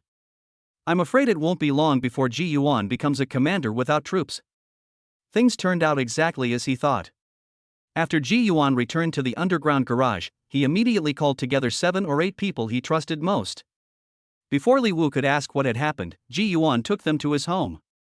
Li Wu followed behind Ji Yuan and asked in confusion, "Boss, aren't we going back to the property management office?" Ji Yuan was walking in the front.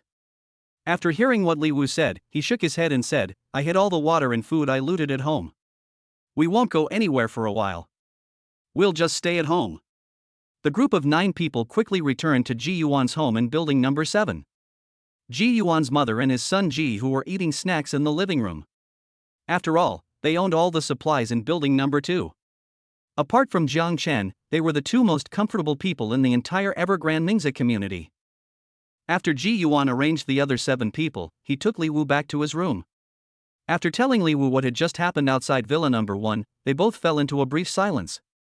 After a long while, Li Wu slowly spoke, "Boss, let's give up on dealing with Jang Chen for now.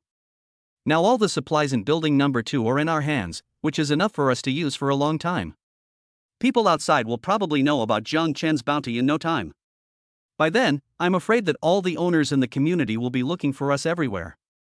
Ji Yuan listened to Li Wu's analysis and nodded in agreement. He lowered his voice and said to Li Wu, "Collect all their cell phones in a while. From now on, no one is allowed to go out. You must not let the other few people know that Jang Chen has issued a reward." Li Wu nodded solemnly. "Don't worry, boss." Li Wu was about to turn around and leave when Ji Yuan called him. "You are the only person I trust the most now. As long as I can get through this, I will never treat you unfairly in the future." Li Wu looked at Ji Yuan with a firm gaze. "Don't worry, boss. I have been with you for so many years. No matter what dangers we encounter, we will face them together." Li Wu had just collected everyone's cell phones when Ji Yuan's cell phone suddenly rang. Someone sent a group notification in the group. Ji Yuan clicked on the community owners group with confusion and saw the bounty order issued by Jang Chen. The target of the bounty was naturally himself, and there was also a picture attached, which showed a table full of food and a box of mineral water. After seeing this news, Ji Yuan immediately started cursing Jang Chen in his heart. This bastard wanted to torture him to death. Now everyone is starving, but he suddenly posted so many delicacies for reward. Even if everyone knows that he has a gun, many people will still choose to take the risk under such extreme conditions. Although they cannot confront firearms head-on, they can easily dodge an open attack but are difficult to guard against an arrow from the dark. If they unite and launch a surprise attack together, their chances of winning are still great. But what made Ji Yuan most angry was that many people in the group responded, standing on Jang Chen's side and angrily calling himself a devil and an executioner. Thinking back to when he was in power, who in the group dared to say anything bad about him? Ji Yuan now saw what it meant to be pushed down by everyone. But when he looked at the people in the room, his uneasy heart slowly calmed down. Fortunately, he asked Li Wu to collect all the cell phones in advance. As long as the people in the room don't know about the bounty, their safety can be greatly guaranteed. Ji Yuan took the gun out of his arms, then took out a handkerchief and wiped it slowly. This gun was his greatest reliance now. As long as he had it in his hand, Ji Yuan could sleep peacefully. At this time, the dozen or so people who escaped back with Ji Yuan also spread the living conditions of Jang Chen's family. After learning that Jang Chen actually possessed so many supplies, everyone immediately believed in the bounty order issued by Jang Chen. Originally, they thought that Jang Chen was just using the photos taken in the past to deceive them and use them to deal with Ji Yuan. After all, at this time, being able to eat a pack of instant noodles is already a luxury. How could anyone have so many delicacies? But now they are completely convinced that Jang Chen will be able to get the things he has offered as a reward. Chapter 65 Li Wu ascends. After a period of integration, the younger brothers abandoned by Ji Yuan regrouped into several small forces. They now have no food or water. Apart from trying to kill Ji Yuan and collect the reward from Jang Chen, they can only start robbing again. Soon, residents in the community began to feel insecure again, and robberies and murders occurred every day. There are also many people who underestimated their own strength and hit a wall, and were eventually killed. The entire community seemed to have turned into a microcosm of Sin City, with bloodstains and rotting, smelly corpses everywhere in the elevator and corridors. Early in the morning, Ji Yuan was awakened by the noisy noise in the living room.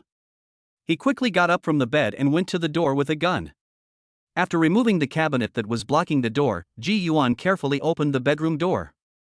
In the living room, Li Wu was trapped in a corner by several people, holding a dagger. After seeing Ji Yuan, Li Wu felt like he had seen a savior. He hurriedly shouted to Ji Yuan, "Boss, these bastards already know about the reward, and they also kidnapped Xiaowu." After hearing what Li Wu said, Ji Yuan immediately understood. He pointed his gun at the people surrounding Li Wu and said slowly, "Do you want to rebel?" Seeing Ji Yuan pulling out a gun, several people retreated slowly for fear of losing their lives. Li Wu also took the opportunity to break out of their encirclement and came behind Ji Yuan. Although Ji Yuan had a gun, the few men seemed to be fearless. Soon, Ji's mother and Jihu, who were tied up, were brought out.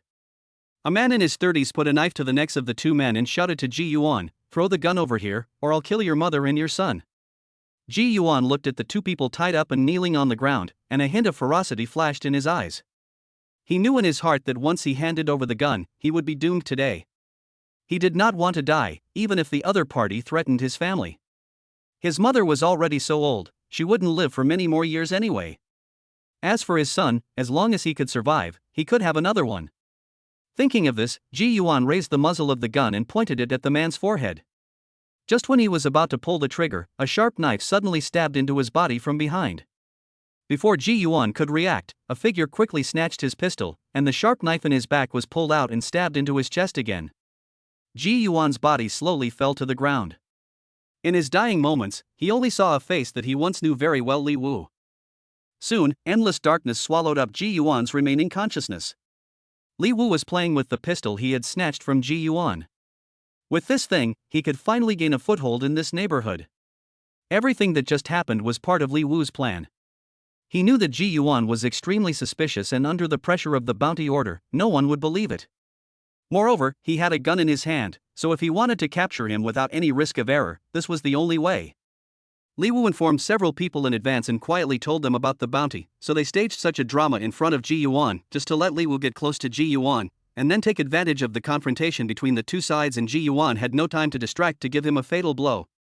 The man who had just threatened Ji Yuan with a knife slowly came to Li Wu and said respectfully, "Brother Wu, what about Ji Yuan's mother and son?" Li Wu put away the gun, then used Ji Yuan's clothes to wipe the blood off the dagger, with a sneer on his face. "What else can I do? Throw them down from the building and let them go with my boss so that he won't be alone." After receiving Li Wu's order, several people took action together and threw Ji's mother and Ji Hu, who had no ability to resist, out of the window. Ji Yuan's home is on the 8th floor. Even if the two of them are lucky enough not to die from the fall, they will be burned to charcoal by the sun outside. Li Wu sat on the sofa in the living room, took out his cell phone and called Jang Chen. After the call was connected, Jang Chen's voice was heard. "Is everything settled?" "It's done. Ji Yuan is dead. I also threw his mother and son downstairs." Li Wu's tone was full of flattery, and he then sent the photo of Ji Yuan's body to Jang Chen. The reason why he betrayed Ji Yuan so easily was that the mastermind behind the scenes was Jang Chen. He knew that Li Wu was the last person Ji Yuan trusted, so he contacted Li Wu, and after making some promises, he successfully turned him against the party.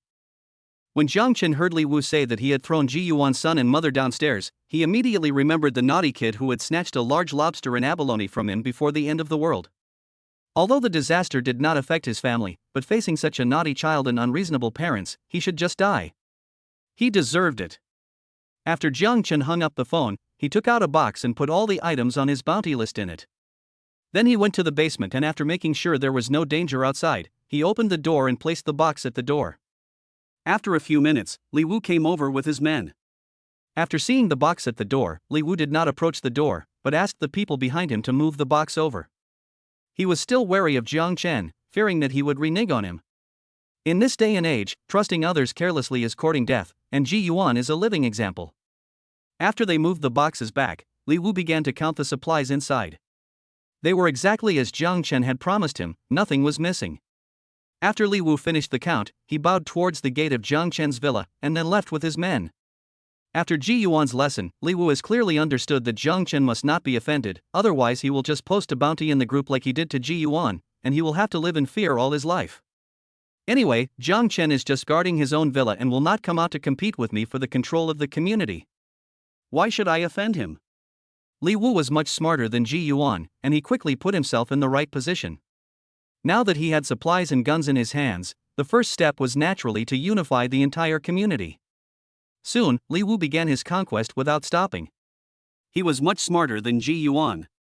Although he did the same thing as Ji Yuan, Li Wu used the banner of saving all the owners to let these people voluntarily hand over all the belongings in their homes for him to keep. Anyone who resisted and refused to hand over would be accused of being selfish and not conducive to the unity of the owners, and then he would force his way in and take away both the people and the supplies. At the same time, he also tried to stir up conflicts among these owners. Because the supplies in the community were limited and could not feed so many people, it was destined that a large number of people would die. There are a total of 12 residential buildings and 10 villas in the entire community. Among them, these 10 villas are located in the middle of the community. Building number 1 to building number 6 are on the left side of the villas and belong to the west area of the community. Building number 7 to building number 12 are on the right side of the villas and belong to the east area of the community. Li Wu has brought together all the owners of residential buildings 1 to 6, and is then using words to sow discord between them and the owners of other buildings. In this way, he could lead these people to rob other owners. Even without his orders, his men would kill the owners of other buildings. Chapter 66 Dong Chanxian's request for help. After seeing Li Wu's methods, Jiang Chen couldn't help but admire him. This guy is much more difficult to deal with than Ji Yuan. Fortunately, he is a man who knows the times and does not go against him, otherwise Jang Chen would really have to work hard to deal with him. After Li Wu integrated all the surviving property owners in the West District, the number of young and middle-aged people had reached more than 300. Just as he was preparing to make drastic changes in the community, the property owners in the East District finally united together. In the past few days, more than 100 of their people have died at the hands of Li Wu, and countless women and supplies have been robbed. If they don't unite and resist together, they will be killed by Li Wu in no time. Jang Chen has always maintained an attitude of indifference regarding the battle between the West District and the East District. The boss of the East District property owners is named Zhou Bingchuan. He was a famous boxer before the end of the world. He had won many championships and was considered a celebrity in the community. However, he did not live in the East District. His home was located in Villa number 5 in the community. The reason why he was able to become the boss of the entire East District was not only because of his own martial arts skills, but also because he had several veterans as bodyguards. In the absence of hot weapons, Zhou Bingchuan and these retired Special Forces soldiers can exert extraordinary combat effectiveness. Under his leadership, the East District and the West District fought several group fights. Although Li Wu had a gun, the number of people in the East District was much larger than that in the West District. A mere pistol could not play a big role in such a melee. The most important thing is that he doesn't have many bullets left. Ji Yuan had already used 2 bullets before, and he also fired the gun once after he got it. Now there are only 3 bullets left in it. So he had to be frugal and never shoot unless it was necessary. Under such circumstances, the West District led by Li Wu was naturally no match for Zhou Bingchuan. They were beaten back step by step and many people were killed and injured. Li Wu didn't have any particularly good ideas for the moment, so he could only place his last hope on Jang Chen, hoping that he could also join in and fight against Zhou Bingchuan together. After all, Jang Chen's battle record is obvious to all. Since he prepared shelter and food in advance, he must have also prepared weapons. But when Li Wu went to invite Jang Chen to join, he was rejected by Jang Chen. He was staying well in his shelter with 2 top beauties. Unless he was extremely bored, how could he run out to fight with Zhou Bingchuan? Resource Group Micro, TXWKONE. Li Wu was not discouraged after being rejected. He was very smart. Since he couldn't invite him, he could only think of a way to let Zhou Bingchuan and Jang Chen kill each other, and he would reap the benefits. Dong Qianxian's house is located in building number 6 in the West District, which belongs to Li Wu's territory. Ever since she reached an exchange agreement with Jang Chen, Dong Qianxian would go to see Jang Chen every night.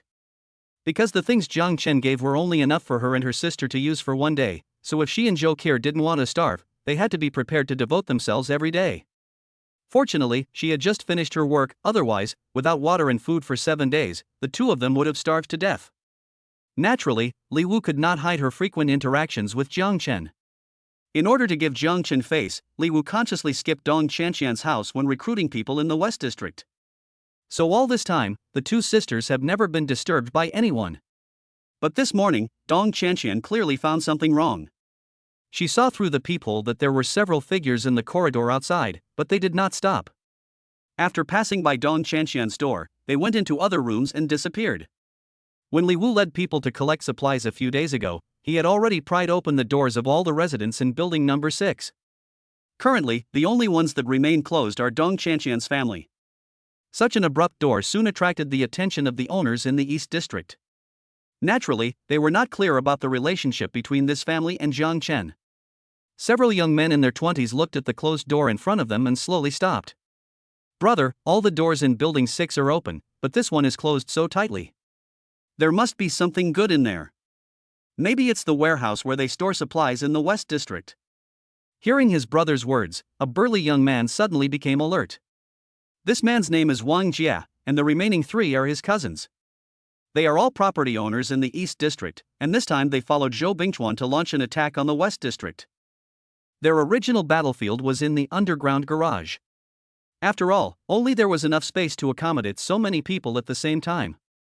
But in the melee just now, several of their opponents suddenly ran into the building inexplicably, but when Wang Jia and his men caught up, there was no trace of those people. Wang Jia looked at the door in front of him and kicked it hard twice. The weapons in their hands were machetes and sticks. If they wanted to pry the door open, they had to use a hammer or a crowbar. "Lu Bin and I will watch here. You two go back and find a hammer or a crowbar. This door doesn't show any signs of being damaged. Maybe this is really where the supplies are stored in the West District. After receiving Wang Jie's instructions, the other two agreed and then quickly ran downstairs to find the hammer. Dong Qianqian in the room was lying at the door listening to the noise outside. The kick Wang Jie just gave her was enough to scare her to death.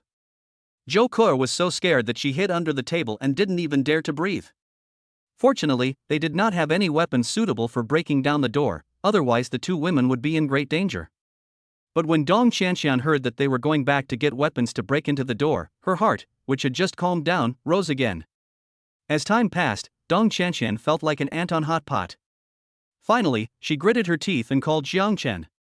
Now the only person who has a chance of rescuing them is Jang Chen. After the call was connected, Dong Qianqian did not dare to delay and quickly told Jang Chen about what had happened to her and her sisters. She also tactfully hoped that Jang Chen could find a way to rescue them. Jang Chen listened to Dong Qianqian's request and calmly said that he could save them, but Dong Qianqian had to be able to afford the price. Jang Chen's appearance fee is very high. It is definitely not enough for just Dong Qianqian. If her sister Zhou Ke is added, it can be considered. Dong Qianqian knew clearly that Jang Chen was taking advantage of the situation and his target was her sister, but did she have any choice now? The footsteps outside the door sounded again, and the person who had just left to get the hammer had returned. A few seconds later, a loud noise was heard outside. At the same time, the security door of their house also shook violently. Chapter 67 Leaving the shelter. The sudden loud noise startled the two women in the room. Zhou Ke couldn't help but shout out. When Wang Jie and others outside the door heard a woman's voice inside, and the owner of the voice was a young girl, several grown men were stunned at the same time, but after a few seconds they all showed lewd smiles on their faces. Brother Jie, it seems that this is not where the West District stores supplies, but where they collect beauties. Wang Jie smiled and nodded, then said, compared to this, I like this better. The other three people laughed out loud at the same time when they heard this. When they realized there was a woman inside, they banged on the door even harder. Dong Qianqian pulled her sister up, took her to her room, locked the door, and then began to move the furniture in the room towards the door. After the two women piled up the beds and wardrobes at the door, they were exhausted. They collapsed on the ground, panting and wiping the sweat from their foreheads. The sound of banging on the door outside continued. Dong Qianqian glanced at Zhou Ke beside her and finally sighed. It seemed that she could not save her sister this time. However, compared to the people banging on the door outside, she would rather leave her sister to Jang Chen. At least she knew Jang Chen inside and out. If they fell into the hands of those people outside, they would probably not have a good ending. Thinking of this, Dong Qianqian picked up the phone and said to Jang Chen on the other end of the phone, I agree, come and save us. After Jang Chen hung up the phone, the corners of his mouth slightly raised. He had been stuck at home for so many days, and it was time to go out and stretch his muscles. During this period, he could feel the changes in his body every day, with both his strength and speed steadily improving. Jang Chen changed into a set of heat-insulating clothing, which he bought at a high price before the end of the world. It can block out temperatures below 90 degrees. Even if it is hot outside, he will not feel uncomfortable. After putting on a helmet and gloves, Jiang Chen locked the doors of Li Mengyao and Shen Duling's rooms, then went to the underground garage. As usual, he checked the surveillance outside the door, and after finding nothing unusual, he opened the door and walked out. The underground garage was in chaos at this time. Hundreds of people from the East District and the West District were fighting each other. The ground was littered with corpses. The smell of blood and rotting corpses rushed into his nostrils. Jiang Chen walked on the road with an indifferent expression. He held a machete in his right hand, wore a gray one-piece heat-insulated suit, tactical gloves on his hands, a pair of brand-new military boots on his feet, and a helmet on his head. Walking in the underground garage dressed like this attracted a lot of people's attention. Two men from the East District took the initiative to stop Jiang Chen. Boy, why are you wearing so many clothes in such hot weather? And wearing a helmet? Aren't you ashamed to face people? Jiang Chen seemed not to have heard his words and continued walking forward. Fuck you, didn't you hear me? You dare to act deep in front of me? You can't count the number of people who have died in my hands on one hand. At this time, Jiang Chen was less than 5 meters away from the two of them. Seeing that Jiang Chen still didn't answer, the man finally couldn't bear it anymore. He took a step forward and walked towards Jiang Chen, holding the machete high in his hand and chopped it down at Jiang Chen's helmet. At the same time, a dagger appeared in his left hand and he stabbed Jang Chen silently. He was not bragging just now. With this tactic of making a feint to the east and attacking in the west, 6 or 7 people in the West District had indeed died in his hands. But unfortunately, he met Jang Chen this time. Seeing the man take the first step, Jang Chen also raised the machete in his hand. As the two long knives intersected, the man felt a huge force on his hand, and then the machete in his hand flew out uncontrollably. At the same time, he felt a sharp pain in his left hand as he lunged forward. A hand wearing a tactical glove was tightly grasping his forearm, and no matter how hard the man tried, he could not break free. The next second, a machete with a flashing cold light fell down. The man didn't even have the chance to scream. After a flash of light, a huge head shot up into the sky, and blood splattered all over the field. In less than a second, Jang Chen killed one man. Before the man's companion could react, Jang Chen suddenly quickened his pace and swept across with the machete again. After the two figures crossed each other, a flash of blood appeared, and the bodies of the man and his companion fell to the ground at the same time. Such brutal skills have stunned everyone in the field. They held their weapons tightly, their eyes full of vigilance and fear. No one dared to stop Jang Chen. No one knows where this killer came from. Jang Chen did not expect that his fighting ability would be so exaggerated. In his opinion, the two's movements just now were extremely slow. When facing their attacks, Jang Chen even had time to think about what kind of fighting posture would be more handsome. This was also the first battle Jang Chen had experienced since his rebirth, and it also gave him a rough idea of his current strength. After dealing with the two people, Jang Chen went straight to Dong Qianxian's house. On the other side, the sound of banging on the door outside continued. With the last loud bang, the already shaky door finally collapsed under the repeated blows. When Wang Jia and others saw the door was broken open, they rushed in with weapons. But after searching the room, they found nothing except 2 bottles of water and a bag of bread. Finally, the 4 of them reunited in front of a big door. "Brother Jia, this door can't be opened. They must be hiding here." Wang Jia nodded, then took the hammer from one of them and started smashing it himself. With a loud bang, a big gap was smashed in the wooden door in front of him. After Wang Jia hit the door twice more, the lock on the wooden door was completely destroyed. But there seemed to be a lot of things behind the door, so even though the lock was broken, they couldn't push the door open. At this time, Dong Qianxian and Zhou Kur were so frightened that they dared not make a sound. The two women used all their strength to hold on to the furniture in front of them, trying to delay time as much as possible. After Wang Jia hit the door twice more, he finally saw Dong Qianxian and Zhou Kur in the room through the gap in the door. The moment Wang Jia saw the two girls, he was stunned. What kind of sister are they? He swallowed subconsciously. What's wrong, brother Jia? The person next to him saw Wang Jia leaning against the crack of the door and looking inside, and couldn't help but ask. But when he followed Wang Jia's example and looked inside through the crack in the door, he was also stunned.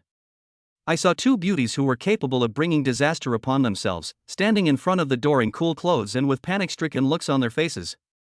The delicate facial features, attractive figure, and 4 long white legs exposed all stimulated the male hormones of several people. Wang Jia suddenly felt that his tent was about to stand up.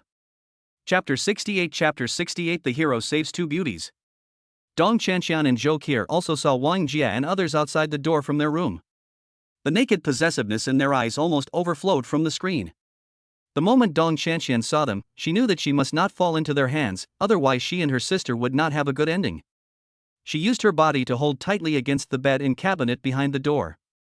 Now all she could do was to delay time as much as possible. As long as Jang Chen could arrive before they rushed in, there would be hope for her and her sister to be rescued. Although Jang Chen was alone and the other party had 4, through their interactions over this period of time, Dong Qianxian was very familiar with Jang Chen's physical condition. He is just a ferocious beast in human form. Not to mention that there are only 4 people outside, even if there are 8, they may not be Jang Chen's opponent. After Wang Jia came to his senses, he swung the hammer again. As the hammers fell, even though Dong Qianxian and Zhou Kur tried their best to resist, the gap between the doors was still gradually widening. Seeing that 2 such alluring beauties were about to be caught, Wang Jia and others felt their hearts suddenly burn with excitement. He had already begun to imagine what positions to use. Without the constraints of the law, the criminal genes in human nature were awakened, and they have now completely released their own nature. Seeing that the door had been smashed open to create a gap of more than 20 centimeters, Wang Jia put down the hammer and shouted to the 2 women outside the door, "Don't be afraid, ladies. We are not bad people. We are here to save you. Dong Qianqian naturally couldn't believe such nonsense. She ignored Wang Jie's words and instead picked up a fruit knife on the ground and threw it out through the crack in the door without caring whether she could hit the target or not. Facing Dong Qianqian's attack, Wang Jie quickly dodged the fruit knife and a sly smile appeared on his face. You bitch, you dare to throw a knife at me? I'll go in and fuck you first when I get in. After saying that, Wang Jie swung the hammer again and started breaking down the door. Looking at the two beauties behind the door, Wang Jie suddenly felt full of strength. As he hammered with all his strength, the already shaky wooden door finally shattered into pieces. Without the obstruction of the wooden door, the wardrobe and bed at the door suddenly lost their defense. Seeing several people rushing in at the same time, Dong Qianqian and Zhou Qi hurriedly picked up the kitchen knives beside them and started slashing at the air. He kept shouting, "Don't come over here." Such a funny scene immediately made the four grown men in the room laugh out loud. Little sister, listen to me and put the knife down. I will take good care of you. Brother Jia, you are the boss, you choose first. Listening to a few people discussing the fate of herself and her sister as if no one was around, Dong Qianqian immediately clenched the weapon in her hand. She had made up her mind that if anyone dared to come forward, she would fight the opponent even if it cost her life. Just when Wang Jie and his friends were still joking, a sound of breaking air suddenly was heard. Then a sharp arrow shot in from outside and pierced directly into the back of a man's head. As the man responded, Wang Jie and his companions were suddenly shocked. Then came the second and the third. Wang Jie watched as all his brothers were shot to death by arrows, and he quickly hid behind the closet. Unlike Wang Jie's panic, Dong Qianqian showed a hint of joy in her eyes. She knew that Jang Chen had come to save her. Sure enough, the next second, a man wrapped in a heat-insulating suit slowly walked in. He carried a black compound bow on his back and held a machete in his right hand. There was still red blood on the blade, and it was obvious that he had just chopped someone not long ago. Wang Jie was hiding behind the closet. When he saw the person coming, he immediately realized that the mysterious man in front of him was the murderer who killed his brother. Seeing that the other party had no intention of using the bow and arrow again, Wang Jie picked up a machete on the ground and then carefully poked his head out from behind the wardrobe. He held the weapon in his hand and asked in a trembling voice, "Who are you?" Jang Chen did not answer him, but pointed at Dong Qianqian and Zhou Qi beside him. They are my women. Whoever wants to take advantage of them will die. Wang Jie swallowed his saliva and silently calculated the difference in strength between the two sides. However, when he saw the death of his three younger brothers on the ground, Wang Jie lost the courage to continue to fight against Jang Chen. Dang! Wang Jie threw away his weapon, then knelt on the ground with his hands on his head. I surrender. Please spare my life. Please don't kill me. It was Zhou Bingchuan from the East District who forced me to do this. He wanted to be the boss of the entire community. After Wang Jie finished speaking, he actually fell to the ground and kowtowed to Jang Chen. He was willing to risk his life to survive. But through the pitch-black helmet, Wang Jie couldn't see Jang Chen's expression at all. He could only kowtow hard, praying in his heart that Jang Chen would be soft-hearted and let him go. Finally, after his unremitting efforts, Jang Chen finally spoke. Go away. If I see you again next time, you will be dead. Jang Chen's words sounded like the sound of nature to Wang Jie's ears. Thank you for sparing my life, big brother. After Wang Jie said this, he crawled out of the room in fear that Jang Chen would change his mind. Then he carefully walked around Jang Chen's body, and immediately ran downstairs after going out of the door. But just when he thought he had finally escaped, a feather arrow shot straight into his chest. Watching Wang Jie fall down the stairs, Jang Chen put the compound bow back on his back. It is obvious that Wang Jie is a villain. He can be so humble just to save his life. Such people are often vengeful. Once he leaves alive, there will be endless troubles. Although Jang Chen is not afraid of him, he will not do such a thing as letting a tiger go back to the mountain. Seeing that all four people were dealt with, Jang Chen also took off his helmet. Feeling the suffocating temperature outside, the sudden heat made Jang Chen find it difficult to breathe. His thermal insulation suit not only blocked the high temperature outside, but the helmet he wore could also automatically transport oxygen in. Wearing it, not only did he not feel stuffy, but also felt very cool. Dong Qianqian finally felt relieved after seeing Jang Chen's face, but Zhou Qi on the side looked at her sister in confusion. If she remembered correctly, her sister once told her to stay away from Jang Chen and said that Jang Chen was not a good person. But now it seemed that her sister and Jang Chen were very familiar with each other. Could it be that the person who had been lending them food was Jang Chen? In this case, Jang Chen is a good person. After all, at this time, it goes without saying how important a bottle of water and a piece of bread are. Jang Chen is actually willing to lend these supplies to them unconditionally. There is only one possibility, that Jang Chen is definitely a good person. Even if he had just killed someone, it was to save them, and legally it was considered stopping a crime and was self-defense. Chapter 69 Compound Bow Violence. This is not the place to talk, come with me first. After Jang Chen finished speaking, he put his helmet back on and walked ahead of the two women. Dong Chanxian and Zhou Qi looked at each other. Since they had nothing to take, they just put on some clothes and followed Jang Chen outside. When Jang Chen was going downstairs, he passed by Wang Jie's body. He was still a little worried, so he pulled out the arrow from his back and stabbed him hard in the head until he saw the white brain matter flowing out. Then he finally stopped. Jang Chen must cultivate the habit of finishing off the enemy, so as to avoid being ambushed accidentally in the future. After doing all this, Jang Chen clapped his hands. He would accept it if Wang Jie could still survive after being stabbed in the head by an arrow. The two women followed Jang Chen. Although they didn't understand why Jang Chen wanted to whip Wang Jie's corpse, they knew better than to ask any further questions. The three of them quickly walked down the stairwell to the underground garage. The battle was nearing its end at this point, and the air was filled with the strong smell of blood and rotting corpses. Zhou Qi subconsciously covered her nose. Since the outside world began to warm up, Zhou Qi has not left home, so she is not very clear about the situation outside. After seeing the corpses everywhere on the ground, Zhou Qi was so scared that her face turned pale. She covered her mouth with her right hand to prevent herself from accidentally screaming, and with her left hand she tightly grasped her sister's clothes. She lowered her head and followed Jang Chen forward. Compared with Zhou Qi, Dong Chanxian was much calmer. She would go to Jang Chen to eat alone every night, so she was no longer surprised by the situation outside. Jang Chen walked in front and occasionally met some residents from the east and west districts. After seeing Jang Chen's outfit, they all tactfully left quietly. No one dared to come up and die. Just as the three were about to return to Villa Number 1, a dozen figures suddenly walked out of a corridor next to them. The leader is Zhou Bingchuan, the current boss of the East District. He was followed by 4 bodyguards, and judging by their demeanor they were obviously the legendary retired Special Forces soldiers.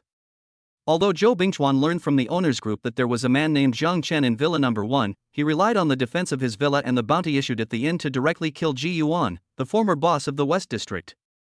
But he didn't know Jang Chen at all in real life, not to mention that Jang Chen was wearing a helmet at the time, so he couldn't guess Jang Chen's identity.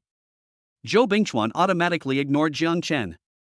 His attention was now completely attracted by Dong Chanxian and Zhou Qi. Before the end of the world, Zhou Bingchuan was a professional boxer. He was very busy with daily training and competitions, so he seldom went home.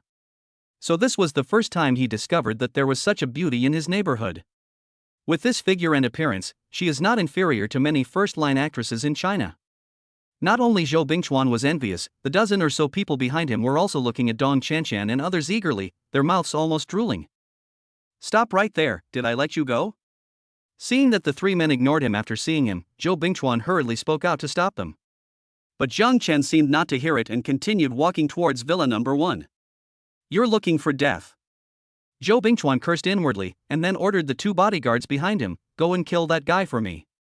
Upon hearing this, the 2 of them hurriedly accelerated and chased in the direction of Jang Chen and others.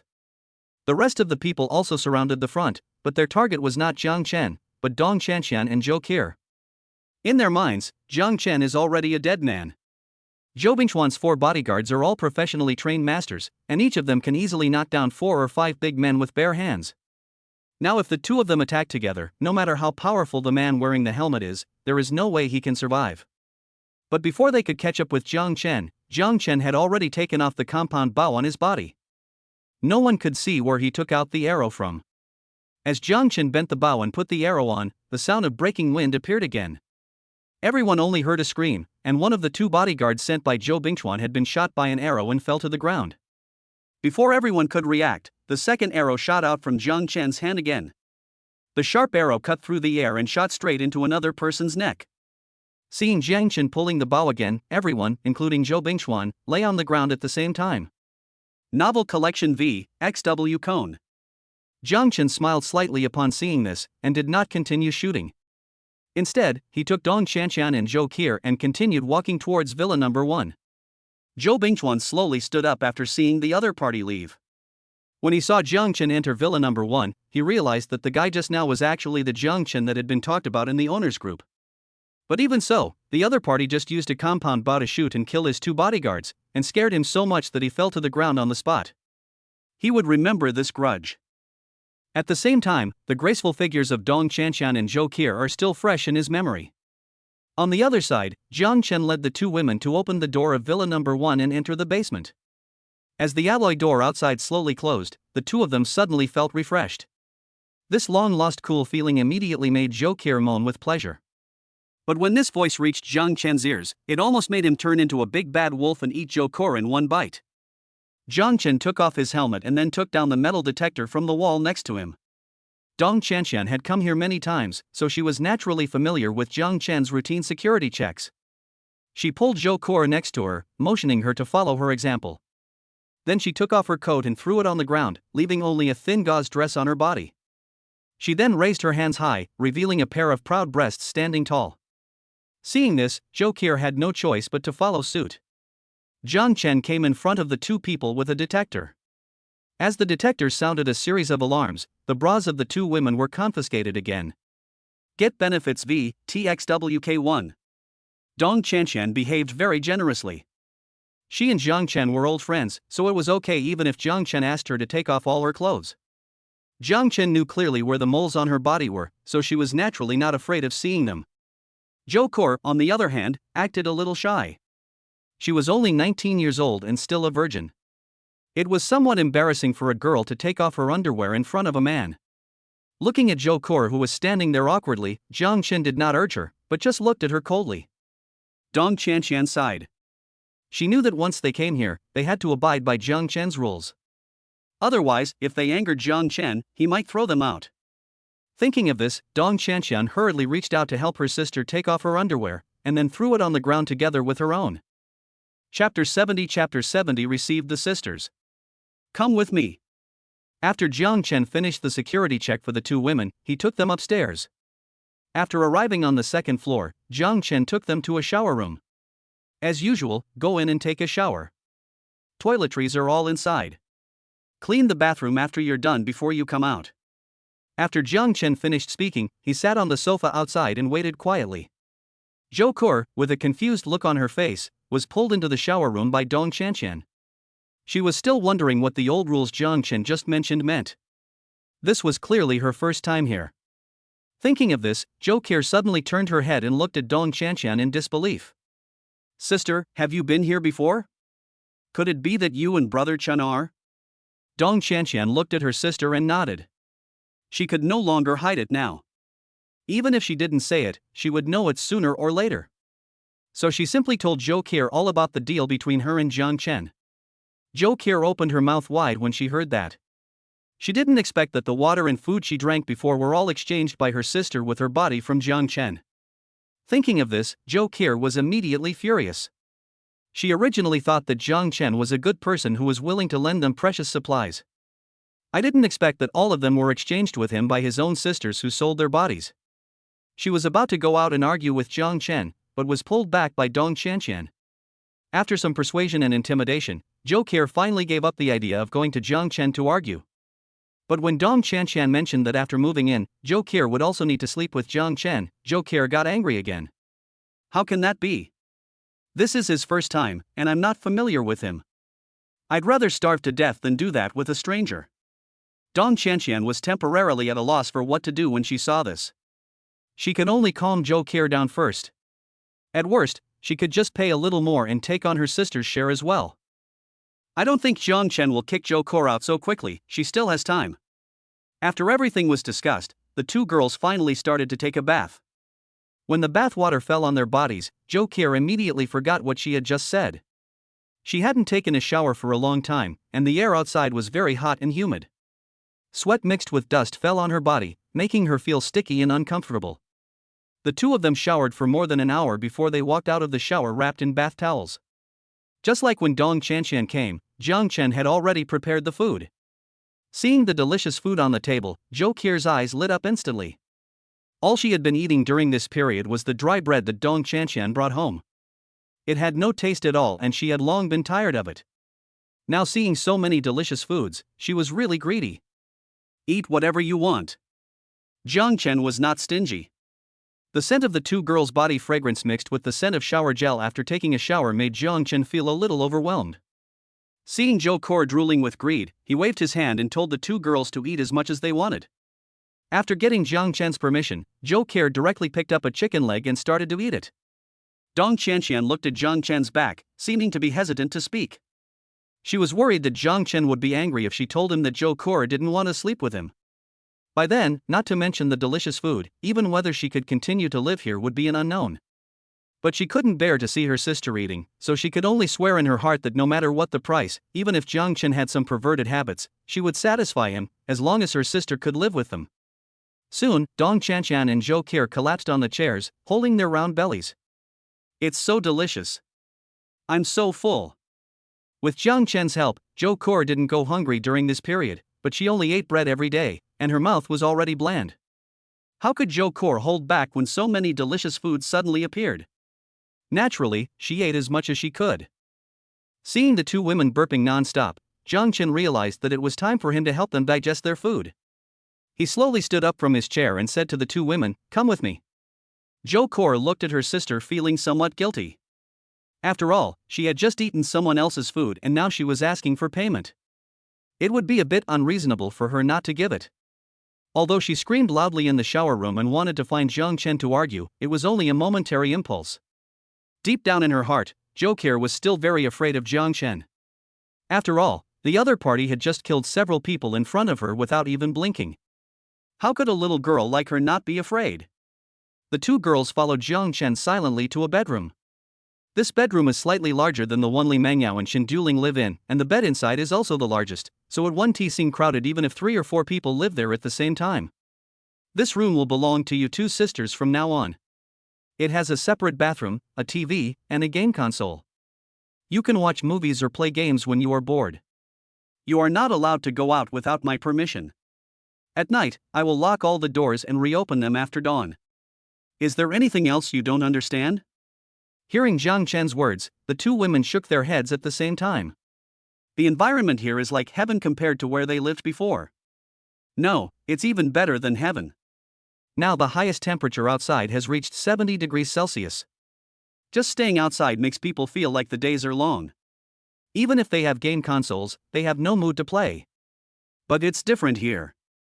The comfortable temperature, soft bed, and delicious food make the two women feel as if they have returned to the time before the end of the world. Since there is nothing unclear, let's get started. Start what? Zhou Kor asked with a puzzled look as soon as Jang Chen finished speaking, but she quickly reacted and her expression became extremely strange. Seeing this, Dong Chen hurriedly pulled Jang Chen out alone.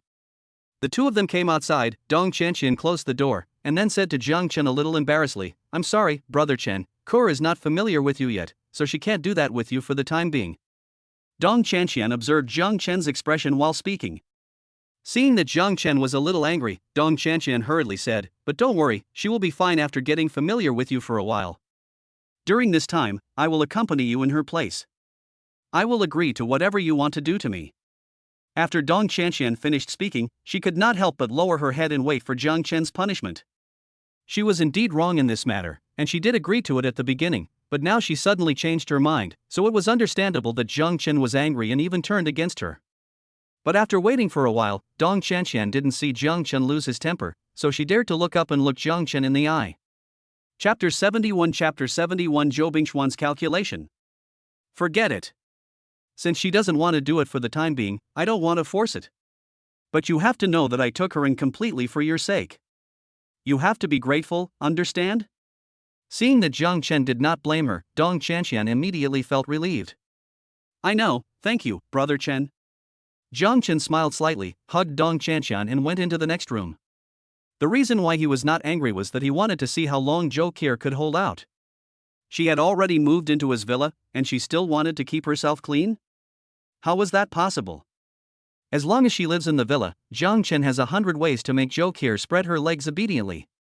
2 hours later, Dong Chen returned to the room. Zhou Qier was lying on the bed, thinking about something. Seeing her sister coming back, Zhou Qier threw herself into Dong Qianshan's arms. Sister, did you just accompany Jang Chen for me? Dong Qianshan touched her sister's head and didn't know how to answer for a moment. After a long while, Dong Qianshan finally spoke, Kor, I want to accompany Brother Chen of my own free will. He treats me very well. You have just seen the situation outside. The whole world is in chaos. As women, we have no way to survive in such a world except by relying on a strong man. After Dong Qianshan finished speaking, without caring whether Zhou Qier understood or not, she took out a small box of strawberries from her pocket and put it in Zhou Qier's hand. This is what Brother Chen just gave me. Eat it quickly. After Jiang Chen locked Dong Qianshan in the room, he went to release Li Mengyao and Xin Duling. At present, these two girls are still relatively reliable in Jiang Chen's heart. After all, they will definitely fall in love after being together for a long time. Therefore, Jiang Chen will let them off for a walk whenever he has nothing to do, so as not to lock them in the house all the time, which would make them feel suffocated for a long time. Unexpectedly, as soon as Jiang Chen opened the door of their room, Li Mengyao and Xin Duling rushed out of the room at the same time as if they had discussed it beforehand. Brother Chen, did you bring that girl called Dong Qianshan into the villa? Li Mengyao's face was puffed up, and she questioned Jiang Chen while pinching her waist with both hands. Although Xin Duling didn't say anything, the expression on her face was exactly the same as Li Mengyao's. Jiang Chen nodded and answered directly and frankly, yes, what's wrong? Well. The two girls didn't know what to say for a moment when they saw Jiang Chen's relaxed expression. They were not really angry, because they naturally knew about the transaction between Jiang Chen and Dong Qianshan that night. But at that time Dong Qianshan was just a temporary worker, and Jiang Chen would occasionally take her home to help him solve some problems. But now that they were suddenly promoted to permanent employees, the two girls suddenly felt a sense of crisis in their hearts. They were worried that Jiang Chen would get tired of the old and fall in love with the new, and would neglect them after he had the new person. That's why they rushed to question Jiang Chen in a fit of anger.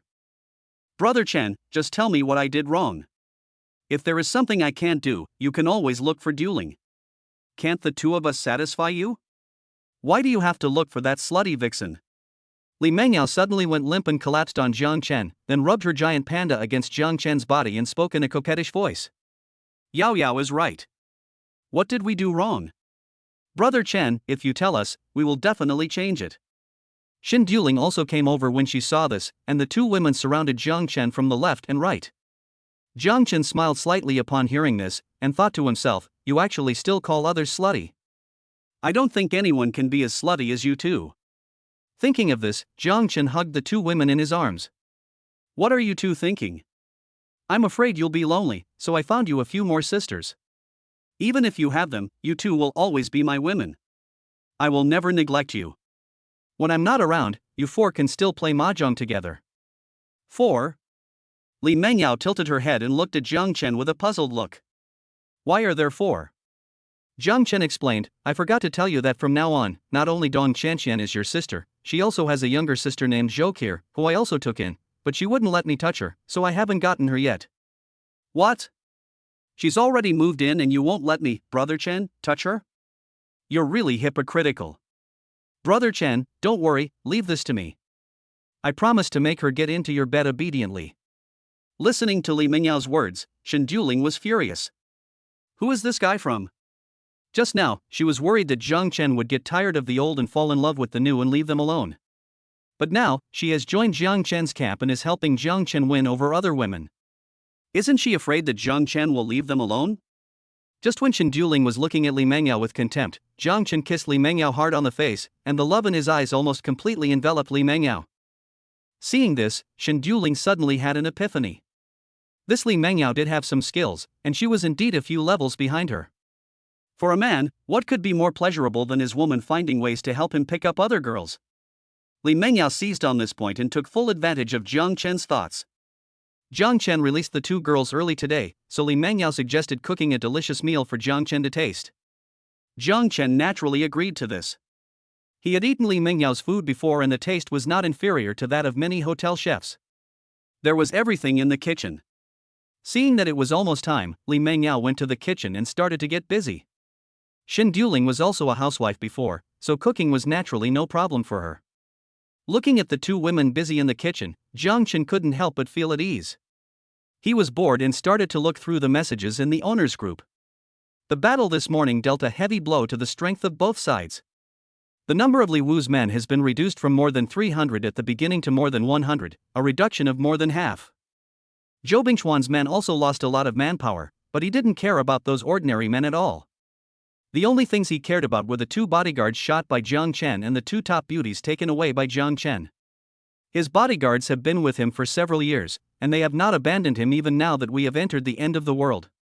Zhou Bingchuan trusts them very much, but he did not expect that 2 of them would die at the hands of Jang Chen. Zhou Bingchuan wanted to get the 2 beauties and also wanted to avenge his men, but the lesson of Ji Yuan was still fresh in his mind, which made him a little cautious. If he fails to trick Jang Chen out of the shelter and kill him with 1 strike, he will be in big trouble in the future. Any reward would make Zhou Bingchuan a street rat, no matter how good his fighting skills were. Unless he left the community, he would never be able to sleep well in the face of dangers that could appear at any time. Unless, cooperate with Li Wu. Chapter 72 Li Mingyao plan. Jang Chen casually flipped through the messages in the group, and soon Li Mingyao and Shen Duling brought up the food. Seeing this, Jang Chen also used smart voice to remotely release Dong Chanshan and Zhou Qir from the room. After the 2 girls walked out of the room, they were stunned when they saw Li Mingyao and Shen Duling. Then, at Jang Chen's invitation, they sat down somewhat embarrassedly. Li Mingyao brought a bowl of stewed beef with radish to the table, then looked at Dong Chanshan and Zhou Qir who were sitting there and said to Jang Chen, "Brother Chen, these 2 should be Chanshan and Qir, right?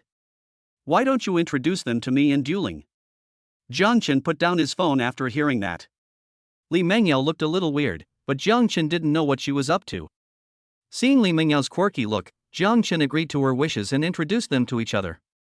After the 2 sides got to know each other, Li Mingyao smiled and said to the 2 women, "Sister Chanshan, Sister Qir, I'm glad to meet you. You are all Brother Chen's women.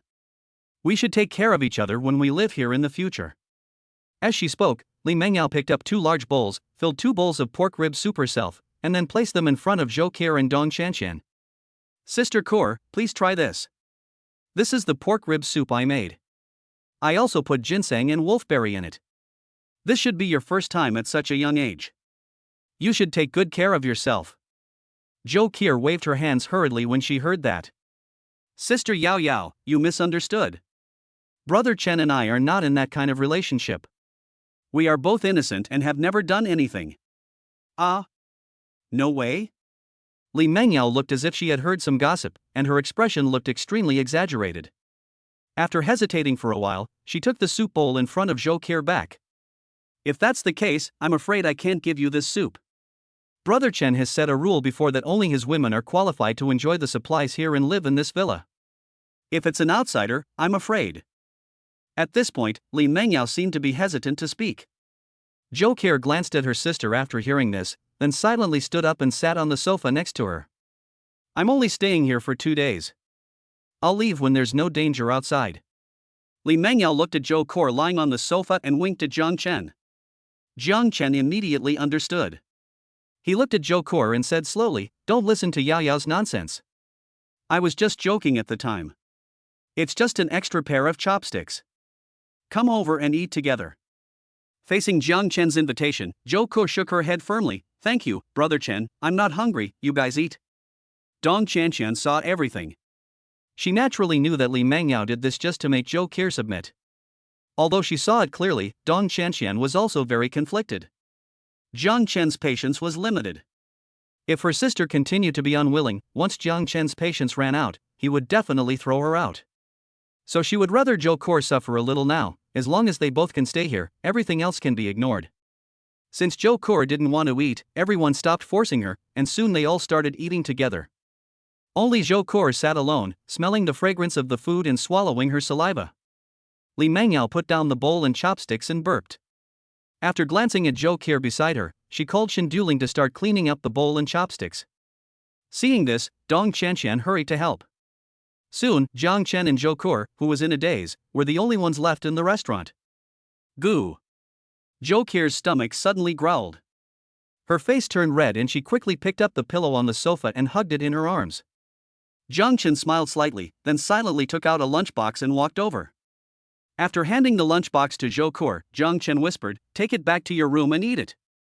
Don't let your sister Yao Yao see it, otherwise that woman will gossip again." Zhou Ke raised her head and looked at Jang Chen in front of her. A warm feeling flowed through her heart. She suddenly felt that becoming Jang Chen's woman seemed to be nothing unacceptable. She carefully held the lunchbox in her arms, and while the girls had not come out of the kitchen yet, she quietly returned to her room. After closing the door, Zhou Ke opened the lunchbox, which contained a portion of fried rice with some vegetables and a chicken drumstick. She directly picked up the chicken leg from the lunchbox and started eating it in big mouthfuls. After a while, Dong Qianqian also came in from outside with a steamed bun in her hand. When she returned to the room and saw Zhou Ke eating a chicken leg, she was stunned. After a while, Dong Qianqian smiled slightly and put the steamed bun in her hand away. She had been hungry before and knew how it felt, so she didn't want to waste even one steamed bun. Dong Qianqian sat next to Zhou Ke and said slowly, "Did Brother Chen give it to you?" Zhou Ke put down the bone in her hand, nodded, and said vaguely with her mouth full of fried rice, "He is a good person. It depends on who he is dealing with. He is merciless to his enemies, fearing that they will not die. But when it comes to his own people, he is willing to give them everything. As long as he can give, he will never be stingy." Dong Qianqian was talking about this when she recalled her previous exchange with Jang Chen. Although it was just a transaction, Jang Chen was indeed not stingy with her at all, and even went to the extent of fulfilling every request. The night passed quickly. Jang Chen did not find anyone to sleep with him tonight. He wanted to take a break occasionally. He was worried that he would die of exhaustion if he did this every day. After getting up in the morning, the girls were let out to have breakfast as usual. Today, Li Mengyao did not deliberately embarrass Zhou Ke, so the dinner table was full of joy. Jang Chen took a bite of the meat bun. These buns were not collected by him before the end of the world, but were made by Li Mengyao early in the morning. In order to prove her own worth, Li Mengyao did her best. Jang Chen had just finished breakfast when he received another message from Li Wu in the West District. The content was very simple, telling him that Zhou Bingchuan from the East District was coming to seek revenge on him, so he should be careful and it would be best if he did not leave the shelter again. Jang Chen's eyes flashed with disdain.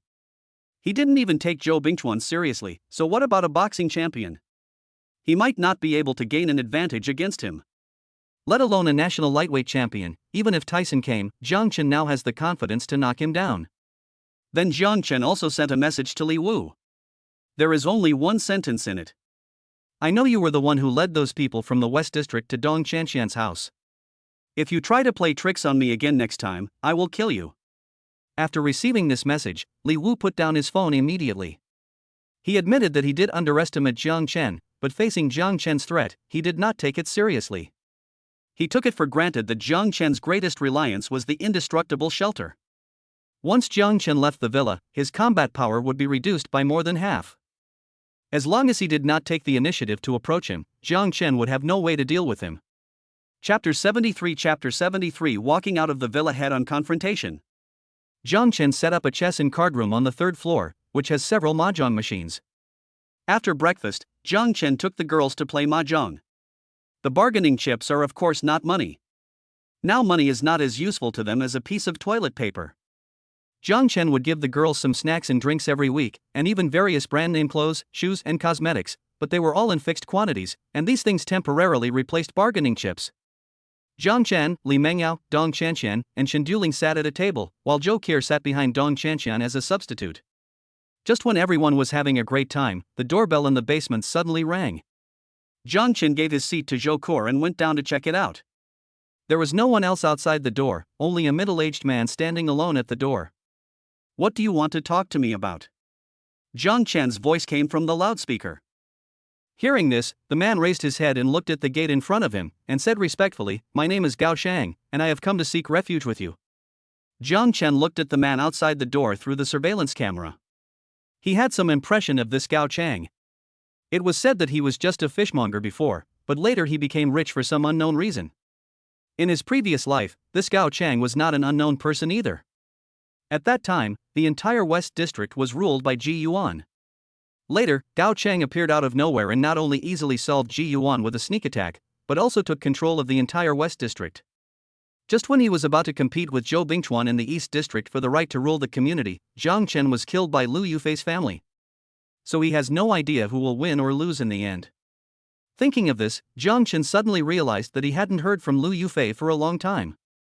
Ever since Lu's mother was killed by Ji Yuan last time, Lu Yufi and the others seem to have evaporated from the face of the earth and never appeared again.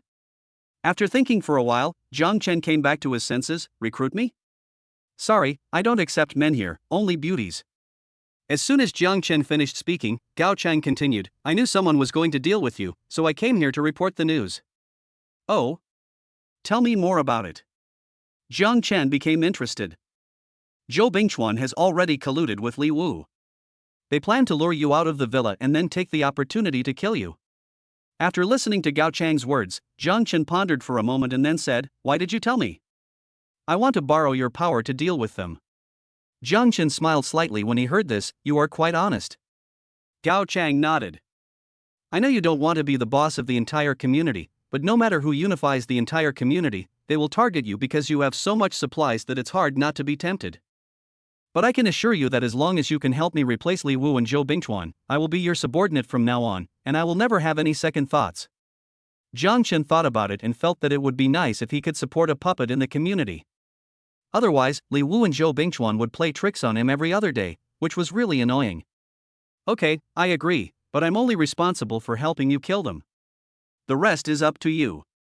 Hearing Jang Chen's agreement, Gao Chang's face immediately showed a hint of joy. Don't worry, I'll take care of it. While the two were plotting, in Villa Number 5, Zhou Bingchuan had already gathered all the men in the entire East District. At the same time, Li Wu was also making intensive preparations in the West District. Zhou Bingchuan had already promised him that as long as Jang Chen was killed, he would not ask for anything except the two women brought in by Jang Chen. All the remaining materials including the villa would belong to Li Wu. Li Wu naturally agreed to such generous conditions, but he also had his own calculations in mind. Now there were only 3 bullets left in his gun. If Jang Chen and Zhou Bingchuan each took one, he would still have one left to save his life, which was just right. Li Wu never wanted to let Zhou Bingchuan go from the beginning, and Zhou Bingchuan felt the same way. It just depends on who will have the last laugh. After Gao Chang left, Jang Chen went back upstairs. Not long after, Li Wu sent him a message again. The content is that Zhou Bingchuan wants to declare an all-out war on the West District, so Li Wu wants to invite Jang Chen out to discuss countermeasures together. After all, Jang Chen killed Zhou Bingchuan's 2 bodyguards. Once Zhou Bingchuan successfully takes control of the entire community, he will definitely attack Jang Chen.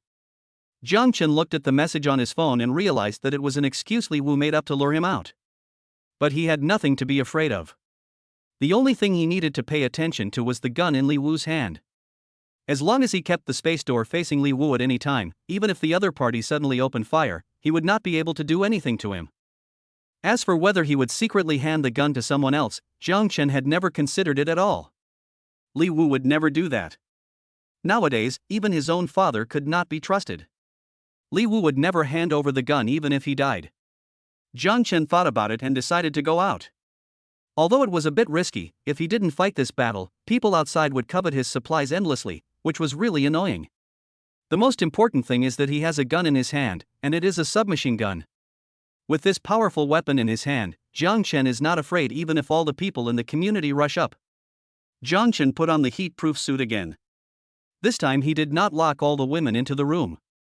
Anyway, he had the highest authority in the villa, so even if they really had other ideas, they could not do anything. After arriving at the basement, Jang Chen opened the garage door and slowly walked out of the villa with a machete in his hand.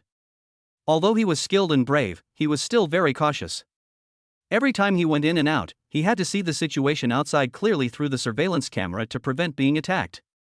The situation was similar to when I came back yesterday. The basement was full of corpses, but the stench was not that strong. Because of the hot weather and dry air, many of the corpses had become shriveled, like mummies. Jang Chen wore a black helmet on his head and walked straight to the property management office of building number 2. The space here is the largest, so after Li Wu killed Ji Yuan, he still arranged his lair here. At this time, more than 100 people had gathered at the property management office, all of them were young and strong residents in the West District. The remaining old, weak and sick did not participate. Their fighting power was too weak, and they would be cannon fodder if they did. When Jang Chen pushed the door open, the originally noisy environment suddenly became quiet, and everyone looked towards the door at the same time. Not many people have seen him in action, only a few. Most people think that the reason why Jang Chen was able to defeat Ji Yuan was because of his sturdy villa. So when they saw Jang Chen coming out of the villa on his own initiative, other thoughts arose in everyone's minds. Chapter 74 Jang Chen vs. Boxing Champion. When Li Wu saw Jang Chen appear, a hint of joy suddenly flashed across his face, and he quickly came to Jang Chen. After bowing, he said, "Brother Jang Chen, I have heard of your great name for a long time. Today we finally meet officially." Jang Chen waved his hand and said directly, "Stop talking nonsense. What do you want from me?" Seeing Jang Chen being so arrogant and not giving him any face at all, Li Wu suddenly became angry. "When you and Zhou Bingchuan are both injured in a fight, I will take down both of you. By then, it will be useless even if you kneel down and beg me." However, due to Jang Chen's fighting ability, Li Wu did not show it. He had also heard about Jang Chen's previous battle record. He easily killed 2 people in seconds with a machete. With such skills, Jang Chen was definitely not an ordinary person. Maybe, like in some novels, he was a soldier king hidden in the city. Li Wu coughed to cover up his embarrassment. "Zhou Bingchuan from the East District has challenged me. Today, he will bring people to decide the ownership of the Evergrande Mingzi community. You see." Jang Chen ignored what he said and walked right past Li Wu and sat on the sofa beside him. "Get up, is this where you sit?" An owner held a machete in his hand and looked at Jang Chen coldly. Although dozens of people had died at the hands of Jang Chen, his record was achieved with the help of his villa. In reality, he did not take action many times, so many people did not take him too seriously. Before Jang Chen could get angry, Li Wu hurriedly stopped him. "How do you talk to Brother Chen? It's rude." After Li Wu pretended to scold the other party, he sat down opposite Jang Chen. Jang Chen didn't care. The other person would be dead soon anyway, so there was no point in getting angry with a dead person. Glancing at the people in the field, Jang Chen found Gao Chang in a corner. He was standing with a young man wearing glasses. If Jang Chen remembered correctly, the young man should be called Gao Shang, Gao Chang's younger brother. Although he looked gentle and refined with glasses, he was much more ruthless than his brother.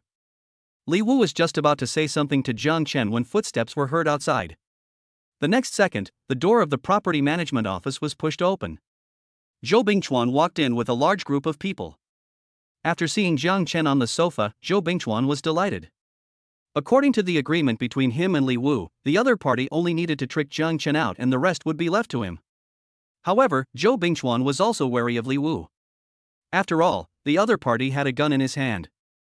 If he secretly shot him, it would be no joke.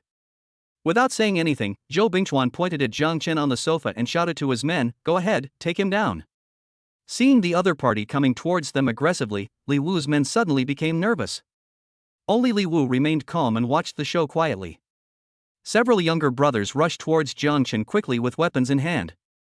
Seeing this, Jang Chen slowly stood up, stuck the machete in his hand into the ground, and picked up an iron ashtray on the table. Facing the attacks from several people, Jang Chen quickly dodged sideways, then raised the ashtray in his hand and smashed it heavily on the head of one of them. A dull sound was heard, and the person who was hit on the head had no room to resist and fell directly to the ground. A huge dent appeared on his head and blood immediately flowed all over the ground. After killing one person with one strike, Jang Chen waved the ashtray in his hand again, grabbed one person's arm with his left hand and pulled him in front of him, quickly raised his right leg, and knocked the person out with a knee strike. Before he could escape from his attack range, Jang Chen used the ashtray in his hand to finish him off, and another man fell straight down. Seeing how ruthlessly Jang Chen attacked and killed 2 of them with just an ashtray, the remaining 3 were so scared that they took several steps back. After everyone witnessed Jang Chen's fighting power for the first time, they also realized that he was able to defeat Ji Yuan not only by relying on his own shelter, but also because Jang Chen's own fighting power was already terrifying. Seeing that everyone was stunned by Jang Chen's skills, Zhou Bingchuan immediately decided to take action himself. As the recognized top fighter in the entire community, he would never allow anyone to show off in front of him. "You guys go down first." After Zhou Bingchuan dismissed everyone, he slowly walked towards Jang Chen. When he came 5 meters in front of Jang Chen, Zhou Bingchuan took a stance with his arms crossed in front of him. Seeing this, Jang Chen raised a scornful arc at the corner of his mouth under his helmet. The title of boxing champion is indeed loud, but it is not something Jang Chen takes seriously. Jang Chen threw the ashtray on the ground and walked straight towards Zhou Bingchuan. Zhou Bingchuan's eyes were solemn, and he swayed his body in a small arc. When Jang Chen entered his attack range, Zhou Bingchuan stretched out his left arm and made a feint, then quickly struck out with his right fist, hitting Jang Chen's helmet. Although Jang Chen was wearing a helmet, Zhou Bingchuan was confident that with the full force of his right punch, as long as Jang Chen was hit by the punch, he would be knocked away instantly. But what Zhou Bingchuan didn't expect was that when he threw out his confident punch, he missed and Jang Chen's figure disappeared from his sight. The next second, he felt a sharp pain in his stomach, and then his whole body flew up as if riding on a cloud, knocking over 2 chairs before falling to the ground. This scene immediately made everyone present drop their jaws in shock. A famous boxing champion was killed instantly with just one move. How is this possible? Could Jang Chen really be a soldier king hiding in the city? Otherwise, how could he be so powerful? With such skills, why don't you become a boxer? Zhou Bingchuan stood up from the ground, enduring the severe pain in his lower abdomen. What happened just now happened so fast that he barely saw how Jang Chen moved his hands before he was kicked away by the other party. After taking a deep breath to calm the severe pain in his lower abdomen, Zhou Bingchuan rushed forward again without giving up. He felt that it must have been a coincidence, otherwise, as a domestic boxing champion, it would be impossible for him to be unable to withstand a single move from others. After Zhou Bingchuan rushed to Jang Chen, he aimed at Jang Chen's helmet and punched again. This punch did not involve any skills, it relied entirely on strength. Seeing this, Jang Chen no longer had the will to continue competing with him. After some probing, Jang Chen had already realized that the other party was not his opponent at all. Whether in speed, strength, or even reaction, he was far inferior to him. Fighting him yourself is simply like bullying an elementary school student. Bang! Jang Chen also threw a punch, directly hitting Zhou Bingchuan's fist. Only the sound of breaking bones was heard, followed by Zhou Bingchuan's scream. After Jang Chen broke the opponent's arm with one punch, he did not stop. He directly reached out and pressed Zhou Bingchuan's arm, then threw him to the ground with an over-the-shoulder throw. Chapter 75 Catching a bullet with bare hands. After Zhou Bingchuan was thrown away by Jang Chen, even though he had good physical fitness, he was still knocked unconscious. Li Wu, who was not far away, was also frightened by Jang Chen's skills. He couldn't help but secretly feel lucky that he did not act impulsively. When he first saw Jang Chen appearing alone, he almost ordered everyone to attack him. But now, judging from Jang Chen's fighting ability, with a knife in his hand, they may not be his match even if they rush at him. The most important thing is that he knows what kind of people are under his command. They can bully the weak, but once they face a powerful enemy, the first thing they think of is to run away. Li Wu secretly took the gun in his arms, ready to find the right time to launch a sneak attack on Jang Chen. As long as Jang Chen kills Zhou Bingchuan, he can save another bullet. Seeing that their boss couldn't even last a single round against Jang Chen, everyone in the East District was horrified. The biggest reliance they had on defeating Li Wu's men was the fighting power of Zhou Bingchuan and his bodyguards. What are you guys doing? Come on, hurry up and get to me. Zhou Bingchuan covered his arm and yelled at everyone. His arm had been broken by Jang Chen during the fight just now. For a boxer, this was even more painful than killing him. He didn't care about anything else and ordered everyone to beat up Jang Chen. Bang! Bang! When the gunshots rang out, everyone fell to the ground subconsciously. Only Zhou Bingchuan slowly fell down as he looked at the wound on his chest. Although he had been on guard against Li Wu, he did not expect that the other party would attack him at this juncture. Li Wu looked at Zhou Bingchuan, who was shot and fell to the ground with a hint of joy on his face, but when he found that Jang Chen on the other side did not react at all, he felt something was wrong. He had clearly fired 2 shots just now. In addition to Zhou Bingchuan, Jang Chen was also his target. But Jang Chen didn't have any scars on his body, which made him feel very strange. Jang Chen turned around and looked at Li Wu. The black helmet reflected bursts of cold light, and Li Wu's hands began to tremble violently. He forced himself to suppress the fear in his heart and pulled the trigger again. After a gunshot, Jang Chen quickly stretched out a hand. As Jang Chen loosened his hand, a bullet fell from his hand and landed on the ground. Everyone who saw the scene was dumbfounded. Although they couldn't believe that Jang Chen could catch the bullet with his bare hands, the facts were before them and they had no choice but to believe it. With a clang, the gun in Li Wu's hand fell to the ground. Jang Chen ignored his shock, pulled out the machete stuck in the ground, and then approached Li Wu step by step. At this moment, in the eyes of everyone, this man wearing gray clothes and a black helmet on his head was a devil. After arriving in front of Li Wu, Jang Chen raised his knife and slashed it. A line of blood immediately appeared on Li Wu's neck. As the blood pressure in his body gradually increased, a stream of blood spurted out from the wound on his neck. Everyone put down your weapons and squat on the ground. A tall figure in the distance shouted loudly. At the same time, a dozen people he had arranged in advance around him also shouted, "Put down your weapons." Gao Chang was also shocked by the strength displayed by Jang Chen just now, but fortunately he reacted quickly and took control of the situation before it became completely chaotic. Soon, everyone dropped their weapons and squatted on the ground. After Gao Chang maintained order, he came to Jang Chen respectfully. "Brother Chen, I have captured all the people from the East District and the West District." Jang Chen nodded. "I'll leave these people to you to deal with for the time being." After saying this, Jang Chen picked up Li Wu's pistol from the ground, and then slowly returned to Villa number 1. After closing the door of the villa, Jang Chen took off his helmet. With his current physical fitness, although it has exceeded the limits of the human body, it is still unlikely for him to catch the bullet with his bare hands. He just used the space gate to confiscate the bullet shot by Li Wu, and then took out a bullet from the alien space and held it in his hand, which created the illusion that he could catch the bullet with his bare hands. With this illusion and his absolute force, no one in the community would dare to target him anymore. The women in the villa also heard the gunshots outside. When Jang Chen returned to the villa, the women were standing at the door of the basement to greet him. Seeing that Jang Chen was safe and sound, the girls felt relieved. Jang Chen was now their protector. If anything happened to him outside, they would probably be trapped here and die in a few days. Even if I wanted to leave the villa, it was impossible. Without Jang Chen's permission, they couldn't open any door. After changing his clothes, Jang Chen gave the girls a brief account of the situation outside. Daily Update Micro. After learning that Li Wu and Zhou Bingchuan both died at the hands of Jang Chen and that the entire community had been controlled by Jang Chen, the girls immediately danced with joy. Without external threats, they can feel much more at ease living in the villa. In the following time, Jang Chen lived a comfortable life for a few days. Several women took turns to sleep with him every day, and Jang Chen would occasionally invite a few people to join him. Although Zhou Kur hasn't gotten him yet, after spending some time together, her attitude towards Jang Chen has changed a lot, and it's only a matter of time before she's pushed over. By then Jang Chen will be able to experience the feeling of being a sister.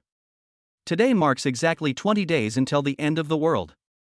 Today, there are less than 1/6 of the entire community left alive. Apart from a few people who were killed in fights and robberies, most of them died of starvation and thirst due to lack of water and food. Some people were so thirsty that they could not bear it any longer and finally turned to the poisonous rain outside. After boiling at high temperature, they were surprised to find that the corrosiveness of the poisonous rain had disappeared and direct contact with the skin would not cause any harm to their bodies. After this amazing discovery, someone finally mustered up the courage to drink the boiled poisonous rain. Seeing that he did not feel the poison immediately after drinking it, more and more people began to boil water for drinking. But the good times didn't last long. That night, 3 or 4 hours after they drank the poisonous rain, the first person who was poisoned appeared. Accompanied by bursts of screams, the entire community was filled with people rolling around holding their stomachs. Some people were still desperately scratching their throats, trying to spit out the water they had drunk. But after so long of digestion, the toxins in the water have seeped into their bodies. One night later, more than 100 bodies appeared in the community again. From then on, no one dared to underestimate the poisonous rain outside, and no one would rather be thirsty than touch the rainwater. Chapter 76 Mayor's daughter Su Qianxue. This morning, Jang Chen had just gotten up when his cell phone rang. Jang Chen picked up his phone and took a look. It was a friend request from an unfamiliar person. Looking at the avatar on the phone, Jang Chen still clicked to accept it. After the two parties added each other as friends, just as Jang Chen was checking the other party's homepage, a voice message of more than 10 seconds was sent to Jang Chen's mobile phone. Jang Chen exited the homepage and immediately pressed the play button. Hello Jang Chen, my name is Su Qianxue, I live in Villa number 2 next to yours, my father is the mayor of Haijing City, I contacted you this time to ask you for a favor, I don't have much water and food left at home, so I would like to trouble you to send some water and food to me. I have already contacted my father, as soon as the temperature outside drops, he will send someone to take me to a safe area, and then I can take you with me. Jang Chen listened to the voice on the phone and immediately became alert. He saw that the owner of the account was a woman, so Jang Chen accepted her friend request, but he didn't expect that the other party was Su Qianxue, the beautiful woman holding her head in Villa number 2. Jang Chen thought about it and sent a message. I'm sorry, I don't have much water and food at home, so I can't lend it to you. The reason why Jang Chen refused so decisively was because Su Qianxue's voice was too arrogant. She was clearly here to beg for food, but listening to the tone of her voice, it felt as if she had something to ask of him. Jang Chen curled his lips. For a young lady like this, she needs to be properly disciplined, otherwise she will never see the reality clearly. At this moment in Villa Number 2, Su Qianxue listened to the voice message sent by Jang Chen, and she was immediately very angry. This Jang Chen really doesn't know what's good for him. If it weren't for this damn doomsday, you wouldn't even be qualified to talk to me. But she licked her cracked lips and forced herself to suppress the anger in her heart. Jang Chen, I've already talked to my father on the phone. A temporary shelter has been built in the suburbs of Haijing City. It's the safest place right now. If you don't want to die, the best way is to send me the supplies in your home. When my father sends someone to pick me up, I will definitely take you with me. After being humiliated just now, Su Qianxue's tone softened a lot this time. But the result was still rejection. No need. I live well at home and don't want to go to that shelter. If you want food and water, you can make a deal with me. After Jang Chen finished speaking, he took out some food and water from the alien space, then took a photo with his mobile phone and sent it to Su Qianxue. If you want it, use your body in exchange. When Su Qianxue saw the photos in the phone, her saliva was about to flow out, but when she saw what Jang Chen said next, she was so angry that she almost threw the phone away. I am the daughter of the mayor, a real socialite in Haijing City. What does this damn Jang Chen think of me? A wild chicken? Go to hell. When my father sends someone to pick me up, I will have them arrest you first. After Su Qianxue yelled at the phone, she threw it onto the sofa with force. Her chest rose and fell violently, and the fullness of her breasts fluctuated violently. After venting her anger, Su Qianxue felt dizzy and had drunk up the last of her water source last night. This was because her father reminded her to fill all the containers at home in advance. Otherwise, after so many days, she would have died of thirst relying on the little water at home. Su Qianxue sat on the sofa in the living room. Due to severe lack of water and food, she felt that she could not hold on for much longer. She has been paying attention to the situation in the community. After so many days, there are only a handful of people who still have supplies. Apart from Jang Chen, I'm afraid no one else has the ability to support her. For this reason, Su Qianxue has already offered to take him to the shelter, but she didn't expect Jang Chen to be so short-sighted and only care about his own small villa. No matter how much supplies he stores, they will all be gone sooner or later. What will you do then? Su Qianxue naturally didn't know that Jang Chen's supplies were almost inexhaustible, and it would take 100 years for them to use them all up. Su Qianxue had no idea what to do about this, so she picked up the phone she had just thrown away, opened Jang Chen's chat box, and enlarged the photo on it. The food and water inside made her envious. Su Qianxue was very conflicted. She licked her dry lips frequently. On the one hand, it was the desire to survive, and on the other hand, it was her proud dignity. For a moment, Su Qianxue was caught in a difficult decision. Another day passed. Su Qianxue had not drunk any water for a whole day and night. She felt like her body would collapse at any time. Finally, under such a dire situation, she decided to give in to Jang Chen. After making this difficult decision, tears flowed from the corners of her eyes. In the absence of water and food, identity, status, wealth, and even dignity are all fleeting and cannot be exchanged for even half a steamed bun. She picked up her phone and sent a message to Jang Chen again, but to her surprise, Jang Chen actually blocked her. Looking at the red exclamation mark on the chat interface, Su Qianxue finally panicked. She murmured to herself, "Am I going to die here today?" Su Qianxue struggled to stand up, took a knife from the kitchen and hid it in her clothes, then walked towards the basement of the community with heavy steps. The distance between Villa Number 1 and Villa Number 2 was not far. In less than 2 minutes, Su Qianxue knocked on Jang Chen's door. When Jang Chen saw Su Qianxue outside through the surveillance, the corners of his mouth slightly raised. He had already expected that Su Qianxue would definitely come over. Not to mention that her father was only a mayor. Even if he was the governor, what would happen? Even a bottle of mineral water was useless here. Jang Chen didn't waste any time and directly opened the alloy door of the basement. Su Qianxue, who was already on the verge of collapse, suddenly felt a cool air rushing out from the door. She immediately felt relaxed all over, and even the feeling of weakness in her body was alleviated a lot. When she walked in cautiously, the alloy door closed again. The temperature here is only over 20 degrees, which is nearly 50 degrees different from outside. Just as Su Qianxue was looking around curiously, suddenly, footsteps were heard on the stairs ahead. A tall figure slowly walked down the stairs. "Miss Su, is there something you want to talk to me about?" Looking at the man in front of her, Su Qianxue knew that he must be Jang Chen. I had already prepared myself mentally before she came, so there was no awkwardness. I'm here to make a deal with you. Chapter 77 The transaction with Su Qianxue. Looking at the head in front of him, Jang Chen couldn't help but raise the corners of his mouth again. Oh? What deal? Tell me about it. Jang Chen asked knowingly. Su Qianxue forced herself to remain calm. She had heard a lot about Jang Chen's deeds and knew that he had killed many people. Even though she had a special identity, Su Qianxue couldn't help but feel nervous when facing Jang Chen alone. But when she thought that it wouldn't be long before someone would come to rescue her, and that as long as she could hold on for this period of time, she would be saved, Su Qianxue finally calmed down. You should reconsider the conditions I proposed before. Hiding here all the time is not a long-term solution. Many people in Haijing City have moved to that shelter. If you are willing to give me some supplies, I can assure you that I will take you there. Jang Chen's face turned cold when he heard that. This Su Qianxue really wouldn't cry until she saw the coffin.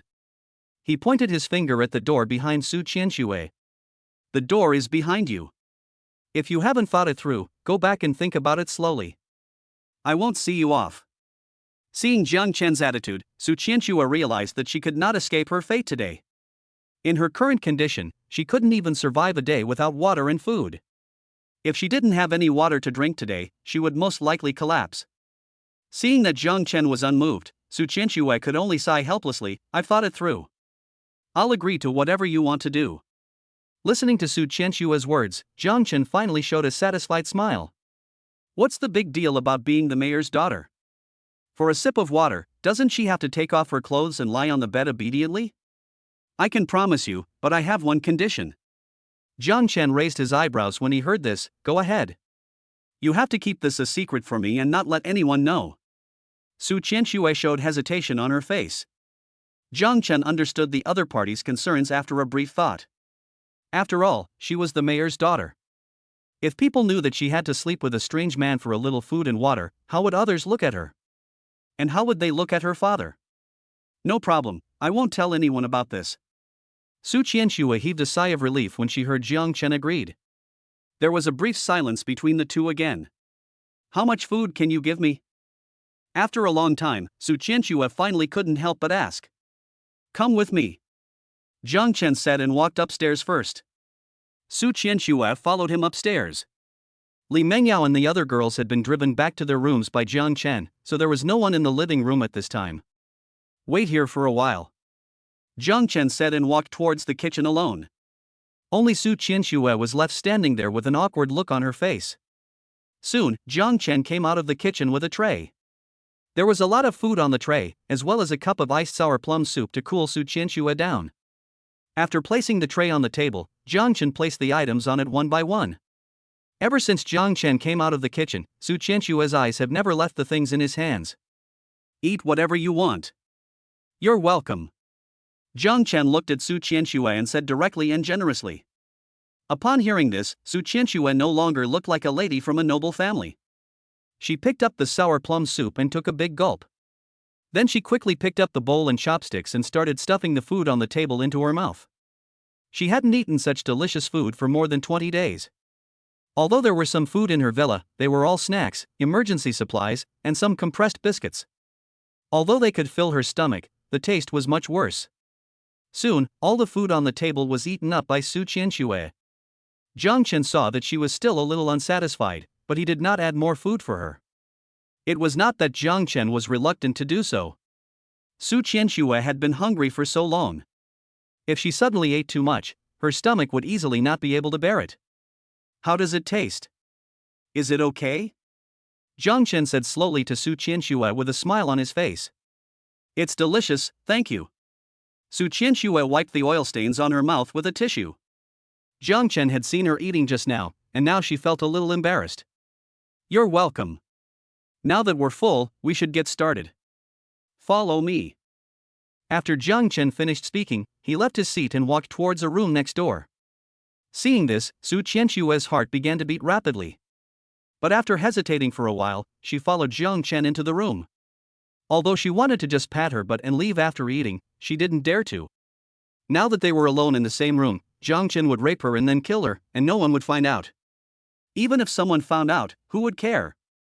Aren't there enough people who died in the community? 2 hours later, Jang Chen walked out of the room leisurely, and Su Qianxue limped behind him. Every time she took a step now, she felt a tearing pain down there. The two of them came to the basement one after the other. Jang Chen took out a bag, filled it with some food and water, and handed it to Su Qianxue. Su Qianxue lowered her head and silently took the bag. Come back to me after you finish eating.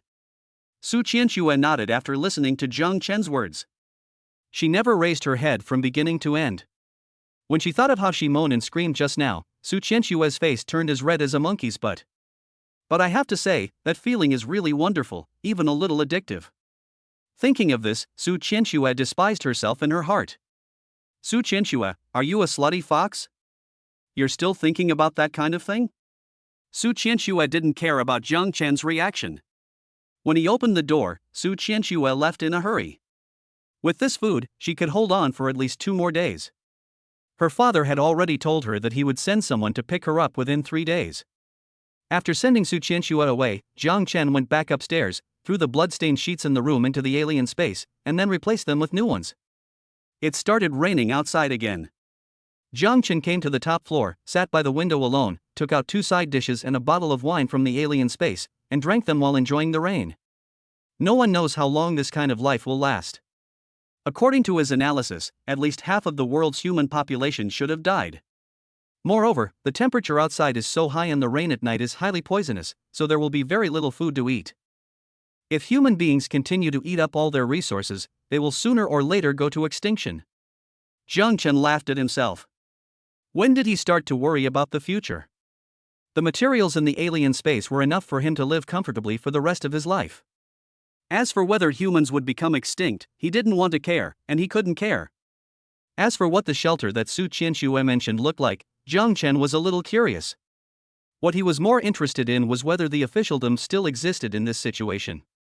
If the official regime is already in name only, then it won't be long before many armed forces appear around the world. Chapter 78 Yan Qingxue's Crisis. The next morning, Jang Chen slowly woke up from his chair because of the sunlight.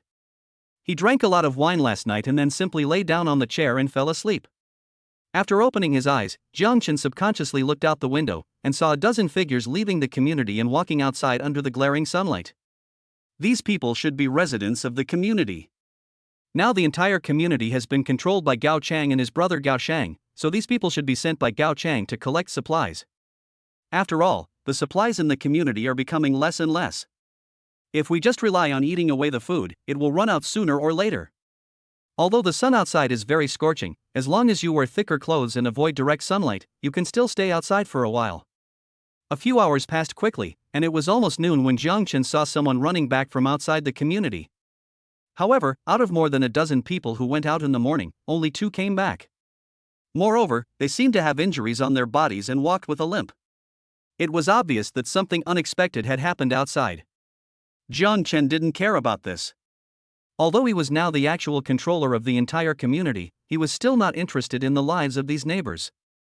Not long after the 2 returned, the doorbell of his basement rang. Dong Chanxian got off Jang Chen's body after hearing the bell, and then walked back to her room tactfully with her long legs. When Jang Chen arrived at the door, there was only Gao Chang's figure on the monitor. Jang Chen has the space gate as his trump card, so he doesn't have to worry about any ambush from the other party. Then he opened the door and let Gao Chang in. Like those women, Gao Chang couldn't help but moan after feeling the cool temperature in the air. Hearing Gao Chang's voice, Jang Chen kicked him directly on the butt. The moans of those beauties were the most beautiful music, but he, a rough old man, ran here to moan. Jang Chen almost took out a knife from the alien space and stabbed him to death. Brother Chen, it's so cool here. After being kicked, Gao Chang lowered his head and didn't dare to look around, for fear of offending Jang Chen. Jang Chen ignored Gao Chang's words and asked directly, "What are you doing here?" Oh.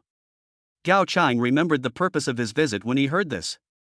Brother Chen, I sent people to check the situation nearby this morning to see if there was any food in the nearby supermarkets, but in the end only 2 people came back, and the others all died outside. In the past, people in the community often rushed out in the hot weather outside to look for supplies, but no one came back. When Ji Yuan was in power, he also sent people out, but the result was the same, no news at all. Later, all his attention was focused on Jang Chen, so he didn't send anyone out. Jang Chen sat on the chair and listened quietly to Gao Chang's story. According to the information brought back by the two survivors, all the supermarkets near the community have been occupied by people. The location of Evergrande Mingzi community is in the city center of Haijing City, and there are only two communities within a few kilometers.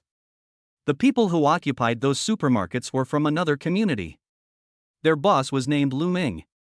Relying on the supplies in these supermarkets, they gathered a lot of people, and his territory was constantly expanding to the surrounding areas.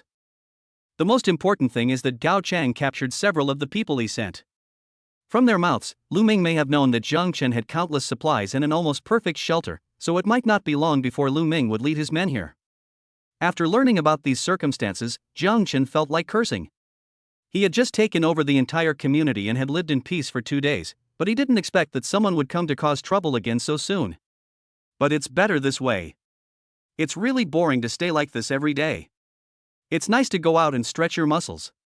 It would be fine if Lu Ming doesn't come to cause trouble. But if he does, Jang Chen doesn't mind sending him away as well.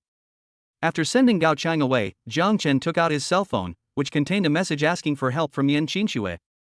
Jang Chen smiled helplessly. What happened today? Things happened one after another. When the doomsday was approaching, Jang Chen bought a large amount of emergency supplies and bottled water for Yan Qinxue in advance, enough for her to use for more than a month. Now, only more than 20 days have passed, so she should be able to hold on. Jang Chen thought about it and finally pressed the voice call button. Soon a female voice with a crying tone came from the phone. Brother Chen, where are you? Come and save me. Jang Chen was shocked when he heard Yan Qinshue's voice. What happened to you?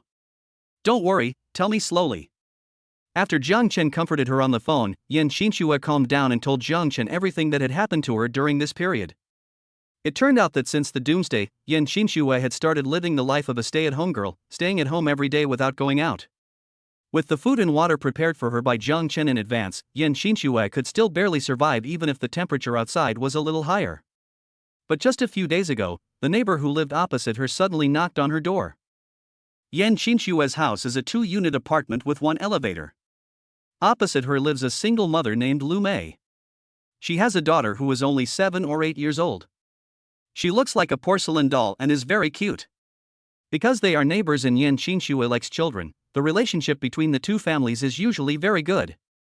After Yan Qinxue saw through the peephole that the person knocking on the door was Lu Mei, she was cautious at first and did not open the door directly. After all, one should always be on guard against others. Especially since the situation in their community is similar to that in Jang Chen's community, there are robberies and murders everywhere for water and supplies. So Yan Qinxue just asked her what was the matter through the door.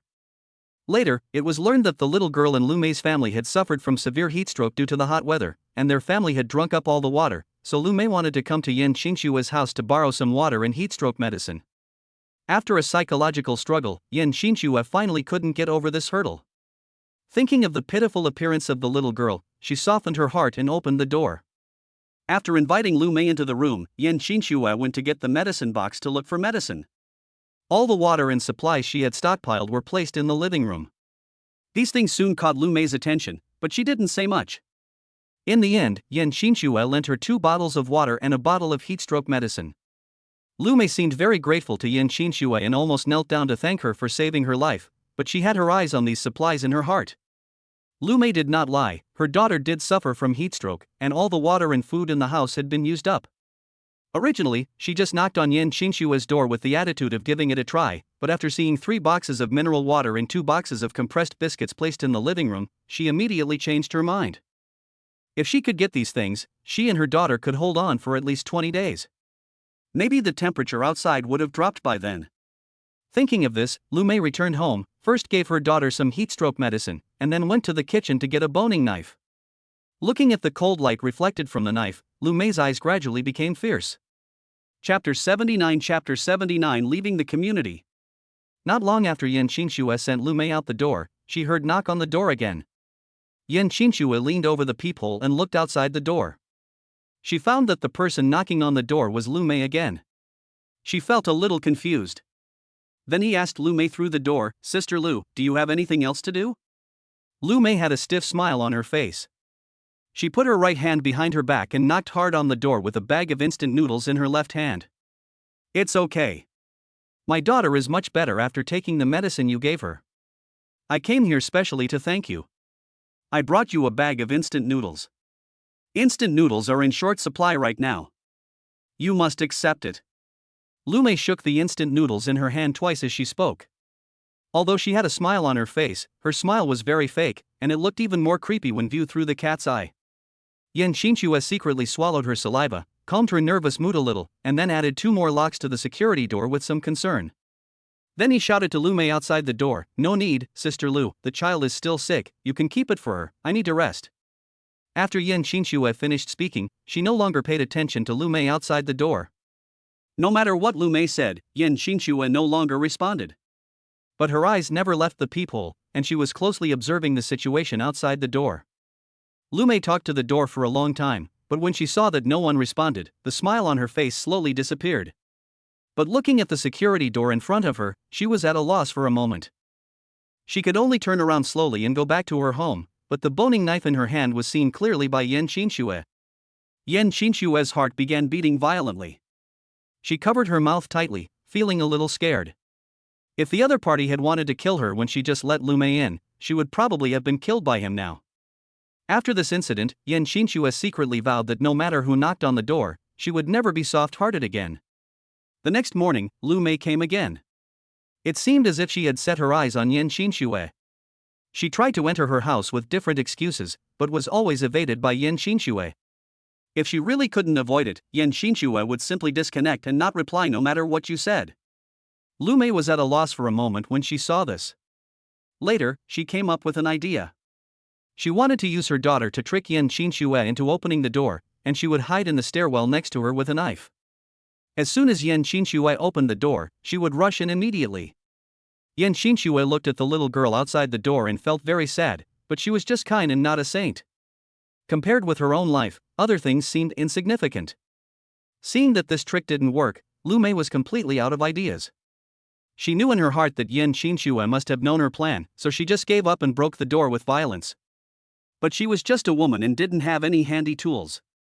In addition, the temperature outside was so high that it was not so easy to dismantle a security door. Fortunately, she had some small tools at home. Although it was a little difficult to use them to break the door, with patience and perseverance, she would be able to successfully pry the door open in no time. Lu Mei used the crowbar in her hand to pry the door open, and kept threatening Yan Xinxue, trying to scare her out. "Xiaoxue, if you know what's best for you, just come out. We've known each other for such a long time, and you should know Sister Lu's character. I'm doing this to keep my daughter and I alive. As long as you open the door yourself, I promise I won't hurt you. If you continue to be stubborn, you will be in trouble when I rush in myself." Listening to Lu Mei's voice, Yan Xinxue leaned against the wall, tightly holding her cell phone. After she found out that Jang Chen had another woman behind her back some time ago, she cut off contact with Jang Chen in a fit of anger. The two hadn't spoken on the phone for more than a week. But looking at the violently shaking door in front of her, Yan Xinxue was a little at a loss. She had no choice but to send a message for help to Jang Chen.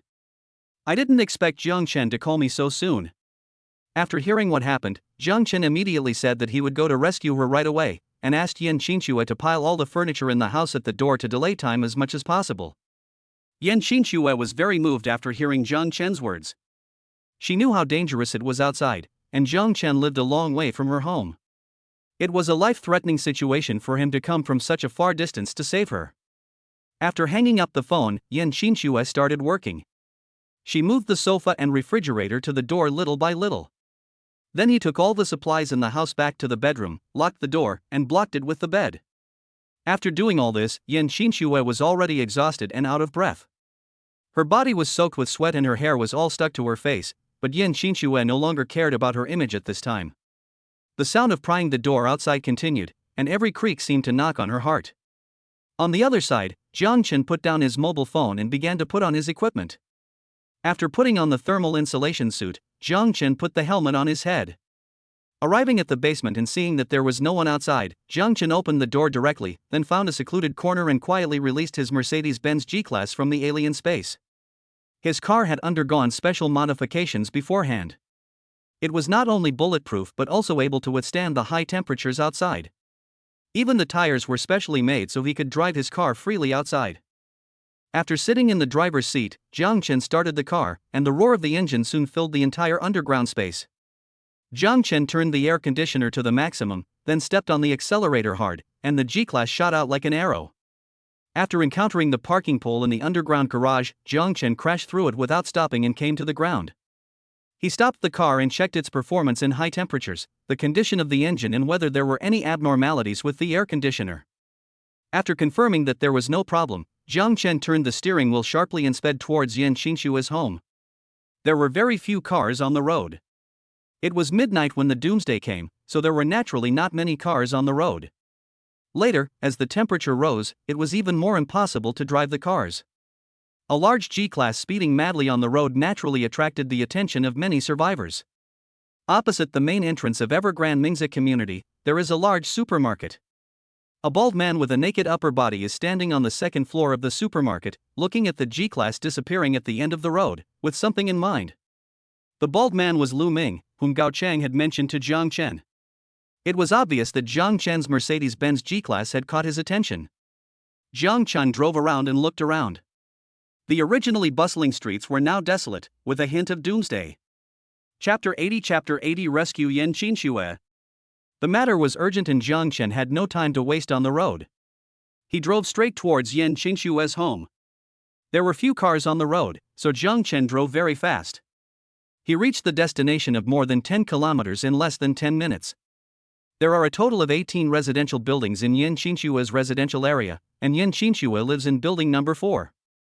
Jang Chen didn't stop and directly broke open the gate of the community. He was a frequent visitor to Yan Qinshua's home before the end of the world, so he was familiar with the location of her house. After parking the car downstairs of building number 4, Jang Chen did not put the car into the alien space. There were many people secretly watching him from the windows nearby. Jang Chen did not want to expose his spatial ability for the time being, so as not to attract other people's attention.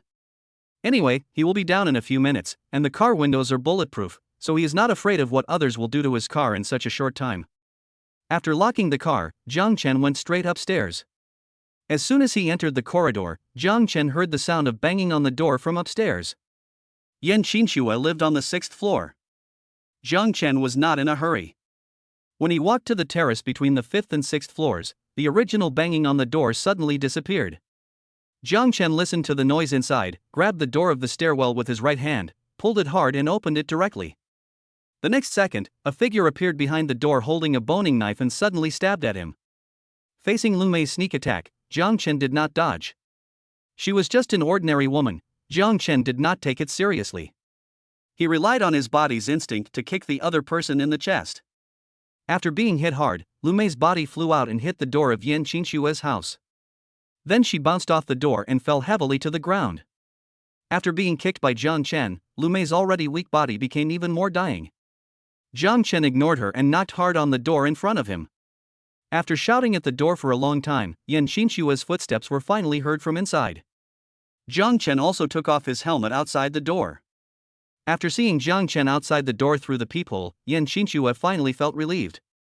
She quickly opened the security door, then jumped on Jang Chen with excitement on her face. "Brother Chen, you finally came to save me. I was so scared." Jang Chen held Yan Qinshuo in his arms and gently patted her back with his right hand. "It's okay, I'm here to save you, come with me." After Yan Qinshuo calmed down a little, she nodded vigorously. Then she got off Jang Chen, glanced at Lu Mei who was lying outside the door, and asked Jang Chen, "What should we do with her?" Jang Chen shook his head. "I broke several of her ribs with my kick just now. Don't worry about her. Let her die on her own."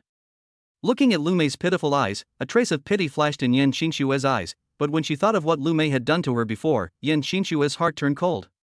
Then he followed Jang Chen downstairs without looking back. Jang Chen put on his helmet, took Yan Qinshua's hand and went downstairs. When he opened the door on the first floor, he saw several people holding weapons and surrounding his G-Class. 2 men were still pulling on the car door with force. Seeing Jang Chen coming out, several people stopped and surrounded Jang Chen at the same time. When Yan Qinshuo saw this scene, she was so frightened that she hid behind Jang Chen. "Kid, give me the car keys, or I'll kill you." A young man shook the machete in his hand and threatened Jang Chen. But when he saw Yan Qinxue hiding behind Jang Chen, his eyes were immediately attracted, and the machete in his hand that was originally shaking also stopped.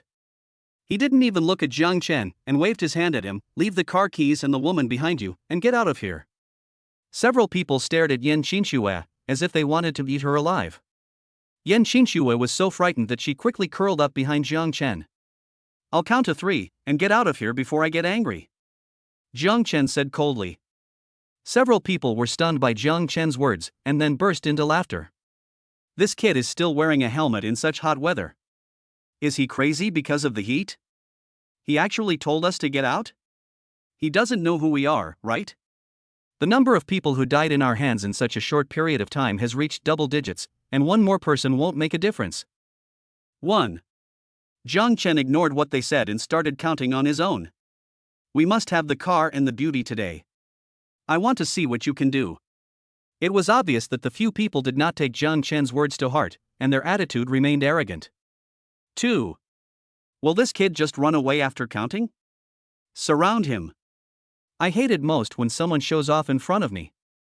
I must skin him alive today. 3. Jang Chen said this without giving them another chance. He quickly reached into his arms and pulled out a pistol. Bang, bang, bang. After 3 gunshots, the 3 people closest to Jang Chen fell to the ground. A bullet hole appeared on the head of each of them, and blood slowly flowed out of it. Seeing that Jang Chen actually had a gun, the remaining 2 survivors were immediately frightened. Seeing that Jang Chen had pointed the gun at them, the 2 of them didn't even think of running away and just knelt on the ground. "Brother, please spare us. We know we were wrong. Please forgive me this time. I had no choice but to do this. I have a 3-year-old daughter at home who is still waiting for me to come back. If I die, she will not be able to survive. Please have mercy on me this time. I will never dare to do this again." Jang Chen felt no emotion as he listened to the 2 people's desperate pleas. Bang! After 2 more gunshots, the last 2 people fell in a pool of blood. No matter whether what he said was true or not, even if he really had a 3-year-old daughter at home, Jang Chen would not let him go. In today's world, being soft on your enemies means being cruel to yourself. Since he has chosen to rob, he should be prepared to be killed. After hearing the gunshots, Yan Qinxue slowly poked her head out from behind Jang Chen. Seeing that all the people who had just stopped them were dead, she finally let go of her worries. Jang Chen opened the car door and got in with Yan Qinxue. After turning on the air conditioner, a cool breeze immediately spread throughout the car. "It's so comfortable." Yan Qinxue couldn't help but moaning as she felt the cold air coming from the car. She breathed deeply. More than 20 days had passed since the end of the world, and she didn't know how long it had been since she felt so comfortable. Yan Qinxue slumped down in the chair, her eyes closed and her mouth slightly open, greedily absorbing the cold air in the car. Jang Chen looked at Yan Qinxue and swallowed silently. Yan Qinxue was absolutely a stunner in this state. She wore a white belly-bearing top and light gray denim shorts that covered her hips. Although the end of the world had come for more than 20 days, her thighs were still white and reflective. Chapter 81 Police Station Turbulence. Jang Chen started the car silently, but he did not go home directly. Instead, he drove towards the largest police station in Haijing City. Since he was already out, he planned to go to the police station to see if he could find some weapons. Although he had a few police pistols and a submachine gun in his alien space, the more weapons the better. And what he wanted most was not a gun, but a bulletproof vest. Although he has a space gate that can serve as a shield, it can only defend one direction. Once someone attacks from other directions, Jang Chen will be easily injured. Having a bulletproof vest may save his life at the critical moment. This police station has 12 floors in total and is 7 or 8 kilometers away from their location. Jang Chen had already scouted out a good spot before the end of the world, but it was heavily guarded. Before the end of the world came, Jang Chen didn't have the courage to go to the police station alone to steal a gun. But it's different now. The end of the world has been here for so many days, and the police inside may have already withdrawn. Jang Chen is not afraid even if there are survivors inside. Jang Chen passed by many shopping malls and shops along the way, but the doors of these shops had all been pried open, and the things sold inside had all disappeared. They must have been visited by someone early in the morning. When Jang Chen arrived at the police station, the sun was about to set. Looking at the glass door of the police station, Jang Chen stepped on the accelerator and broke the glass before rushing in. After getting out of the car, Jang Chen directly put the car into the different space in front of Yan Qinshue's shocked gaze. Yan Qinshu stared at Jang Chen with her beautiful big eyes. "Brother Chen, how did you do that just now?" Jang Chen smiled mysteriously. "I have superpowers. As long as you follow me well in the future, I promise to let you live a life without worries about food and clothing, and you don't have to worry about supplies anymore." After hearing this, Yan Qinshu knew that Jang Chen didn't want to talk about it, so she simply stopped asking questions. However, there was an obvious change in the look in her eyes when she looked at Jang Chen. "Take this and follow me closely." Jang Chen searched the hall and found 2 transparent explosion-proof shields in a corner. After taking one for himself, Jang Chen handed the other one to Yan Qinshu. Jang Chen held a shield in his left hand and a pistol in his right hand, and walked cautiously into the police station. This police station has a total of 12 floors, but the area is not large. Jang Chen quickly searched the entire first floor, but found nothing. There was no one in the room, not even a dead body. Moreover, many of the cabinets seemed to have been rummaged through, and Jang Chen had a bad feeling in his heart. "Am I too late? Has this place been robbed?" Jang Chen felt a little disappointed, but since he was already here, he would be unwilling not to go up and see Jang Chen. After searching the first floor, poisonous rain began to fall outside. It seems that he won't be able to go back tonight, but Jang Chen doesn't care. At most he can just stay here for one night. Yan Qinshu followed closely behind him, and the 2 of them continued to grope their way upstairs. At the same time, on the 8th floor of the police station, a dozen men, each holding a gun, were surrounding a metal door, and 2 of them were using crowbars to pry the door in front of them. "Boss, someone just drove into the police station from outside." A blond young man stood at the window and observed for a while, then said respectfully to a middle-aged man in front of him. "Driving?" There was a hint of doubt in the middle-aged man's voice. "The temperature outside is too high now, and cars can no longer be driven. Even if some cars can be driven, the direct sunlight will make the car as hot as a tin oven. A raw egg will be cooked in a few minutes, and it is impossible to keep people in the car. Take a few people with you to clean them up.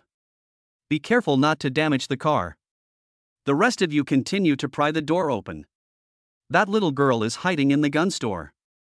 Wait for me to pry the door open. I will make her feel my power." After Huang Mao agreed, he led 4 or 5 people downstairs with guns. The middle-aged man's name was Fu Zhe, and he was the boss of a nearby residential complex. He had the same idea as Jang Chen. After gaining his own power, the first thing he thought of was the police station's armory. As long as you have the truth in your hands, women, material things and power are all within your reach. So early this morning, Fu Zhe brought a dozen of his most trusted people to the police station. Their community was not far from here, so they could arrive safely even without transportation. After entering the police station, everyone began to search carefully from the first floor upwards. As a result, when they searched the 3rd floor, they finally found several policemen who were dying of starvation. Under Fu Zhe's command, everyone attacked quickly, killing several people before the other party could react, and snatched their guns. With a gun in his hand, Fu Zhe became bolder and gunshots were soon heard in the police station. In the end, all the dozen or so surviving policemen were killed by him, leaving only a young female police officer who took the opportunity to hide in the armory. The door of the armory was made of metal and was difficult to break open from the outside, which allowed her to escape temporarily. But even so, this door will not last long and it is only a matter of time before it is pried open. Huang Mao led his men downstairs in a swagger. Now that they had guns in their hands, they naturally acted more arrogantly than before. When Jang Chen searched the 3rd floor, he finally saw the bodies of several policemen. Jang Chen immediately became alert. These people were hacked to death with knives, and their guns were missing. The most important thing is that although the blood on these people is dried, their wounds have not rotted or smelled, which means they have not been dead for long. At this moment, Jang Chen heard the footsteps of Huang Mao and others, and soon, a group of 6 people came down from upstairs. Obviously these people were the murderers who killed these policemen. Looking at the guns in their hands, Yan Qinshu suddenly became nervous. But Jang Chen smiled slightly. What he feared least was a head-on conflict. With the space gate, as long as the opponent did not launch a sneak attack, the probability of him getting hurt was basically 0. When Huang Mao saw Jang Chen, he pulled the trigger without any nonsense. The people behind him also pointed their guns at Jang Chen. After a burst of gunfire, Jang Chen's clothes didn't even shake, but Huang Mao and others all fell to the ground. Jang Chen's space gate can not only absorb attacks, but also adjust its direction by itself and release the incoming attacks. So Jang Chen took care of them all without even lifting a finger. Jang Chen bent down and collected all the guns in their hands, then walked upstairs with the stunned Yin Qinshui. She looked at Jang Chen's back, her eyes full of admiration. She didn't even know what had happened just now. Several gangsters who shot at them were shot dead by Jang Chen. Having a man like this gave her a great sense of security. Chapter 82 Police Gemini Sumo Yun. Fuxia didn't care at all about the gunshots coming from downstairs. He knew from the sound that it must be Huang Mao and his men who fired the gun. Since they have already opened fire, the other party's fate can be imagined. Then Fuxia turned his attention back to the door in front of him. After a day's effort, the originally sturdy gate began to crumble. Seeing that the door was about to collapse, Fuxia hurriedly shouted to everyone, "Pry it open hard, it will open soon." As soon as he finished speaking, there was a loud bang, and the thick iron door fell face down on the ground. "Ha ha ha, come on!" Fuxia immediately shouted to everyone. Upon hearing this, several younger brothers prepared to rush in with guns. But as a gunshot was heard from inside, several people quickly retreated. The few people who had just rushed in retreated slowly, and one of them was hit by a shotgun and flew out and fell to the ground. He was shot in the back, and it was covered in blood and flesh. It was obvious that he was not going to survive. After suffering a loss, Fuxia and his companions calmed down and dared not act rashly. He carefully lay at the door, took out a mirror and looked inside with the help of the reflection. I saw a slender woman in police uniform sitting alone on the ground holding a shotgun. The woman looked very cute, but what was most attractive was her figure. Due to the hot weather, she was only wearing a pair of ultra-short shorts, revealing her snow-white thighs, and a short-sleeved police uniform. Because of her hot body, the 2 buttons on her clothes could not be fastened at all, revealing a baby face with huge breasts. The woman's name was Su Muyun. Like Lin Wanqing, she was a famous policewoman in Haijing City. However, she was younger than Lin Wanqing, only 23 years old. The two of them were called the Gemini Stars by the Haijing City Police because of their outstanding looks. Su Muyun was not in good condition at this time. The lack of food and severe dehydration made her body extremely weak. After firing a shot with all her strength, she felt that the last bit of strength she had left was used up. As her eyelids became heavier, Su Muyun felt her consciousness gradually blurring. However, looking at the people outside the door, Su Muyun knew that if she fell, the best outcome would be to become their plaything. Su Muyun pinched her fingers hard, letting her nails dig deeply into the flesh, but the pain in her hands could not refresh her spirit, she was really too weak. As time went by, Su Muyun finally couldn't hold on any longer. She didn't even have the strength to raise her gun. When Fuxia, who was outside the door, noticed her condition, he was immediately overjoyed. "That little girl can't hold on any longer, come on now." Following his order, several men at the door held the iron gate in front of them and rushed in. The last thing Su Muyun was aware of was several men rushing towards her at the same time.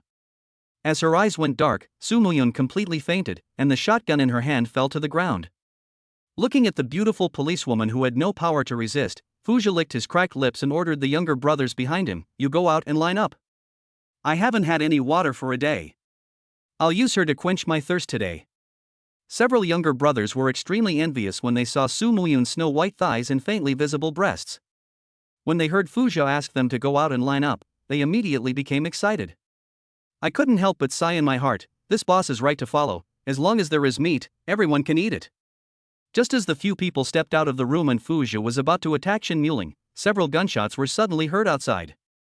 The people standing at the door fell directly into a pool of blood without even having time to react. With the improvement of his physical fitness, Jang Chen's shooting skills became more and more accurate. Although he couldn't say that he could hit the target every time, he was better than most people who had received professional training. At the critical moment, Fuxia hurriedly picked up Su Muyun's shotgun and pointed it at the door. Soon a figure slowly walked in from outside. Upon seeing this, Fuxia pulled the trigger directly, and more than a dozen steel balls shot towards Jang Chen at the same time. Just when the steel ball was about to hit Jang Chen, it disappeared in an extremely strange way.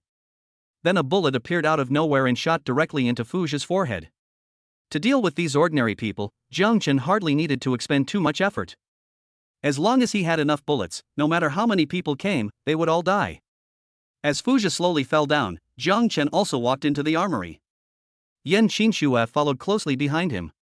As soon as he entered the armory, Jang Chen's eyes were deeply attracted by a white light, but what attracted his attention was not the weapons, but a beautiful policewoman lying on the ground not far ahead.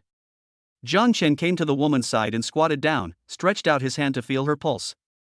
Although it was weak, fortunately she just fainted due to lack of water and food, and she would wake up soon. Jang Chen's eyes were fixed on the other's snow-white chest. Jang Chen had opened his eyes today. Among his women, Dong Chanshan was definitely the one with the biggest breasts. But today Jang Chen finally understood what it meant that there are always people better than you.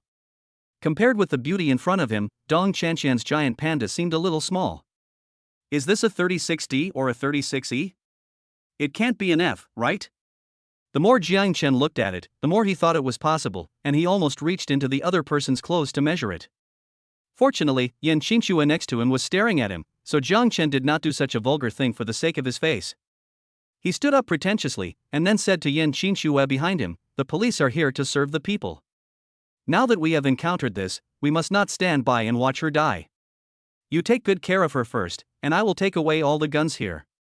Yan Qingxue looked at his actions just now and immediately understood Jang Chen's thoughts. Which man would not be jealous of such a top-notch beauty? She sighed silently in her heart. Although Yan Qingxue wanted to possess Jang Chen alone, she knew that this was impossible. Even if Jang Chen didn't want her, it was impossible for him to keep a distance from all women. A tree is still a forest. Anyone with a normal mind would know what to choose. But she couldn't leave Jang Chen, so she had no choice but to persuade herself to accept it. Jang Chen finally managed to take his eyes off Su Muyun's snow-white F code, and then he began to look at the weapons and equipment in the room. This armory covers an area of more than 100 square meters, with many shelves around it filled with various guns and bullets. Jang Chen picked up a few submachine guns and shotguns, loaded them with bullets and put them into the alien space for self-defense. As for the other things, Jang Chen put them all into the alien space. He would have time to slowly inventory them after returning to the villa. At this time, the sky outside had finally darkened safely, and Su Muyun was still in a coma, with no sign of waking up. Jang Chen left her here and let Yan Qingxue take care of her temporarily, while he continued to look for a warehouse to store the bulletproof vests. Chapter 83 Attacked. After some searching, Jang Chen finally found dozens of police bulletproof vests in a warehouse, as well as various police equipment, explosion-proof shields, batons, and pepper spray.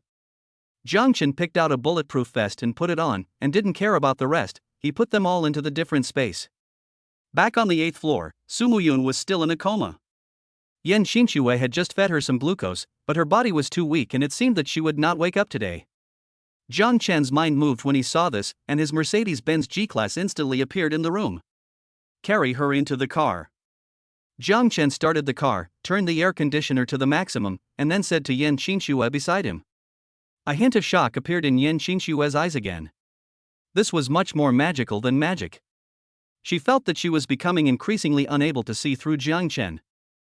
Jang Chen came to Su Muyun and picked her up from the ground. The moment the beauty was in his arms, a fragrant breeze immediately blew into his nose. Jang Chen smacked his lips. He didn't expect that this girl didn't smell at all after not taking a shower for such a long time. In fact, she even smelled so good. Could this be the legendary body odor? No wonder people say that beautiful women even have fragrant feet. Su Muyun was put on the back seat of the car, and then Jang Chen and Yan Qingxue also got in. It was still raining heavily outside, so they couldn't leave today and had to spend the night here. Fortunately, the temperature in the car was very cool. Although the space was a little small, Yan Qingxue was already very satisfied. Jang Chen took out 2 box lunches and 2 bottles of iced drinks from the alien space. The conditions were a bit simple today, so he could only eat something simple to get by. After handing one of the portions to Yan Qingxue, Jang Chen started eating it on his own. Yan Qingxue was no longer surprised by Jang Chen's ability to create things out of thin air. But when she felt the cool touch of the drink, tears were about to fall. She couldn't even remember how long it had been since she had a drink of something cold. After drinking half a bottle of drink, Yan Qingxue felt that every pore in her body opened up, and she couldn't help but let out a moan of pleasure. When Jang Chen saw Yan Qingxue's expression, a smile appeared on his face, and then he continued eating. After eating and drinking, the sky outside was already dark and the poisonous rain fell on the windows, making a ticking sound. After taking a look at Su Muyun in the backseat, Jang Chen winked at Yan Qingxue. Yan Qingxue immediately understood what he meant when she saw this. She moved directly from the passenger seat to the driver's seat and then rode directly on Jang Chen's body. Soon the car began to shake. The last time the two of them were intimate was before the end of the world, so both Jang Chen and Yan Qinxue seemed extremely crazy. The next morning, the two woke up at the same time. The poisonous rain outside had stopped, and under the sunlight, the remaining rainwater on the ground had disappeared. Jang Chen took some snacks from the alien space as breakfast, and Yan Qinxue fed some glucose to Su Muyun in the back seat. After dinner, Jang Chen prepared to return to the villa. Although he did not go back last night, there were a lot of snacks in the rooms of Li Mengyao and the other girls, so they would not be hungry even if Jang Chen was not at home for a few days. They were now on the 8th floor, so Jang Chen could only park the car first. Then he carried the unconscious Su Muyun along the stairs to the first floor. Feeling the softness coming from behind, Jang Chen's hands became a little dishonest. He pinched Su Muyun's snow-white thigh hard, and the touch there immediately made his mind shake. With Jang Chen's constant persuasion, the three of them finally arrived on the first floor. Jang Chen released the car and then reluctantly put Su Muyun on the seat. As Jang Chen stepped on the accelerator, the Mercedes-Benz G-Class rushed out instantly and sped towards the villa. Yan Qinxue looked at the deserted city outside, and her heart slowly sank. The situation outside was worse than she had imagined. The quiet and tidy environment of the past was no longer there. The ground was littered with garbage. Because of the sudden increase in temperature, the originally flat road surface was full of cracks. Some places have been burned black, probably because of the fire caused by the high temperature, but fortunately it will rain at night, so even if no one puts out the fire will be extinguished by the rain. Just as the car entered the block where Evergrande Mingze was located, after turning a corner, Jang Chen suddenly stepped on the brakes. I saw that the road was blocked by a pile of debris and several scrapped cars about 10 meters ahead. Before Jang Chen could react, the back of the Mercedes-Benz was blocked by another car. At the same time, dozens of people rushed out from the shops on both sides of the street, holding all kinds of weapons in their hands, and rushed towards Jang Chen while howling. In a shop beside the street, Lu Ming was standing at the second-floor window looking at Jang Chen below. This ambush was naturally prepared by him, and his target was the vehicle driven by Jang Chen. The temperature outside is too high now, and he can't walk far on one leg. If he has a car, he can go to other places to collect supplies, or even leave here and go directly to a shelter in the suburbs. Seeing the crowd getting closer and closer to him, Jang Chen was no longer polite to them. He simply opened the car door and stepped on the car, then flipped directly onto the roof. The next second, 2 submachine guns appeared in his hands. Before anyone could react, the submachine gun in his hand began to spew out flames. In just one encounter, more than a dozen people fell to the ground. Seeing this, the rest of the people hurriedly braked and then ran back like crazy. Lu Ming upstairs was also frightened by Jang Chen. He hurriedly squatted on the ground. He never thought that Jang Chen had a gun in his hand, and it was not a pistol but a submachine gun. Although they had a large number of people, facing 2 submachine guns firing at full power, they would only end up dying no matter how many of them rushed forward. After all the bullets in the 2 submachine guns were used up, Jang Chen slowly replaced 2 new magazines. At this time, there were already 30 or 40 people lying on the ground. Most of the people were not fatally injured, but had lost the ability to move. They lay on the ground, covering their wounds and screaming. Jang Chen had no intention of chasing after those who had already run away. He jumped down from the roof of the car and started to finish off the wounded on the ground. Jang Chen didn't care who these people belonged to. If they dared to intercept him, they should be prepared to die. As the gunshots continued, the scene gradually became quiet. Lu Ming upstairs was so frightened when he saw Jang Chen killing everyone that he quickly lay on the ground, not daring to breathe, for fear that Jang Chen would discover his whereabouts and kill him as well. After confirming that no one was left alive, Jang Chen put away his gun, returned to the car, stepped on the accelerator, crashed through the roadblock in front of him, and drove towards the villa. His G-Class has undergone special modifications and its defense is comparable to that of an armored vehicle. This roadblock cannot stop it at all. If Jang Chen had not wanted to fight back, he would have driven away long ago. Chapter 84 The Women Meet. After a series of minor incidents, Jang Chen drove the car into the underground garage of the community very smoothly. After parking the car in a secret location, Jang Chen held Su Muyun in his arms, and then got out of the car with Yan Qinxue. After pulling the car back into the different dimension and observing the surroundings and finding no danger, Jang Chen opened the door of Villa Number 1. As the alloy door slowly opened, a cool air suddenly came out from inside. A look of joy appeared on Yen Qinshue's face. She didn't want to get out of the car just now. After all, there was air conditioning in the car. After staying in it for a whole night, Yen Qinshue didn't want to breathe the hot air outside anymore. But it was not until now that she finally felt relieved. Not only was it safe here, but the temperature was also very comfortable, which was much better than living in a car. After closing the door again, Jang Chen took Yen Qinshue upstairs. Seeing that the gate of the villa was closed, a figure suddenly jumped out from the darkness and ran towards the place where Jang Chen had just parked his car.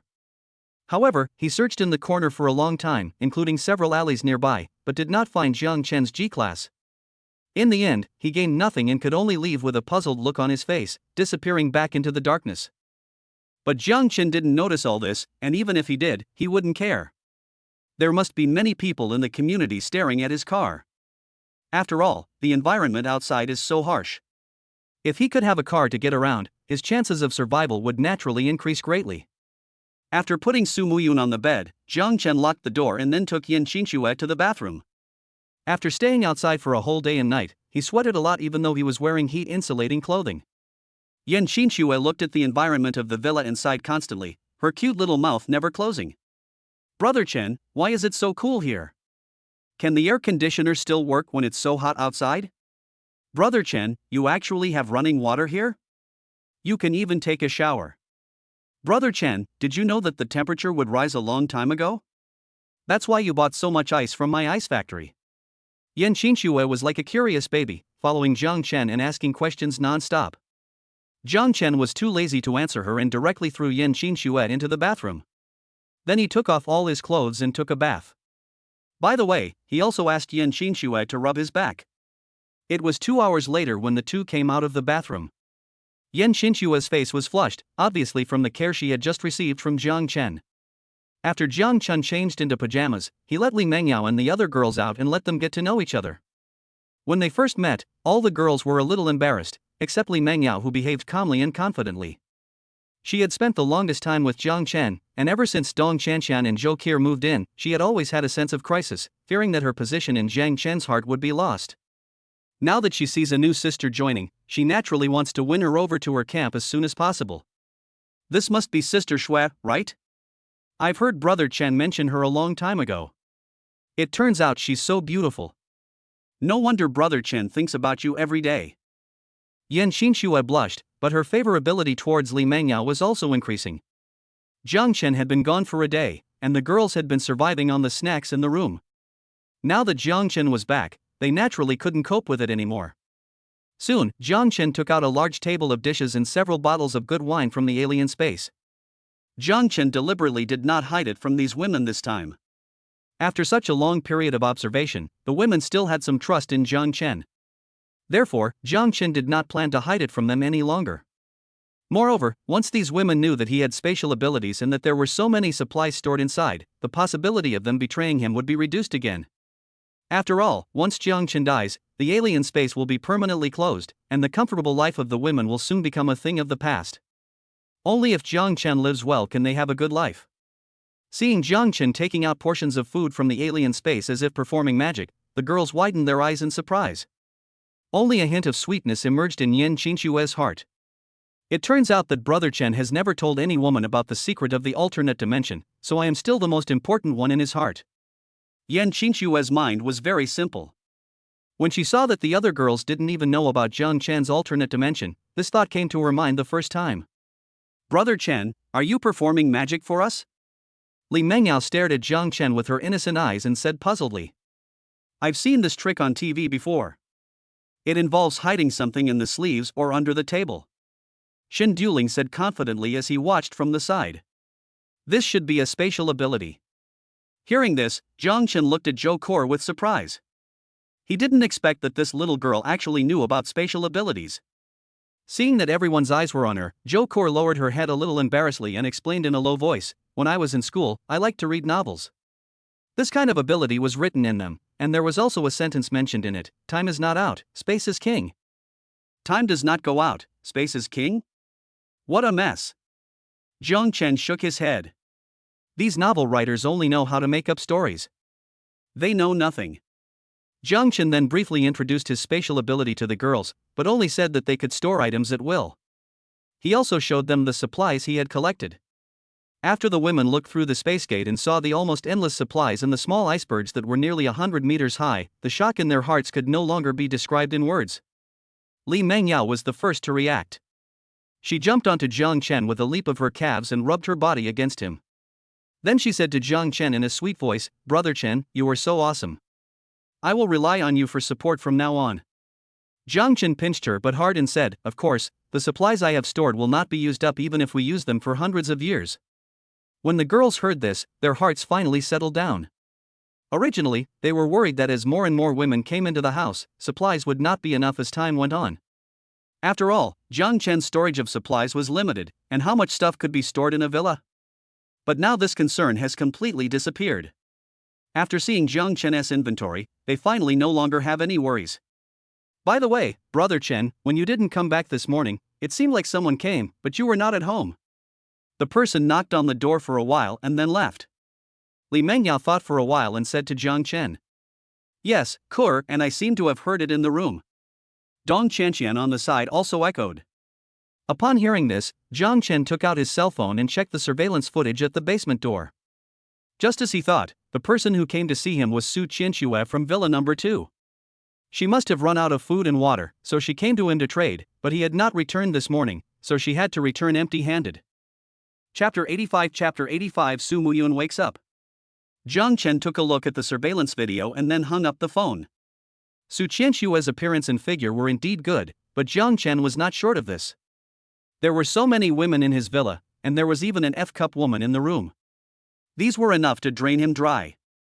Everyone took their seats quickly, and Jang Chen naturally sat in the main seat. Just when they were eating, Jang Chen suddenly heard some noise in the next room. A smile appeared on his face, and he stood up and walked to the door of Su Muyun's room. As Jang Chen opened the door, a figure threw himself into his arms. The softness on her chest also hit Jang Chen hard. "Ah!" Su Muyun looked at Jang Chen in front of her and suddenly screamed loudly, and all the girls' attention was attracted by her scream. "Why is there another one? And she's a policewoman. How many people did Brother Chen just bring back?" Li Mengyao spoke vaguely while gnawing on the chicken leg in her hand. Yan Qinxue explained, "We found her in a police station. She fainted at the time, and then Brother Chen rescued her." Li Mengyao said and nodded, but her eyes were looking back and forth on Su Muyun's body. When she saw her breasts, she immediately understood why Jang Chen brought her back. She lowered her head and squeezed her breasts hard. Although they were not small compared to others, she felt a little inferior after seeing Su Muyun's turbulent breasts. When Zhou Kor saw Li Mengyao's expression, she immediately understood what she was thinking. Because Li Mengyao had deliberately made things difficult for her before, Zhou Kor had always been at odds with her. Seeing the other party showing an envious expression, he couldn't help but say, "Sister Yao Yao, some things are there if you have them, and you don't have them if you don't have them. You can't envy them." Upon hearing this, Li Mengyao immediately said stubbornly, "Humph, so what if I have big breasts? I have been with Brother Chen for the longest time. If you want to compete for his favor, you have to look at your own abilities. It is useless to rely on your body alone." Some people, on the other hand, have never been intimate with Brother Chen until now. If it weren't for her sister's face, she might have been thrown out by Brother Chen a long time ago. "You?" Zhou Kur was speechless for a moment, but soon her expression relaxed. "Humph, I'm going to go find Brother Chen tonight and see what you can say then." Li Mengyao turned her head away and ignored her. Zhou Kier also focused her attention on Jang Chen and the woman in her arms. "Who are you?" Su Muyun pushed Jang Chen away, then struggled to stand up while holding the door. Her last impression was that several men rushed towards her at the same time. Thinking of this, Su Muyun hurriedly checked her body. Only after she found that she had not been violated did she feel relieved. "My name is Jang Chen. When I was in the police station, I saw someone plotting against you, so I rescued you. This is my home." Jang Chen took 2 steps back and introduced himself to Su Muyun. After hearing this, Su Muyun began to look around, and suddenly she reacted. "The temperature here? Why is it so cool?" Jang Chen smiled and explained, "I have an ice room at home. It's full of big chunks of ice. The cool air it releases is enough to cool down the room." Seeing that Su Muyun was still very weak, Jang Chen invited her. You woke up at the right time. We are having dinner. Come join us. When Su Muyun heard the word eat, her stomach immediately started to growl. Although Yan Qinxue had fed her some glucose before, that kind of food was not enough to satisfy her hunger. She felt a little embarrassed, but she couldn't resist the temptation of food, and finally Su Muyun compromised. Thank you, I'm sorry to bother you. After Su Muyun opened the door and took 2 steps forward, her feet suddenly went weak and she collapsed to the ground.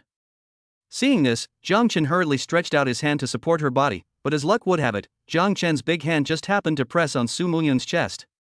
A soft touch came, and Jang Chen subconsciously pinched it twice. It is so soft and spongy that I can't hold it in one hand. It is really big, worthy of the name F. Before Su Muyun could scream again, Jang Chen quickly let go. His women were still watching the show from behind. If Su Muyun shouted pervert, molestation, or something like that, Jang Chen would be embarrassed. Su Muyun looked at Jang Chen with a strange expression, then covered her chest with her hands and slowly walked towards the dining table. Dong Chanxian and several other girls also came over to help, and together they helped Su Muyun onto the chair. As soon as Su Muyun sat down, she was stunned by the scene in front of her. Looking at the table full of delicious food, Su Muyun was a little dazed. Has the end of the world passed? Or am I dreaming? Otherwise, how could there be so many delicious foods? When everyone saw Su Muyun's expression, they understood what she was thinking. They thought back to when they first moved into the villa, they had the same expression as her. Miss Su, you're welcome. Just eat whatever you want. I didn't prepare anything specially today, so I don't know if it suits your appetite. When Miss Su feels better, I will prepare something delicious to welcome you. As Su Muyun listened to Jang Chen's words, saliva continued to flow out of her mouth. You didn't even prepare this? What would it be like if you prepared this? Would you just serve the full Manchu Han banquet? Su Muyun couldn't help but complain in her heart, but she said, Thank you, Brother Jang, this is very good. Su Muyun had been hungry for more than 20 days and was too weak. Although she was very envious of the table full of food, she couldn't eat much. After everyone had eaten and drunk their fill, they dispersed. They had been very cooped up for the past 2 days. There was a gym upstairs where they could exercise, and it had a wide variety of equipment. Their only activity area now was this villa, so they had to exercise every day to stay in shape, otherwise they would easily be eliminated in such a highly competitive environment. Jang Chen took Yan Qinxue and Su Muyun, who had recovered some strength, to visit the villa. After taking a tour of the villa, the 2 women's eyes were filled with amazement. Such a villa is simply a dream house in the end times. Not only does it have a suitable temperature, but it also has extremely strong protection. There is no need to worry about someone breaking in from outside. After Jang Chen introduced the villa, he also explained the rules here to the 2 of them. After learning that Jang Chen had to lock the door every night and that they had to obey Jang Chen's orders unconditionally, the 2 women did not raise any objections. If Su Muyun had not come here, she might have scoffed at these requests. It was just a shabby villa, and if she wanted to live in it, she had to unconditionally obey another man's orders? If the man wants me to sleep with him, do I have to obey him? This is totally out of line. But things are different now. After knowing the living conditions here, Su Muyun silently swore that even if she died here, she would never go out again. She was really tired of the miserable life outside. Chapter 86 Su Qianxue leaves. Seeing that the 2 women had no objections, Jang Chen felt relieved. Su Muyun was still very weak. Although Jang Chen was a little envious, he was not so impatient. He would cultivate their relationship for 2 days and nourish her body before taking her down. After sending Su Muyun back to the bedroom, Yan Qinxue also went back to her room to rest. She had been living a very hard life outside for such a long time. Not only did she have to endure the high temperature environment, but she also had to be careful about being robbed every day. Now, after eating and drinking, she can finally take a comfortable rest. Jang Chen came to the floor-to-ceiling window on the 4th floor alone and looked down at the scenery below. The trees in the community have become bare due to the high temperature and heavy rain, leaving only dry trunks. Jang Chen took out his mobile phone and took a look, and suddenly found that the network signal on his mobile phone had been interrupted and the power system had collapsed.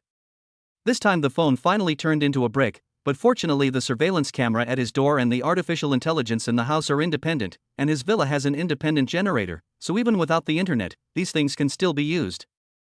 Suddenly his cell phone rang again. Jang Chen turned on the surveillance camera and found that there was a beautiful woman holding her head at the door of the basement, banging on the door hard.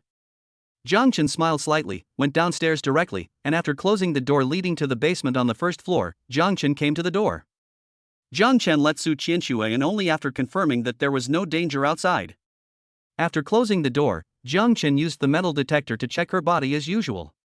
Only after confirming that she was not carrying any weapons did Jang Chen relax. Although she was a weak woman and there was nothing to be afraid of, it was always better to be safe than sorry. Jang Chen always adhered to the principle of safety first. Lust was a double-edged sword, and Jang Chen did not want to die in a woman's belly. "Miss Su, do you want to see me for something?" Jang Chen put the metal detector aside and said slowly. Su Qianxue was silent for 2 seconds, then looked into Jang Chen's eyes and asked firmly, "Do you have a car?" Jang Chen did not deny it but nodded directly, "Yes, I have a modified G-Class that can isolate me from the high temperature when driving outside." Seeing Jang Chen admit it frankly, Su Qianxue also breathed a sigh of relief. "Can you drive me to a shelter in the suburbs?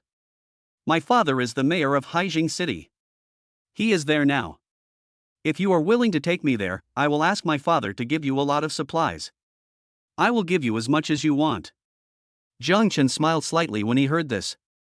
"Sorry, I don't take private jobs. If you want to take a taxi, go outside and call one. Please don't send me off." Seeing that Jang Chen had ordered them to leave, Su Qianxue suddenly became anxious. Her father, Su Jinzhong, had already told her that he would send someone to pick her up tomorrow at noon, but Su Qianxue really couldn't hold on any longer. After seeing that Jang Chen had a car, she thought about asking Jang Chen to give her a ride, even if it was just 1 day in advance. But she didn't expect Jang Chen to be so unkind and directly rejected her. Su Qianxue sighed. She had already drunk all her food and water. If Jang Chen was willing to send her for supplies, she would not need to exchange her body with Jang Chen. But now, if she had no more water to drink, with the temperature outside so high, it was hard to say whether she could hold on until tomorrow. Su Qianxue made up her mind. They had already had sex, so it wouldn't make any difference if it happened one more time or one less time. Then Su Qianxue lowered her head and whispered, "I want to exchange some more food with you." Jang Chen finally revealed a satisfied smile after hearing this. Since Su Qianxue is leaving here to go to her father tomorrow, Jang Chen cannot let her go today. 5 hours later, it was already dark, and Su Qianxue finally left Jang Chen's villa with heavy steps. Her right hand was tightly clutching a bag of food and several bottles of water. Her body seemed to be about to fall apart. She didn't know why Jang Chen was so fierce and almost knocked her apart. After returning home, Su Qianxue locked the door. All she had to do now was wait for the arrival of the rescue team. The next morning, Su Qianxue woke up. She was too excited, and the temperature outside was hot and humid, so she fell asleep in a daze very late. She packed the food and water she and Jang Chen had exchanged into a small bag, put it on her back, and then leaned out the window to look downstairs eagerly. I don't know how long it took, but finally the roar of an engine was heard in the distance. Su Qianxue was suddenly alert. She took out a telescope and looked to the end of her sight. She saw 3 armored vehicles slowly approaching from a distance. These armored vehicles have undergone special modifications. They are covered with a layer of insulation on the outside, and the air conditioning system has also been refitted to provide a certain degree of cooling for the people in the vehicle so that the temperature in the vehicle will not be too hot. Although it can't compare with Jang Chen's G-Class, at least it can be driven on the road. At the same time, Jang Chen also discovered these 3 armored vehicles. They looked like military vehicles and were probably here to pick up Su Qianxue. Sure enough, the car quickly drove into the community and then stopped at the door of Villa number 2. Just as several fully armed men got out of the car, the gate of the villa was opened. Su Qianxue wrapped herself in a thick cotton coat to block the ultraviolet rays, then looked at the people outside the door and asked, "Did my father send you to pick me up?" One of the men nodded and said, "Are you Miss Su Qianxue? We are soldiers from the northern camp of Haijing City. Mayor Su is our deputy commander. He sent us to rescue you. Come with us." Su Qianxue's face immediately showed a hint of joy when she heard that, and then she followed the man into the car. After picking up the person, the armored vehicle started again and drove back in the direction it came from. But just as the car reached the square in the middle of the community, a group of ragged residents rushed out from the surrounding residential buildings. They gathered together to stop the car, shouting for help. "Please, take me with you. Dozens of people surrounded the three armored vehicles, and several people were still pulling on the doors with force. Bang! As a gunshot rang out, the residents who had gathered around suddenly became quiet. A man leaned his head out of the armored vehicle, holding a submachine gun in his hand and pointing it at the residents surrounding them. You dare to stop a military vehicle? Are you looking for death? Get out of the way immediately, or I will send you to hell. After the man finished speaking, he pulled the bolt and fired directly at the people in the front. 3 men were shot and fell to the ground. After seeing this scene, the residents who had surrounded the armored vehicle immediately dispersed. The man smiled slightly, then closed the door of the car and got back into the car. Chapter 87 Haijing City Northern Concentration Camp. Su Qianxue looked at the scene that just happened outside the car, her heart pounding. She never thought that these people who came to pick her up would actually shoot at those civilians. Are they soldiers or bandits? Although she thought so in her heart, she dared not show it at all, and she didn't even dare to ask. She could only lower her head and pray silently, hoping to see her father soon. The man who had just fired the gun also noticed Su Qianxue's abnormality. He sat on the chair and explained to Su Qianxue, "These people are unruly. If we don't use some tricks, they might attack the convoy, so we must kill the chicken to scare the monkey." Su Qianxue naturally didn't dare to refute this. She could only nod slightly to show her understanding. After this incident, no one dared to block the road anymore, and the armored vehicle drove out unimpeded. Lu Ming, who was outside the community, had behaved himself since he had intercepted Jang Chen and had his men slaughtered by him yesterday. Moreover, the other side had 3 armored vehicles equipped with weapons. Unless he wanted to live, he would never dare to go against the soldiers. Seeing the car gradually disappearing from sight, Jang Chen secretly said in his heart, "What a pity." He was still quite fascinated by this girl Su Qianxue, but he might not be able to have sex with her in the future. As for what those soldiers did, he was also a little worried.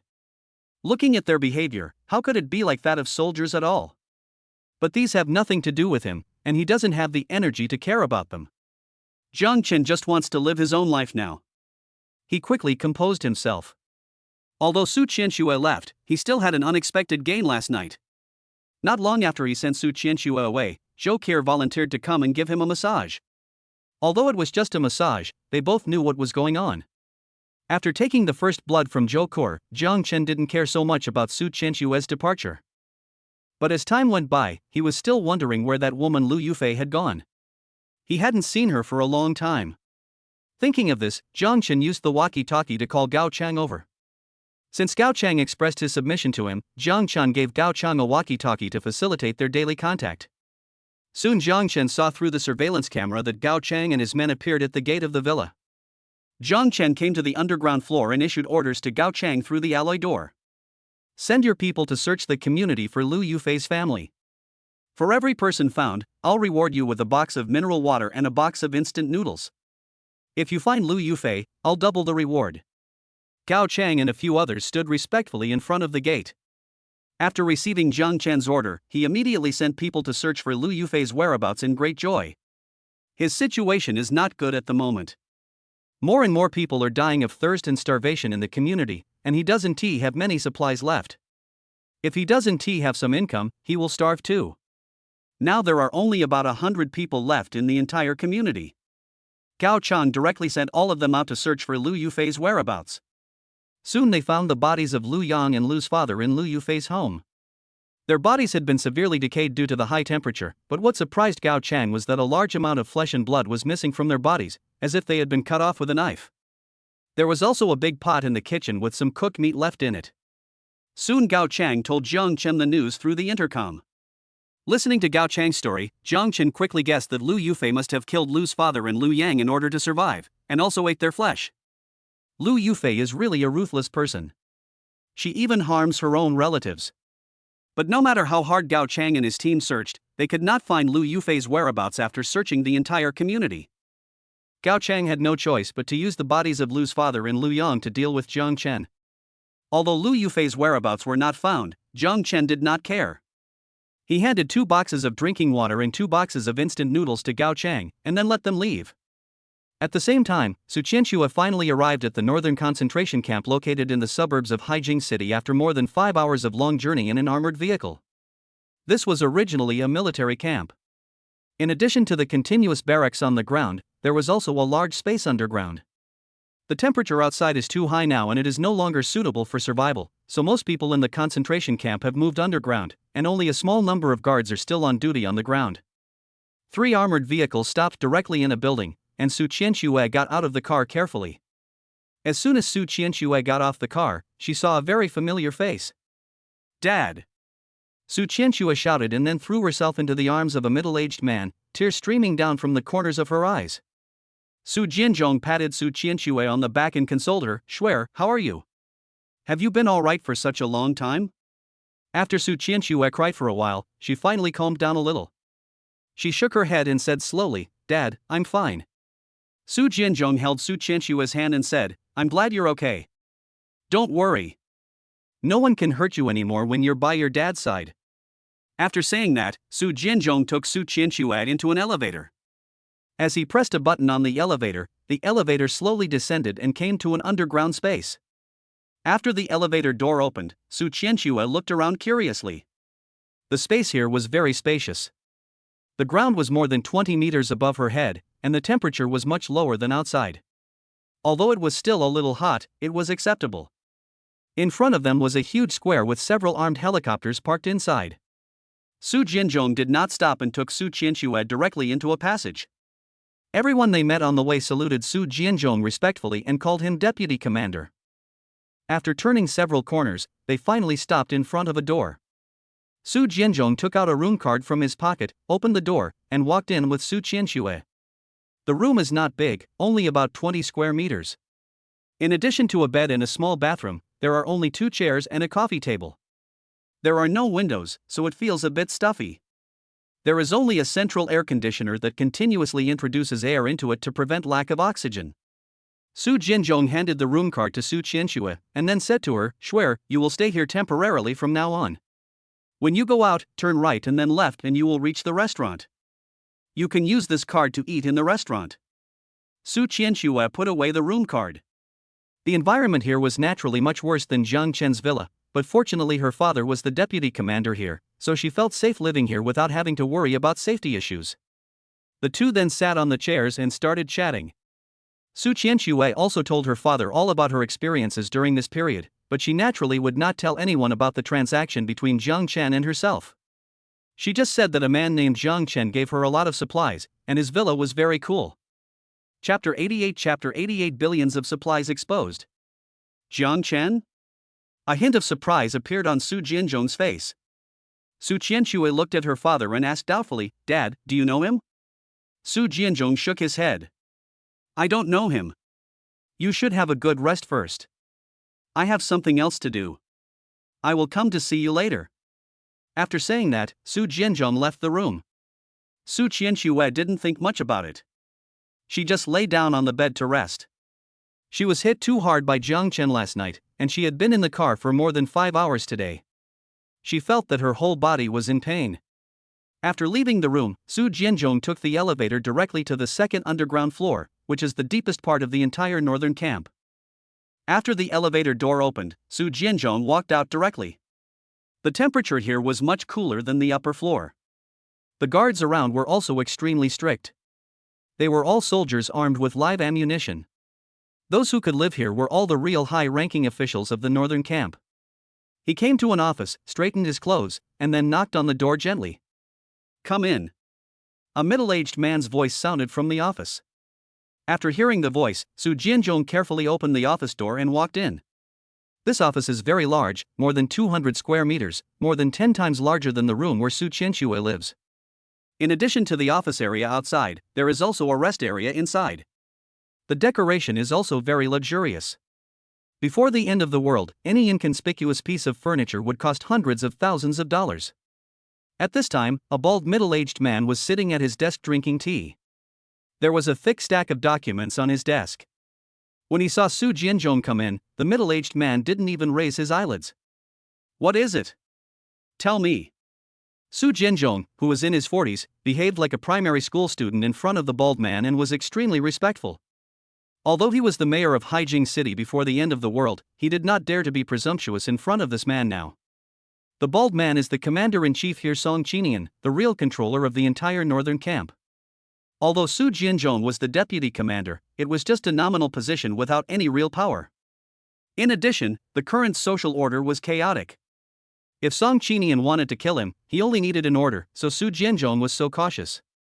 After he reported the news about Jang Chen to Song Chinian, the bald man finally showed some interest.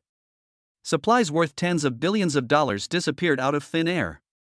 According to our investigation, the most likely suspect is Jang Chen. This time he got it without any effort. If the camp can get this batch of supplies, I will give you credit for the first place. Su Jianzhong's face immediately showed joy when he heard this. Send a few people over to take a look.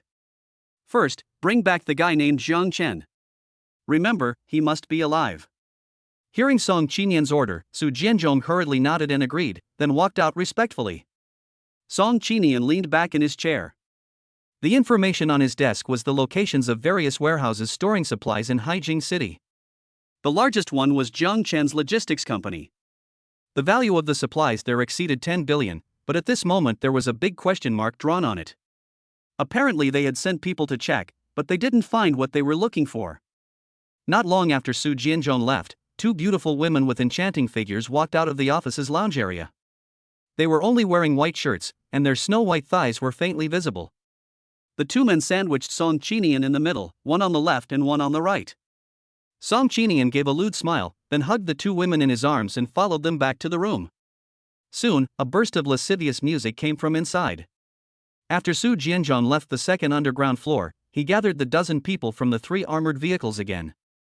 The commander-in-chief suspects that the mysterious disappearance of the 10 billion yuan worth of supplies in Haijing City is related to one person. I now order you to go to Hangda Mingzi community and capture a man named Jang Chen. Set off early tomorrow morning. Remember, you must capture him alive. Yes. More than a dozen people said in unison. The next morning, Jang Chen was awakened by the doorbell while he was still asleep. He took out his cell phone in a daze and took a look at the surveillance video. I saw a figure covered in blood banging hard on the door of the basement. Seeing this, Jang Chen immediately sat up from the bed, ran quickly to the basement, and opened the door directly. The person asking for help outside the door was Gao Chang's younger brother Gao Shang. Jang Chen had met him several times before, so he knew him. Although Jang Chen let Goldman in, he did not let down his guard. He had already opened the space door in front of him, ready to guard against sneak attacks at any time. After closing the door to the basement, Jang Chen looked at Goldman covered in blood and asked, "What happened? Where's your brother?" Goldman took a deep breath and then told him everything that had happened outside. It turned out that just this morning, after the poisonous rain stopped, Lu Ming, who was outside the community, rushed into the community with a large number of people. They had more people and most importantly, Lu Ming had a gun. Coupled with the other party's sneak attack, the owners of Evergrande Mingzi suffered heavy losses. Even his brother Gao Chang was killed by Lu Ming. After hearing what Goldman said, Jang Chen felt confused. Lu Ming shouldn't be so brave. He had just killed dozens of them 2 days ago. There must be other reasons why he fought back so quickly. Is Lu Ming the only one with a gun? Jang Chen asked. Goldman nodded and said, he was the only one with a pistol. The others were holding machetes and steel pipes. After hearing this, Jang Chen thought for a while and put his right hand behind his back. Then he took out a submachine gun and a bulletproof vest from the alien space. He put the things on the ground and said to Goldman Sachs, "I'll give these things to you for now. Go kill that Lu Ming and avenge your brother." Goldman looked at the weapons and bulletproof vests on the ground and was shocked. He didn't expect Jang Chen to give him such important things. "Brother Chen, don't worry. With these things, I will definitely kill Lu Ming." After Goldman Sachs finished speaking, he put on his bulletproof vest, then took the submachine gun and 2 magazines in his hands and walked outside. After watching Goldman Sachs leave, Jang Chen went back to change his clothes. He was going to go and see what was going on. If Goldman Sachs didn't do his job well, he planned to take action himself. Otherwise, once Lu Ming occupied the community, he would be annoyed to death. After putting on the bulletproof vest, and then a layer of heat-insulating clothing on the outside, and putting on gloves and a helmet, Jang Chen left the villa quietly. With a weapon in his hand, Goldman Sachs became full of confidence. He quickly gathered the owners who had fled in all directions. Although there were not many people, only more than 20 of them, everyone was shocked when they saw the gun in Goldman Sachs' hand. He clamored to go back and avenge Gao Chang. The two groups soon met in the underground garage, and Goldman Sachs also saw Lu Ming in the crowd. There were more than 100 people in total. Lu Ming was followed by a masked woman, who looked very mysterious.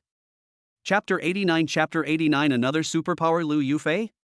After the two sides met, Lu Ming pulled the trigger at Goldman Sachs without any hesitation. Goldman Sachs' reaction was a little slow, and 2 bullets hit him directly. Fortunately, Goldman was wearing a bulletproof vest. Although he felt some pain after being shot twice, he was not seriously injured. He raised the submachine gun in his hand and started firing without aiming. After hearing the gunshots, people from both sides immediately fled in all directions, looking for cover to avoid the bullets. Goldman kept shooting at the crowd, and soon more than a dozen people fell under his gun. After firing a magazine, Goldman quickly changed the magazine before he could fire again. A huge invisible sound wave suddenly hit him. The sound waves created a lot of cracks on the concrete ground along the way. Goldman Sachs only felt that his body was flying up uncontrollably as if riding on clouds, and the next second, he landed more than 10 meters away. When the sound waves disappeared, the entire underground garage was in a mess and almost all the car windows were shattered by the huge sound waves. Goldman struggled to get up from the ground. There were several people in front of him to cushion his attack, so the injuries he suffered were not fatal. He held the submachine gun tightly in his hand and looked at the woman next to Lu Ming. Goldman saw clearly that the sound wave just now came from her mouth. Everything that just happened completely overturned his cognition. What kind of ability is this? Is it a special ability or the lion's roar? Lu Ming looked at Goldman Sachs, who was lying on the ground with a smile on his face, and then stood respectfully behind the masked woman. The woman took 2 steps forward and slowly took off the mask on her face. Her face was covered with scratches, and her lips and nose looked like they had been cut off with a knife, leaving her bare face and looking very creepy. You are Lu Yufi? Goldman said in a trembling voice. Although the woman's face had changed beyond all recognition, Goldman Sachs still recognized her at a glance. The woman was Lu Yufi, whom Jang Chen had sent people to look for before. No wonder he couldn't find her whereabouts at the beginning. It turned out that she had left the community early in the morning and ran outside. Listening to Goldman Sachs' words, Lu Yufi licked her lips with her tongue. I've become this horrible state, and you can still recognize me. It's really not easy. How did your face become like this? Goldman Sachs suppressed the fear in his heart and continued to ask. Listening to Goldman Sachs' words, Lu Yufi also fell into memories. After she escaped with her family, she had nowhere to go and had to return home again. The 3 of them then blocked the broken door with furniture. After a whole day and night passed in fear, the 3 finally felt relieved when they found that no one came to look for them. However, the next problem was the lack of food and water. The only remaining supplies in their home had been snatched away by Ji Yuan, so now they can't even find a drop of water in their house. The 3 of them could only lie motionless in their respective rooms, trying to reduce physical exertion as much as possible, hoping to hold on for a little longer. When the time came to the next day, Lu Yang finally couldn't bear it anymore. He took advantage of Lu's father's absence and secretly conspired with Lu Yufi to kill their father together, and then use each other's flesh and blood to survive. Lu Yufi naturally refused at first, and even scolded Lu Yang, saying that he was a beast who was willing to kill his own father in order to survive. However, as time went by, Lu Yufi could no longer bear the severe lack of food and water. She found Lu Yang again with a nervous mood. Just as the two were planning what to do, Lu's father suddenly blocked them in the room with a kitchen knife. It turned out that Lu's father had the same plan as them. Seeing this, Lu Yang also drew out his knife, and the 3 of them soon started fighting. Father Lu kept cursing, "You 2 beasts, you actually want to kill your father, you rebellious sons." But Lu Yang was not polite at all. "You are the same, you want to kill both of us, but even a tiger won't eat its own cubs. Not only will I kill you today, I will also eat your flesh and drink your blood." After all, Lu Yang was young and strong, and with his weight advantage and Lu Yufi's help, it didn't take long for Lu's father to fall under the butcher's knife of the 2 of them. Relying on the body and blood of Lu's father, the 2 finally survived. Although the meat on Lu's father's body was enough to eat, what they needed most was not meat but water. A person's blood is not much, and soon the 2 fell into crisis again due to lack of water. With the previous experience as a lesson, Lu Yufi decided to strike preemptively. Taking advantage of the night, she sneaked into Lu Yang's room with a sharp knife, and then stabbed the knife directly into Lu Yang's body. But Lu Yang had thick skin and Lu Yufei's knife did not hit his vital parts. In pain, Lu Yang quickly picked up the weapon and slashed it at Lu Yufei's face. Lu Yufei screamed in pain as her lips and nose were completely cut off by the knife. At this time, the two men were so desperate to survive that Lu Yufei no longer cared about the wound on her face. She pulled out the sharp knife that was inserted into Lu Yang's body, and then stabbed him in the chest frantically. I don't know how much time had passed. Lu Yang had stopped struggling, but Lu Yufei was still mechanically repeating the action of drawing the knife and stabbing. Lu Yufei didn't stop until she was exhausted. She dropped the dagger in her hand to the ground, panting. Looking at Lu Yang's bleeding body, Lu Yufei felt a dry and itchy throat. She suddenly stepped forward and sucked Lu Yang's blood in big gulps to replenish the water in her body. Suddenly, Lu Yufei felt a sharp pain in her head, as if it was about to explode. She scratched her face with both hands, leaving bloody marks on it with her nails. In the end, Lu Yufei screamed and fainted in severe pain. It was not until the second half of the night that Lu Yufei slowly woke up. As soon as she opened her eyes, she saw the bodies of Lu Yang and Lu's father, and then she felt as if she had a unique ability. She can emit powerful sound waves from her mouth. Her physical fitness has also greatly improved, and she can lift objects weighing more than 100 kilograms with ease. But before she could be happy, when she saw her current appearance in the mirror, Lu Yufei's heart collapsed again. There is no woman who doesn't love beauty. Although she was not the best before, her appearance was considered above average after putting on makeup. But her face now can only be described as horrible. His nose and lips were cut off with a knife, and his face was covered with scratches from fingernails. He looked just like a ghost. After Lu Yufei's appearance changed, her mind also began to become extremely distorted. She now has only one goal, which is revenge. Now that Ji Yuan is dead, she can only put all her resentment on Jang Chen. If he had been willing to take her in, she would not have been captured by Ji Yuan, so all this is Jang Chen's fault. Chapter 90 The battle between the superpowers. Now that Lu Yufei has this magical ability, revenge is naturally not a problem. Just when she was about to set out to find Jang Chen, she suddenly heard a burst of gunfire outside the community, and then she saw a large G-class driving in from outside the community. Seeing this, Lu Yufei immediately changed her mind. She cut a piece of meat from Lu Yang's body and ate it for breakfast. Then she found a mask at home and put it on her head. Then she left home and walked out of the community. What surprised her was that as her physical fitness improved, Lu Yufei's resistance to ultraviolet rays also greatly increased. Even if she was directly exposed to the sun, it would not cause much damage to her body. This made her even more unscrupulous, and soon Lu Yufei left the community and found Lu Ming. She just showed off a few of her skills and Lu Ming started to obey her. At the same time, with her military support, Lu Ming, who was originally very afraid of Jang Chen, finally plucked up the courage to once again declare war on the community where Jang Chen was located, which led to the sneak attack plan this morning. Goldman collapsed to the ground, looking at the devil-like woman in front of him, his hands trembling slightly. Seeing that Lu Yufei was about to attack him, Goldman finally mustered up the courage. He raised the submachine gun and pulled the trigger at Lu Yufei, and immediately a row of bullets shot towards Lu Yufei. Lu Yufei was prepared for this. She suddenly opened her mouth wide, and sound waves quickly spread out from her mouth to the surroundings. When the bullet was about to touch her body, it was shaken off by the sound waves and fell to the ground. After Goldman was hit head-on by the sonic wave, the submachine gun in his hand flew out, and all the bones and flesh in his body were shattered by the sonic wave. He fell directly to the ground and turned into a puddle of mud. He was dead beyond dead.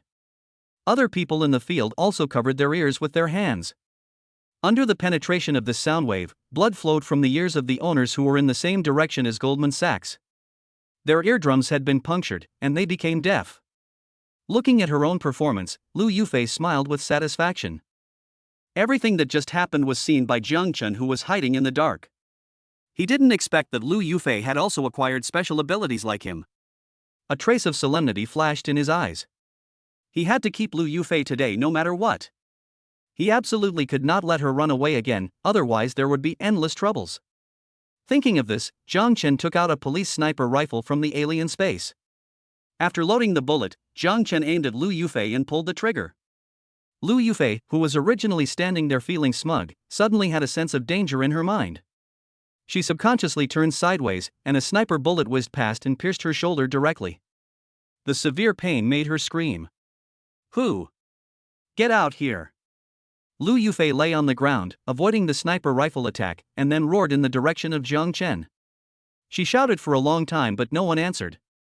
Lu Yufi turned to look at Lu Ming behind her and ordered directly, "Immediately take people to find the guy hiding in the dark and attacking me."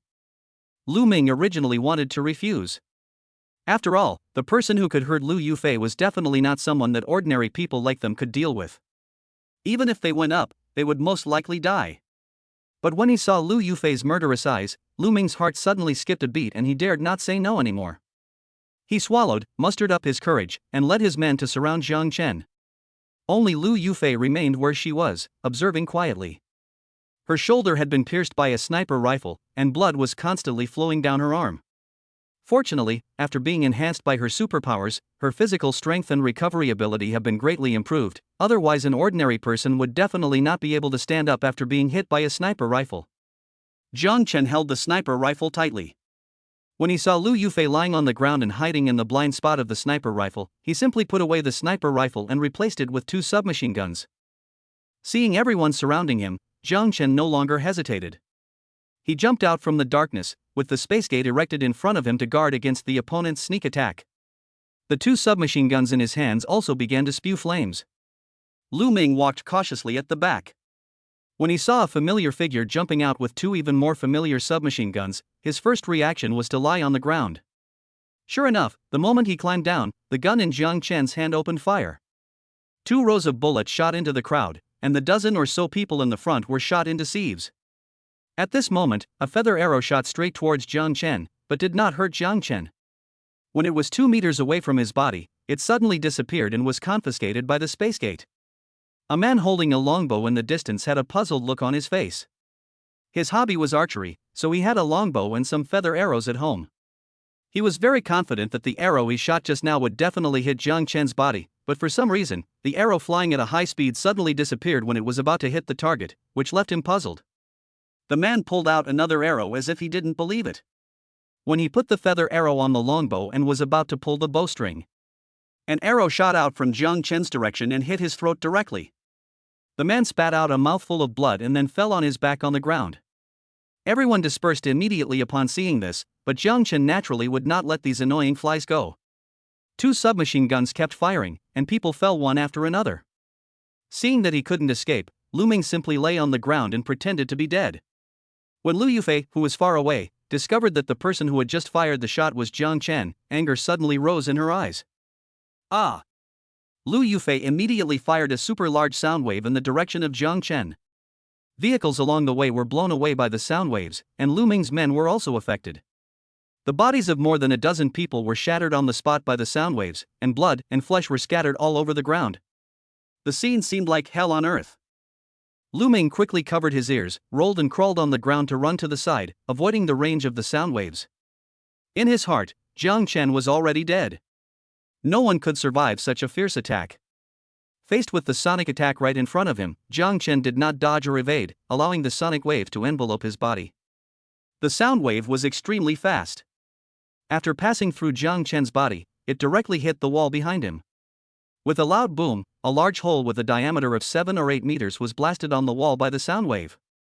However, Jang Chen, whose body should have been shattered by the sound waves, was still standing there without any wounds on his body. Seeing that Jang Chen was not hurt at all, Lu Yufi showed a hint of shock on her face. "This is impossible," she muttered to herself. Then, Lu Yufi, who didn't believe in evil, emitted another even more powerful sound wave. Chapter 91: Absorbing Superpowers. Just like before, the sound waves penetrated Jang Chen's body again, and then hit the wall behind Jang Chen again. The already shaky wall collapsed after being attacked twice in succession. At the same time, a shotgun appeared in Jang Chen's hand. He raised his hand and pulled the trigger directly in the direction of Lu Yufi. Seeing this, Lu Yufi hurriedly sent out a sound wave to protect her body. After a loud bang, Lu Yufi was blown away by the huge force carried by the shotgun. The sound waves she hastily emitted were not enough to completely resist the impact of the shotgun. However, the power of the dozen or so steel balls fired from the shotgun is greatly reduced after being weakened by sound waves. In the end, these steel balls were only embedded in her skin and did not completely penetrate Lu Yufi's body. But even so, the severe pain still made Lu Yufi's expression become extremely hideous, and her already scary face now looked even more like a ghost. Jang Chen took heavy steps and slowly approached Lu Yufi. When passing some survivors along the way, Jang Chen showed no mercy and sent them away with the shotgun in his hand. Lu Ming looked at Jang Chen, who was gradually approaching with shock on his face. He didn't understand why Lu Yufi's attack couldn't hurt him at all. Lu Yufi struggled to get up from the ground. 2 steel beads were embedded in her face and her body was completely dyed red with blood. Why aren't you afraid of my attack? Lu Yufi looked at Jang Chen with confusion on her face. She had already used all her strength in the attack just now. Not to mention a person, even an elephant would be shattered into pieces in an instant. But looking at the calm expression on Jang Chen's face, Lu Yufi suddenly understood. You also have superpowers? After listening to Lu Yufi's words, Jang Chen simply stopped hiding it. Anyway, he didn't intend to let anyone present today go. You guessed it right. After Jang Chen finished speaking, he pulled the bolt again and fired another shot at Lu Yufi. But this time Lu Yufi did not use sound waves to resist Jang Chen's attack. She stepped on the ground with her right foot, and then quickly jumped up from the ground, avoiding the shot. Ah! A sound wave the size of a human head shot out from Lu Yufi's mouth. Although this sound wave covers a small area, its power is much stronger than the previous ones. She didn't know what kind of ability Jang Chen used to block her attack, so she could only keep trying. When this sound wave approached Jang Chen, not only did it not cause any harm to Jang Chen, but it also suddenly dissipated into the air, as if nothing had happened. Ha ha ha ha, I get it. Your ability is to be immune to attacks, right? Although this makes your defense very strong, you don't have any means of attack, so you choose to use a gun. Lu Yufi analyzed it self-righteously, and then burst into laughter. If, as she guessed, Jang Chen's ability was only to make him immune to long-range attacks, then she wouldn't need to worry anymore. He couldn't kill her with just a gun. At worst, she could just run away and leave him unable to catch up. Jang Chen smiled slightly when he heard this. He stretched out his right hand, and the door of space opened in front of him instantly. As Jang Chen's mind moved, the sound waves that he had just collected into the alien space simultaneously surged out from the space gate. At the same time, Jang Chen fired several shots in the direction of Lu Yufi. He didn't care whether he could hit her or not, as long as he could block Lu Yufi's escape route. The moment she saw the sound wave appear, the smile on Lu Yufi's face froze. What kind of supernatural power is this? Changing the stars? Treating others in their own way? But he had no time to think about it, as several sound waves directly submerged her body. At the same time, dozens of steel balls shot into Lu Yufi's body. No matter how strong Lu Yufi's physical fitness is, she has no way to withstand so many attacks at the same time. Her body was blown into 2 pieces by the shotgun, and her thighs flew away to who knows where. Blood kept gushing out of her mouth, but the psychic's vitality was so strong that she did not die immediately even at this point. Brother Chen, save me, I know I was wrong, I still want to give birth to a child for you, save me, please. Jang Chen listened to Lu Yufi's pleading without any emotion in his eyes. The grudges between us in our previous lives have been written off from today on. From now on, I will start my own life. Lu Yufi was a little confused by Jang Chen's words, but before she could respond, Jang Chen took out a sniper rifle and pointed it at Lu Yufi's head. The distance between the two of them was too close, and Jang Chen didn't want to get himself covered in blood, so he didn't use the shotgun. With a gunshot, a bullet hole instantly appeared on Lu Yufi's head. Her eyes gradually dimmed. Jang Chen looked at Lu Yufi's body, sighed, and reached out his hand to help her close her eyes. After all, they had lived a good life for a while. Although the result was not satisfactory, Jang Chen had just said that the grudge between the two had been wiped out, and Lu Yufi had also paid the price for what she had done in her previous life. After closing Lu Yufi's eyes, Jang Chen was about to get up and leave when suddenly a warm current flowed along his right hand and rushed straight into his mind. Jang Chen subconsciously closed his eyes. The warmth came quickly and disappeared just as quickly. The warm current paused in his brain for a moment, then quickly spread and flowed to his limbs and bones.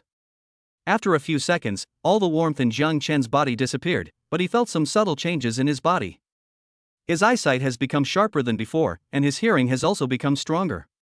He can hear clearly someone whispering dozens of meters away. At the same time, his physical fitness was steadily improving under the nourishment of the warm current just now.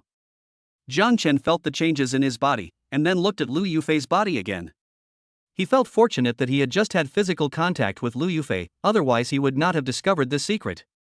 It turns out that the energy between people with special abilities can actually be absorbed from each other. When Jang Chen saw Lu Yufei's superpowers, he guessed that they were definitely not the only ones with superpowers, and there must be many other people with superpowers in the world. Now I have absorbed the supernatural power of one psychic. If he can continue to absorb 100, 1,000, or even 10,000, what will be the result then? I'm afraid that even if I can't become a god, I'm almost like a god, right? Thinking of this, Jang Chen's originally calm heart began to stir. Jang Chen didn't have any big ambitions, nor did he want to develop power and build a kingdom. He just wanted to work hard to improve his own strength, and then live a happy life with a group of beautiful girls. Chapter 92 The northern camp comes to the door. Jang Chen waited there for a while. He wanted to see if Lu Yufei's body would produce energy again. However, he had been waiting here for more than an hour and there was still no movement from Lu Yufei's body. Seeing this, Jang Chen had no choice but to give up. With a wave of his hand, he put Lu Yufei's body into the different space. After all, this was the body of a person with superpowers. He could study it again when he had time in the future. After resolving Lu Yufei's issue, Jang Chen came to Lu Ming, who was still pretending to be dead. This guy was really patient in order to stay alive. He actually lay on the ground pretending to be a dead body for such a long time. But Jang Chen's attention has always been on him. After all, Lu Ming is the boss of these people, so Jang Chen naturally has to give him special care. Stop pretending and get up. Jang Chen's voice rang in Lu Ming's ears. But Lu Ming seemed to be really dead, still unmoved. Even the rise and fall of his chest was extremely weak. If Jang Chen had not seen him pretending to be dead early in the morning, he might have really been fooled by him. Jang Chen curled his lips, then took out a Molotov cocktail from the alien space. If you don't get up, I'm going to set it on fire. Lu Ming, who had his eyes tightly closed, could no longer pretend after hearing Jang Chen's words. He rolled over and got up from the ground, then knelt in front of Jang Chen and begged, "Brother, spare me.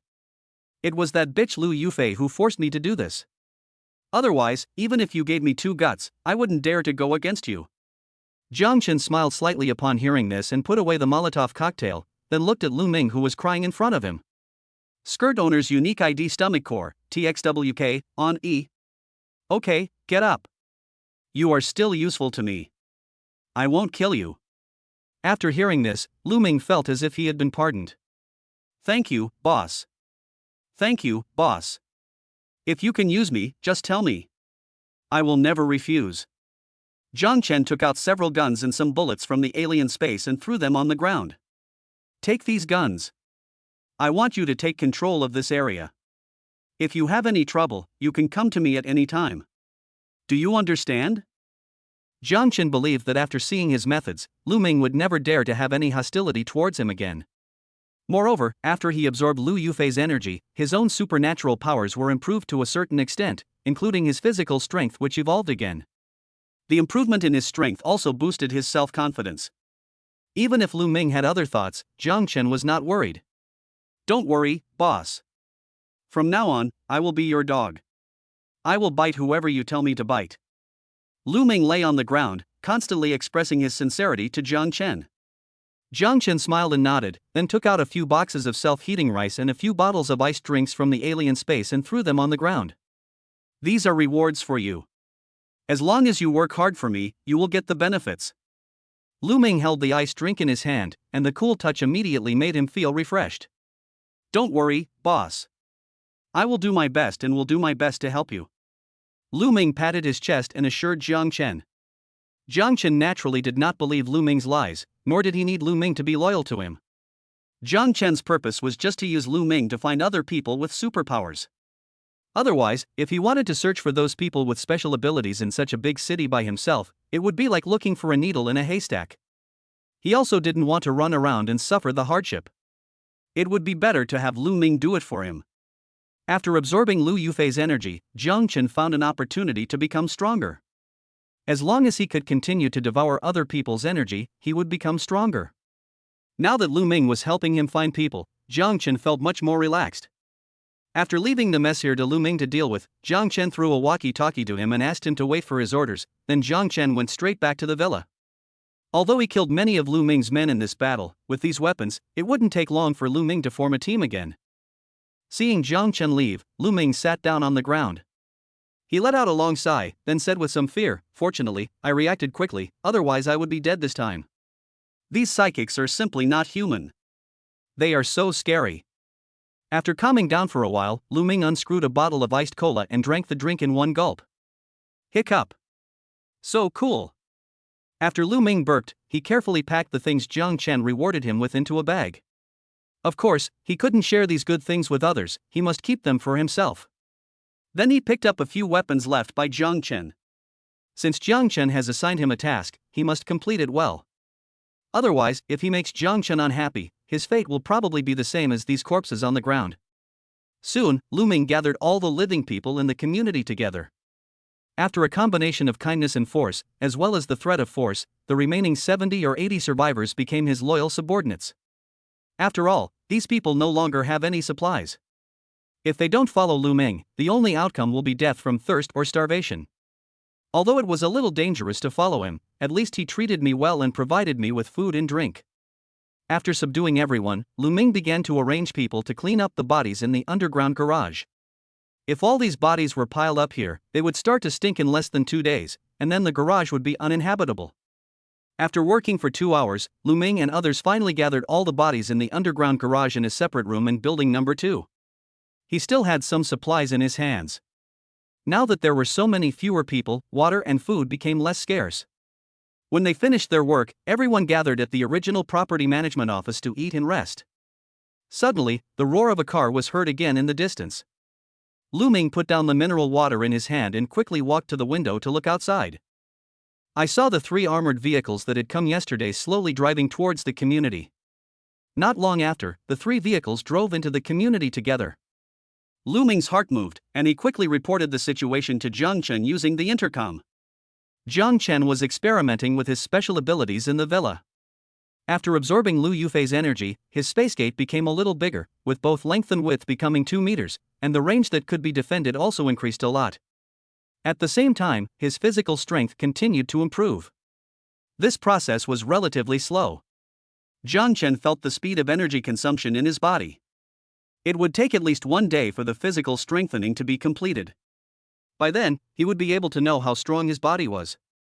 Jang Chen also came to the window after receiving the message from Lu Ming through the intercom. After hearing the noise outside, Li Mengyao and a few other girls also ran over to join in the fun. Only Su Muyun was still lying in the room. Her body had gotten much better after a period of rest, but she still needed a few more days of recuperation. Brother Chen, is the official rescue coming? Zhou Kor asked Jang Chen with her big eyes and an innocent face. Humph, have you ever seen official soldiers shooting at civilians at will? This is not country M. Jang Chen couldn't help but complaining when he thought of the scene yesterday. As soon as he finished speaking, more than a dozen fully armed soldiers walked out of the armored vehicle. They were wearing uniform heat-insulating clothing that could block ultraviolet rays to a great extent. The person in the front was holding a large loudspeaker in his hand. Chapter 93 Armored Convoy. Dear residents, we are the search and rescue team of the Northern Concentration Camp. Who here is called Jang Chen? When Jang Chen heard that their target was actually him, he froze in place for a moment. His first reaction was that Su Qianxue had said something to those people, otherwise it would not be such a coincidence that she was picked up yesterday and the other party came to her door today. But he quickly dismissed this idea. Su Qianxue didn't know Jang Chen's secret. Even if she told them, they were all insignificant matters. They shouldn't go to so much trouble to come to him. As for him saying that they were a search and rescue team, Jang Chen didn't believe it at all. The entire city had indeed suffered heavy casualties due to the high temperature and lack of water, but there were still many survivors. If they were a rescue team, they would have been very busy a long time ago, so how could they have time to look for people? Jang Chen shook his head and stopped thinking about it. No matter who they were, anyone who dared to cause trouble for him would be killed. Lu Ming was also stunned when he heard the other parties shout, but he quickly reacted. Lu Ming turned around and told everyone to control their mouths and not talk nonsense, otherwise they would be in trouble. Upon hearing this, everyone nodded and agreed. After settling everyone down, Lu Ming gave instructions to Jang Chen through the intercom and then hid all the weapons he had with him. Then he asked everyone to stay here and not run around, and he took a few people, put on military coats for sun protection, and ran out of the property management office. The soldier holding the loudspeaker is the squad leader of this armored convoy, named Xiaoyu. Seeing that Jang Chen didn't show up after he had called for a long time, Xiaoyu directly changed his strategy. Dear residents, does anyone know where Jang Chen is now? If anyone can provide the correct information, they can leave with us and live in a shelter in the suburbs. There will be food and drink there, and you don't have to worry about running out of supplies anymore. After Xiaoyu stood in the square of the community and shouted several times with a loudspeaker, 3 figures soon came staggering over from a distance. Sir, I know where Jang Chen is. Hearing Lu Ming's words, Xiaoyu showed a smile. Ordinary people like them are the easiest to deceive. As long as you promise them something, they will believe it. Driven by the desire to survive, everyone will subconsciously grab this life-saving straw. When the men came closer, Xiaoyu quietly turned on the safety of his submachine gun, guarding against any other small actions from them, but he still tried to show a kind expression on his face. How many of you know Jang Chen? Upon hearing this, Lu Ming nodded hurriedly. Yes, we are all very familiar with him. Lu Ming seemed to be hesitant to speak. After a second of silence, he asked again, Sir, may I ask what you want from Jang Chen? Xiaoyu frowned when he heard this. This is a military secret of the camp. I can't disclose it. Tell me, where is Jang Chen now? I don't know where he is now. Xiaoyu was about to get angry when he heard this, but Lu Ming quickly added, he drove away from the community early this morning and hasn't come back yet. But he only leaves for 2 days at most each time, so he will definitely be back before tomorrow night. After hearing Lu Ming's explanation, Xiaoyu's expression finally relaxed. This is not a place to talk. If you don't mind, you can stay with us for a while. As soon as Jang Chen comes back, I will notify you as soon as possible. Xiaoyu hesitated for a while but finally agreed. Jang Chen would be back tomorrow anyway. This place was too far away from the camp in the suburbs. A round trip would take at least 10 hours. They couldn't afford to make another trip tomorrow. Seeing Xiaoyu agreed, Lu Ming hurriedly led the way, and soon 3 armored vehicles drove into the underground parking lot of the community. All the corpses that had been piled here before have been cleaned up, and Lu Ming is not worried about being discovered by Xiaoyu and others. Moreover, the temperature underground is lower than outside, and without direct sunlight, they don't have to wear thick military coats all the time. 3 armored vehicles were parked in a corner of the basement. After everyone got off the vehicles, Xiaoyu and others set up camp here. Seeing this, Lu Ming smiled apologetically and was about to take his people away when he was pulled back by Xiaoyu. Don't leave in such a hurry. What if Jang Chen suddenly comes back? Before we catch him, you guys have to stay here and don't leave at all. Seeing Xiaoyu's threatening eyes, Lu Ming had no choice but to agree. They set out from the concentration camp in the suburbs early in the morning and walked for a whole morning to get here. They were already starving. After setting up camp, Xiaoyu contacted the camp via radio. After reporting the situation here, everyone prepared to start eating. Although there are a lot of supplies in the northern concentration camps, the temperature is too high now, making it very difficult to preserve the supplies, and the best things must be provided first to the camp's top leaders. So the daily meals of these ordinary soldiers are a bit hard to describe. Each person had a bottle of mineral water and 2 compressed biscuits, which was their lunch. Seeing Xiaoyu and the others sitting on the ground chewing on biscuits, Lu Ming spoke again, we are a little hungry, can we eat something? After taking a bite of the cookie, Xiaoyu gave him a cold look. Whatever. If you want to eat, just find a way. Our food is rationed, and we don't have any extra for you. Of course, of course. After Lu Ming agreed, he took out 3 boxes of self-heating rice and a few bottles of mineral water from their coat pockets. Xiaoyu, who was enjoying his meal, suddenly felt that the compressed biscuits in his mouth were a little hard to swallow after seeing the self-heating rice in Lu Ming's hand. Where did you get these things? Xiaoyu took a sip of water and swallowed the food in his mouth, then pointed at the self-heating rice in their hands and asked Lu Ming and others. While heating the rice, Lu Ming explained, we found this in a small supermarket yesterday. The place had been emptied out, and there were only 3 boxes of self-heating rice left. We hadn't been willing to eat them. We're going to the shelter tomorrow anyway, so there's no point in keeping these things. Let's eat them all today. While Lu Ming was speaking, the aroma of braised pork wafted out from the box of self-heating rice. It smells so good. Lu Ming took a deep sniff and was soon intoxicated by it. He was not lying this time. Their daily living conditions were very difficult. With water scarce, they could only eat dry instant noodles. They could hardly remember what meat tasted like. Soon, a dozen people around were attracted by the aroma of self-heating rice. Seeing this, Xiaoyu stopped pretending. He pushed Lu Ming and the others aside and said to them, so many of us have come all the way to rescue you. shouldn't you show some appreciation? We have requisitioned all of this self-heating rice. When Lu Ming and the others heard this, their faces immediately turned bitter. No, sir. We haven't eaten all day. We are starving. That's right, how can you soldiers steal things? Upon hearing this, Xiao Yu immediately raised his gun and pointed it at Lu Ming and the other two. What did you say? Who stole your things?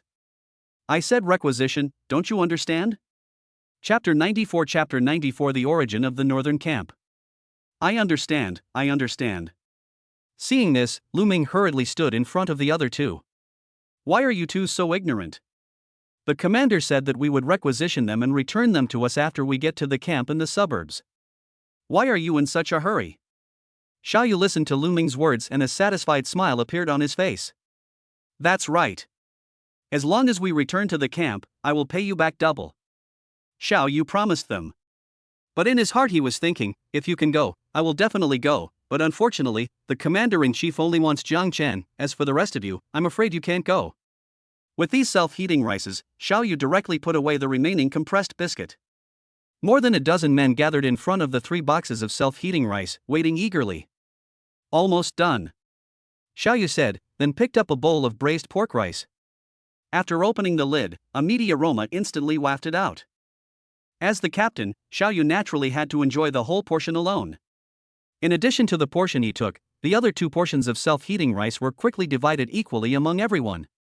Xiao Yu scooped up a piece of braised pork with a spoon and put it carefully into his mouth. The aroma of the meat immediately filled his entire mouth. This kind of pre-prepared dish is naturally not as delicious as freshly made ones, but the situation is different now. Xiao Yu is already very satisfied with just having a bite of meat. After eating a whole portion of self-heating rice, Xiao Yu couldn't help but yawn. It was easy to feel sleepy after eating. He sat on the ground, changed into a comfortable position, and soon fell asleep. Lu Ming looked at the people who fell to the ground, smiled slightly, and then ordered the 2 people behind him, go and call someone immediately, take the rope and tie them all up. After the 2 men agreed, they left the underground garage and ran out to call for help. Soon, these dozen people were tied up like dumplings, and even their heat-insulating suits were stripped off.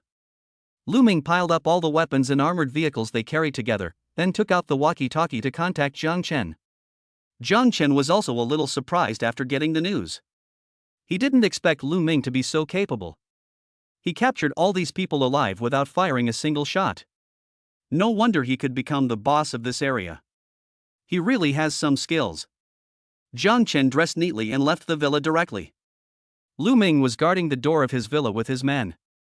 Seeing Jang Chen coming out, Lu Ming hurriedly went to meet him. Boss. Jang Chen nodded and patted Lu Ming's shoulder vigorously, well done. After saying that, Jang Chen walked straight towards Xiao Yu and others. I added sleeping pills to the self-heating rice they ate, so they probably won't wake up for a while. Lu Ming looked at Jang Chen and explained carefully. Upon hearing this, Jang Chen came to Xiao Yu. With a wave of his hand, the space door instantly opened in front of him, and a basin of ice water shot out directly from the space door and splashed on several people. After feeling the stimulation of the ice water, Xiao Yu slowly opened his eyes, but under the effect of sleeping pills, his head hurt as if it was about to split. After a while, Xiao Yu finally came to his senses. When he found that he had been tied up, he was shocked. Then he roared at Jang Chen and the others, "How dare you arrest me? Don't you want to live?" Without Jang Chen's comment, Lu Ming quickly stepped forward and punched Xiao Yu in the stomach twice. After Xiao Yu groaned, he looked at Lu Ming with eyes full of resentment. You have no idea what kind of power you have offended. Sooner or later you will regret it. You still dare to be stubborn? Lu Ming punched and kicked Xiao Yu again. He didn't take Xiao Yu's threat seriously at all. His current boss is a superpower. He believes that Jang Chen can handle it even if more people come from the other side. That's enough. After hearing Jang Chen's order, Lu Ming slowly stopped. At this time, Xiao Yu had been beaten black and blue by Lu Ming, and he even vomited a lot of the braised pork he had just eaten. Tell me, why are you looking for me? Jang Chen stared at Xiao Yu with cold eyes, without any emotion in his tone. Xiao Yu took a deep breath to ease the pain in his body, then raised his head and looked at Jang Chen in front of him, and asked in a puzzled tone, "Are you Jang Chen?" Jang Chen turned his head and gave Lu Ming a wink, and the other party immediately understood. He grabbed Xiao Yu by the collar and punched him twice in the face. Ahem. Jin Woo opened his mouth and spat out a bloody tooth. You only need to answer my questions, no need to ask any questions, understand? Jang Chen's voice came again, and Xiaoyu nodded to show that he understood. What is your purpose in looking for Jang Chen? After being silent for a while, Xiaoyu finally told everything he knew. Song Qinian is the commander-in-chief of the entire northern camp. After the end of the world, many important figures in Haijing City were escorted there, including the mayor of Haijing City, Su Jianzhong. Because he and Song Qinian were old acquaintances, Song Qinian gave him a nominal position of deputy commander for the sake of face. Since 2025, officials in Haijing City have been building shelters in various places. The original purpose was naturally to prevent air raids or even nuclear bomb attacks. Most of these shelters are civilian, but there are also many military shelters. The location of the northern camp is in a mountainous area near the suburbs of Haijing City. It was originally a military underground shelter that not only stored a large amount of supplies, but also a lot of weapons and equipment. Before the end of the world, Song Qinian was the head of the entire Haijing City military district. When the end of the world came, he naturally took over all the military forces in Haijing City. It can be said that Song Qinian is now the local emperor of the entire Haijing City. He has an army of thousands of people under his command, countless weapons, and even helicopters, tanks and artillery. Having so many soldiers means that a huge amount of supplies need to be consumed every day. After investigation, it was found that the warehouse with the most supplies stored in Haijing City is Jang Chen's previous logistics company. It is conservatively estimated that there are at least materials worth more than 10 billion there. As long as he could get his hands on this batch of supplies, he would no longer have to worry about the shortage of supplies in the camp. After this discovery, Song Qinian immediately sent a large number of soldiers, but the result disappointed him. An entire warehouse of goods disappeared, without leaving even a trace. It was impossible to transport so many things away in a short period of time, so the investigation team finally set their sights on Jang Chen. It is suspected that he embezzled and hid all the supplies. After learning the news, Song Qinian was immediately furious. He had long regarded all the supplies in Haijing City as his own private property. Just when he sent people to look for Jang Chen everywhere, Su Jianzhong happened to get news about Jang Chen from Su Qianxue. That's why Song Qinian sent people out to capture Jang Chen and interrogate him. Chapter 95 7 Superpowers. After hearing that Jang Chen had supplies worth tens of billions, everyone's expressions, including Lu Ming, except Jang Chen and Xiaoyu, changed subtly. Jang Chen snorted coldly when he sensed the strange atmosphere around him. After hearing Jang Chen's voice, everyone who was originally a little excited suddenly calmed down. The man in front of me is no pushover. It is harder than climbing to the sky to get those supplies from him. Ordinary people like them can't even think about it. After warning everyone with his eyes, Jang Chen asked again, are there any people with special abilities in the northern camp? Superpower? Xiaoyu was obviously hearing this word for the first time. After hearing Jang Chen's question, a puzzled expression appeared on his face. Jang Chen could only helplessly explain, a superpower is someone who possesses some special abilities, such as great strength, invisibility, wall penetration, laser eyes, etc. Haven't you read novels? Oh, now I remember, there is indeed a group of very strange people in the camp. After Jang Chen's reminder, Xiaoyu suddenly understood. Strange? How is it strange? Tell me. Jang Chen immediately became excited after hearing that. Xiaoyu thought for a while and then said slowly, there seem to be 7 of them, 5 men and 2 women. The captain seems to be called Yan Zhe.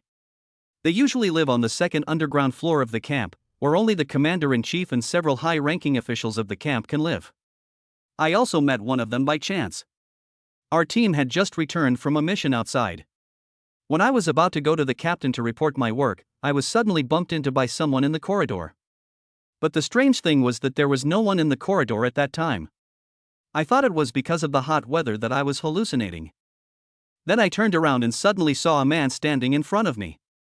I was almost scared to death at that time. Listening to Xiaoyu's vivid description, Jang Chen muttered to himself, what kind of ability is this? Invisibility? Or teleportation? But no matter what his abilities are, it is a foregone conclusion that there is a person with superpowers in this northern camp. And the most important thing is that he has become the target of the other party. I am afraid that even if Jang Chen doesn't want to go to war with the other party, he can't do it. In this case, it is better to take the initiative than to passively take a beating. Jang Chen quickly came up with a plan in his mind. One last question. Mark the exact location of your camp on the map for me. Jang Chen took out a paper map of Hai Province, from which he could see every landmark of Hai Province very clearly. After Lu Ming untied Xiaoyu, he placed a map and a pen on the ground. Xiaoyu silently picked up the map, and then drew a small circle on it with a pen. This call is the entrance to the northern camp, but the guards inside are very tight, and it's not easy to get in. Xiaoyu deliberately reminded. Jang Chen took the map and looked at it carefully. The location of this shelter was indeed not close to them, almost across half of Haijing City. And after reaching the suburbs, you still have to walk a long distance on the national highway before you can reach your destination. Just as Jang Chen was watching intently, a dagger suddenly fell out of Xiaoyu's sleeve. After Xiaoyu held the dagger in his hand, he stabbed Jang Chen directly in the lower abdomen. The reason why he did not attack Jang Chen's vital points was because he still needed Jang Chen as a hostage. If he accidentally killed him, not only would his mission not be completed, but he would also likely be killed. After years of training, his skills and reaction speed are far superior to those of ordinary people. He can easily deal with 7 or 8 ordinary people at the same time. Now facing Jang Chen, and especially facing a surprise attack from him, he naturally has the upper hand. But he didn't expect that his confident attack would fail. A big hand grabbed his forearm directly, and then Xiaoyu felt a sharp pain in his hand.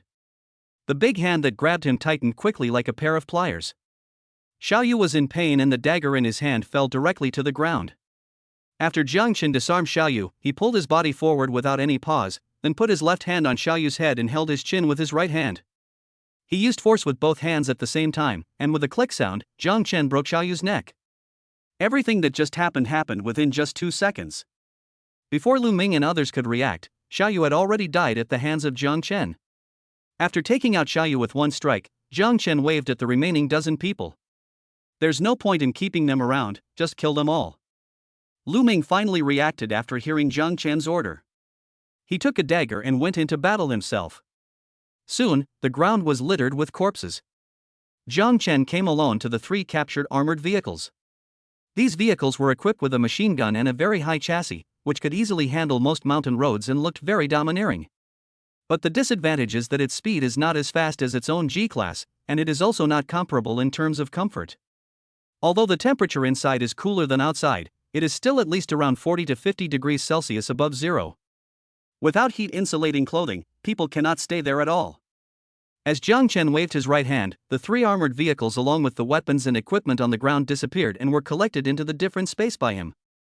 Instead, there were 7 or 8 boxes of self-heating rice and several boxes of iced drinks on the ground. You all worked hard. This time, the job was done very well. Each person will receive a portion of self-heating rice and a bottle of iced drink. Long live Brother Chen. Everyone cheered when they saw the dozen or so boxes on the ground. Soon the contents were divided up by everyone. Jang Chen took out a box of snacks and gave it to Lu Ming. As the leader of these people, he naturally had to have an independent prize. The box contained not only several boxes of self-heating rice and some packaged cooked food, but also 2 bottles of ice-cold beer and 2 boxes of huazi. Lu Ming became very excited when he saw the cigarettes and beer inside. You can imagine how great it is to eat self-heating rice and cooked food, drink it down with an ice-cold beer, and finally smoke a cigarette. You did a good job this time. These things are a reward for you. Jang Chen patted Lu Ming's shoulder and spoke slowly. Thank you, Brother Chen. From now on, my life belongs to you. I, Lu Ming, swear to heaven that I will never do anything to let Brother Chen down, or else I will die without a complete corpse. Jang Chen smiled slightly, then left the underground garage and returned to his villa. Xiaoyu and others have been killed by me. Once Song Qinian gets the news, he will definitely send people over. The people who come at that time may not necessarily be ordinary troops. It is very likely to be one of the 7 superpowers, or even 2. Although his shelter was extremely strong, it could still be used to fight against ordinary armies. However, he himself could not guarantee whether it could fight against those with special powers. After all, there are so many types of superpowers. If you encounter someone who can walk through walls, no matter how solid his shelter is, it will be of no use. Chapter 96 Taking the Initiative. Fortunately, Xiaoyu has already reported the situation here to the northern camp. It doesn't matter if they can't go back today. Jang Chen still has plenty of time. After Jang Chen returned to the villa, several women immediately surrounded him. Brother Chen, why are those people outside looking for you? Shen Duling spoke first. Hearing Shen Duling's question, several girls looked at Jang Chen with puzzled eyes at the same time. It was obvious that they also wanted to ask this question. Even Su Muyun came out of the room and looked at Jang Chen with curiosity. What else can you do? You want to steal my supplies? Jang Chen looked at the women and told them the truth directly. Their interests were completely tied together, and it was a relationship where they all prospered together and suffered together. Sure enough, after hearing this, the women were immediately filled with indignation. What? Are they bandits? They came all the way here to rob us. That's too much. That's right, Brother Chen, you must not let them go easily. You must teach them a lesson. If it were up to you, I'd just go all out and kill them all and destroy all the evidence. Shen Duling was still more ruthless. Li Mengyao and Yan Qinshua only said they wanted to teach each other a lesson, but only Shen Duling was determined to kill and silence them. I have killed them, but I am afraid that it won't be long before someone else comes. So I decided to take the initiative and ambush them on the road they must pass. After listening to Jang Chen's words, everyone fell silent. As long as there is a war, there will be risks. Their lives and property are tied to Jang Chen. Once something happens to Jang Chen, their fate will be self-evident. However, facing the enemy invasion, Jang Chen had to resist, so the women were all in a dilemma for a while. I'll go with you. Hearing this, Jang Chen looked up at Su Muyun at the door. Feeling Jang Chen's gaze, Su Muyun said slowly, "You saved me and brought me to such a safe place. Whether it is to repay your kindness or to protect my own interests, I am willing to help." Me too. I want to go, too. And me. After hearing Su Muyun's words, the girls raised their hands to sign up, expressing their desire to follow Jang Chen. Jang Chen smiled slightly, then waved his hand. Muyun can just come with me. She used to be a police officer and can shoot. You guys are responsible for guarding the house. Don't let anyone in except us. Brother Chen, rest assured that I will complete the task. Li Mengyao patted her heavy chest and assured Jang Chen. Although he knew that the other party would definitely send someone, Jang Chen didn't know the exact time, so he decided to set off tomorrow and look for a suitable ambush location along the map drawn by Xiao Yu. Just catch them off guard. Jang Chen also has several police sniper rifles in his hands. Although the power of this type of rifle is not as strong as that of military ones, it is already the most powerful firepower Jang Chen can use. Although there are 7 people with special abilities in the northern camp, Song Qinian should not send them all out. At most, he would send out 1 or 2, and then bring a large group of soldiers with them. As long as Jang Chen can kill these 2 psychics and absorb their energy, he will have a better chance of winning when facing their psychic siege later. The day passed quickly, and early the next morning, Jang Chen let the girls out of the room. Then he filled the ice room with ice cubes. After everyone had breakfast together, Jang Chen prepared to set off with Su Muyun.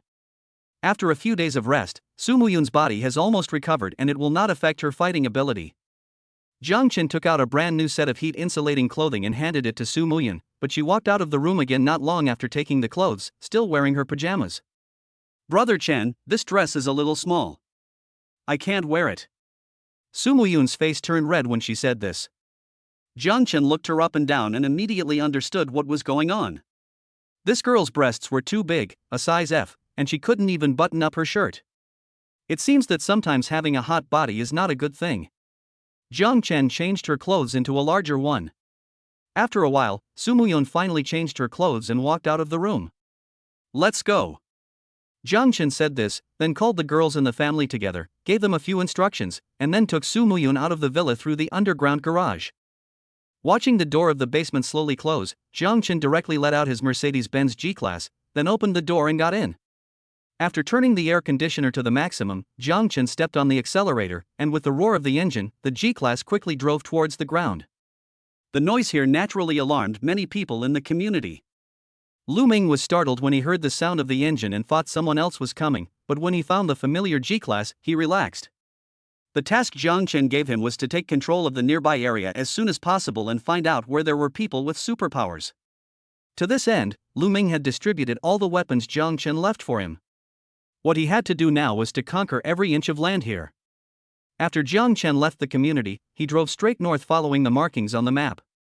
The location of the northern concentration camp is in the northern suburbs of Haijing City. After leaving the city, you have to walk west along the national highway for another 30 kilometers. It is a mountainous area with extremely sparse population. After the baptism of the high-temperature apocalypse, there is not a single car to be seen on the entire national highway. Jang Chen stepped on the accelerator and sped through the city. Suddenly he thought of Lin Wanqing, who he hadn't contacted for a long time. Before the end of the world, Jang Chen also prepared a lot of food and bottled water for her. In addition, Lin Wanqing was a criminal police officer and had a gun, so she had never encountered any danger. Before, the two of them would occasionally call each other and tell each other about their recent situation. However, since the power and network in the entire city were cut off some time ago, Jang Chen lost contact with Lin Wanqing. It just so happened that Lin Wanqing's home was not far ahead, so Jang Chen could stop by. If Lin Wanqing was willing, he could also bring this beautiful woman to his villa. By then, if he had Su Muyun who was by his side, he will have collected the two most beautiful policewomen in Haijing City. Jang Chen turned the steering wheel and the G-Class turned directly into the small alley on the right. Su Muyun, who was standing by, saw this and hurriedly reminded him, "Brother Chen, we are going in the wrong direction. The north camp is not here." Jang Chen immediately explained, "I know. I want to pick someone up on the way. By the way, do you know Lin Wanqing? She is a policewoman in Haijing City, just like you." "Lin Wanqing? I know her. I've met her a few times before at police meetings and we talked. Are you going to pick her up?" Su Muyun showed a surprised expression. Jang Chen nodded, "She is my friend. Since I happened to pass by here, I wanted to go over and see how she is doing." Su Muyun said oh and then stopped talking. Soon, Jang Chen drove the car to the downstairs of Lin Wanqing's house.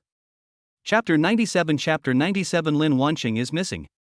The community where Lin Wanqing's family lives is not big, but the situation inside makes Jang Chen feel very strange.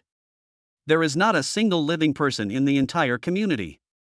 Moreover, there were no signs of damage to their doors, and it looked as if the owners had left on their own initiative. Jang Chen took out a gun and handed it to Su Muyun, who was sitting in the passenger seat, asking her to wait in the car while he went upstairs alone. Soon, Jang Chen arrived at Lin Wanqing's door. After knocking hard twice, there was no sound from inside. Jang Chen put his ear to the door and after confirming that there was no one inside, Jang Chen kicked the security door hard. After being strengthened twice by superpowers, Jang Chen's body has far exceeded the limits of human beings. Under his terrifying strength, he kicked a deep hole in the sturdy security door. Seeing that the door was about to collapse, Jang Chen kicked the same spot twice more. After a loud bang, the security door was kicked away by Jang Chen. After Jang Chen entered the room, he began to look for Lin Wanqing. But he searched inside for a long time, even searching under the bed, but still found nothing. Jang Chen sighed. Since the door was not damaged by external force, it meant that Lin Wanqing should not be in danger yet. In this case, Jang Chen no longer forced it. As long as Lin Wanqing was safe, they would meet again sooner or later. After coming down from upstairs, Jang Chen got directly into the car. Su Muyun, who was standing by, saw Jang Chen coming out alone and asked in confusion, "Brother Chen, where is Lin Wanqing?" "There's no one at home, but there's no sign of damage to the door, so they must have evacuated." Jang Chen didn't find Lin Wanqing upstairs. When he thought of that heroic beauty, he felt lost. There shouldn't be any other organizations in Haijing City except the Northern Concentration Camp, right? Did they all retreat there? After hearing Su Muyun's analysis, Jang Chen suddenly realized that what Su Muyun said was very likely. But now there is no internet, and Jang Chen can't contact Lin Wanqing, so he can only give up for the time being. The car continued driving, and soon the two entered the national highway in the suburbs according to the instructions on the map. This is the only way for the Northern Concentration Camp to enter Haijing City. Jang Chen was driving while looking for a suitable place for an ambush. Soon he found an abandoned building next to the national highway. Jang Chen drove the car downstairs and stopped directly. Su Muyun followed Jang Chen out of the car. The building was not tall, with only 6 floors in total, and it stored a lot of abandoned mechanical equipment. After putting the car into the different space, Jang Chen took Su Muyun up the stairs to the 6th floor. From the windows here, they could see far away outside, and they could see clearly any movement on the national highway. Perfect for sniper lurking. Jang Chen took out 2 telescopes with brackets from the alien space and placed them on the ground. He then took out 2 police sniper rifles and 5 or 6 boxes of bullets.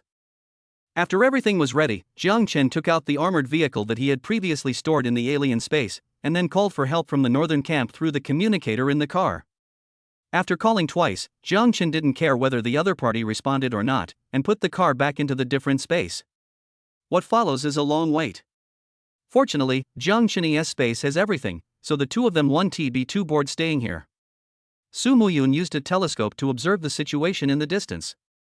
There was no sunlight here, and the weather was hot and humid, so Su Muyun simply unbuttoned all the buttons of her shirt. Jang Chen turned his head to look at her, and the whiteness of Su Muyun's chest almost made him fall into it. But now the enemy may appear at any time, so Jang Chen didn't have the energy to do that. He didn't want to be forced to stop things halfway. What's more, Su Muyun has not yet become his woman, and the window paper between them has not been broken, so Jang Chen does not want to force her. At noon, the two of them had a simple meal and then continued to wait. As time passed, the sun finally began to set. Seeing that the poisonous rain was about to fall, Jang Chen turned his head and said to Su Muyun, "It seems that they will not come again today." Su Muyun nodded in agreement. When the poisonous rain began to fall, the two men left their respective sniper positions and returned to the car.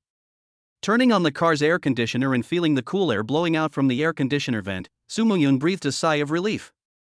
Before moving into Jang Chen's villa, although the temperature outside was still hot, she did not feel such a big difference psychologically. After all, we all live in the same environment.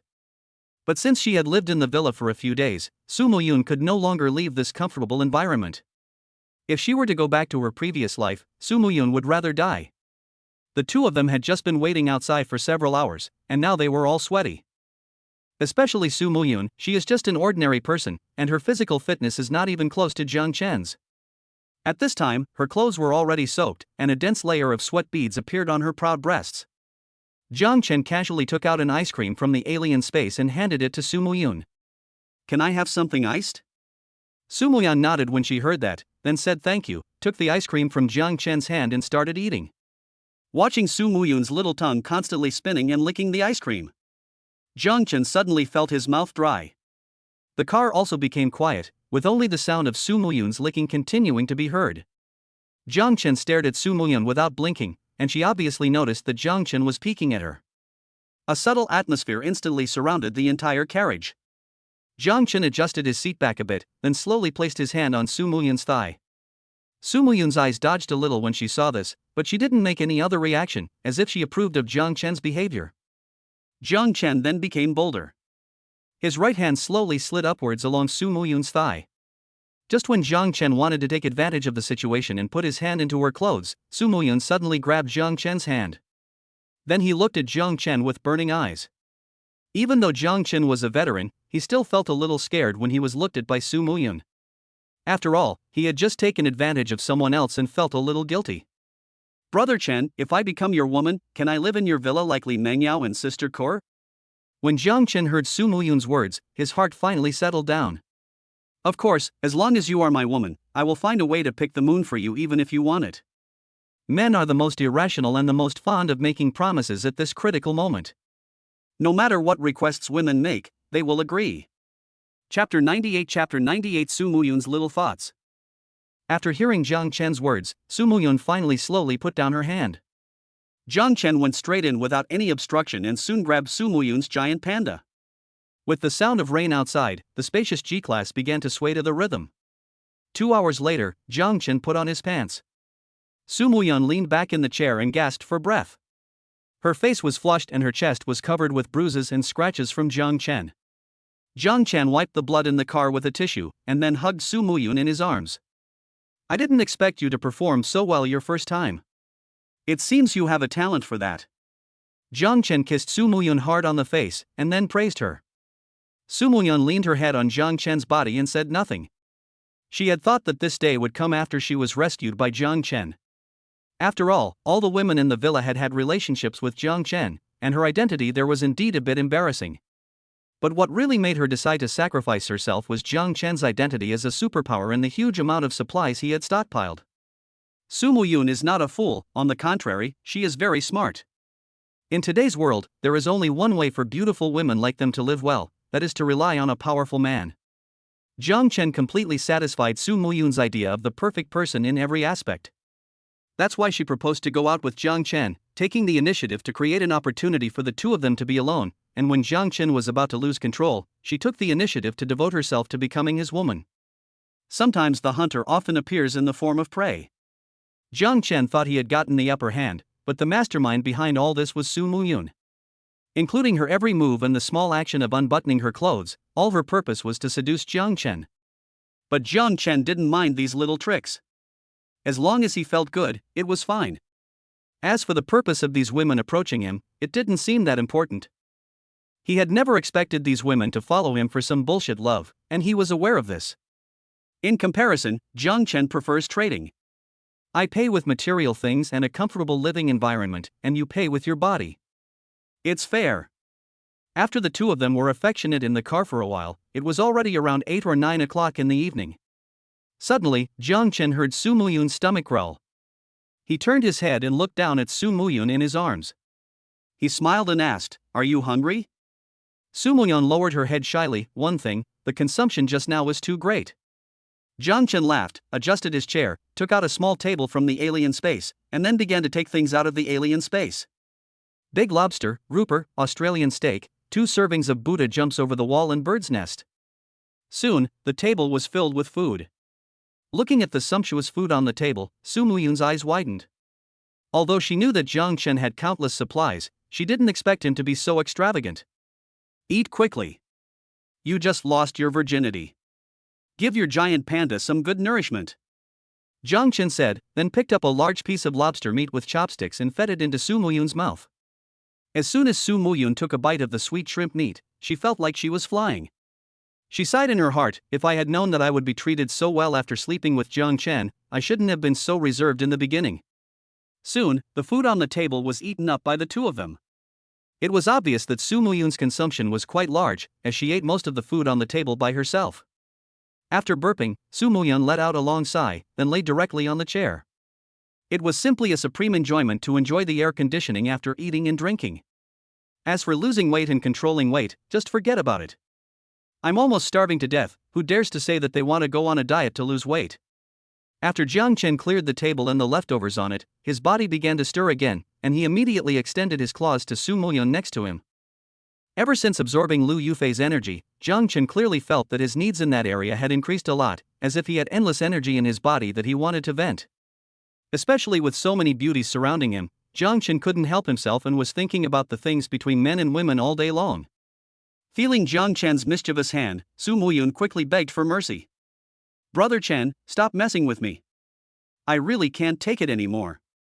The first time Su Muyun encountered Jang Chen, this ferocious beast, she was beaten to a pulp after 2 hours of fighting. She was truly powerless to fight back. At this moment, she suddenly understood that sometimes having more sisters was not a bad thing. At least they could share some of the burden with her. Seeing Su Muyun's pitiful appearance, Jang Chen finally softened his heart. However, when he glanced at Su Muyun's F-cup breasts out of the corner of his eye, he suddenly had other thoughts in his mind. The night passed slowly, and Jang Chen had a very fulfilling night. He opened his eyes as soon as the sun rose. His physical fitness determined that Jang Chen could maintain sufficient physical strength even if he did not rest for several days in a row. Su Muyun was still sleeping soundly beside her. Jang Chen didn't have the heart to wake her up. She was indeed very tired last night. She didn't rest until after 2 in the morning. Jang Chen took out a pancake from the alien space as breakfast. After eating it, he came to the sniper point and started to wait. The poisonous rain outside had stopped, and the temperature began to rise again with the appearance of the sun.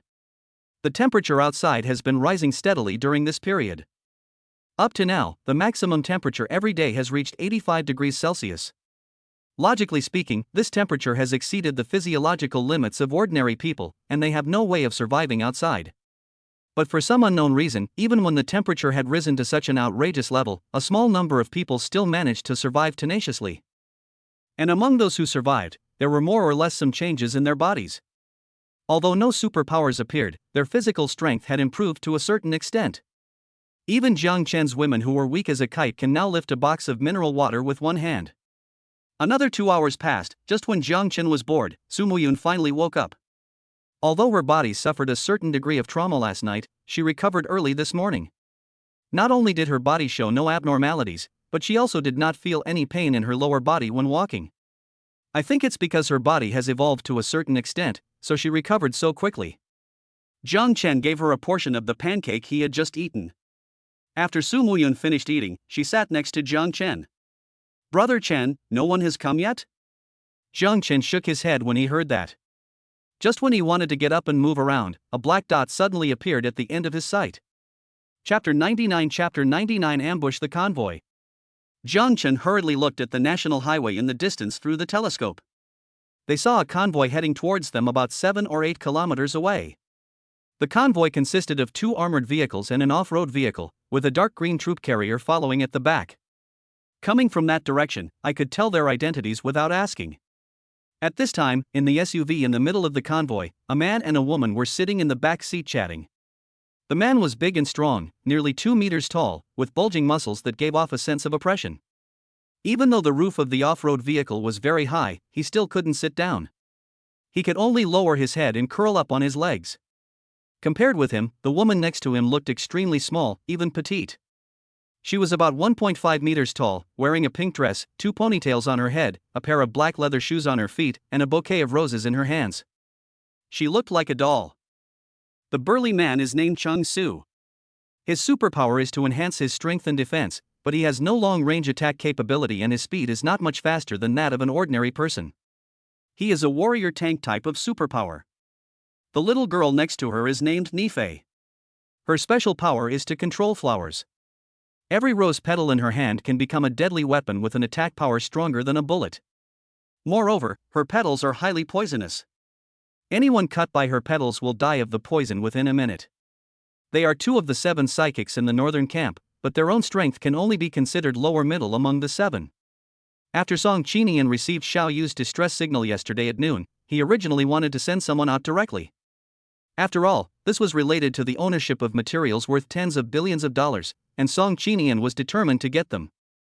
However, something unexpected happened in the camp, and it was already late, so sending people out at this time would most likely get trapped by the poisonous rain, so they were delayed in the end. Early this morning, Song Qinian immediately ordered Chung Su and Nifei to lead the team and make sure to bring Jang Chen back. The fact that he was able to send out 2 people with special abilities at once shows how much importance Song Qinian attached to this batch of supplies. Nifei, isn't the commander-in-chief making a big fuss this time? It's just to capture 1 person, but they actually asked us 2 to go together. Those damn fishermen in Jiangnan have been dishonest for a while. In my opinion, we should send troops to destroy them first, and then talk about other things. Chung Su curled up his body, his tone full of complaints. It was obvious that he had no good feelings towards those so-called fishermen he mentioned. He. Nifei laughed like a silver bell, and then said with a smile, "Brother Chung Su, you should look at the long term. The fishermen's problems are easy to solve. They are just a group of country bumpkins." But the man named Jang Chen was able to secretly transport materials worth tens of billions. This really interests me. After Nifei finished speaking, she looked at Chang Su beside her with curious eyes. Do you think Jang Chen is also a person with special abilities? Otherwise, our armored convoy wouldn't have been destroyed so easily. Chang Su snorted coldly. It would be great if he is a superpower. We can just absorb his energy to improve our strength. Then I will definitely go find Duan Ping to compete with him again. Upon hearing this, Nifei showed a trace of helplessness on her face. Duan Ping is the deputy captain of their team. He and Chang Su have the same type of superpowers, both of which enhance strength and defense, but his strength is much stronger than Chang Su's. The 2 are not on the same level at all. For this reason, Chang Su was eager to improve his strength. As long as his strength increased, he would go to challenge Duan Ping. But without exception, he would be beaten black and blue by Duan Ping every time. If it weren't for the rules in the base that prohibit infighting, Chang Su would have been killed several times by Duan Ping. Nifei knew Chang Su's character and didn't say much. If he was willing to go, let him go. After all, she wouldn't be the one getting beaten. Just as the 2 were talking, 2 gunshots were suddenly heard from the front. Then an armored vehicle at the front of the convoy was blown away by a shock wave and fell directly into the deep pit next to it. The convoy stopped immediately. The only remaining armored vehicle stopped at the front to take charge of defense. The troop carrier at the back also opened its door. More than 20 fully armed soldiers quickly jumped out of the vehicle and began looking for targets to attack. Nifei and Chang Su also opened the door and got out of the SUV. Compared to everyone else who looked nervous, the two of them looked relatively relaxed. Since awakening their special powers, the two of them often followed the troops out on missions. They have seen such occasions many times, so naturally they don't feel nervous. But the most important reason is the confidence in their own strength. At their level, the damage that thermal weapons can cause to them is very small, so as long as the opponent does not have superpowers, they will basically not encounter any danger. Soon, everyone locked onto the building where Jang Chen and Su Muyun were hiding based on the direction of the gunshots. They were now 4 or 5 kilometers away from the building in a straight line. Chang Su and Ni Fei looked at each other. The tacit understanding they had developed from fighting side by side many times allowed them to come up with an action plan instantly. Chang Su jumped out of the convoy regardless of anything, and then rushed quickly towards the building to attract the enemy's firepower. Ni Fei ordered all the soldiers to fire in the direction of the building at the same time to cover their actions. Then she pulled out a bright rose from her hand and threw it directly into the air. The rose disintegrated instantly after flying into the air. Dozens of petals broke straight and shot towards the hiding place of Jang Chen and others like dozens of flying knives. Jang Chen and Su Muyun were lying on the window. They had just fired their guns and hit the explosives they had buried in advance, successfully blowing up an armored vehicle. But Jang Chen didn't have much explosives, and now they have all been used up. Seeing a sturdy man rushing towards them, Jang Chen aimed his gun directly. As he pulled the trigger, a sniper bullet instantly shot towards Chang Su.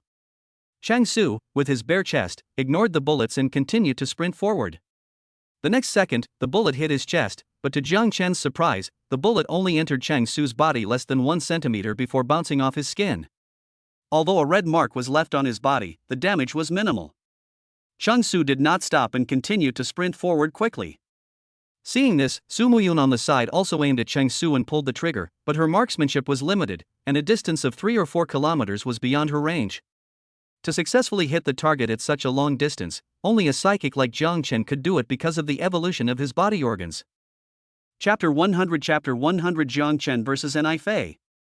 You are responsible for holding back the soldiers in the convoy. I will take care of this man. Jang Chen explained to Su Muyun and pulled the trigger again. The overall target of the convoy is relatively large, so even if Su Muyun's shooting skills are limited, he can still hit the target. Jang Chen didn't expect her to kill many people, as long as she could successfully contain their firepower. Soon the opponent's bullets fell on the building like raindrops, but because the distance between the two sides was too far, the accuracy of the bullets was extremely poor. Jang Chen opened the door of space in front of him, and any bullets approaching would be directly absorbed into it. Jang Chen kept pulling the trigger, and in just half a minute, more than 10 sniper bullets hit Chang Su. Although his defense is strong and the police sniper rifle cannot directly break through his defense, he will feel a sharp pain every time he is hit. After being shotted by more than a dozen bullets, Chang Su could hardly bear it anymore. His expression gradually became distorted, and his forward speed gradually slowed down. Jang Chen looked at Chang Su's figure, and suddenly moved the muzzle of the gun downwards, aiming directly at his crotch. With the sound of a gunshot, Chang Su finally screamed in pain. Then he fell directly to the ground and quickly rolled into a deep pit nearby to avoid Jang Chen's sniper. Jang Chen smiled slightly upon seeing this. Suddenly, a strong sense of crisis came from behind. Jang Chen subconsciously hugged Su Muyun in his arms, then moved the space door behind him. Dozens of petals launched a sneak attack from behind them like sharp blades. After collecting all the petals in one go, Jang Chen quickly turned around and looked at the convoy in the distance. The person who just launched a sneak attack on him must be hiding in the convoy. However, the distance between the two sides was too far, and the sniper rifle in Jang Chen's hand was not very powerful, so it could not pose any threat to them at all. Hide here and don't show your head easily. After Jang Chen instructed Su Muyun, he jumped directly from the 6th floor through the window. Bang! Jang Chen's legs slammed heavily to the ground, and then Jang Chen exerted force on his feet and ran quickly towards the direction of the convoy. Although the big piece of meat was strong and had good defense, he was too slow and Jang Chen didn't take him seriously at all. So he planned to kill the person who had just attacked him with flower petals first. Jang Chen's speed is much faster than Chang Su's, but his space gate cannot move with his body, so he can only run while dodging the opponent's attacks. Bang! Just as Jang Chen was approaching the convoy quickly, the sound of a sniper rifle was heard again behind him. A soldier was shot in the head and fell on his back.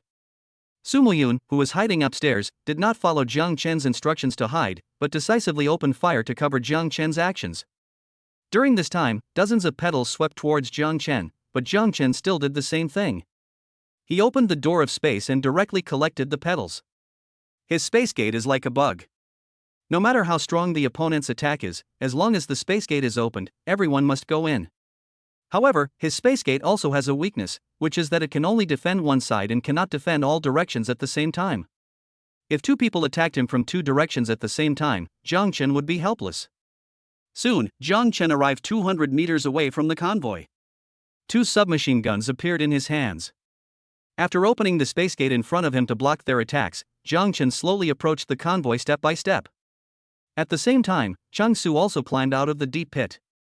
When he saw Jang Chen approaching the convoy, he shook his head and ignored him, but continued to rush towards the building where Su Muyun was hiding.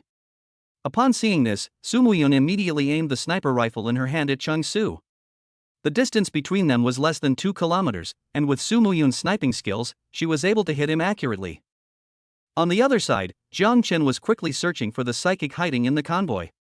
Under his fierce attack, several soldiers were hit by his bullets because they were unable to dodge. Suddenly, dozens of petals shot out from the convoy again, but this time the petals did not attack Jang Chen directly. Instead, they quickly spread out and enveloped Jang Chen. Seeing this, Jang Chen quickly retreated. His space gate was unable to defend against multiple directions at the same time, and his body was about to be covered by the petals. Jang Chen put away his submachine gun and replaced it with a shotgun. After pulling the bolt, Jang Chen pulled the trigger at the rain of petals in the air. With a gunshot, 1/3 of the dozens of petals were lost, and the rest were blown to pieces by the shockwave emitted by the shotgun. Jang Chen pulled the bolt again and was about to fire another shot when the few dozen petals left in the air suddenly scattered and flew towards Jang Chen. Seeing that the rain of petals was about to attack him, Jang Chen waved his right hand, and the space gate quickly opened in front of him.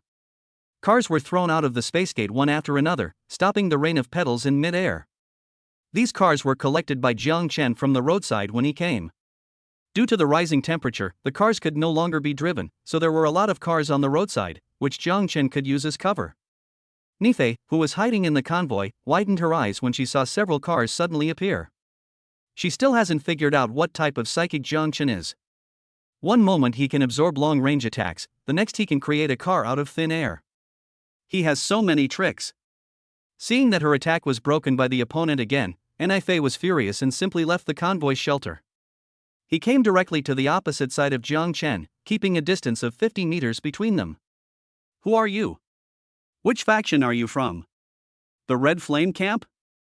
The hydroelectric power plant? Or those fishermen on the riverside? Until now, Nifei had never thought that the man in front of her was actually Jang Chen, the person she was looking for. She just thought that Jang Chen was sent by several other forces in Haijing City. After Jang Chen heard what Nifei said, he felt confused. What did she mean by Qian Camp and hydropower plant? Jang Chen had never even heard of them. Could it be that apart from their northern camp, there were other forces in Haijing City? Seeing Jang Chen standing there blankly without saying anything, Nifei finally lost her patience and threw all the flowers in her hand away. The flower disintegrated instantly after flying into the air, turning directly into hundreds of sharp petals. The power of each petal can easily penetrate Jang Chen's bulletproof vest. As Nifei's mind moved, the rain of petals changed rapidly in the air, and a giant sword made of petals quickly condensed, and then the giant sword shot towards Jang Chen at lightning speed. Jang Chen did not choose to release the space gate directly, but instead kept throwing out cars from the alien space. But all those cars combined couldn't stop the giant sword's attack. Chapter 101 Chapter 101 The Division of the Four Major Forces. Jang Chen remained unmoved as he watched cars being cut in half by a giant red sword. Finally, when Jang Chen released 30 or 40 cars in a row, the giant sword finally lost all its power and quickly broke into pieces and returned to Nifei. After launching several attacks in succession, Nifei's superpowers were severely consumed, but Jang Chen was still full of energy. All his attacks were based on firearms, and the opening and closing of the space gate did not require superpowers, so as long as he had enough ammunition, he could keep fighting. Jang Chen picked up the shotgun again. His current attack method was rather monotonous. Although the space gate had an invincible frontal defense, it did not have any attack power, which was also his biggest shortcoming. Bang! Bang! Bang! Jang Chen fired 3 shots in succession, and countless steel balls, under the effect of gunpowder, shot towards Nifei at the same time. But before these steel balls could get close, they were blocked by Nifei using a shield made of petals. Although the steel balls were blocked, the number of petals dropped sharply again. Seeing this, Jang Chen immediately started his consumption work. As he continued to fire, the petals in front of Nifei became fewer and fewer. Soon there were only a few dozen petals left in front of her, which were no longer enough for Nifei to defend herself. At this moment she was finally a little panicked. Facing such an opponent with invincible defense was really a headache. Nifei looked at Cheng Su in the distance. He had already rushed into the building despite Su Muyun's attack. Su Muyun is just an ordinary person. Facing the attack of a person with special abilities, she can't hold on for long. Nifei simply began to delay time. He waved his index finger at Jang Chen, and the remaining petals shot towards Jang Chen at the same time, with the purpose of temporarily stopping him. Faced with Nifei's dying struggle, Jang Chen did not shoot again, but opened the space gate again. Suddenly, a sharp sound wave rushed out from the space gate, directly crushing all the dozens of petals remaining in the air. Then the sound wave moved forward and blew up the armored vehicle at the front of the convoy and the dozen or so soldiers behind it. Even Nifei was not spared from the sonic attack. When the sonic wave passed, Nifei's clothes were torn to pieces, 2 streams of blood flowed from her ears, one of her shoes was lost, and only a small tight underwear and a few pieces of rags were left hanging on her body. The originally cute little face was now filled with fear. She didn't expect that in addition to having absolute defense, Jang Chen could also launch sonic attacks, and she was caught off guard. This sound wave was the strongest attack Lu Yufi launched before her death. It was later collected by Jang Chen into a different space. Now it is just right to use it to deal with Nifei. Nifei struggled to get up from the ground, and the next second, a spray gun was pointed at her head. At such a close distance, even if Nifei was a psychic, she would not be able to avoid Jang Chen's attack. What's more, her petals had been shattered in the sonic attack just now, and she was now just an unarmed little girl. Tell me, how many people with special abilities are there in your camp? What kind of abilities do they have? There was no emotion in Jang Chen's voice. Although the little lowly in front of him looked very cute, no matter how lustful Jang Chen was, he would never joke about his own safety. You are Jang Chen, right? Nifei did not answer Jang Chen's question, but asked directly. Jang Chen nodded and did not deny it. If I tell you everything about the situation in the camp, will you let me go? Nifei stared at Jang Chen with big eyes and a mocking expression. No. Jang Chen's answer was firm. That's fine. If it were me, I wouldn't do that either. This is energy for one person. Which psychic wouldn't be jealous? Jang Chen sighed inwardly. It seemed that the fact that psychics could absorb each other's energy was not a secret at all. It seemed that many people knew about it. Jang Chen silently placed his index finger on the trigger. Just when Jang Chen was about to kill her directly, Nifei spoke again. Although I can't tell you about the situation in the northern camp, I can tell you about several other forces in Haijing City. Upon hearing this, Jang Chen's hand, which was about to shoot, relaxed again. He had just heard Nifei mention that in addition to the north camp, there was also a Qian camp and a hydroelectric power station in Haijing City. These should be the other forces in Haijing City. Jang Chen showed an interested expression when he heard this. Tell me about it, maybe if I'm in a good mood, I can let you go. Nifei glanced at Jang Chen and did not believe his lies, but the reason why Nifei had been delaying time was to wait for the result from Cheng Su. As long as he could capture Jang Chen's companions in a short period of time, he might be able to exchange hostages with Jang Chen, and then he would have a chance to escape. Nifei pretended to cover her airport with the only remaining piece of cloth on her body, then simply sat down on the ground and began to explain to Jang Chen the current division of power in Haijing City. It turns out that Haijing City does not only have the northern camp as a large organization. Under the threat of doomsday survival, many people choose to stick together for warmth.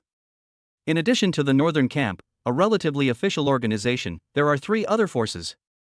They are the Qian camp, the hydropower station, and the fishermen's gang composed of the fishermen who originally lived on the riverside. The boss of the Red Flame camp is named Luo Feng, a user with fire-related abilities. As the temperature outside continues to rise, the power of fire-type psychics is much stronger than usual. On the contrary, if someone awakens water-related or ice-related abilities, then apart from being a faucet or a refrigerator, it seems that they will not have much attack power. After awakening his firepower, Luo Feng quickly occupied the neighborhood where he lived. Then, relying on his terrifying strength, he took his men to search for supplies and recruit manpower. In less than half a month, he occupied the entire eastern area of Haijing City. The number of his subordinates has reached more than 3,000. In addition to Luo Fang himself, he has also subdued 3 psychics to become his subordinates. The boss of the hydropower station is named Shi Hao. He was originally a staff member of a hydropower station in the suburbs of Haijing City. This hydropower station was built at the mouth of a large river and can provide a large amount of electricity to Haijing City every year. There were several hundred workers in the hydropower station. When the doomsday came, all of them were trapped here. After a few days, someone among these hundreds of people successfully awakened superpowers. However, that person became extremely cruel after possessing the superpowers, and all the supplies in the hydropower station were taken over by him. Even many female workers inside became his slaves just for a sip of water and a bite of food. As a result, many people died of thirst and starvation. Shi Hao was one of them. When he was dying due to high temperature and lack of water, perhaps it was God's blessing that he could awaken his supernatural powers at the last moment. Moreover, his superpower is the most powerful lightning. Soon the first person who awakened the superpower was killed by him, and the energy in the other person's body was also absorbed by Shi Hao. From then on, Shi Hao became the boss of the entire hydropower station. Relying on the water source in the hydropower station that was not contaminated by the toxic rain, Shi Hao quickly recruited soldiers and soon formed a team with more than 2,000 people. At the same time, relying on his own powerful strength, Shi Hao also subdued 4 psychics, one more than Luo Fang's Qian camp. Chapter 102 Chapter 102 Absorbing the Second Energy. The last one is the fisherman gang mentioned by Nifei. Their base is located in Qingyun Port, the largest port in Haijing City. They also have the largest number of people among the 3 forces, with more than 7,000 people. But these people were not all fishermen before the end of the world. In addition to some sailors and fishermen, there were also many port staff and workers responsible for moving containers. The leader of the fisherman gang is named Su Chang. Before the end of the world, he was the captain of a large fishing boat and had a very high prestige in this port. Later, after awakening his special powers, his status rose rapidly and he became the boss of the entire port. Compared to Luo Fang and Shi Hao's powerful elemental powers, Su Chang's power is more special. His special power is telekinesis, which is invisible and can be used for both attack and defense, making it hard to defend against. Among these 3 forces, the fisherman gang and the northern camp are closer, so friction often occurs when people from both sides go out to collect supplies. Even the superpowers on both sides had fought each other over this. However, since most of the troops in the northern camp are soldiers with extremely high combat skills, and there are also sufficient weapons, the fisherman gang suffered a great loss as soon as the fight started. They didn't have decent weapons in their hands, so naturally they had no way to compete with the northern camp. The situation was not stabilized until the psychics on both sides took action. Su Chang has a total of 5 psychics under his command, plus himself, a total of 6 people. Although there is one less person than the northern camp, Su Chang's personal strength is extremely strong, stronger than Luo Fang of the Red Flame camp and Shi Hao of the hydropower station. So the 2 sides fought back and forth, and neither side could do anything to the other. In the end, in order to avoid a life-and-death fight and let the other 2 companies benefit, Song Qinian and Su Chang signed a ceasefire agreement. They also redivided their respective territories so that when their subordinates went out to look for supplies, they could only collect supplies in their own jurisdiction, and everyone did not invade each other. Just as Nifei was telling the story of the grievances between the 3 major forces. Suddenly, there was the roar of a car in the distance. Su Muyun was driving Jang Chen's G-class towards them. Chang Su, who had just rushed into the building, started chasing the big G. But his speed was too slow, and it was impossible for him to catch up with the G-class traveling at full speed. It turned out that Jang Chen had parked the car behind the building early in the morning, just waiting for Chang Su to catch up so that Su Muyun could escape. Just when Jang Chen's attention was attracted by Su Muyun, a petal suddenly flew out from Nifei's chest, aiming directly at the aorta in Jang Chen's neck. At this point, Nifei no longer had the intention to continue to carry out Song Qinian's orders. This is her last chance. If she fails to kill Jang Chen with one strike, she will be the next to die. But when the petals were about to hit the target, a long knife suddenly appeared in Jang Chen's hand. With a flash of knife light, the sharp petals were directly cut into 2 pieces. Then the long sword continued to move forward and passed directly in front of Nifei. Nifei felt a sweetness in her throat instantly, and then she covered her neck with a distorted expression, but blood still flowed slowly from between her fingers. When Su Muyun drove to Jang Chen's side, Nifei had stopped struggling. She looked at the sky with empty eyes and fell on the ground with her back. The wound on her neck was still bleeding. Jang Chen squatted down and placed his hand on Nifei's chest. In an instant, a warm current flowed into Nifei's body. A tingling sensation quickly spread throughout my body. This refreshing feeling was even more comfortable than going to bed. Jang Chen immediately let out a moan of pleasure. But Su Muyun, who was standing by, saw Jang Chen put his hand on a dead man's chest, then showed a very comfortable expression, and had only one thought in his mind. Is Jang Chen a pervert? He likes playing with corpses? She looked carefully at the large flat surface on Nifei's chest, then lowered her head to look at her own magnificent breasts. No matter from which angle she looked at it, she could not lose to this airport. After Jang Chen absorbed Nifei's special power, he took his hand back, and then he put Nifei's body into the different space. After everything was over, Changsu finally came back panting after running frantically for a few minutes. From a distance, he saw that Nifei had died in Jang Chen's hands, and immediately, the anger in his chest burned fiercely. In the northern camp, Nifei is Changsu's best friend. They always go on missions together, and it is through fighting side by side many times that they develop a tacit understanding. But Nifei never knew until her death that Changsu had always loved her silently in his heart. Seeing his lover dying in front of him but being unable to save him, Changsu had already begun to think about dying together with Jang Chen. You deserve to die. Changsu looked at Jang Chen with gritted teeth, his eyes were so red that they seemed to be bleeding. Hatred has completely driven him insane. Changsu roared, raised an off-road vehicle beside him with both hands and threw it towards Jang Chen. The off-road vehicle was flying in the air, and when it was about to hit Jang Chen, it suddenly disappeared.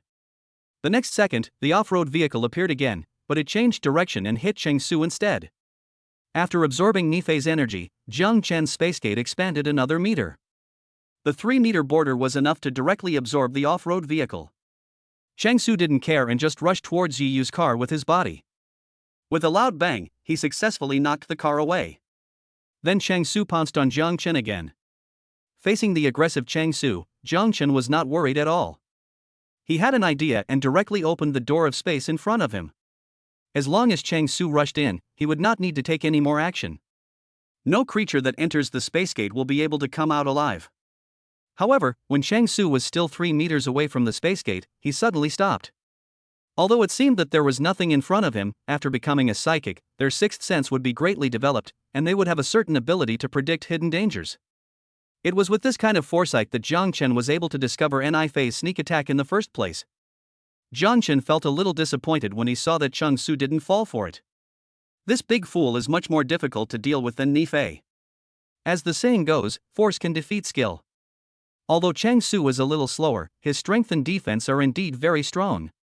In a head-on confrontation, Jang Chen would not be sure of winning without the help of the spacegate. At the same time, Changsu also calmed down. The alarm in his mind had been ringing non-stop. If he had not stopped in time, he would probably be dead now. Chapter 103 The Difficult Changsu. Jang Chen took out a shotgun from the alien space. The guns in his space are all police guns, and their lethality is not great.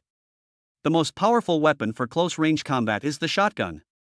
Jang Chen sneered at Changsu opposite him and loaded bullets into his shotgun. With the spacegate blocking the way, Changsu didn't dare to act rashly before figuring out the situation. After loading the bullets fully, Jang Chen retracted the space door, and then pulled the trigger directly at Changsu. With a gunshot, more than a dozen steel balls shot out from the muzzle at the same time and shot towards Changsu's face. After the fight just now, Jang Chen has gained some understanding of Changsu's special abilities. His defense is extremely strong, and his skin can even block sniper bullets. Therefore, his shotgun should not be able to break through the defense. If Jang Chen wanted to kill him, he could only attack his opponent's weakness. The more vulnerable parts such as eyes and mouth are naturally Jang Chen's first target. When a dozen steel balls were about to hit Changsu's face, Changsu quickly raised his arms and blocked all the steel balls. But his body also took a half step back due to the impact of the shotgun. When Changsu's sixth sense detected that there was no longer the deadly danger in front of him, he quickly exerted force with his feet and rushed directly towards Jang Chen. At the same time, he raised his right arm high and smashed it down hard at Jang Chen. Facing the aggressive Changsu, Jang Chen fired again, then with the help of the recoil of the shotgun, he quickly stepped back and dodged Changsu's attack with a backflip. After Changsu's attack missed, he did not stop and chased after Jang Chen. The steel ball hidden in his right hand quickly flew out of his hand under his terrifying force. The power of the steel balls is not much weaker than when fired from a shotgun. Due to the suddenness of the incident and the speed of the steel ball, Jang Chen had not had time to open the door of space before the steel ball had already arrived in front of him. Puff, puff, puff. The next second, 7 or 8 steel balls shot at Jang Chen at the same time, but he was wearing a bulletproof vest, and the power of the steel balls was weaker than that of a shotgun, so the steel balls only shot into the bulletproof vest and did not cause much damage to Jang Chen. Just when Jang Chen was glad that he was wearing a bulletproof vest, a dark shadow suddenly appeared on his body. A humanoid creature came towards Jang Chen like a mountain falling down. In a hurry, Jang Chen stepped hard on the ground, and with the help of the force, he narrowly avoided Chang Su's attack. After a loud boom, the entire ground began to tremble, and a deep pit appeared where Jang Chen had just stood. The originally flat asphalt road surface also formed large areas of cracks like a spider web. Chang Su's attack was like a violent storm, leaving Jang Chen no chance to breathe. After Jang Chen dodged Chang Su's overwhelming attack and just stood firm, Chang Su's burly figure rushed towards Jang Chen from the deep pit again. The intervals between his attacks were too short, and it took some time for Jang Chen to open and close the space gate. Although this time would gradually shorten as the energy in his body increased, it still took about 0.5 seconds. Although this time is very short, Jang Chen is still a little overwhelmed in this race against time battle. Seeing the black shadow about to hit him, Jang Chen could only choose to dodge again. Once Chang Su got close to Jang Chen, without the help of guns and the space gate, Jang Chen would be as fragile as a paperman in front of a power-type mutant. In less than 5 seconds, he would be torn into pieces by Chang Su. It seemed that Jang Chen had no way to escape. A black G-class suddenly appeared beside Jang Chen and knocked Chang Su away. Chang Su was about to catch the murderer who killed his secret crush, but he was knocked away by someone, and he became furious. He rolled on the ground and stood up quickly, looking at the black G-class not far away. Su Muyan sat in the driver's seat, constantly stepping on the accelerator, and the roar of the engine continued to sound. The next second, Su Muyun released the brakes, and the G-class rushed out at an extremely fast speed, aiming directly at Chang Su, who was not far away. Chang Su snorted coldly when he saw this. It was just an off-road vehicle. With his strength and defense, he would not be hurt even if he crashed the car into pieces. But when the G-class hit him, Chang Su realized something was wrong. This off-road vehicle has been specially modified in terms of both its exterior and the glass on its body. The doors and chassis cover are made of hard alloy, and even the windshield has been replaced with the latest bulletproof glass. It can even defend against missiles. After Chang Su's body was knocked away again, he stood up quickly, then stuck his legs hard into the ground, blocking the speeding car in place like a javelin. Su Muyun stepped on the accelerator to the maximum, and bursts of white smoke came out from the friction between the tires and the asphalt ground.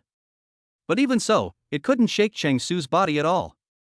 Just as Chang Su and Su Muyun were driving a car and wrestling with each other, a long knife appeared in Jang Chen's hand. Since hot weapons could not do anything to Chang Su, he simply switched to cold weapons. With his current strength, he could easily cut down a tree with just one blow. Even if Chang Su's body was strong, he would definitely not be able to withstand Jang Chen's full-strength blow. Jang Chen held a long knife in his hand and quickly approached Chang Su. The tip of the knife created sparks on the ground. Seeing that Jang Chen was about to arrive, Chang Su no longer cared about the car in front of him. He pushed the car forward with all his strength, and then kicked the chassis of the G-class with his right foot. Although the G-class had been specially modified and the body was very sturdy, Chang Su's powerful kick still overturned the G-class. The next second, Jang Chen's figure appeared in front of Chang Su. He held the knife in both hands, flew in the air, and slashed towards Chang Su with all his might. After Chang Su dealt with the G-class driven by Su Muyun, he had his hands free and watched as Jang Chen's long sword was about to chop him. Chang Su simply grabbed a military vehicle nearby and smashed it towards Jang Chen. After the military vehicle hit Jang Chen, the latter flew out directly, but when the military vehicle landed on him, dozens of petals suddenly appeared in the air and then quickly passed in front of Chang Su. For a moment, Chang Su felt his vision blurry and he subconsciously looked at his body. The body, which was originally invulnerable to swords and guns, was now cut by the petals with more than a dozen wounds, and blood was slowly flowing out from the wounds. Jang Chen naturally released an I-phase attack. Her petals had extremely strong cutting power, which was very suitable for dealing with a meat shield with high defense like Chang Su. The most important thing is that her petals are poisonous. If you get hurt a little, you will die from the poisoning in no time. Chapter 104 New Way of Fighting. After the military vehicle landed, a flash of knife light appeared in the middle, and the military vehicle was directly split into two. Then a figure holding a long knife slowly walked out from it. Looking at Jang Chen, who was walking towards him, Chang-Su suddenly half-knelt on the ground. The poison in his body had begun to take effect, and his originally powerful body also became weak. When Jang Chen came to his side, Chang-Su opened his mouth and spat out a mouthful of blood. He was gasping for breath, and his vision was becoming more and more blurred. Chang-Su showed a mocking smile. He originally wanted to avenge Ni-Fei, but he didn't expect that in the end he would die under her petals. It was really ironic. Jang Chen placed the blade on Chang-Su's shoulder. "If you can tell me the situation of the northern camp, I may consider sparing your life." Chang-Su laughed loudly upon hearing this and said, "I was poisoned by Ni-Fei's flower. There is no antidote for this poison. How can you spare me?" After saying that, Chang-Su suddenly started coughing violently and then spat out blood again. He was extremely weak at this time, and the toxins in his body continued to destroy his physiological functions. Soon, blood began to flow out of his mouth, eyes, nostrils, and even ears. In less than 2 minutes, Chang-Su fell heavily to the ground and soon died. Seeing this, Jang Chen took out a sniper rifle and shot directly at Chang-Su's body. Unlike before, this time the bullet actually penetrated Chang-Su's skin and shot into his body. After confirming that Chang-Su was dead, Jang Chen finally felt relieved. He slowly walked to Chang-Su's body, stretched out his hand and placed it on his body. Suddenly, a warm current flowed into his body. Jang Chen felt that his abilities and body had been strengthened again. The size of the space gate also became 4 meters by 4 meters, and the maximum distance that could be released also reached 4 meters. The improvement of his physical fitness is still continuing, and Jang Chen doesn't know how strong he will be when his body completes its evolution. If he could continue to strengthen himself, when he had absorbed 100, or even 1,000, or 10,000 people, would his body become holy? By then, it might not be a problem to withstand a nuclear bomb. Thinking of this, Jang Chen became motivated again. After putting Chang-Su's body into the different space, Sumuyan also got out of the car. Although the G-class was overturned by Chang-Su just now, the armor of the car was extremely hard and the shock absorption effect inside was also very good. After Jang Chen spent a lot of money on modifications, his G-class's defense is now higher than that of ordinary military armored vehicles. So Su Muyun was just a little dizzy but not injured. When Jang Chen saw Su Muyun getting out of the car, he hurriedly hugged her with a concerned look on his face. He was somewhat touched that she had come to rescue him without fear of danger. "Are you okay? Is your breast flattened?" Jang Chen said and pinched it with his hand. Su Muyun showed a look of contempt. "I thought to myself, this is the real deal, how could it be squashed?" After the two of them joked around for a while, Jang Chen began to clean up the battlefield. This was very easy for him who possessed spatial abilities, and soon there was nothing left on the entire battlefield. Those military vehicles, along with the bodies of dozens of soldiers and their weapons and equipment, were all collected by Jang Chen into the alien space. What surprised Jang Chen was that he actually found a military Barrett sniper rifle inside. He found this gun in the first armored vehicle that was blown up. Fortunately, he killed him first, otherwise he would have suffered a great loss in the subsequent sniper battle. This gun is much more powerful than the police sniper rifle he used before. If he had this gun before, he wouldn't have had to work so hard to deal with Chang-Su just now. The only drawback is that there are fewer bullets, only more than 100. After this battle, Jang Chen had an understanding of his own combat power, and he also understood the advantages and disadvantages of his special abilities. Although his defense is invincible, his offensive means are obviously insufficient. He can only rely on firearms for long-range attacks. However, as everyone's strength increases, the role of firearms will only become smaller and smaller. It may not be long before his long-range offensive means will become ineffective. Then there is his close combat. Compared with long-range combat, his close combat is even worse. No matter in strength or speed, he cannot compare with those psychics who specialize in enhancing their physical strength. And it's still the same problem, lack of offensive means. Thinking of this, Jang Chen suddenly remembered that he had absorbed the superpowers of Lu Yufi and Ni-Fei before, and then released them against the enemy during the battle. If he could store the attack in a different space in advance and release it during the battle, wouldn't it become his own means of attack? Jang Chen soon had an idea. Instead of going home directly, he drove straight to a nearby quarry. They were originally located in the suburbs, and the quarry was only a dozen kilometers away. In less than 10 minutes, Jang Chen drove to his destination. Seeing Jang Chen stop the car, Su Muyun felt a little curious. "Brother Chen, what are you doing here?" Jang Chen showed a mysterious smile. Of course it's something good, wait for me in the car. After saying that, Jang Chen opened the car door and headed straight for the quarry. This quarry covers a very large area, and the stones in the yard are piled up like mountains. The larger ones are 3 or 4 cubic meters in size, and the smaller ones are half a cubic meter in size. He kicked the door open and found no living person inside. However, there was a dried corpse lying in the duty room. Due to the high temperature and dry air, the corpse would become like this in a few days. Jang Chen took a look and didn't care about it anymore. Instead, he concentrated on collecting the stones in the quarry. It took Jang Chen more than an hour to walk out of the quarry. The entire quarry had been plundered by Jang Chen, and nothing was left.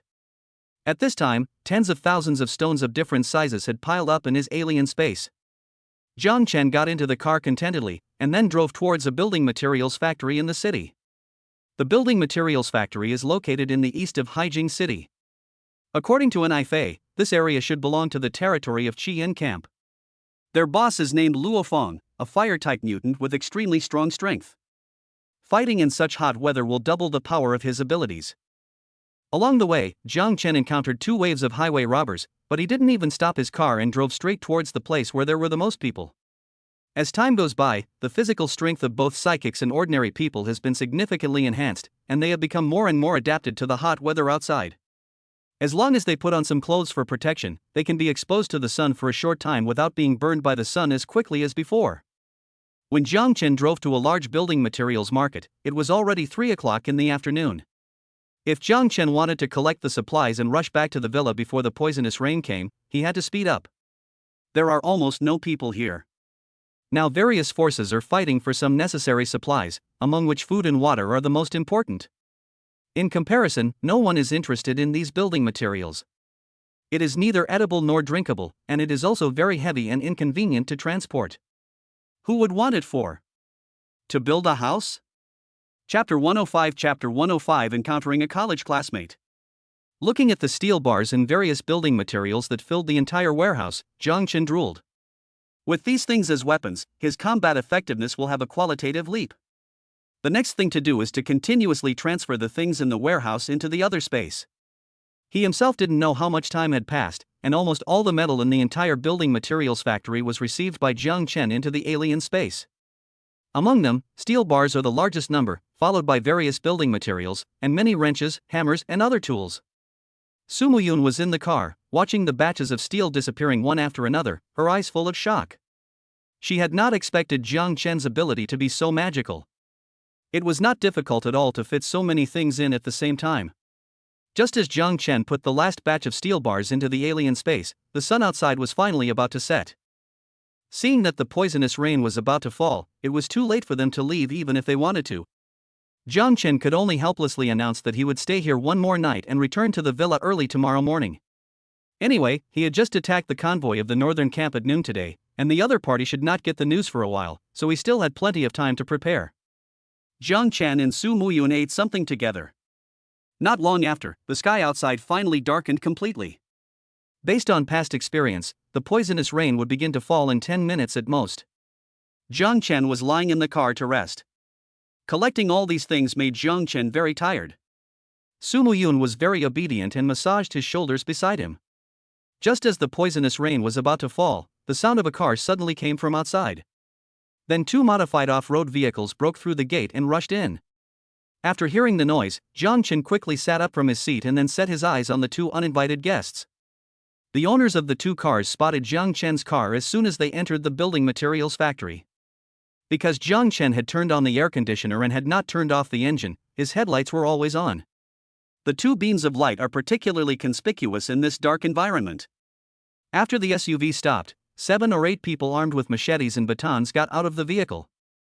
Judging from the way they stand, their leader should be a young man in his 20s with dyed red hair. The red-haired young man stood at the front of the crowd. Although he had no weapon in his hands, he had a police pistol on his waist. The other people looked at him with awe. After the young man got off the car, he kept cursing at the driver who had just driven the car. "Damn it, I told you to drive faster. This damn weather almost trapped us in the poisonous rain."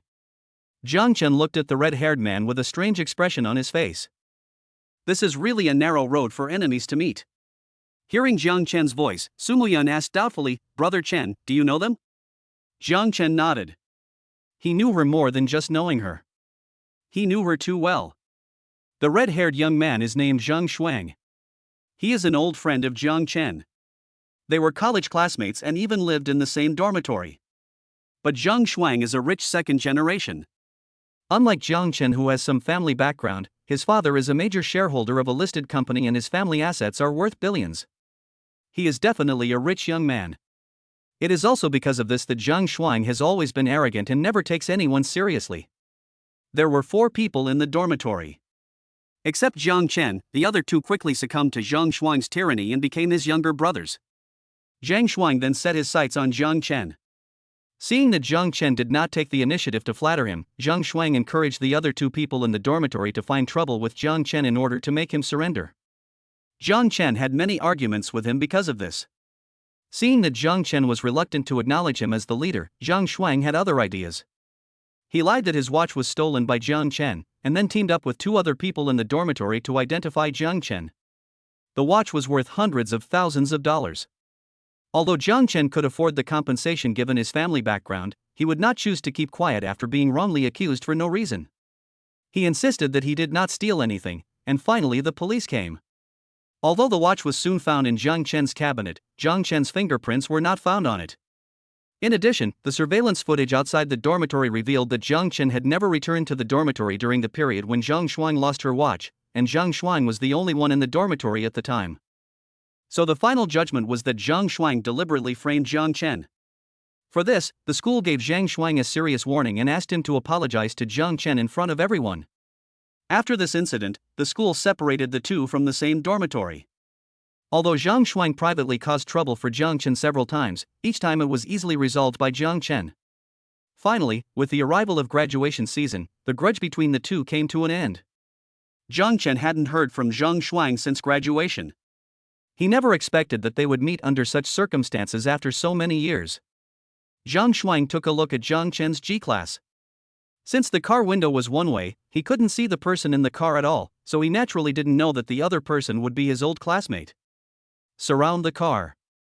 Following Zhang Shuang's order, several of his younger brothers immediately grabbed their weapons and surrounded Jang Chen. Everyone in the car, get out of here right now. As Zhang Shuang spoke, he took out the pistol from his waist. The people surrounding Jang Chen also came forward and shouted at Jang Chen's G-class. Come out quickly, or I'll kill you. Come out quickly. Jang Chen showed a helpless smile on his face. He didn't want to kill anyone. After all, he was not a petty person. The previous grudges with Zhang Shuang were all caused by his young age and youthful vigor. But now that the other party is seeking death, Jang Chen doesn't need to worry about anything anymore. He opened the car door directly, got out of the car, and put his hands on the window. Then he said to Zhang Shuang with a satisfied look on his face, "Old classmate, long time no see, you are still as charming as ever." The expression on Jang Chen's face seemed to be smiling, but his tone was full of disdain, and it was obvious that he did not take Zhang Shuang seriously. Zhang Shuang was stunned when he saw Jang Chen getting out of the car. When he remembered the other party's identity, he laughed and said, "Jang Chen? It turned out to be you, a bastard. You have lived for so long without dying. I am really surprised." Jang Chen was still smiling when he heard this, but the coldness in his eyes became more and more intense. "You're not dead yet, how can I dare to die? You look like you're doing well." Upon hearing this, Zhang Shuang deliberately fiddled with the pistol in front of Jang Chen. Then he said in an extremely arrogant tone, "Needless to say, I am now a member of the Red Flame Camp. Have you ever heard of people with special abilities? My boss Lu Yufi is a person with special abilities of the fire type. He can easily wipe out an army by himself." Jang Chen smiled bitterly and shook his head when he heard this. This guy was still as annoying as he was in college. When Zhang Shuang saw Jang Chen's look, he thought he was scared, so he kept bragging about how powerful the psychics were, and at the same time talked about how good his relationship was with several psychics in the Qian camp. It was just to show off his superiority in front of Jang Chen, his former classmate. As if this could greatly satisfy his vanity. If Jang Chen could be sensible, submit to him directly, and be willing to become his younger brother, Zhang Shuang would be even happier. Just as he was talking to Jang Chen, Su Muyun, who was sitting in the passenger seat, also got out of the car. She looked at Zhang Shuang in the distance with confusion, and then asked Jang Chen, "Brother Chen, who is this person?" Chapter 106 Old Classmates Poaching. Jang Chen also turned his head to look at Su Muyun and whispered, "What a fool." Although Jang Chen scolded Zhang Shuang in front of him, Zhang Shuang didn't hear anything. His attention was completely attracted by Su Muyun. Although he is a rich second generation, there have always been women around him since he became an adult, but Zhang Shuang has never played with a top-notch girl like Su Muyun. Especially her pair of giant pandas, which are simply deadly weapons. Even Zhang Shuang, who has seen countless women, is very envious. "Zhang Chen, who is this beauty?" Zhang Shuang stared at Su Muyun, but asked Zhang Chen, who was standing beside him. When Zhang Chen saw Zhang Shuang's expression, he instantly understood what he meant. This guy was notoriously lustful during his college years. He changed girlfriends more frequently than he changed clothes, and many girls in school were bullied by him. "She's my girlfriend, who else could it be?" When Zhang Shuang heard that the busty beauty in front of him was already taken, instead of feeling depressed, he became even more excited. After all, Chao is a thief, and he has wanted to try it for a long time. If he could snatch Zhang Chen's girlfriend in front of him, Zhang Shuang's pleasure would be doubled again. "Hello, beautiful lady. My name is Zhang Shuang, and I'm the captain of the 3rd team of the Red Flame Camp. Are you interested in joining our camp? As long as you follow me, you won't have to worry about not having food to eat anymore." As he spoke, Zhang Shuang pulled out a small box of biscuits from his pocket, which he got by chance. Now the supplies outside were becoming increasingly scarce, and almost all supermarkets had been emptied of their supplies. He had finally found this box of biscuits under the shelf of a small supermarket. Zhang Shuang threw the biscuit into the air and then caught it with his hands. "Do you want it? As long as you are willing to follow me, this one will be yours." Jang Chen watched Zhang Shuang poach his girlfriend, but instead of trying to stop him, he showed an expression of watching the fun. Su Muyun on the side also looked at Zhang Shuang as if he was a fool. A box of broken biscuits. If she had not met Jang Chen, it would have been very precious in the current situation of severe food shortage, but now? According to her current living conditions, she has vegetables and meat every day, as well as drinks, desserts, and snacks. She may not even bend down to pick up this thing if it is dropped on the ground. "No need, you should keep this precious thing for yourself." After Su Muyun finished speaking, she got back into the car without waiting for Zhang Shuang to respond. Being rejected in public, Zhang Shuang's face immediately turned the color of liver. He cursed in his heart, "You stinky bitch, wait and see how I'll deal with you later." Then Zhang Shuang stopped pretending and vented all his anger on Zhang Chen. "Zhang Chen, is it okay to give me your woman to play with?" As Zhang Shuang spoke, he pulled the bolt and loaded the bullet, his tone full of threats. "Boss, don't waste your time talking to him. Just leave this matter to us." The few younger brothers around him also hurriedly followed suit. "Boy, it's your honor that our boss chose your wife. If you didn't know the boss, I would have broken your legs and left you outside in the rain. Why don't you send the people over here quickly? Do you still want us brothers to do it ourselves?" Jang Chen looked at the people with extremely arrogant expressions and finally lost his patience. He closed the car door, then took out a shotgun from the alien space, aimed it at one of them and pulled the trigger. With a gunshot, the man closest to Jang Chen was blown away by the shockwave fired from the shotgun. After hitting the wall 2 meters away, he was bounced back and fell to the ground. Blood kept flowing out from under his body, he was deader than dead. The crowd, who were originally very arrogant, hesitated for a second after hearing the gunshots, and then immediately dispersed. What a joke! The other party had the truth in his hand, and he only had a small broken knife. Why not run? Are you rushing forward to die? Zhang Shuang was also shocked by the sudden change. He didn't expect that Zhang Chen had a gun in his hand, and he acted so decisively and killed one of them directly. Although he also had a pistol in his hand, he was obviously no match for Zhang Chen, so his first reaction was the same as everyone else, which was to run away. But the poisonous rain had already started outside, and getting back into the car was impossible. The remaining 6 or 7 people could only disperse and find a hiding place on their own to avoid Zhang Chen's pursuit. Zhang Shuang held the gun in both hands and hid in a small storage room in the building materials factory. This building materials factory has only 1 floor. Although it is large, the goods inside were exposed after being taken away by Zhang Chen, and it appears extremely empty. Therefore, it is not difficult for Zhang Chen to find them here. Zhang Shuang's hands were shaking violently.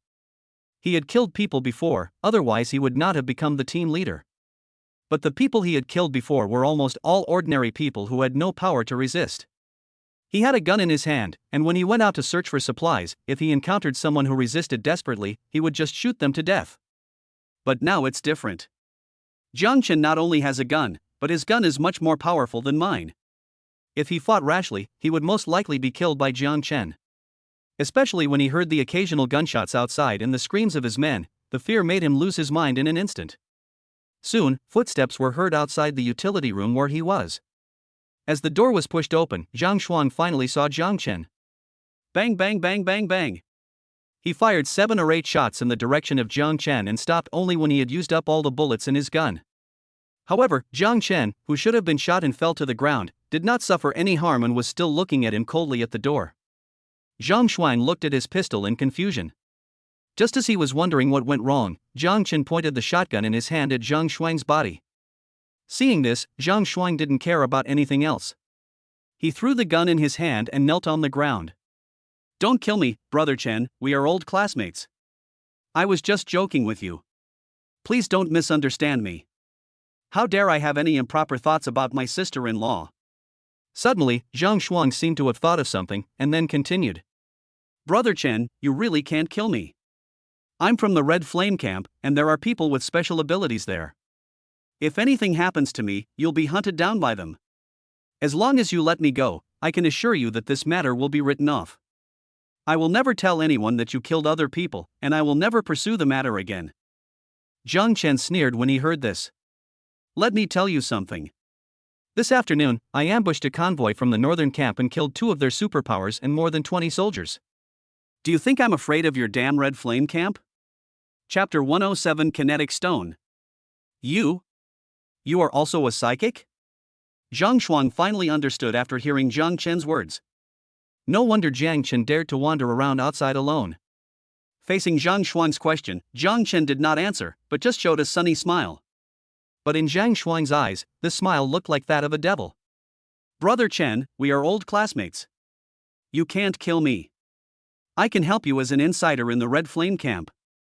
If you kill their people, Luo Fang will definitely retaliate against you. Jiang Chen didn't give Zhang Shuang another chance to speak.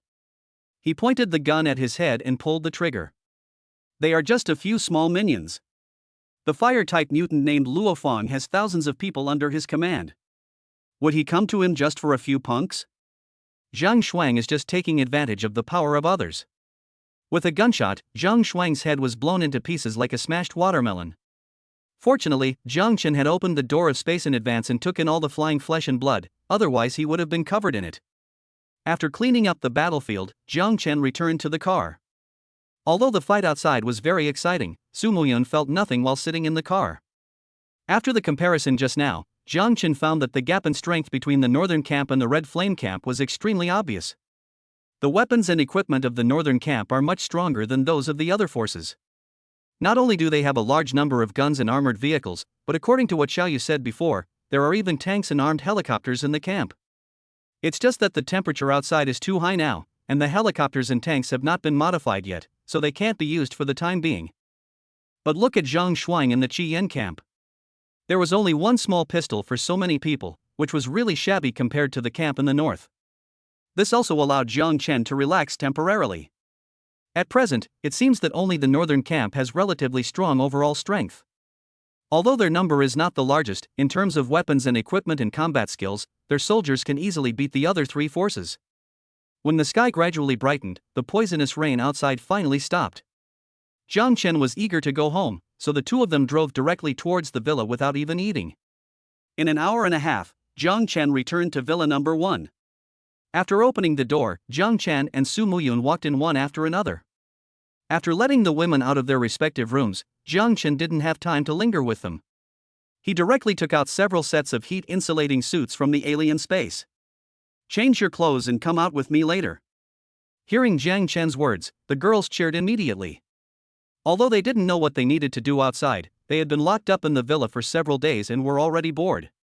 Although there is plenty of food and entertainment facilities such as game consoles here, they are not stay-at-home girls and everyone still yearns for a free life outside. After the women changed their clothes, they left the villa together under the leadership of Jiang Chen. Li Mengyao felt the scorching temperature outside. She had never been out since she was rescued by Jang Chen.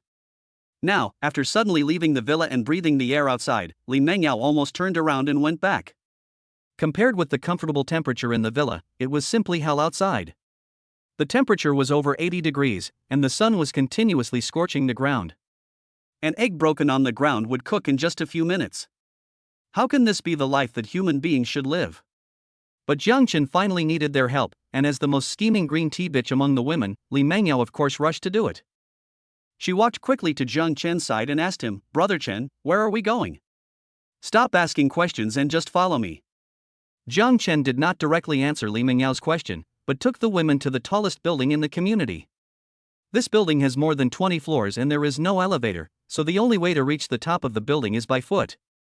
Fortunately, after the baptism of the end of the world, everyone's physical fitness has improved to a certain extent, so climbing to the roof is not as difficult as before. After kicking open the door leading to the rooftop, Jang Chen walked up on his own. Several women hurriedly followed Jang Chen, fearing that they would be left behind by him.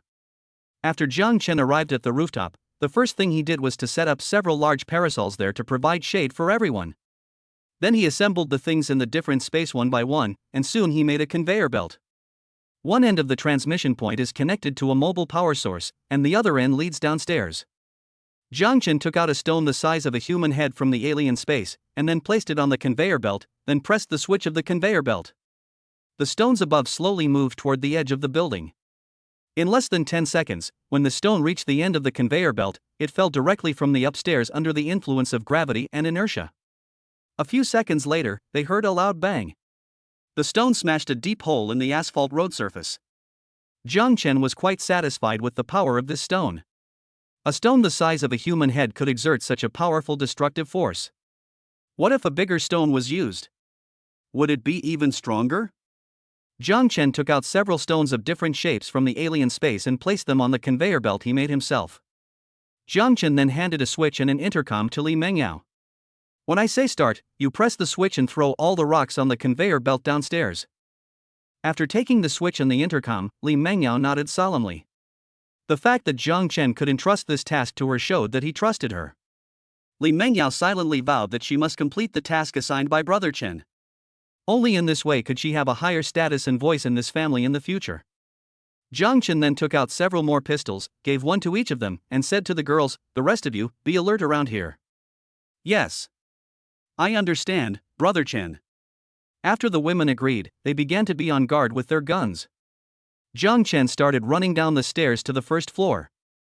In order to make the stone more lethal, Jang Chen chose the tallest building nearby, which had a total of 28 floors. It was about 70 or 80 meters above the ground.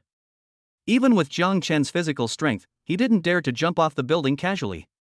After arriving downstairs, Jang Chen found the correct location, then took the intercom and started calling Li Mengyao.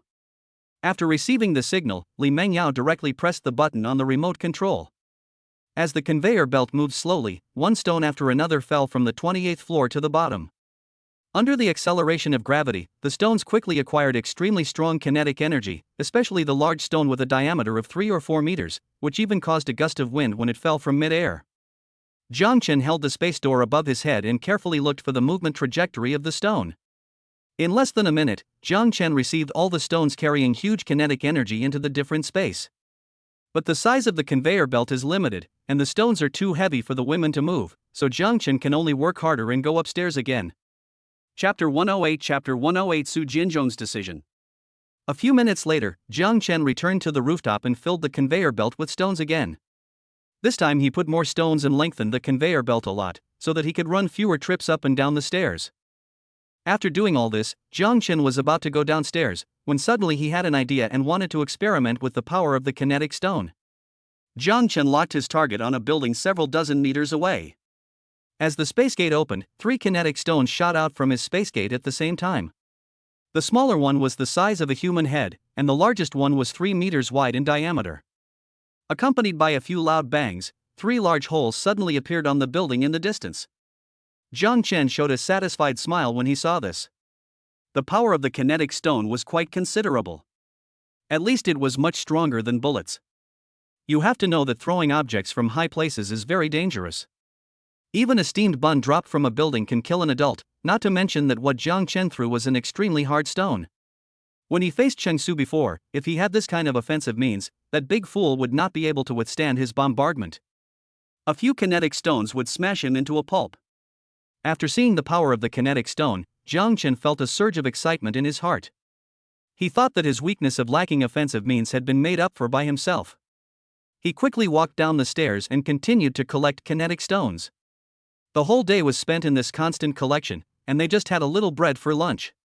It was not until the sky gradually darkened that Jang Chen, still reluctant to leave, took the girls back to the villa to rest. Jang Chen was exhausted that day because he had to keep putting stones on the conveyor belt. He couldn't remember how many times he had run up and down the stairs. If Jang Chen's body had not received 2 more waves of strengthening, he would have collapsed long ago. Fortunately, after a whole day of hard work, half of the stones in Jang Chen's space have been endowed with extremely strong kinetic energy.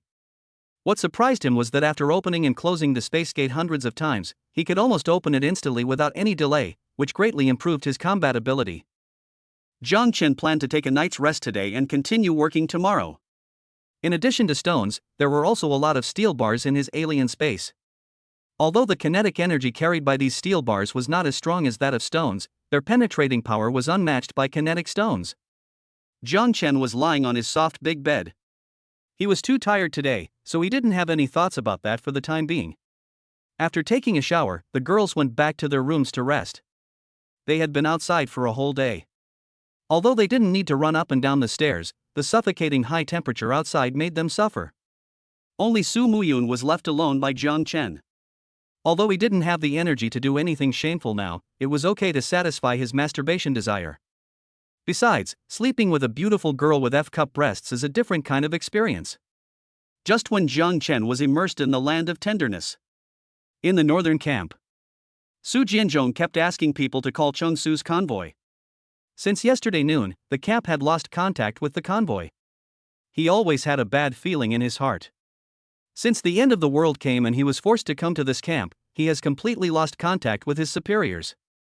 Today, the entire Dragon Kingdom is in chaos, with various cities establishing their own political regimes and no one submitting to anyone else. Although he is the mayor of Haijing City and the former top leader here, the control of the army is in the hands of Song Qinian, especially the few psychics in the camp. They are all loyal to Song Qinian, although he cannot stand some of his practices. But for the survival of himself and his daughter, he could only choose to turn a blind eye. People always have to change because of the external environment. Su Jianzhong came to the second underground floor and knocked gently on Song Qinian's door, but there was no response from inside. After a while, a woman in a business suit, wearing a pair of gold-rimmed glasses and a pair of high heels walked out of the room. The woman's name is Lina, and she is Song Qinian's secretary. As the commander-in-chief's closest person, she has a very high status in the camp. So even though Su Jianzhong was nominally the deputy commander of the northern camp, he still had to be polite when meeting a woman. Ms. Lina, I have something urgent to report to the commander-in-chief. Please let me know. Su Jianzhong bowed his head slightly to show his respect. But Lina didn't even look at him. Everyone in the entire camp knew that Su Jianzhong's deputy commander position was just a nominal one. Without Song Qinian's order, he couldn't even mobilize a single person, so naturally no one took him seriously, let alone Lina. If it weren't for Su Jianzhong's pleading last time, Song Qinian would not have let anyone take his daughter over. So even though Su Jianzhong was very polite this time, Lina still didn't look at him straight in the eye. The commander-in-chief is busy inside.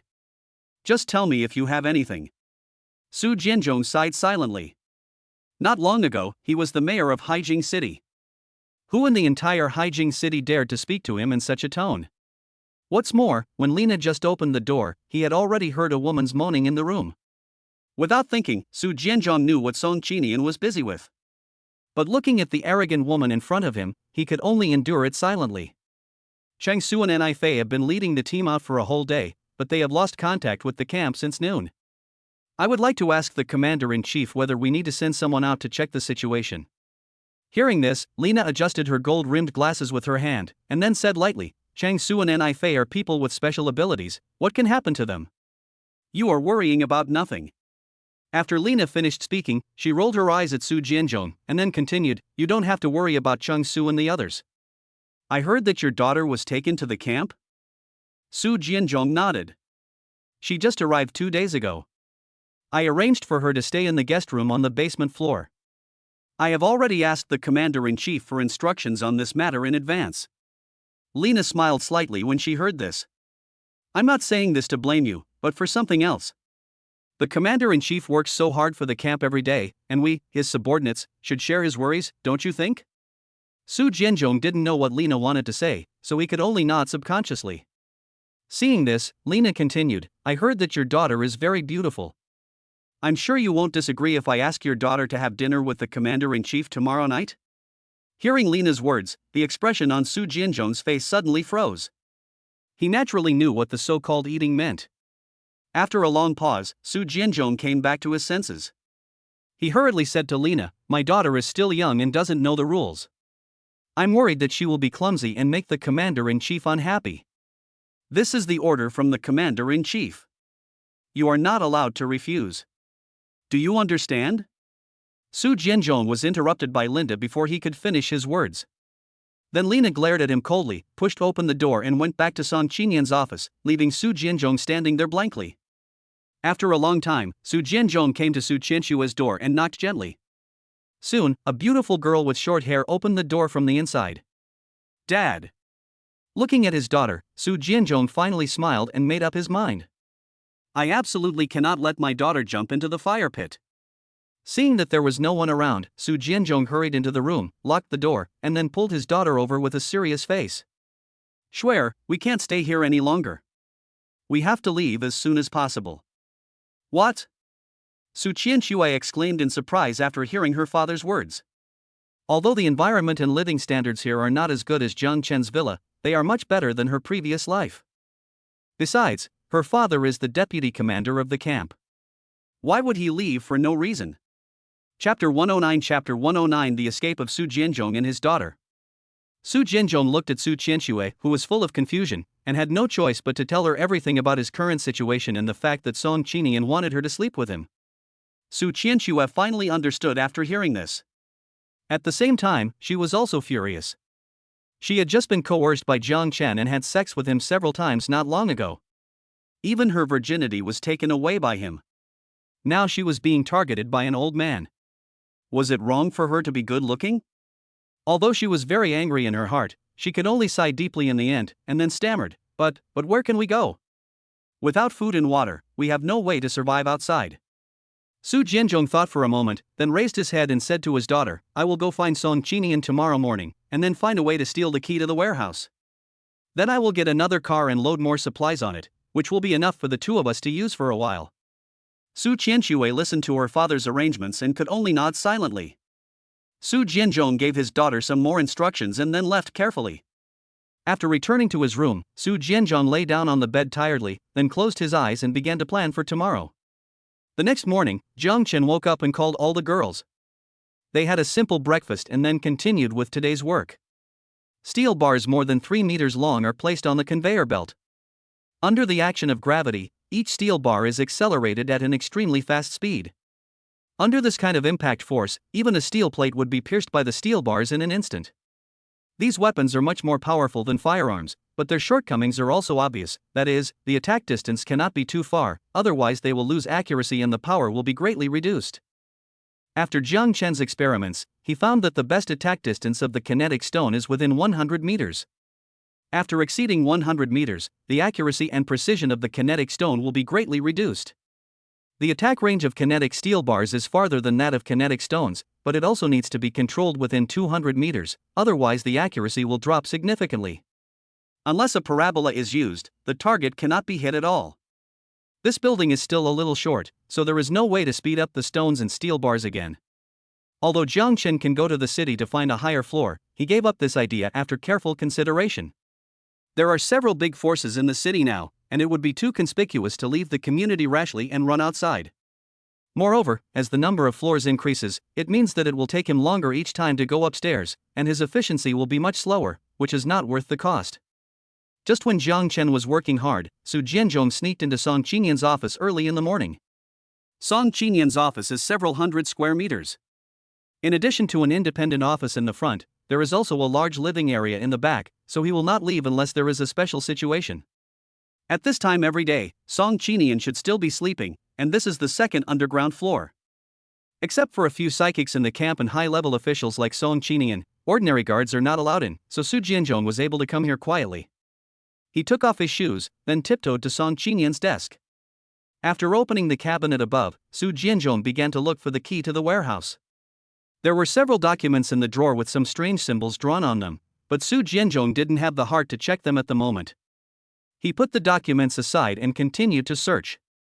Soon, he found a bunch of keys in the drawer on the right, which were the keys to the warehouse door. After putting away the keys, Su Jianzhong put everything back in place and left in a hurry. After returning to the basement, Su Jianzhong went directly to Su Qianshue's room. At this time, Su Qianshue was already prepared.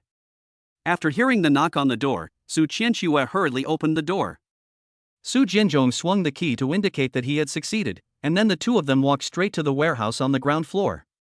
Despite the tight security along the way, they were not subject to any questioning. Although Su Jianzhong did not have any real power, he was at least the nominal deputy commander of the camp, so naturally no one would deliberately make things difficult for him. After arriving at the warehouse, Su Jianzhong threw the key directly to a guard at the door. "The commander-in-chief sent me out on an errand. Open the door immediately." After hearing Su Jianzhong's words, the guards in charge of guarding the warehouse did not doubt it. After all, only the commander-in-chief had the key to the warehouse, and without his approval, no one else could enter. So they happily opened the door of the warehouse. The area of this warehouse is not small, it is several thousand square meters, but it only stores some ordinary food. The real good things are hidden by Song Qinian in an exclusive warehouse on the underground floor, so it is more difficult to steal things from there. So Su Jianzhong had no choice but to choose this place. As long as there was something to eat, it was enough. Now was not the time to be picky. There were several modified military vehicles parked in the parking lot on the first floor. Su Jianzhong directly requisitioned one and then asked several guards at the door to help load the vehicle. Soon the back seat of an off-road vehicle was filled with various military foods and purified water. Su Qianshue stood timidly aside the whole time, not daring to say a word. After the car was loaded, Su Jianzhong got in directly and then left the northern camp with Su Qianshue.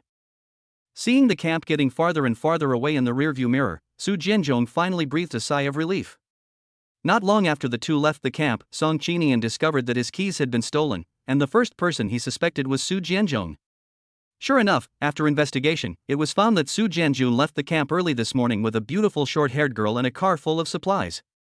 When Song Qinian learned the news, he was furious. "Send someone to bring him back to me immediately, dead or alive." After receiving the order, Lina directly sent out a dozen people, who spread out on motorcycles and searched in all directions. Su Jianzhong and his daughter Su Qianshue are just two ordinary people, and they have no weapons in their hands. As long as they find each other, even one person can easily deal with them.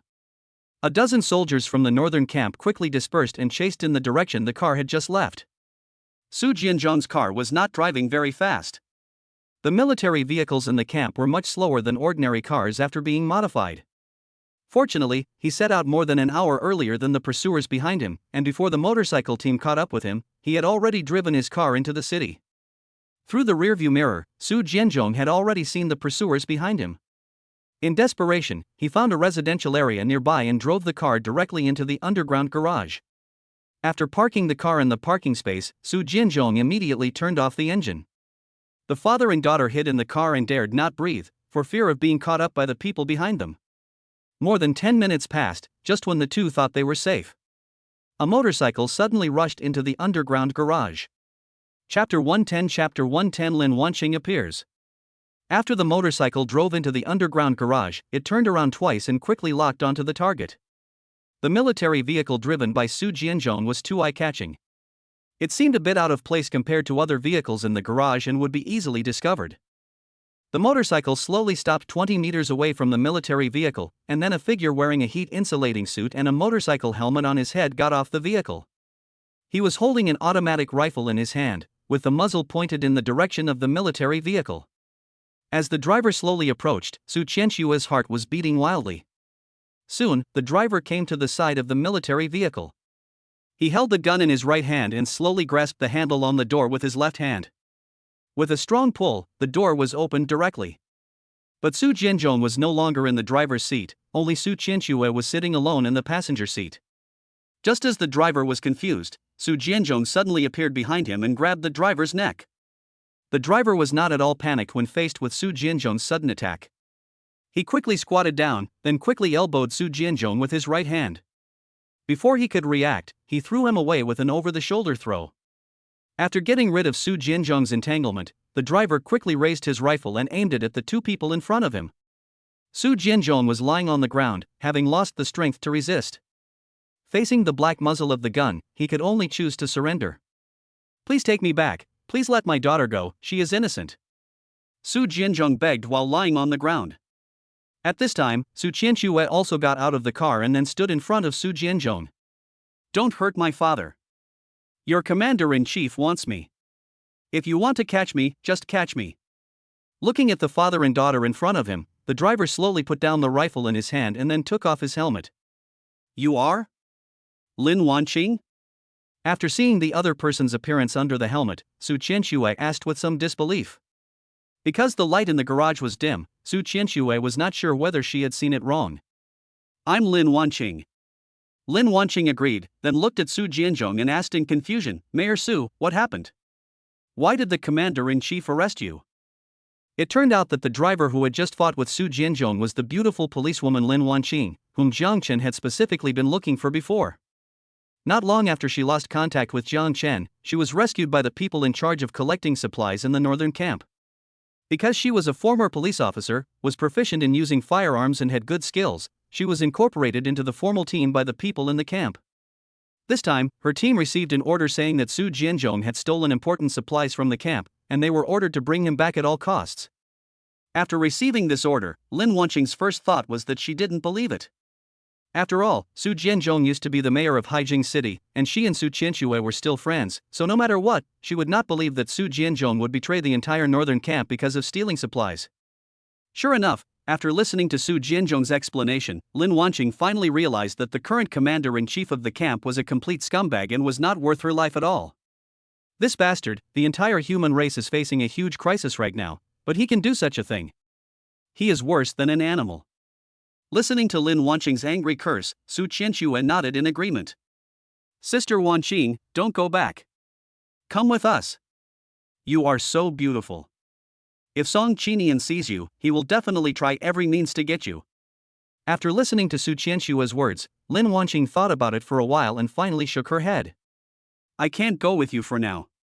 In order to capture you, the camp has dispatched a 15-man motorcycle team. Each person has his or her own independent search area. If I don't go back, they will know that you are hiding here, and then you won't be able to escape." After Lin Wanqing finished speaking, she pulled out a pistol and 2 magazines from her waist and handed them to Su Qianxue. "Take this gun and use it for self-defense. I will try to lure the people in the convoy away when I return. You can come out after we leave. Go as far as you can. Do you understand?" After Su Qianxue took the pistol handed over by Lin Wanqing, tears were already welling up in her eyes. But she knew that now was not the time to be shy. "Sister Wanqing, you must be careful in the camp. Once I find the official organization, I will definitely find a way to go back and rescue you."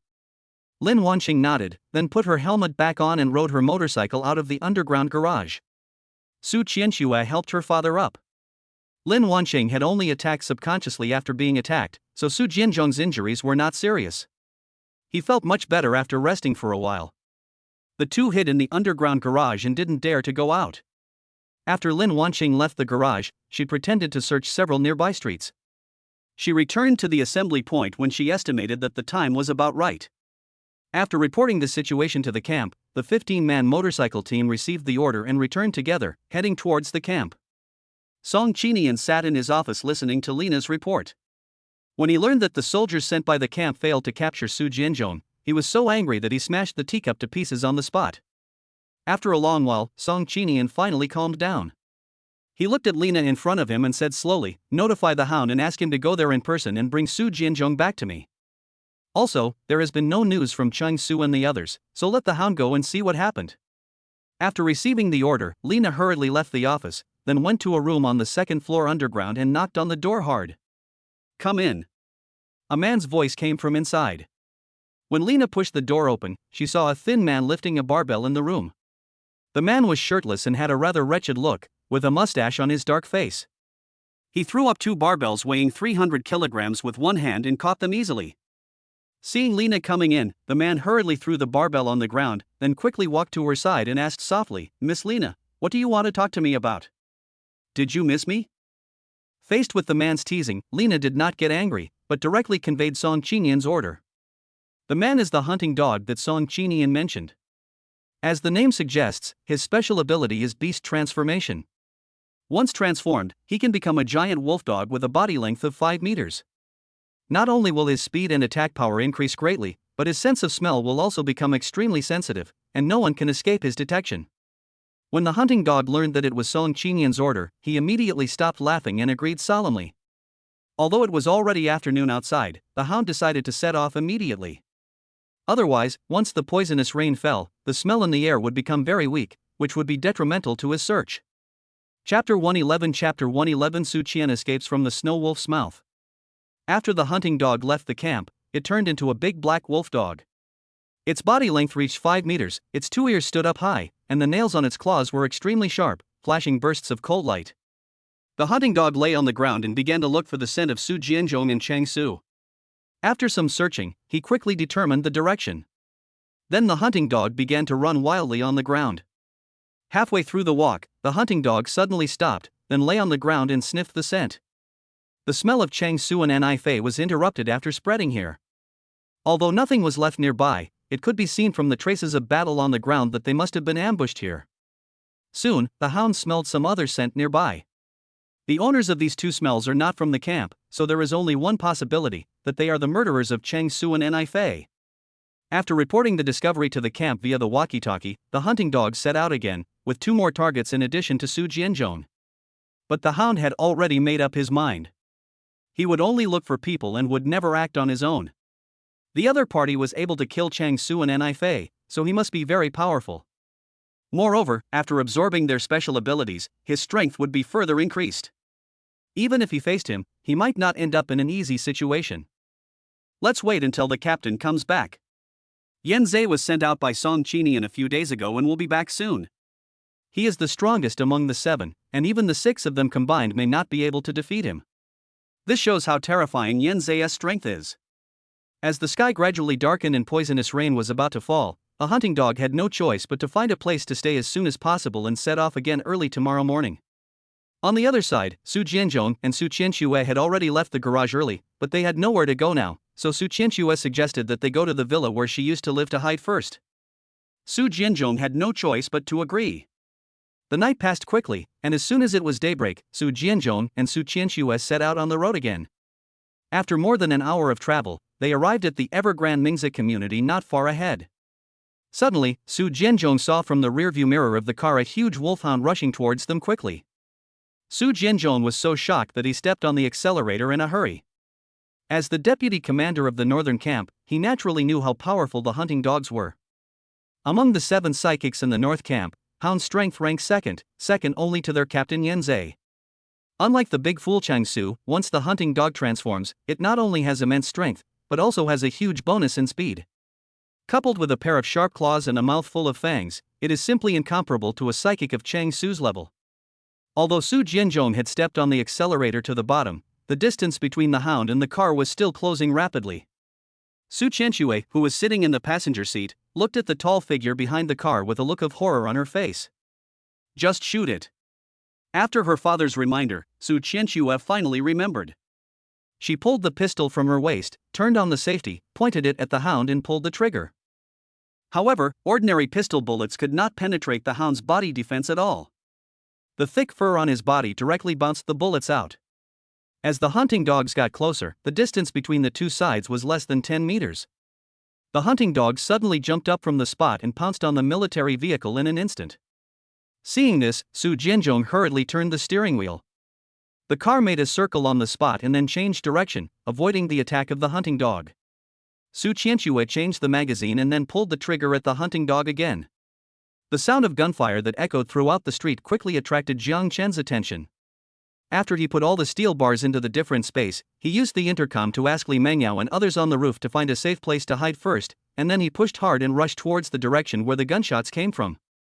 On the other side, Su Jianzhong once again used drifting to avoid the attack of the hounds, but this time they were not so lucky. The car overturned during the drifting process due to excessive speed. The car then rolled over and crashed into a shop on the roadside. After a long while, Su Qianxue slowly climbed out of the car. But she fell to the ground after only taking 2 steps. Although she didn't suffer any obvious external injuries, the violent impact still made her dizzy. At this time, on the street, a big wolf dog over 5 meters long had been waiting outside for a long time. Oh wow! The wolfhound let out a wolf howl, then opened its big mouth and bit Su Qianxue. The order he received was to bring Su Jianzhong and his daughter back, dead or alive. So he naturally didn't need to show mercy. It would definitely be easier to bring back a dead person than a living one. At this time, in the residential buildings on both sides of the street, some survivors were leaning on the windows and carefully checking the situation outside. When they saw the huge wolf dog, they were all shocked. Strange things happen every year, but this year there are especially many. What kind of dog can grow so big? Su Qianxue fell to the ground, too weak to struggle, and could only watch as a bloody mouth bit towards her.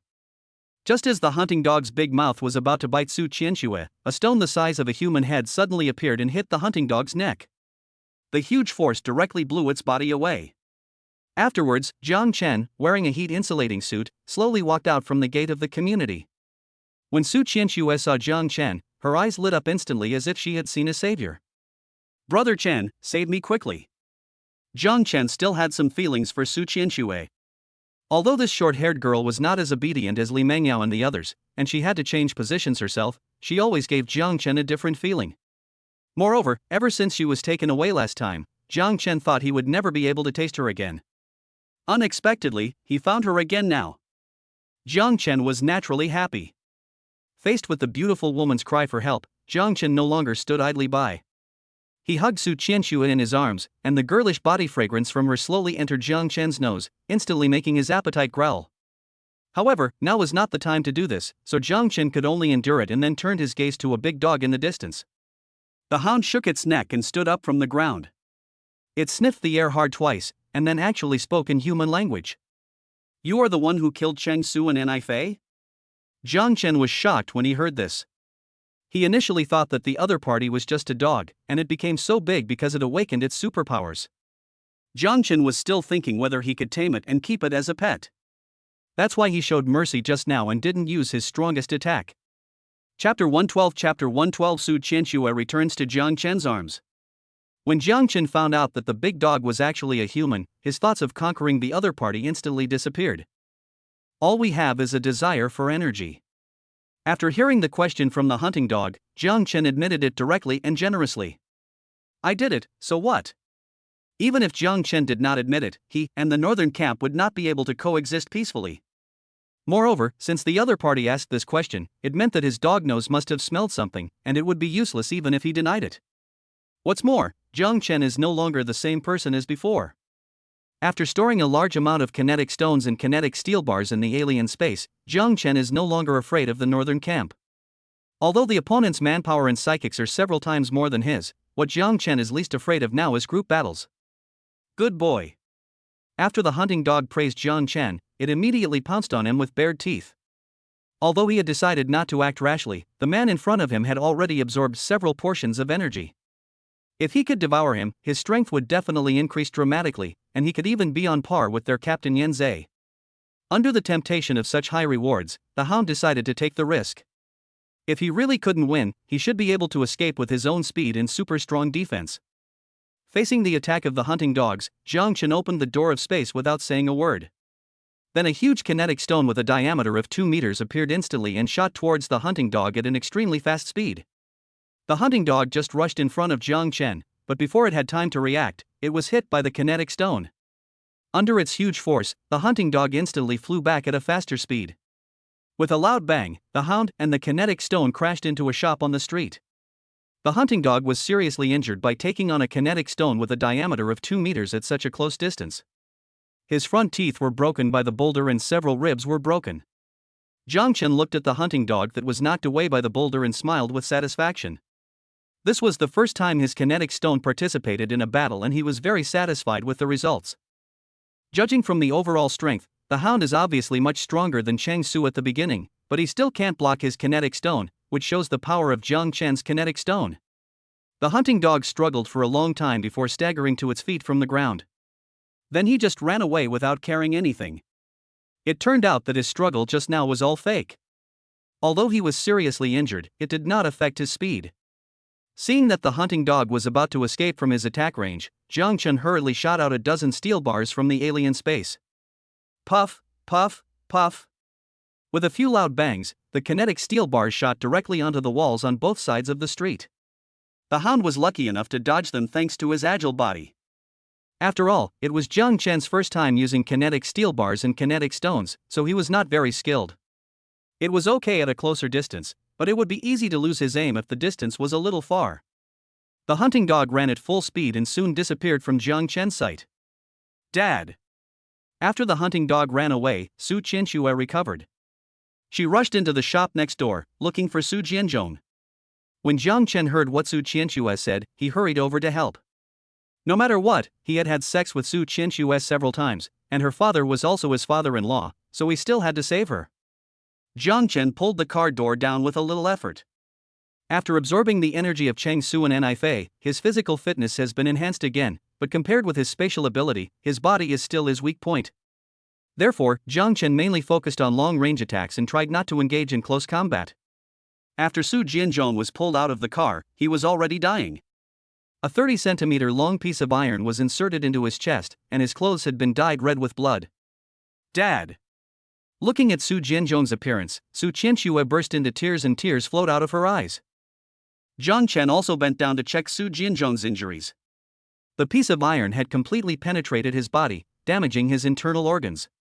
Not to mention that there was no hospital now. Even if he was sent directly to the operating table, the chances of his survival would be slim. Su Jianzhong looked at his daughter and finally closed his eyes without saying a word. After a long while, when Su Qianxue calmed down a little, Jang Chen patted her on the shoulder and said, "Are the people chasing you from the northern camp?" Su Qianxue's eyes were red, and she nodded vigorously after hearing Jang Chen's words. Then she turned around quickly and looked straight at Jang Chen. "Brother Chen, I know you are very powerful. Please help my father get revenge. As long as you promise me, I will do anything for you." Jang Chen looked at the pitiful Su Qianxue in front of him and said directly, "Okay, I agree." The reason why Jang Chen agreed so readily was naturally not to sleep with her. She was just a woman. No matter how beautiful she was, it was not worth him taking such a big risk. The big dog has already escaped. I'm afraid it won't be long before the people from the northern camp come to take revenge. Now the situation between me and them is a life and death struggle. The other side wants the supplies in my hands, and I want their energy and those weapons. So they will only stop when one side is completely killed. With this grudge in mind, Jang Chen simply went with the flow and got a favor for free. Hearing Jang Chen's straightforward answer, Su Qianxue breathed a sigh of relief, but she was also a little touched. The relationship between her and Jang Chen was not that deep. After all, it was more like the relationship between a lady and a guest. Su Qianxue was completely surprised that he would agree to her request. After Jang Chen comforted Su Qianxue for a while, he put Su Jianzhong's body into the alien space. After all, he is Su Qianxue's father. We can't just leave his body here. It is also a good choice to put it in another space. Anyway, his other space is almost infinite, so one more body won't hurt. Jang Chen held Su Qianxue's hand and returned to the community. On the way, Su Qianxue told Jang Chen exactly why they were being hunted. Upon learning that the old immortal named Song Qinian actually dared to covet his woman, Jang Chen became furious and wished he could go over and smash his head open. Later, after hearing the news about Lin Wanqing from Su Qianxue, Jang Chen was shocked. No wonder he didn't find any trace of her in her home. It turned out that Lin Wanqing was really taken away by the people from the northern camp. Just when Jang Chen was thinking about how to rescue the beautiful policewoman Lin Wanqing, Su Qianxue beside him suddenly stopped, then looked at Jang Chen with an awkward expression and spoke hesitantly. "What's wrong? Just tell me if you have anything to say." Jang Chen noticed that Su Qianxue was acting abnormally and couldn't help but ask. Chapter 113 The Superpower of the Red Flame Camp Luo Xing. Can I ask you for one more favor? Su Qianxue lowered her head and kept fiddling with the corner of her clothes with 2 fingers. She also knew that her requests were a bit too much, so she felt a little embarrassed. Compared to when Jang Chen first met her, Su Qianxue has completely lost her arrogance. Her identity as the mayor's daughter has become a bubble, and she is now helpless. If Jang Chen hadn't rescued her, she would have died outside long ago. So her so-called eldest daughter's temper and the pride in her bones were naturally worn away, and she began to become cautious in her words and actions. Jang Chen smiled slightly. What's the matter? Tell me. Su Qianxue licked her dry lips and then spoke. Can you find a way to rescue Sister Wanqing? She is different from those people in the northern camp. She is a good person. If it weren't for her, my father and I would have been captured by those bad guys long ago. Hearing Su Qianxue's words, Jang Chen pretended to be embarrassed. This is not an easy task. After all, I am just one person, and the other side has several people with special abilities. In addition, they also have several thousand soldiers and various weapons. It is indeed difficult to rescue one person from them. Listening to Jang Chen's words, Su Qianxue slowly lowered her head. She also knew that her request was really a bit too much to ask. If Jang Chen really agreed to her request and was willing to go and save people, he would definitely take a great risk, so she had already prepared herself for being rejected. But when Jang Chen got to this point, his tone suddenly changed. Although it's a little difficult, but considering that she once saved your life, I will find a way to rescue her. As soon as Jang Chen said this, Su Qianxue immediately raised her head and looked at him in surprise. Why didn't I realize it before? Jang Chen is so handsome. Not only is he powerful and has a lot of supplies, but he is also responsive to her requests. Most importantly, his skills in bed can completely conquer her. Although Su Qianxue was forced to choose to exchange with Jang Chen at the beginning, after trying that game, Su Qianxue would often miss that wonderful feeling. In this apocalyptic world, what else could be unsatisfactory if I could find a man like this? Brother Chen, you are so good to me, I love you. Su Qianxue shouted and jumped directly onto Jang Chen, then started biting his face. Jang Chen was also caught off guard by this sudden enthusiasm. He put his hand on Su Qianxue's butt, feeling the softness. After a long while, Su Qianxue finally got off Jang Chen. The corners of Jang Chen's mouth were covered with Su Qianxue's saliva. If Jang Chen didn't need to work for a while, he would definitely kill this little girl on the spot. Using this to test cadres is really tempting. Soon, Jang Chen brought Su Qianxue to the rooftop and introduced her to his women. Su Qianxue used to visit Jang Chen's home often. Although she had never formally met the girls, they had all heard Su Qianxue's voice. Now that they see me in person, the girls are also very enthusiastic. In particular, the small team led by Li Mengyao and Shen Duling were eager to win over Su Qianxue. After getting to know each other, Jang Chen continued to work. It would take at least 2 days to accelerate all the stones and steel bars in his alien space. He had to be fully prepared before the army from the northern camp arrived. A day passed quickly, and Jang Chen returned to the villa with his women, exhausted. After a quick meal, everyone went back to their rooms to rest. Jang Chen collected a lot of steel bars and stones today. Tomorrow, all his stones and steel bars will be collected.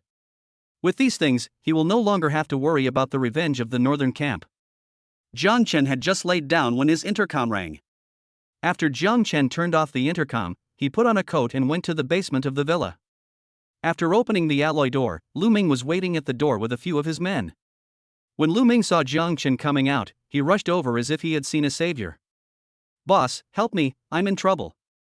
Jang Chen pushed Lu Ming away with a look of disgust, and then asked, "What's wrong?" After Lu Ming's explanation, Jang Chen finally understood. He has been expanding outward during this period.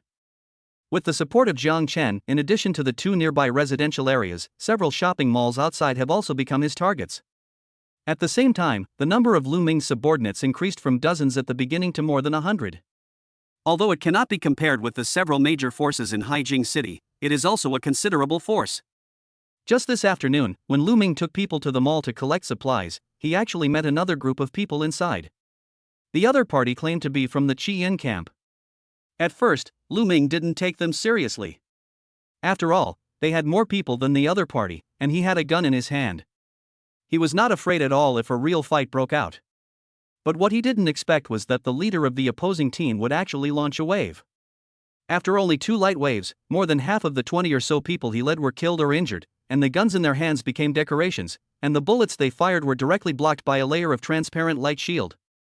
Fortunately, Lu Ming ran away when he saw the situation was not good, otherwise he would not have been able to come back. After listening to Lu Ming's story, Jang Chen roughly understood that the other party must be a psychic from the Qian camp. The means of attack should be the emission of light waves, and he should be a psychic with long-range attack abilities. Although Lu Ming acted very pitiful, Jang Chen understood that he just wanted him to get back his face. It's not peaceful out there lately. Take your people and hide for a while. Don't wander around. Jang Chen has been busy collecting kinetic stones recently.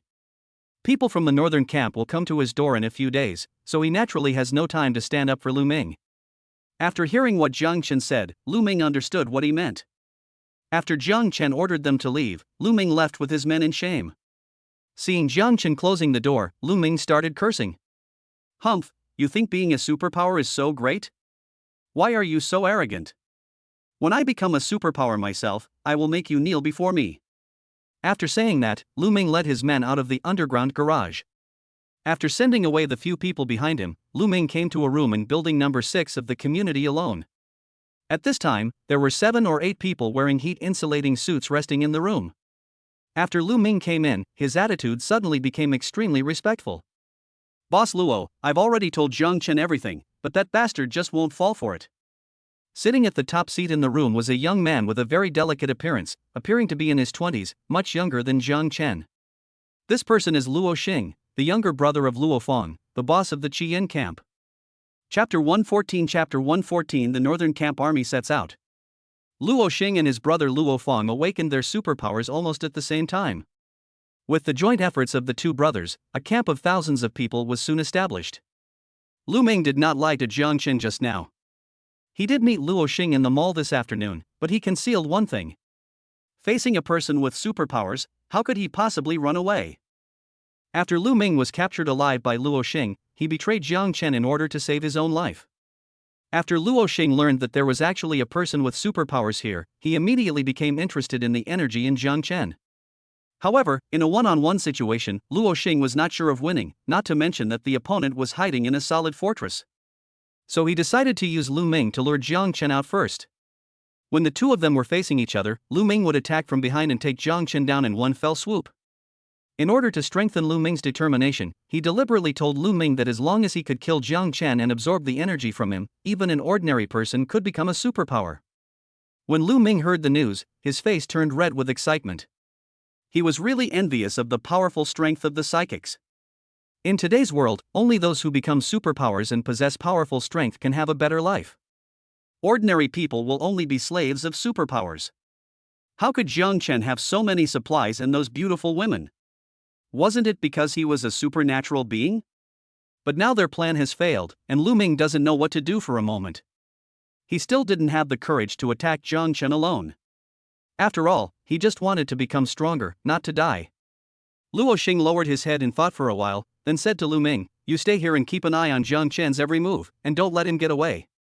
I will go back to the camp and call a few more superpowers over.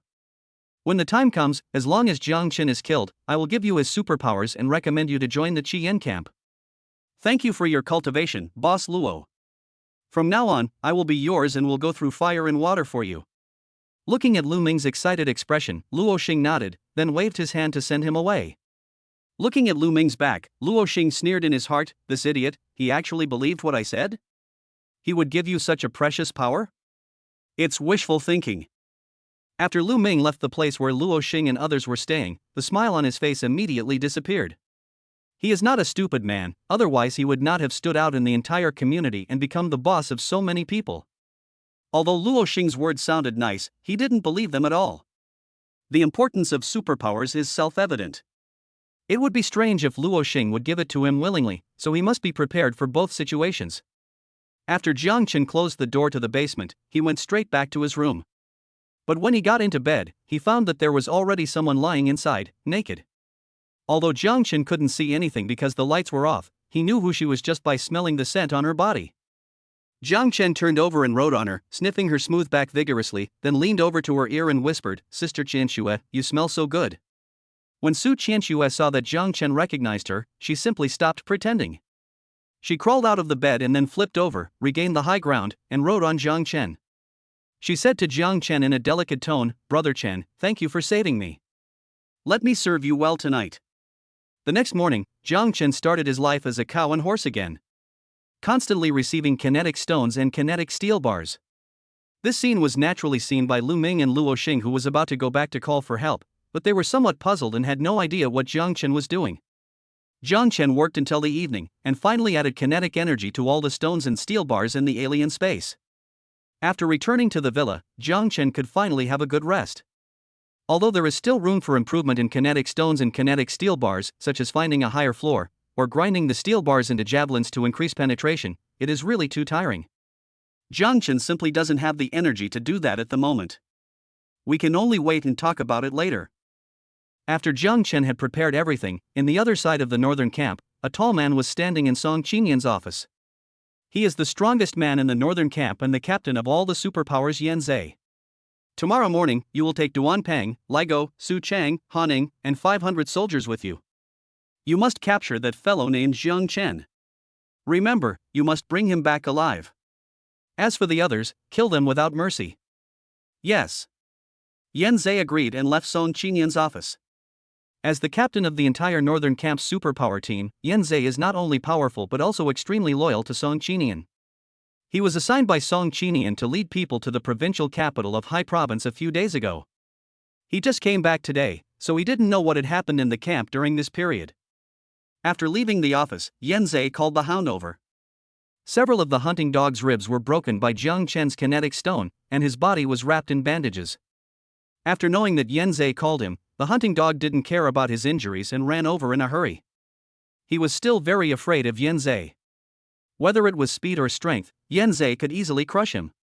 Tell me, what's going on with Jang Chen? Yan Zhe sat alone on the sofa, while Hound stood in front of him like a primary school student who had made a mistake. Hearing Yan Zhe's question, Hunting Dog didn't dare to hide anything and told him everything he knew. After listening to this, Yan Zhe was silent for a while. According to the Hunting Dog, Jang Chen's strength is indeed not weak.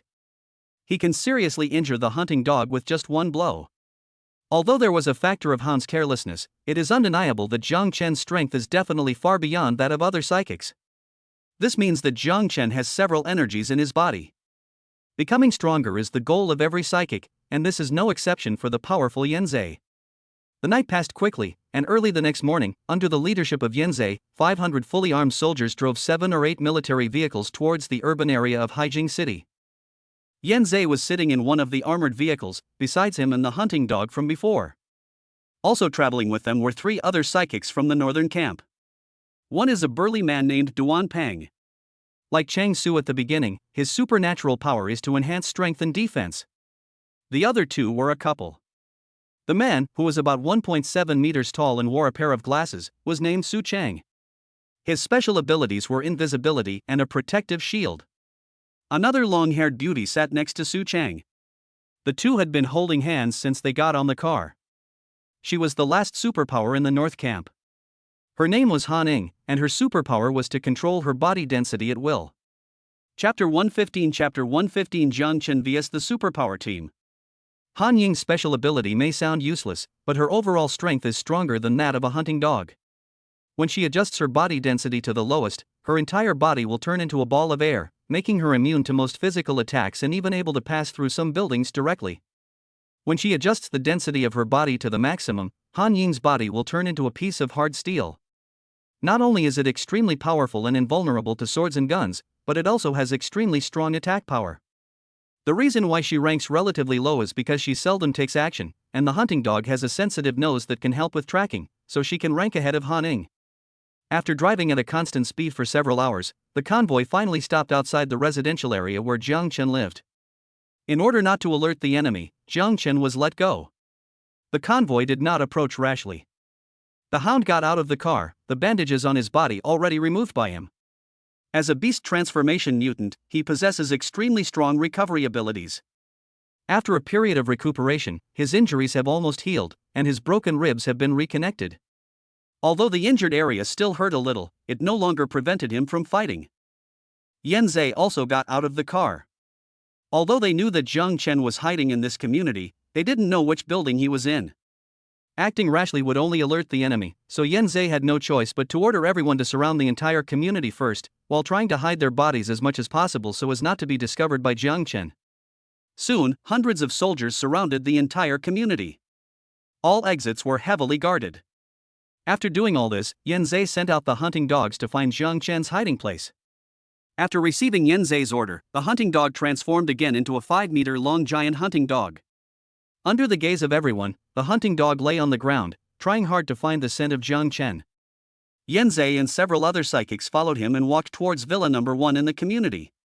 When the hunting dogs came to a place more than 100 meters away from the villa, Jang Chen upstairs finally discovered their whereabouts through the window. Jang Chen's glass is all specially made. One can clearly see the situation outside in the villa, but nothing can be seen from the outside. As the distance between them and the villa was getting closer and closer, there were a large number of soldiers surrounding them in the distance. The girl suddenly became nervous, especially Su Qianxue, who had just escaped. She looked at the big dog downstairs, and the flame of revenge kept burning in her heart. Jang Chen placed his palm against the window, and then the space door opened directly outside the window. A kinetic stone with a diameter of 3 meters instantly shot out from the space gate and smashed towards Yanzei and others. The sudden attack immediately made everyone alert.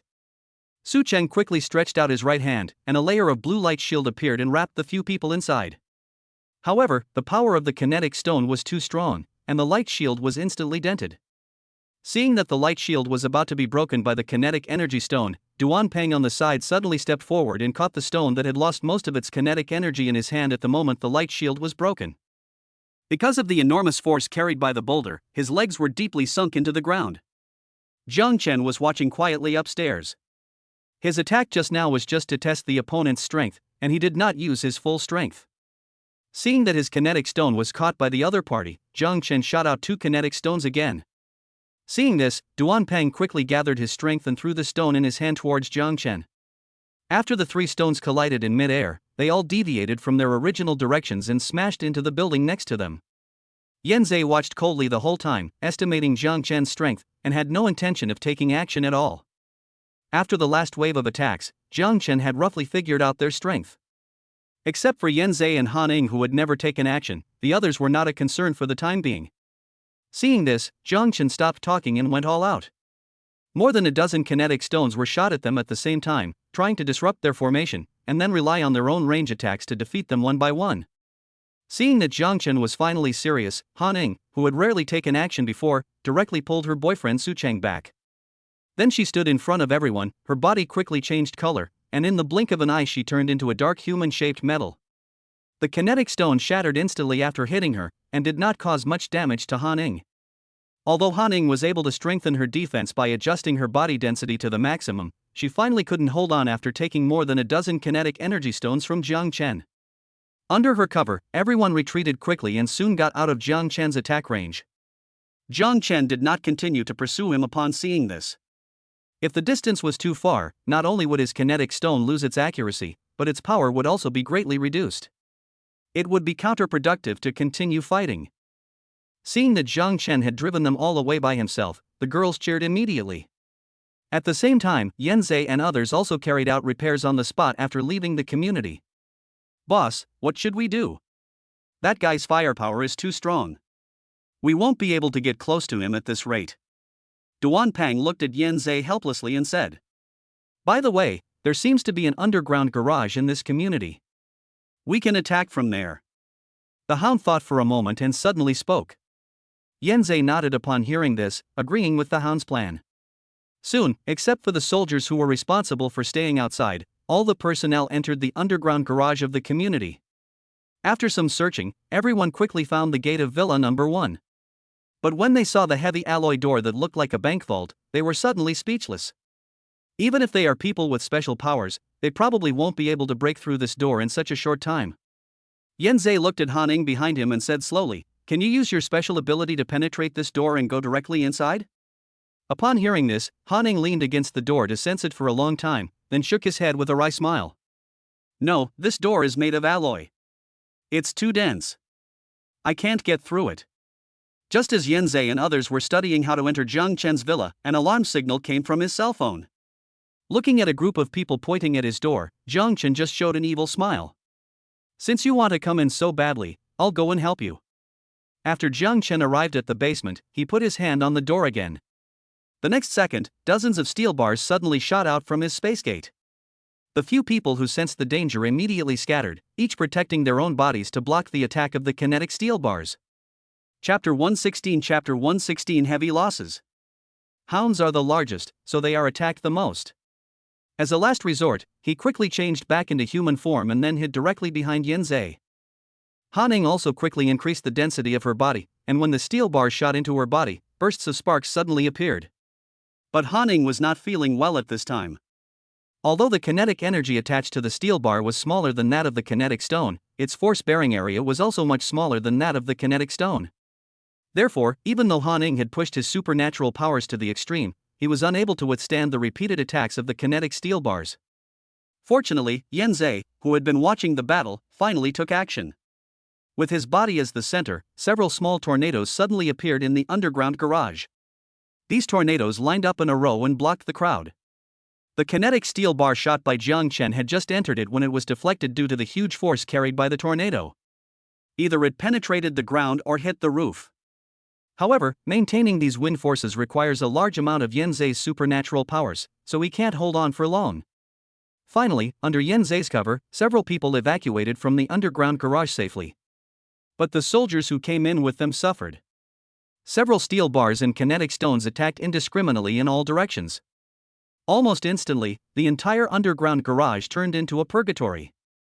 There were broken limbs and arms everywhere, and many people were nailed to the wall with steel bars.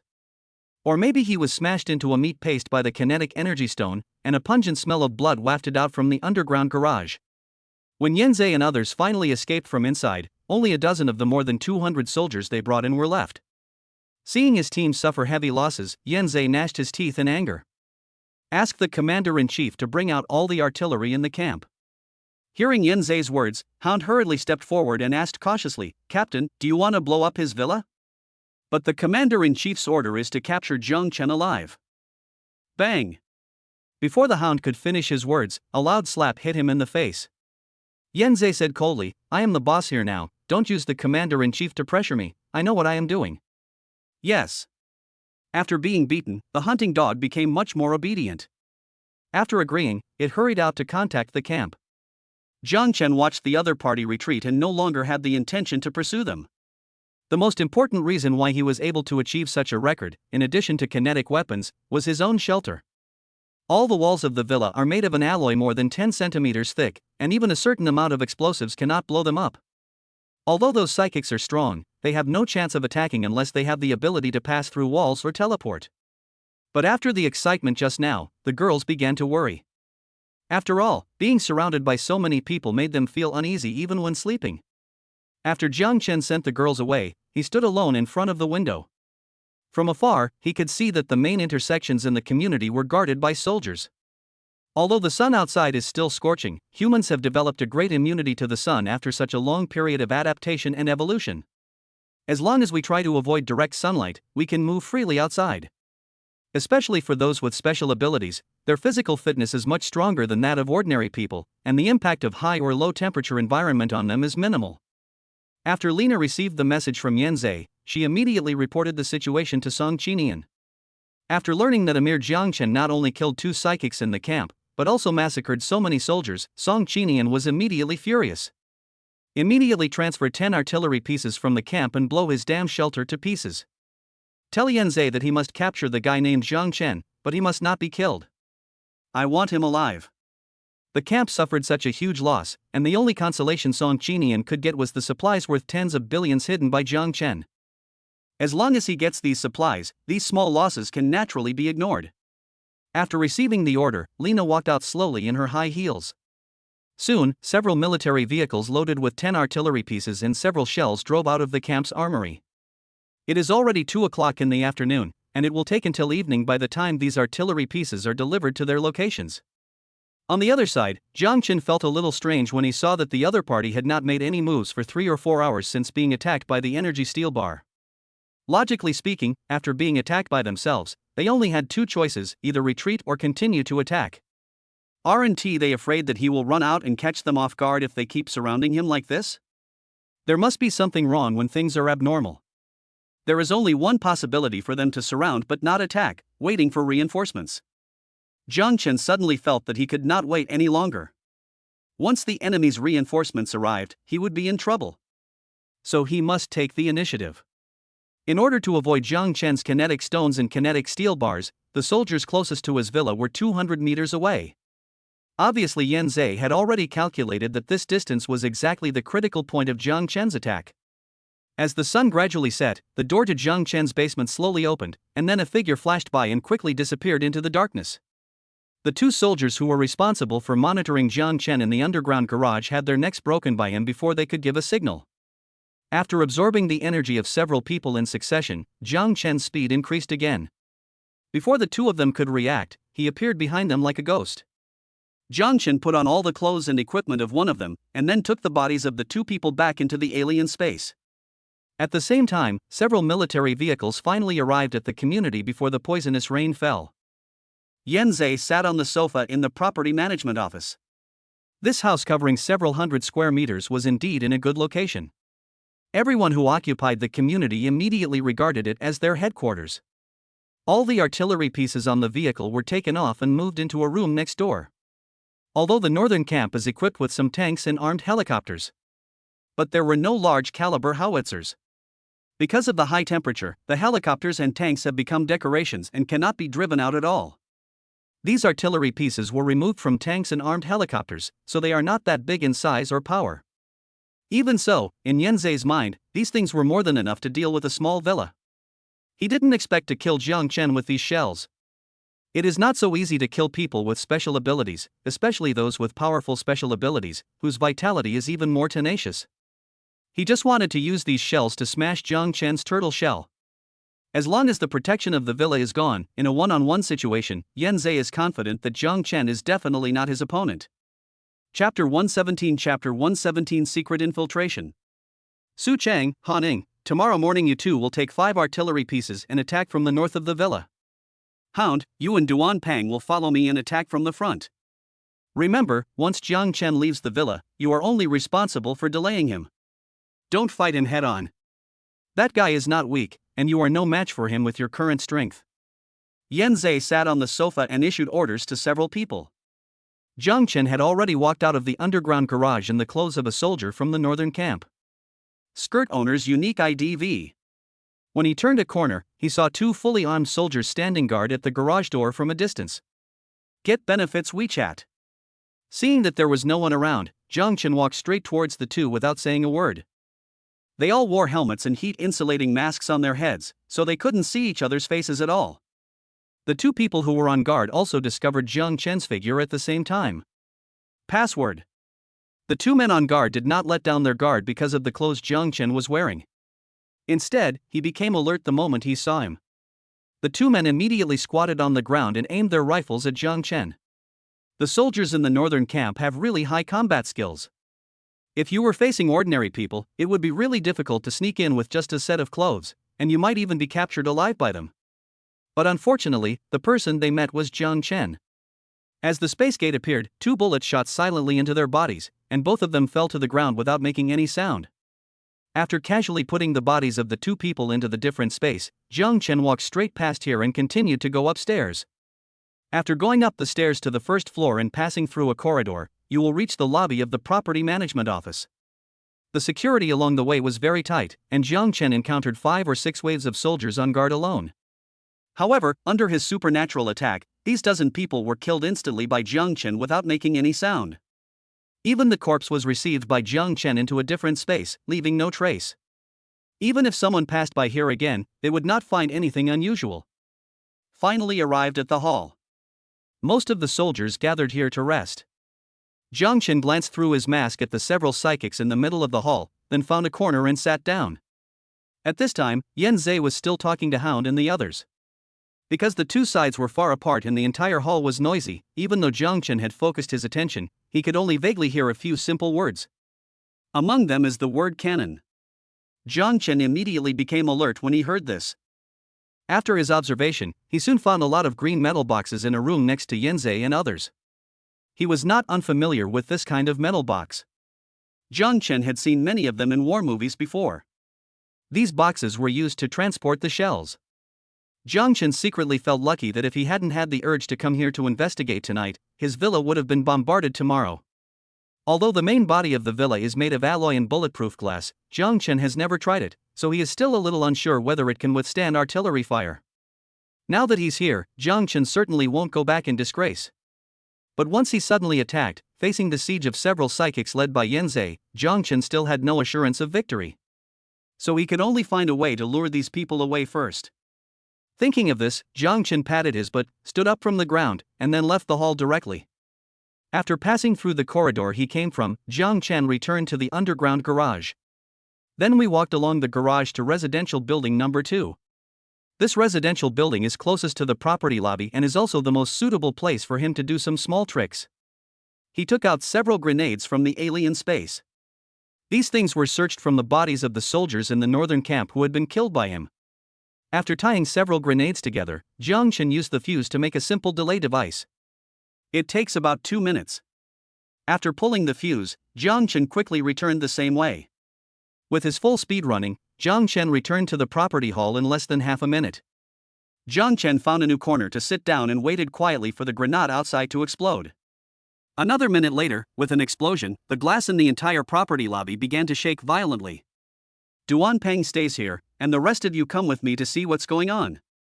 After Yanzei said this, he took the lead and walked outside. Ligo and Su Chang and others hurriedly followed him. Seeing that most of the people in the hall had left, Jang Chen finally stopped hiding. He slowly approached the room where the shells were stored. Just as he was about to reach the door, a sofa suddenly flew towards him. Jang Chen opened the door of space almost subconsciously, and a kinetic stone appeared instantly, directly knocking the flying sofa away. Jang Chen! It's you! As soon as the kinetic stone appeared, Duanpeng immediately discovered Jang Chen's identity. He shouted and rushed directly towards Jang Chen. Facing the aggressive Duanpeng, Jang Chen once again opened fire at full force, and more than a dozen steel bars mixed with kinetic stones shot towards Duanpeng at the same time. The biggest difference between Duanpeng and Chang Su before is his speed. Facing Jang Chen's covering attack, Duanpeng finally pulled out the big knife from his back, and his eyes turned bloodshot. Unlike the previous fight, Jang Chen has now left his shelter and is standing in front of him alive. Moreover, the distance between the two was less than 20 meters, so Duanpeng had a hope of taking down Jang Chen directly. Especially after he entered the frenzy state, both his attack power and speed were greatly improved, which enabled him to withstand Jang Chen's violent attack. Although the frenzy lasts only 5 minutes and he will be weak for several days after the state disappears, Duanpeng has already given it his all in order to take down Jang Chen. With Duanpeng's 2 consecutive slashes, several steel bars shot towards him were cut off at the same time, and even the huge rocks with stronger kinetic energy could not stop him. Duanpeng exerted force with his feet again and continued to press towards Jang Chen step by step. The wave of covering attacks that Jang Chen had just launched landed on the surrounding walls, directly shattering the entire property hall.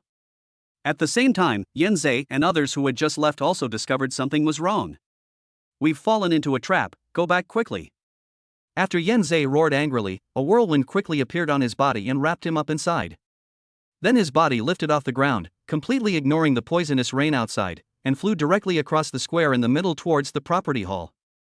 Seeing Duanpeng getting closer and closer to him, Jang Chen simply used the space gate as a shield in front of him and protected himself behind it.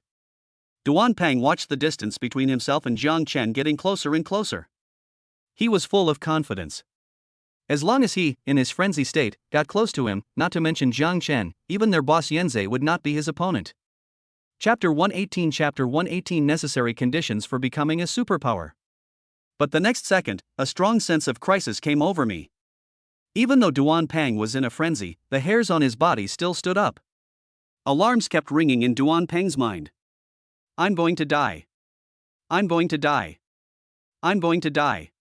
However, he was already in mid-air, and it was very difficult to change the trend of advancement. Moreover, no matter how Duanpeng observed, he did not find anything unusual except Jang Chen's lonely figure in front of him. Finally, he gritted his teeth and ignored the alarms that kept ringing in his mind. He still swung the sword in his hand and slashed towards Jang Chen in front of him. Just when Duanpeng's body was less than 3 meters away from Jang Chen, his originally menacing figure suddenly disappeared in mid-air and was absorbed by the space gate. For Jang Chen, these psychics who specialize in enhancing strength and defense are the most difficult to deal with because they can greatly restrain his kinetic stones, but they are also the easiest to deal with. Because of the characteristics of the spacegate, even if he is just a newbie who has just awakened his superpowers, while the other party is a high-level superpower user who has absorbed more than 100 portions of energy, he still has a chance of winning in the end. As long as the other party accidentally enters the spacegate, life and death will be completely controlled by Jang Chen. Unless his speed was so fast that Jang Chen could not react, he would be killed by the opponent's punch before he could even release the spacegate. Jang Chen sank his consciousness into the spacegate, and saw that Duan Pang still maintained the same posture as before, but his body functions had completely stopped under the influence of the spacegate. In other words, Duan Pang is dead now. Just when Jang Chen was about to withdraw his consciousness from the alien space and collect all the shells in the room, a green wind blade suddenly attacked from a distance.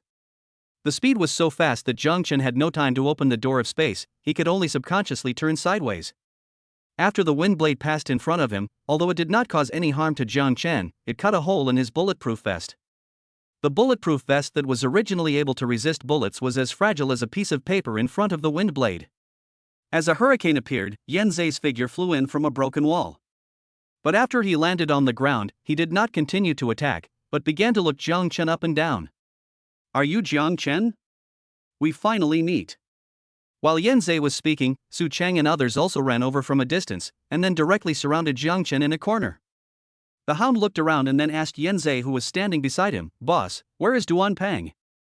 Although Yan Zhe saw clearly the scene of Duan Pang disappearing just now, but he didn't know what methods Jang Chen used. In order to reduce casualties, Yan Zhe decided to persuade them to surrender first. If they can convince Jang Chen to join the northern camp, not only can they easily obtain materials worth tens of billions, but the camp will also have an extra high-level psychic. By then, even if they want to turn against each other again, it will be much easier to take down Jang Chen than it is now. But as soon as Yan Zhe expressed some of this idea in his words, he was interrupted by the hunting dog. "Captain, Duan Pang just died in his hands. We absolutely cannot let him go like this." In the northern camp, Hunting Dog had the best relationship with Duan Pang. Now seeing that Duan Pang had died just like that and Yan Zhe still wanted to let the murderer of Duan Pang go unpunished, Hunting Dog suddenly became anxious. He quickly lay on the ground and transformed again. A giant hunting dog with a length of 5 meters appeared. Then, regardless of Yan Zhe's attempts to stop him, he opened his mouth wide and bit Jang Chen. Seeing that the hunting dog had already taken action, the matter of persuading surrender had to be put aside for the time being, and the battle started again in the field. Su Cheng took out a dagger from his arms, then activated his invisibility ability, and his figure slowly disappeared into the air. The hurricane on Yan Zhe's body became stronger and stronger, and countless wind blades enveloped the entire venue. Suddenly, the entire property lobby was devastated by the hurricane. Several kinetic stones also shot out from Jang Chen's spacegate, and the first to be hit was the hunting dog that pounced on Jang Chen. Compared to the first time he fought with Jang Chen, when he was caught off guard by the kinetic energy stone, the Hound was clearly on guard this time. His sharp nails pierced deeply into the ground, and he dodged 2 kinetic stones in a row. Jang Chen saw this and thought to himself, the speed of the kinetic stone and kinetic steel bar is still a bit slow. Although the opponent can be caught off guard if they are unaware and the distance is too close, once they are far away or prepared, it is still difficult to hurt these powerful psychics with the speed of the kinetic stone. Jang Chen simply gave up holding back and increased the density of the kinetic stones. Hound and the others only saw a wall made up of dozens of kinetic stones pressing towards them. These kinetic stones had no blind spots, completely eliminating the possibility for them to dodge. With a loud bang, the entire property hall was finally completely destroyed, and the Hound's body was instantly thrown out. At this time, it was raining poisonous rain outside. After the ceiling was lifted up by Jang Chen, the poisonous rain came directly in from outside. Jang Chen was startled and quickly held the space door above his head to prevent it from being corroded by the poisonous rain. But he was a step too late. A drop of poisonous rain was still blown onto him by the wind. But what surprised Jang Chen was that after the poisonous rain fell on his body, not only was he not hurt, but he also didn't feel anything. These deadly poisonous rains are like ordinary water sources. Jang Chen raised his head and looked towards Yan Zhe and the others. They were all forced outside by Jang Chen's attack. Especially the Hound, who was knocked away and fell into the puddle outside. When he climbed out of the water, his face was filled with disbelief. The poison in the water has disappeared? Or is the poisonous rain useless to us? The hunting dog's fur was already wet by the heavy rain, but he ignored it and continued to look at the rain on the ground and muttered to himself. Yanzei was surrounded by air currents, and all the rain around him was blown away by the hurricane, without a single drop falling on him. After seeing the hound's appearance, Yanzei also tried to stretch his hand out of the hurricane. Warm rain immediately fell on his hands, but the pain he remembered did not appear. After feeling the rain outside, Yanzei looked at the soldiers who were still hiding from the rain in the house next door. As his mind moved, a whirlwind suddenly rose up, directly rolled up the body of one of the soldiers, and then threw him into the rain. Ah! Screams rang out instantly. The soldiers who were thrown into the rain did not even last half a minute. Their bodies were corroded by the poisonous rain and were riddled with holes. They soon lost their voices. Does poisonous rain have no effect on people with special abilities? Seeing this scene, Han Ing could only think of this possibility. Unlike Han Ing, Jang Chen had more associations. He suddenly recalled that Lu Yufi had also been contaminated by the poisonous rain, and then after a while she suddenly possessed superpowers and became a superpower user. In his previous life, he had also been burned by poisonous rain, but fortunately the area of the burn was not large at that time. Thinking of this, Jang Chen suddenly had a bold guess. Is the key to becoming a superpower the poisonous rain that falls every night? Chapter 119 Amazing Recovery Ability. While Jang Chen was still in a daze, he suddenly noticed something unusual in front of him. As the surrounding space was completely covered by the poisonous rain, a looming figure appeared in front of Jang Chen. At this time, the distance between him and Jang Chen was less than 5 meters away. When Su Cheng realized that he was exposed because of the rain, he retreated in a hurry. But Jang Chen would naturally not let him go so easily. 2 kinetic steel bars shot out rapidly, heading straight for Su Cheng's face. Seeing this, Su Cheng stopped disguising himself. After the invisibility effect was lifted, a layer of light blue light shield appeared in front of him. But his supernatural power was a little weak, and the penetrating power of the kinetic steel bar was too strong, causing the light shield he released to be pierced in the blink of an eye. At this critical moment, 2 wind blades appeared again, and the steel bar shot by Jang Chen was directly cut into 2 halves by the wind blades. You guys step back. As soon as Yanzei finished speaking, Su Cheng and Han Ing hurriedly left the battle and ran to the side. The wind in the field strengthened again, and the clothes Jang Chen was wearing were rustling in the wind. As Yanzei burst out with all his strength, his entire body floated in the air for a short time, and then countless wind blades shot out from his hands and swept towards Jang Chen. Jang Chen opened the space gate immediately, but the space gate can only defend one direction. After several observations, Yanzei seemed to have understood the characteristics of Jang Chen's space gate, so his wind blades came from all directions. Backup number WeChat, TXWKONE. Whoosh! As Jang Chen's mind moved, a huge white shadow suddenly appeared on the scene. This is a concrete mixer truck. When Jang Chen returned to the community from outside, in addition to collecting stones and steel bars along the way, he also collected a lot of large vehicles into the alien space. These vehicles are huge in size, and after being accelerated, their power is much stronger than that of kinetic stones. The concrete truck rushed towards the group of wind blades released by Yanzei at an extremely fast speed. In an instant, the entire concrete truck was riddled with holes from the wind blades. Jang Chen retreated hastily upon seeing this, and then threw out 2 accelerated trucks from the alien space. With the cover of the truck, Jang Chen turned around quickly, and a kinetic stone flew out in front of him, directly smashing a big hole in the wall behind him. Behind the big hole is the room used to store artillery shells. Jang Chen no longer had the energy to care about these shells. Yanzei's wind blade was too powerful, and the attacks came from all directions at the same time. His spatial ability was simply not enough to counteract it. 2 grenades appeared in Jang Chen's hand. After pulling out the pins, he threw them directly in. Then Jang Chen ran all the way towards the underground garage. At the same time, pieces of kinetic stones and kinetic steel bars kept shooting out from his alien space. He fought off the hound and others who came to block his way. With a loud bang, the entire property hall was razed to the ground in an instant, and the sound of the explosion resounded throughout the entire Haijing city. All the glass in Evergrande Mingzi community was shattered, and the number 2 residential building closest to the property lobby also collapsed on a large scale. At the moment of the explosion, Jang Chen was thrown out by an extremely strong shock wave. Fortunately, he had absorbed the energy of 3 psychics and his physical fitness had been greatly improved, so he did not suffer too much damage. Toxic rain, smoke, flames, and screams, the whole scene suddenly became a chaos. After Jang Chen landed, he took advantage of the night and rushed directly into the poisonous rain, then he found a window and jumped in. Then he went straight to the underground garage and ran back to his villa. Right after the explosion, Yan Zhe was looking for Jang Chen, but he was too fast and disappeared without a trace in the blink of an eye.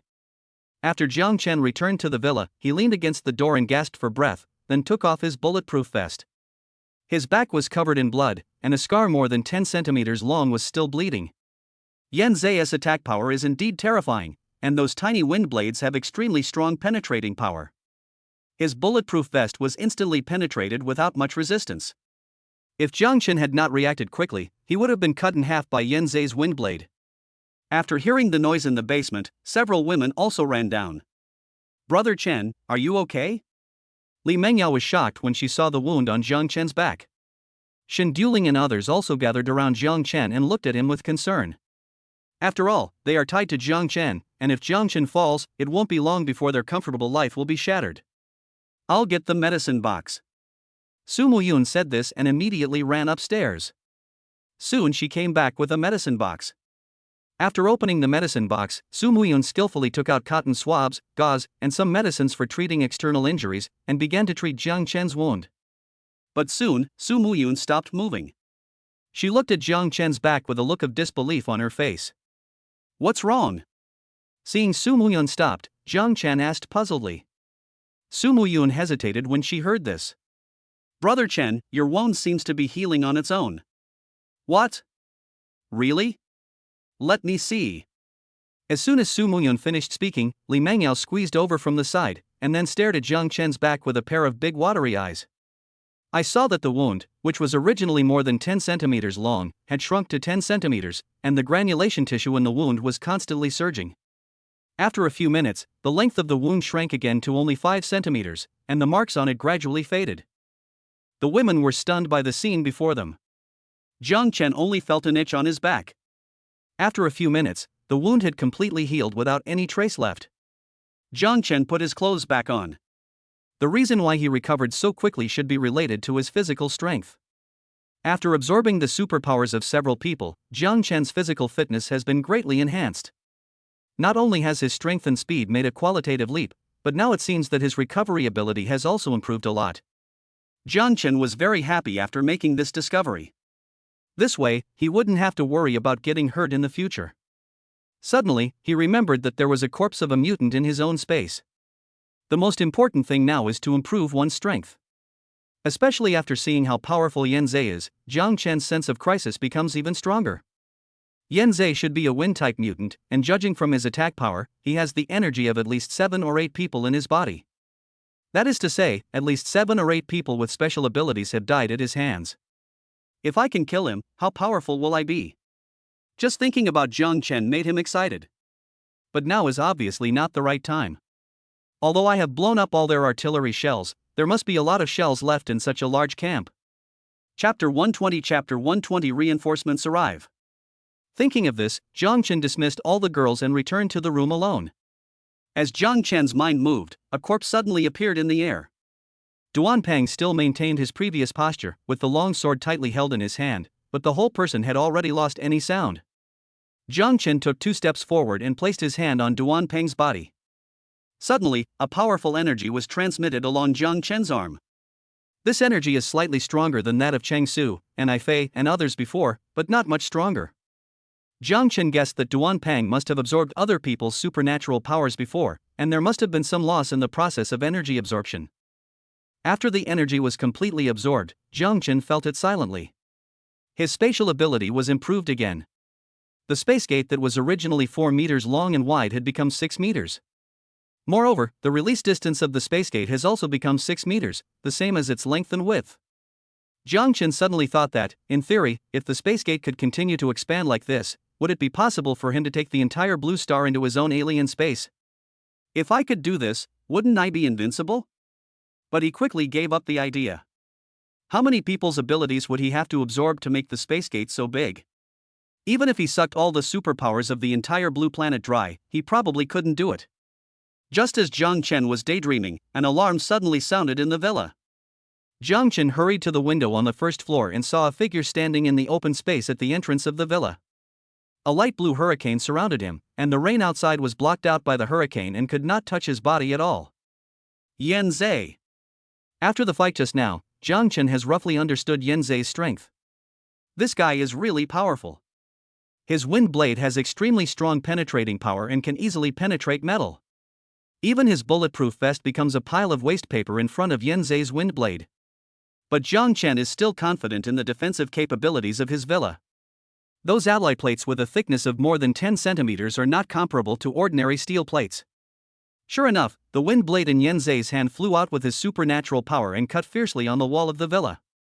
However, those wind blades that were originally able to easily penetrate the steel plates seemed to have encountered a bottleneck, and no matter how hard they tried, they could not penetrate the wall.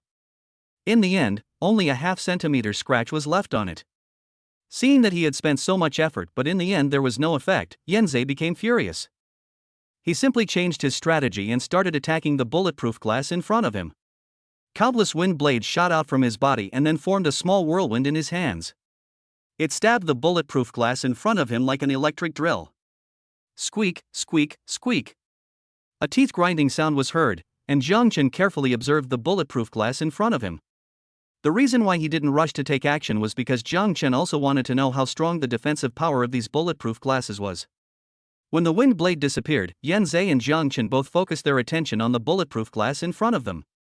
The originally smooth bulletproof glass now had large scratches, but what made Jang Chen feel relieved was the thickness of these scratches is much shallower than those on the wall. Seeing this, Jang Chen finally stopped worrying. It seemed that Sun Jun, who was protecting Longting, had not lied to him. The defensive power of these things is indeed powerful. The defensive power of the walls and glass is so strong that even if they are really bombarded, Jang Chen no longer needs to worry like before.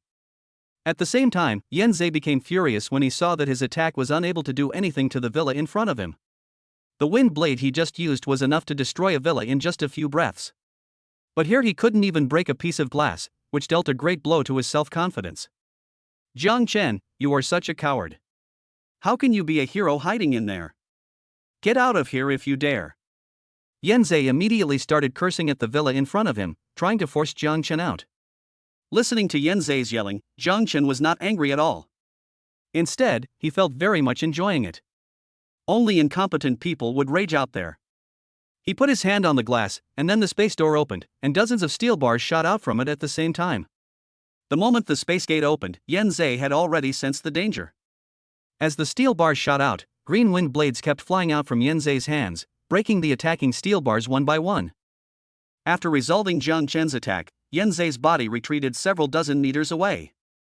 Seeing that his attack had no effect, Jang Chen did not lose heart. Yanzei was too strong. With his current strength, he was no match for him alone. Fortunately, I have a shelter to hide in.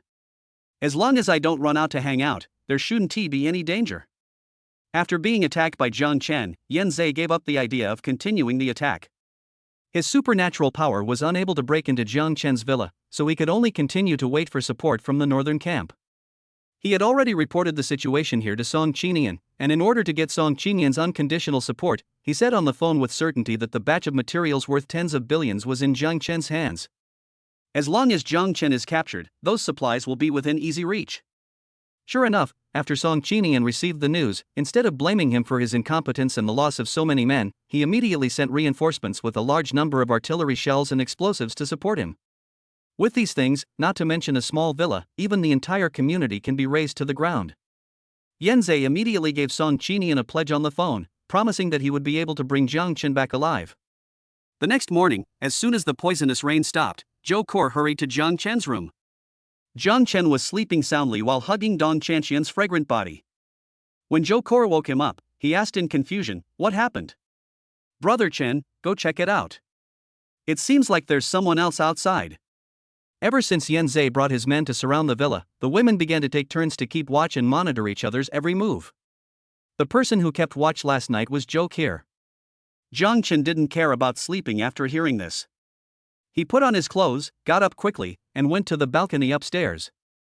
Looking out the window into the distance, I saw a dozen military vehicles slowly approaching from the direction of the northern camp, and they would arrive in a few minutes. These should be Yanzei's reinforcements. Although Jang Chen knew that the other side would have reinforcements, he did not expect that they would come so quickly. There were a lot of weapons behind those military vehicles. Fortunately, there were no large rocket launcher bases in the military district of Haijing City. Otherwise, no matter how strong Jang Chen's villa was, it would not be able to withstand the attack of rockets. Chapter 121 Chapter 121 The mantis stalks the cicada, unaware of the oriole behind. Seeing the situation outside, Jang Chen was not in a hurry, but instead asked the girls to get up and have breakfast.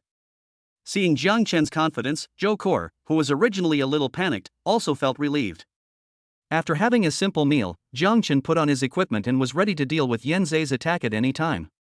The girls had no mood to do anything else at this moment. They all gathered in the living room, waiting for Jang Chen's instructions. It was almost noon when there was finally movement outside. A few hundred meters away from Villa Number 1, a small artillery position was being built. Jang Chen smiled slightly when he saw this. Yan Zhe deliberately placed his position where he could see it but could not attack it. His purpose was to scare him and attack his psychological defenses.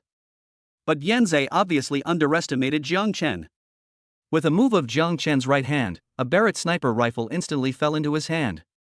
Although the attack range of his kinetic stone and kinetic steel bar is a bit shorter, Jang Chen is not without long-range means. There are many shooting holes designed on the bulletproof glass of the villa, which are used for this purpose. As Jang Chen loaded the bullet, he quickly locked onto a soldier who was adjusting the muzzle of the gun through the scope. With a gunshot, the soldier's body was instantly blown into two pieces. At the same time, after hearing the noise outside, Yan Zhe and others immediately became nervous. He had just rushed outside with the hunting dog and others.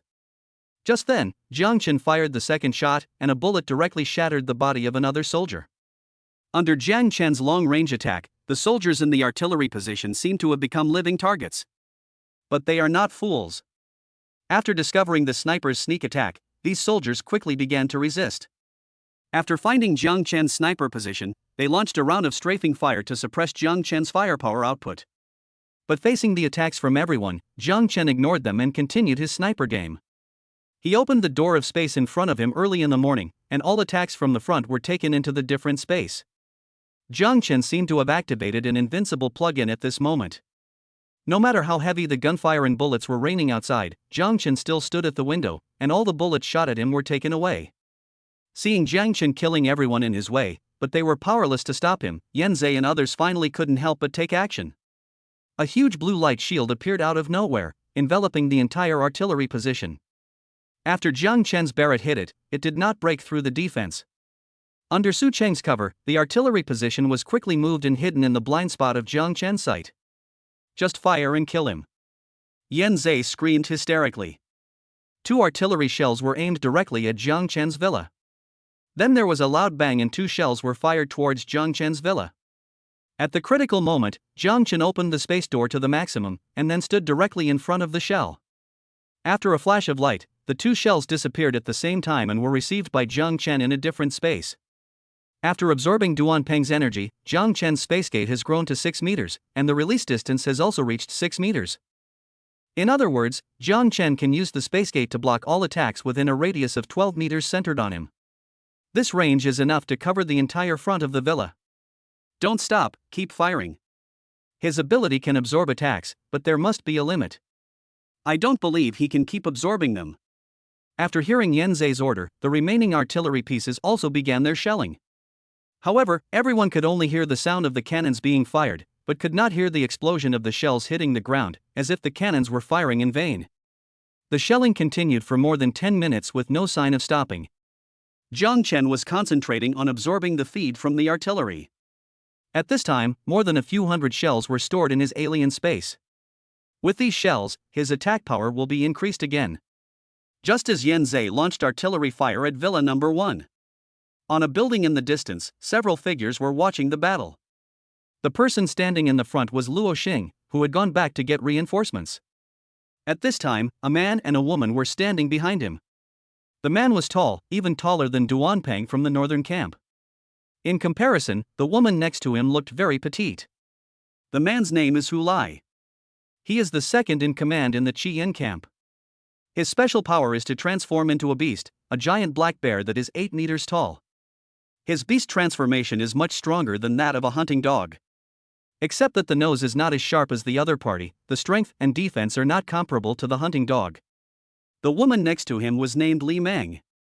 Although the name sounds very cute, her abilities are extremely strange.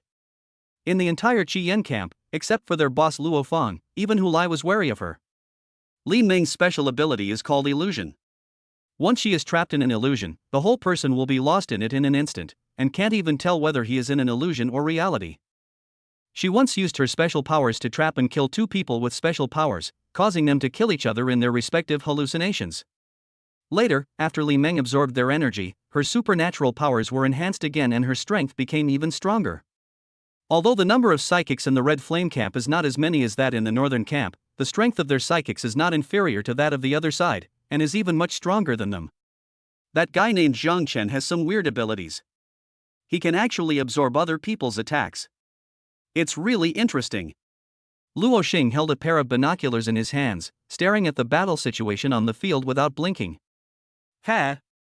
As soon as Luo Xing finished speaking, Li Meng on the side sneered, then fiddled with his hair with his index finger and said slowly, "Even if he can block the attack, what can he use to block my illusion?" Upon hearing this, Luo Xing nodded in agreement. The superpowers have a strong restraint on each other. Perhaps for others, the defense of Jang Chen's space gate is invincible, and he can absorb any attack, but these defenses are useless for Li Meng. Her illusions tend to be mental attacks, which can easily penetrate Jang Chen's defenses and reach his heart. So Li Meng didn't take Jang Chen seriously. "When do we start?" Hu Lai, who was standing aside, stared at the situation below and asked Luo Xing. Luo Xing smiled slightly, then said, "Don't worry, wait until they are both defeated, then we will go out. I have already inquired. The reason why Yanzei brought people to besiege this Jang Chen is because they suspect that Jang Chen has hidden materials worth tens of billions. They want to capture him alive and force him to tell the whereabouts of the materials." Chapter 122 Artillery Fire Coverage. Hundreds of billions of supplies? Even though the two were experienced fighters, they were still shocked by this number. Where can he hide so many things? Li Meng looked at the shells that disappeared from time to time in the distance, his eyes flashing. She vaguely guessed something, but it still needed to be verified. At the same time, she was full of confidence. As long as Jang Chen fell into her illusion, no matter what secrets he had in his heart, he would tell them out without hesitation. The battle below continues. After a few more minutes, the deafening shelling finally stopped. Yanzei looked towards the direction of the villa with burning eyes. In just half an hour, they had fired thousands of artillery shells. But without exception, they were all swallowed by Jang Chen one by one. Is there no limit to his abilities? How is that possible? Su Cheng muttered to himself as he looked in the direction of the villa. Hearing this, Yanzei turned around and yelled at the people behind him, "Blow it up with explosives." Under Yanzei's order, Hound directly dispatched 2 demolition teams of more than 20 people. They carried heavy explosives and moved towards the villa under the cover of firepower. Yanzei already knew how strong the villa's defenses were, so if he wanted to blow it up from the outside, he would need a certain amount of explosives. They carried a total of 500 kilograms of TNT this time. Yanzei was also very decisive and used them all at once. The explosion was divided into 2 points, one group on the east and one group on the west. Under the cover of firepower, more than 20 soldiers divided into 2 groups and quickly sneaked into Jang Chen's blind spot. "Quick, pile all the explosives here." A man who looked like a squad leader was giving orders, and objects that looked like bricks were piled up in the corner. After everything was piled up, the team leader connected a detonator to the explosives, then left quickly without looking back. Soon, all the demolition experts from both teams ran back safely. Contrary to what they had imagined, Jang Chen did not launch a sneak attack on them, but released them without hesitation. Seeing that his men had completed the mission, Yanzei gave a cruel smile. "Jang Chen, wait until I blow your turtle shell apart, where will you run to?" After Yanzei finished speaking, he pressed the detonator in his hand. Just as everyone covered their ears, nothing unusual happened in the direction of the villa. What's going on? Yanzei hurriedly checked the detonator in his hand, then pressed it repeatedly several times. After making sure there was no response, he angrily threw the detonator to the ground. Soon, the 2 team leaders who were in charge of the mission were brought over. "How did you do it? Why didn't the detonator react?" Hearing Yanzei's scolding, the 2 team leaders were suddenly shocked. It's impossible that there was no reaction. I had indeed installed the detonator before I left. Yes, I installed the detonator myself, how could it not react? The 2 team leaders rushed to answer, fearing that Yanzei would put the blame on them. The hunting dog beside him also hurriedly said, "Boss, one person could have made a mistake, but there's no reason for both of them to make a mistake. Maybe Jang Chen used some trick again." After listening to the hound's words, Yanzei put away the murderous intent in his heart, and then ordered again, "Take your people over to have a look. If anything goes wrong again this time, I will kill you." "Yes. Yes." The two men hurriedly led their men towards the villa again. But when they arrived at the place where the explosives had just been placed, they were stunned. The ground in front of me was empty. Where were the explosives? After seeing this scene, although the two were not in the same position, cold sweat flowed down their foreheads at the same time. After sending people to search the area again and still finding nothing, they could only go back dejectedly. If they fail to complete the mission, Yanzei might get angry and cut them in two with a wind blade. But when they brought the news back, Yanzei did not blame them, but waved his hand and let them go. The two of them suddenly felt as if they had been pardoned and hastily retreated, fearing that Yanzei would change his mind at the last minute. What kind of supernatural power does this Jang Chen have? Yanzei was a little confused. He can create high-speed flying rocks and steel bars out of thin air, and can even make cars fly out. It is completely immune to ranged attacks and can even bounce your attacks back to you. Now it can also take away 500 kilograms of TNT out of thin air. How could there be such a comprehensive range of supernatural powers in the world? Facing Jang Chen, who had almost no weaknesses, Yanzei already felt a little powerless. "We tried every possible method, but still couldn't catch him." Just as Yanzei was still thinking about countermeasures, he suddenly heard a series of wind-breaking sounds in the air. Then, a barrage of shells fell around them. Yanzei snorted coldly, then rose from the ground, with countless wind blades surrounding him, destroying the incoming shells one by one. Su Changri condensed a protective shield and tightly wrapped himself and Han Ying's bodies inside. Since the protective shield covers a small area, its defensive power is also extremely strong. In addition, Jang Chen's attack is area-based and is not always targeted at the two of them. That's why they were able to successfully avoid this round of shelling. After a round of artillery fire, there were still 3/4 of the shells left in Jang Chen's alien space. Jang Chen felt so painful that his heart was bleeding when he saw that he had worked so hard for more than half an hour to collect these shells, but now he had used up 1/4 of them in just one breath.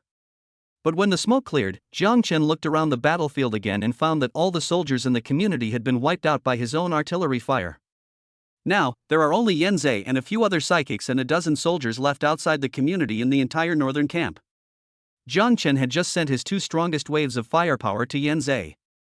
Although he looked fine now, the supernatural powers in his body had been greatly consumed. Yanzei glanced hatefully in the direction of the villa, and finally had no choice but to announce his retreat. They have been here for several days, and Jang Chen is like an indestructible cockroach. No matter what methods they use, Jang Chen can resolve them quickly. This is also the most discouraging part for several people. Under such pressure, Yanzei had no choice but to retreat first. Now that they had lost a large number of men, if they were left behind by Jang Chen again, life in the northern camp would probably be difficult. As Yanzei retreated, Jang Chen also breathed a sigh of relief in the villa. It was naturally he who took away the explosives just now. After all, it was something that was delivered to his door, so it would be a waste not to take it. This time, he not only obtained a large number of artillery shells, but also 500 kilograms of TNT. It was a great harvest. Although these explosives are of no use to Jang Chen now, Jang Chen believes that he will use them sooner or later. Seeing Yanzei and others getting into the car and driving away, Jang Chen did not choose to chase them. But not long after, he saw a military vehicle suddenly drive out of a store in the distance, and then follow behind Yanzei and others. Chapter 123 Illusion. The people on the military vehicle were Lu Yufi, Hu Lai and others from the Qian camp. After discovering that the northern camp had been defeated, Lu Yufi made a decision immediately. Give the man a beating when he's down. Compared with Jang Chen, Yanzei, and others are obviously more attractive. If they could be kept here, the northern camp would become a toothless tiger, at the mercy of the others. Moreover, the energy in Yanzei also made Lu Yufi very envious. Watching the convoy go away, Jang Chen revealed a strange smile. He then sorted out his equipment, told the girls to look after the house, opened the door of the villa and rushed out. If you want to be a Oriole, be prepared to be blinded by the mantis. Yanzei and his companions were not driving very fast. The convoy had just driven a short distance when they spotted Lu Yufi and his companions following behind. The hound turned his head and looked at the military vehicle in the distance, an angry look on his face. Boss, it seems that the people behind us are from the Red Flame camp. Yanzhe nodded, then ordered the convoy to speed up and get rid of them. At the same time, he was silently recovering his supernatural powers.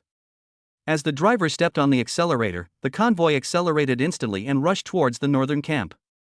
Novel Collection Micro. Luo Xing in the car no longer hesitated after seeing the convoy in front speed up. A white wave spread out from his hand, and a ball of light blasted towards the convoy in front. But when the ball of light was about to approach the convoy, it was blocked by a blue barrier. Seeing this, Hulai pushed the car door open and jumped out of the car. The moment he landed, a giant black bear with a body length of 8 meters appeared in everyone's eyes. After the giant bear passed the car carrying Luo Xing and others, it chased directly after the convoy of Yanzhe and others. The giant bear was moving very fast and was getting closer and closer to the convoy. Seeing this, the hunting dog also became furious. Boss, leave it to me.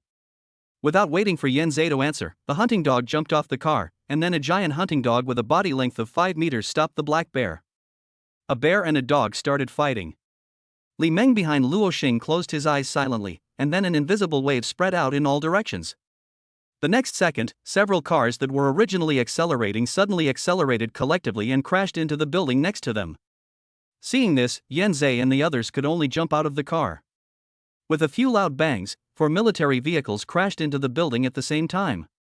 Except for the few psychics, all the soldiers and drivers in the vehicles died. Novel Collection Way. The military vehicle driven by Luo Xing slowly stopped when it was still 100 meters away from Yanzhe. Yanzhe fell to the ground and looked at Li Meng behind Luo Xing. Then he slowly said, "Was that your method just now?" Li Meng smiled brightly upon hearing this, then nodded slightly. Just now, Li Meng used his illusion ability to make the drivers fall into hallucinations, which led to their collective suicide. The Red Flame camp and the Northern camp have never had any grudges against each other. Why did they suddenly attack us? Yanzhe was stalling for time while recovering his supernatural powers. As long as he can restore his supernatural powers to their peak state, the people in front of him will not be his opponents at all. Luo Xing saw through Yanzhe's intention at the first moment. Stop talking nonsense. I'm here to kill you today. As soon as Luo Xing finished speaking, waves of light appeared in his hands and shot towards Yanzhe and others. You're looking for death. Yanzhe snorted coldly, and then several wind blades shot out from his body, heading towards Luo Xing's light waves. Bang! A gust of air was immediately emitted after the two energies collided in mid-air. At the same time, Su Cheng's figure quickly faded and soon disappeared from everyone's sight. Han Ning looked in the direction of Li Meng with a hint of vigilance in her eyes. This seemingly harmless girl was definitely not simple. She adjusted her body density to the minimum, and rushed towards Li Meng as fast as a breeze. When the distance between her and Li Meng was less than 10 meters, Han Ning once again adjusted her body density to the maximum, and then quickly pounced towards Li Meng. Just as he was about to capture Li Meng, Han Ying's vision suddenly became blurry, and the next second, Li Meng's figure disappeared. Then a dagger stabbed at her waist. Fortunately, Han Ying had been prepared in advance. When the dagger was about to stab her body, Han Ying's right hand suddenly stretched out and grabbed the dagger in her hand. Han Ying was about to fight back, but Li Meng disappeared again. Even so, Han Ying still relied on his intuition and punched forward. A layer of light blue light shield suddenly lit up, dissolving Han Ying's fist. Looking at Li Meng in front of him, Han Ying always had a familiar feeling. Soon, Li Meng disappeared again. After looking around, Han Ying gave up resisting and closed his eyes. Suddenly, a cold light flashed behind her. A dagger appeared again, aiming directly at Han Ying's heart. But this time the dagger hit nothing. Han Ying's body seemed like a projection. After Li Meng's body appeared, it actually passed directly through her body. Bang! A fist hit Li Meng's chest hard. The punch, which carried all of Han Ying's strength, broke Li Meng's ribs in the chest. A flash of blood appeared in the air. After Li Meng spat out a mouthful of blood, he was instantly sent flying backwards by a huge force. After finally catching hold of the other party, Han Ying refused to give in. His body chased in the direction where Li Meng was flying backwards. A layer of blue light shield appeared again, but was broken by Han Ying's punch. After the two got close again, Han Ying started punching Li Meng's body.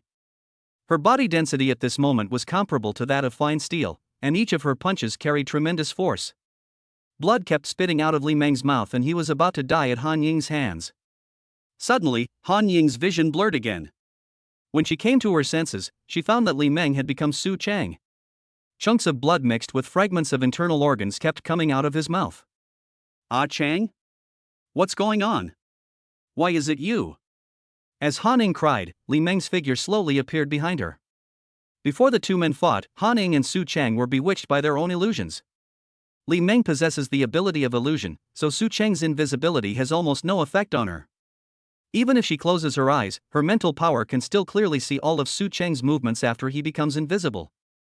In addition, Han Ying did not know about Li Meng's special abilities, so the two of them were careless and fell into her trap and started killing each other. Watching her boyfriend die at her hands was a huge blow to Han Ying. Her eyes were red and the look she gave Li Meng was full of resentment. Chapter 124 Chapter 124 Mantis appears. It's all your fault. You killed my Ah Chang. I want your life. After Han Ying finished speaking, he rushed towards Li Meng again. Su Chang had just died in her arms, and his supernatural powers were naturally absorbed by Han Ying. After obtaining Su Chang's energy, Han Ying's strength increased instantly. Moreover, there were only two of them left here at the moment, so Han Ying was not afraid of hurting anyone by accident. In addition, after Han Ying became alert to Li Meng's special abilities, Li Meng suddenly felt a lot of pressure. On the other side, the battle between Hu Lai and the hunting dog continued. Hu Lai's giant bear is no match for hunting dogs in terms of strength, size, or defense. However, the hunting dog was very fast, and whenever Hu Lai forced him into a desperate situation, he was able to rely on his speed to escape successfully. The two fought here for a long time, but still no one was victorious. The surrounding buildings were reduced to ruins by the battle between the two behemoths. Hu Lai had 3 wounds on his chest from the hunting dog's claws, but the hunting dog was more seriously injured. One of its front paws was directly broken off by Hu Lai, greatly affecting its speed. After a short rest, the two fought again. Hu Lai let out a roar. His strength was greatly enhanced after the transformation. Coupled with his 8-meter height, he looked like a small mountain. A huge bear paw slapped the hunting dog directly. The hunting dog staggered. One of its front paws was injured, which greatly reduced its fighting power. Facing Hu Lai's attack, it could only take a defensive stance. The hunting dog leaned forward and quickly dodged Hu Lai's attack, and was just about to distance himself from the opponent. A big dark hand grabbed his tail, and the hunting dog felt uneasy when he saw this. The next second, a huge force pulled the hound's body back. Then Hu Lai rushed forward and used his body to pin the hunting dog down. The hunting dog suddenly felt as if a mountain was pressing down on him. All his bones creaked as he could not bear the enormous pressure. Looking at Hu Lai who was pressing on him, the hunting dog was not willing to be outdone. He opened his big mouth and bit Hu Lai's arm suddenly, and his sharp canine teeth pierced directly into Hu Lai's skin. Instead of flinching from the severe pain, Hu Lai became even more ferocious. The truck-sized hand kept hitting the hound like a madman. After an unknown amount of time, the hound's mouth had already loosened, but Hu Lai continued to attack. Suddenly, a warm current surged out of the hunting dog's body and directly into Hu Lai's body. Under the stimulation of energy, Hu Lai finally woke up. At this time, the hunting dog's body had been destroyed beyond recognition, its chest was completely sunken, and even its head was smashed by Hu Lai. It was obviously dead. Feeling the energy filling his body, Hu Lai smiled with satisfaction. Because his superpower is beast transformation, the absorbed energy will only be used to enhance his physical strength. It will take some time to improve his strength. Just as Hu Lai was about to help Luo Xing deal with Yan Zhe, a dozen shells suddenly fell on his back. A violent explosion was heard, and Hu Lai's back was instantly charred black, with blood constantly gushing out from his back. The 8-meter-tall body was also blown away by the shockwaves created by these shells. Jang Chen was flying quickly over several nearby buildings, even though the distance between them was dozens of meters. But with his current physical strength, he could even jump more than 100 meters with all his strength, and a distance of dozens of meters would naturally be no problem. Shells and kinetic stones kept shooting out from Jang Chen's space gate. Under the influence of gravity, the power of the kinetic stone was further enhanced when it hit Hu Lai. At this time, Hu Lai finally understood why the psychics in the northern camp were unable to do anything to Jang Chen. Kinetic stones kept falling from the roof like objects thrown from high altitude. Hu Lai was not good at speed, but even his strongest defense could not completely block the damage of the kinetic stone. Especially kinetic steel bars. This weapon has extremely strong penetrating power. After being accelerated again, each steel bar seems to be a death warrant, constantly harvesting Hulai's health bar. Finally, due to Hulai's carelessness, a steel bar hit him directly in the chest. A flash of blood appeared, and a 6-meter-long kinetic steel bar directly pierced Hulai's body before he could pull the steel bar out of his body. Steel bars rained down from the sky again. Puff, puff, puff. 3 more steel bars shot into Hulai's body, nailing him directly to the ground. Hulai opened his mouth and let out a roar. At this time, he was already at the end of his strength. His body was severely injured and he had lost a lot of blood. Hulai could only feel that his strength was slowly draining away with the blood. At this point he was completely unable to move and could only wait quietly for death. Soon, a figure appeared at the end of the street. The man was wearing a gray heat insulating suit, a helmet on his head, and was walking quickly towards Hulai with his bare hands. The moment he saw the other person, Hulai knew that he was the one who had just attacked him. Jang Chen stopped when he was still 100 meters away from Hulai. He did not approach rashly. Hulai's attack power is not to be underestimated. If he just punches me, my small body will be turned into a pool of meat paste, so it is better to stay away from him. Looking at Hulai, who had given up resistance not far away, Jang Chen did not feel any sympathy. He is not a saint. No matter how pitiful the other party is, it is none of his business. Moreover, there must be quite a few people who died at the hands of the other party. The space door opened again, and several steel bars shot out. Puff, puff, puff. After Hulai gave up resisting, the steel bar pierced directly into his body. Hulai's body shook for a while and then stopped. A pair of huge bear eyes slowly closed. Looking at the corpse in front of him, Jang Chen's heart was still full of vigilance. Novel collection WeChat, TXKNE. He did not rush over, but fired a few more shells at Hulai. With several violent explosions, Hulai's bare paws were blown off, but his body still did not react at all. Jang Chen finally felt relieved upon seeing this, and then quickly walked towards Hulai, ready to absorb his energy. When he was about to get close to Hulai, Jang Chen suddenly stopped. Then the space door opened again, and dozens of steel bars with a dozen shells shot towards Hulai's body. Accompanied by a violent explosion, Hulai finally couldn't help but scream. A smile appeared on Jang Chen's face. Fortunately, I was more careful and did not rush over, otherwise Hulai would suddenly explode in such a desperate situation, and even if Jang Chen had the space gate as a defense, he might still be seriously injured. Chapter 125 New Skill Space Distortion. Kinetic steel bars continuously shot out from the space gate, aiming directly at Hulai. I have to say that Hulai's vitality is indeed strong. There are countless steel bars inserted into his body. He looks like a hedgehog. But even so, Hulai still did not die. Stop it now, you have already offended the northern camp. If you offend our red flame camp again, there will be no place for you in the entire Haijing city. Upon hearing this, Jang Chen also stopped what he was doing. Seeing this, Hulai thought Jang Chen was scared. Then he spoke again, as long as you don't kill me, I can pretend that nothing happened this time. As long as you hand over all the materials worth tens of billions that you hid to us, I can guarantee that the Red Flame camp will never cause you any trouble again, and we can also help you solve the problem with the northern camp. Hearing Hulai's words, Jang Chen showed a mocking smile. Hand over all the supplies? Are you worthy of that? When Hulai heard this, he immediately had a bad feeling in his heart. Sure enough, the next second, the violent attack came again as expected, directly submerging Hulai's body. Looking at the body that had been blown to pieces by shells and kinetic steel bars, Jang Chen finally confirmed that Hulai was dead. He took a few steps forward and placed his hands on Hulai's body.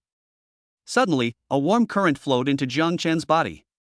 Hulai and Hunting Dog had both absorbed the superpowers of other superpower users before, but in the process of the superpowers devouring each other, different degrees of loss would occur, so when Jang Chen digested all the energy that poured into his body, the diameter of his space gate only increased to 10 meters. At the same time, its release distance reaches 10 meters. Jang Chen slowly stretched out his right hand, and his mind moved. A glass window a few dozen meters ahead suddenly shattered into powder. Jang Chen looked at his results with surprise. Just after absorbing Hulai's energy, a skill suddenly appeared in his mind. It can distort the space within a certain range and destroy the structure inside, but the range is only 1 meter. There are also requirements for the release distance, and it can only be effective within 100 meters from Jang Chen. But even so, Jang Chen was already very satisfied. This was the first time that his spatial ability awakened an active offensive skill, which greatly increased Jang Chen's confidence. As long as he continued to improve his strength, skills like this would definitely appear again. After thinking about it, Jang Chen decided to give this skill a very appropriate name: space distortion. Jang Chen planned to test the power of this skill, so he turned his attention to a steel bar not far away. This steel bar is deeply inserted into the ground, with only 2 meters exposed above the ground. As Jang Chen's mind moved, the spatial distortion directly acted on the steel bars. I saw that the originally straight steel bars instantly turned into a twisted shape due to the distortion of space. After seeing this effect, Jang Chen was quite satisfied. This skill is a single target attack. Although it is not suitable for group battles and its attack power is not that exaggerated, it has the advantage of being silent. It is very suitable for sneak attacks, and it is very likely that the opponent will be killed by you before he even knows what is happening. After collecting the bodies of the hunting dog and who lie into the alien space and piling them together with the bodies of several other psychics inside, Jang Chen continued to move forward and ran towards the place where Luo Xing and others were fighting. Luo Xing was in big trouble at this time. He was facing the top master of the northern camp, Yanzai. In the Qi Yan camp, only his brother Luo Fan could compete with him. If Jang Chen had not used the artillery shells to consume a large amount of his supernatural powers in advance, Luo Xing would have been captured by Yanzai by now. But even so, facing Yanzai's attack, Luo Xing still had a hard time. He originally wanted to wait for Li Meng to deal with Su Chang and Han Ning before coming to help him, but he didn't expect that after Han Ning absorbed Su Chang's supernatural powers, her strength increased instantly. In addition, she was in a rage and fought with her life. At this time, she had suppressed Li Meng in turn. Li Meng could only use his own illusions to confuse Han Ning, and the two of them started a protracted battle. Whoever's superpowers run out first will be the final winner. After Jang Chen arrived nearby, he did not take action directly, but secretly ran to a building to watch the battle. Once one side was defeated, Jang Chen would rush out in the first time to snatch the fruits of victory from the other side. If conditions permit, he can kill the other group as well. As long as I devour all of their superpowers, I will be able to walk around Haijing City with my own free will. The people fighting in the field did not notice Jang Chen's arrival. They had already focused all their attention on each other. After Luo Xing rolled on the ground to avoid Yanzai's giant wind blade, he felt a little regretful. He was still a little careless. He didn't expect Yanzai to be so strong. Even if he was not in his prime, he would not be able to defeat him. Luo Xing had already begun to have the idea of retreating. He poured energy into his hands, and then a ball of light flew out instantly. Ha ha ha ha. I'm not dead, I'm alive again, ha ha ha.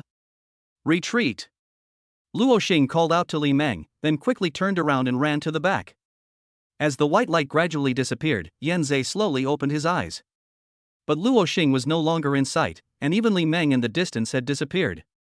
Jang Chen could only curse inwardly upon seeing this, and then silently followed Luo Xing and the others. Yanzai and the woman named Han Ning are the two strongest people in the entire northern camp, and Jang Chen is not sure he can handle both of them at the same time. So he could only temporarily focus on Luo Xing and Li Meng. The two of them traveled quickly and soon arrived at the place where Hu Lai and the hunting dog had just fought. Where is Hu Lai? Li Meng couldn't help but ask after seeing that there was no trace of Hu Lai at the battle scene. They should be chasing that hunting dog. Let's go back first. Luo Xing was confident in Hu Lai's strength. If they fought alone, that little dog would definitely not be Hu Lai's opponent. Therefore, the two of them were not too worried and planned to leave here first. Wait, look at this. Halfway through his walk, Luo Xing suddenly stopped and looked at a steel bar inserted into the wall.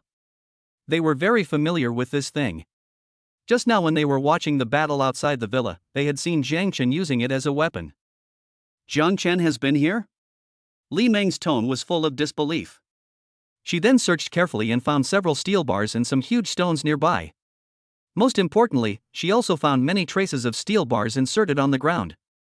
Although Jang Chen had recovered Hu Lai's body and most of the steel bars and stones after the battle just ended, the battle was too intense, with stones and steel bars flying everywhere, so naturally some of them would slip through the net.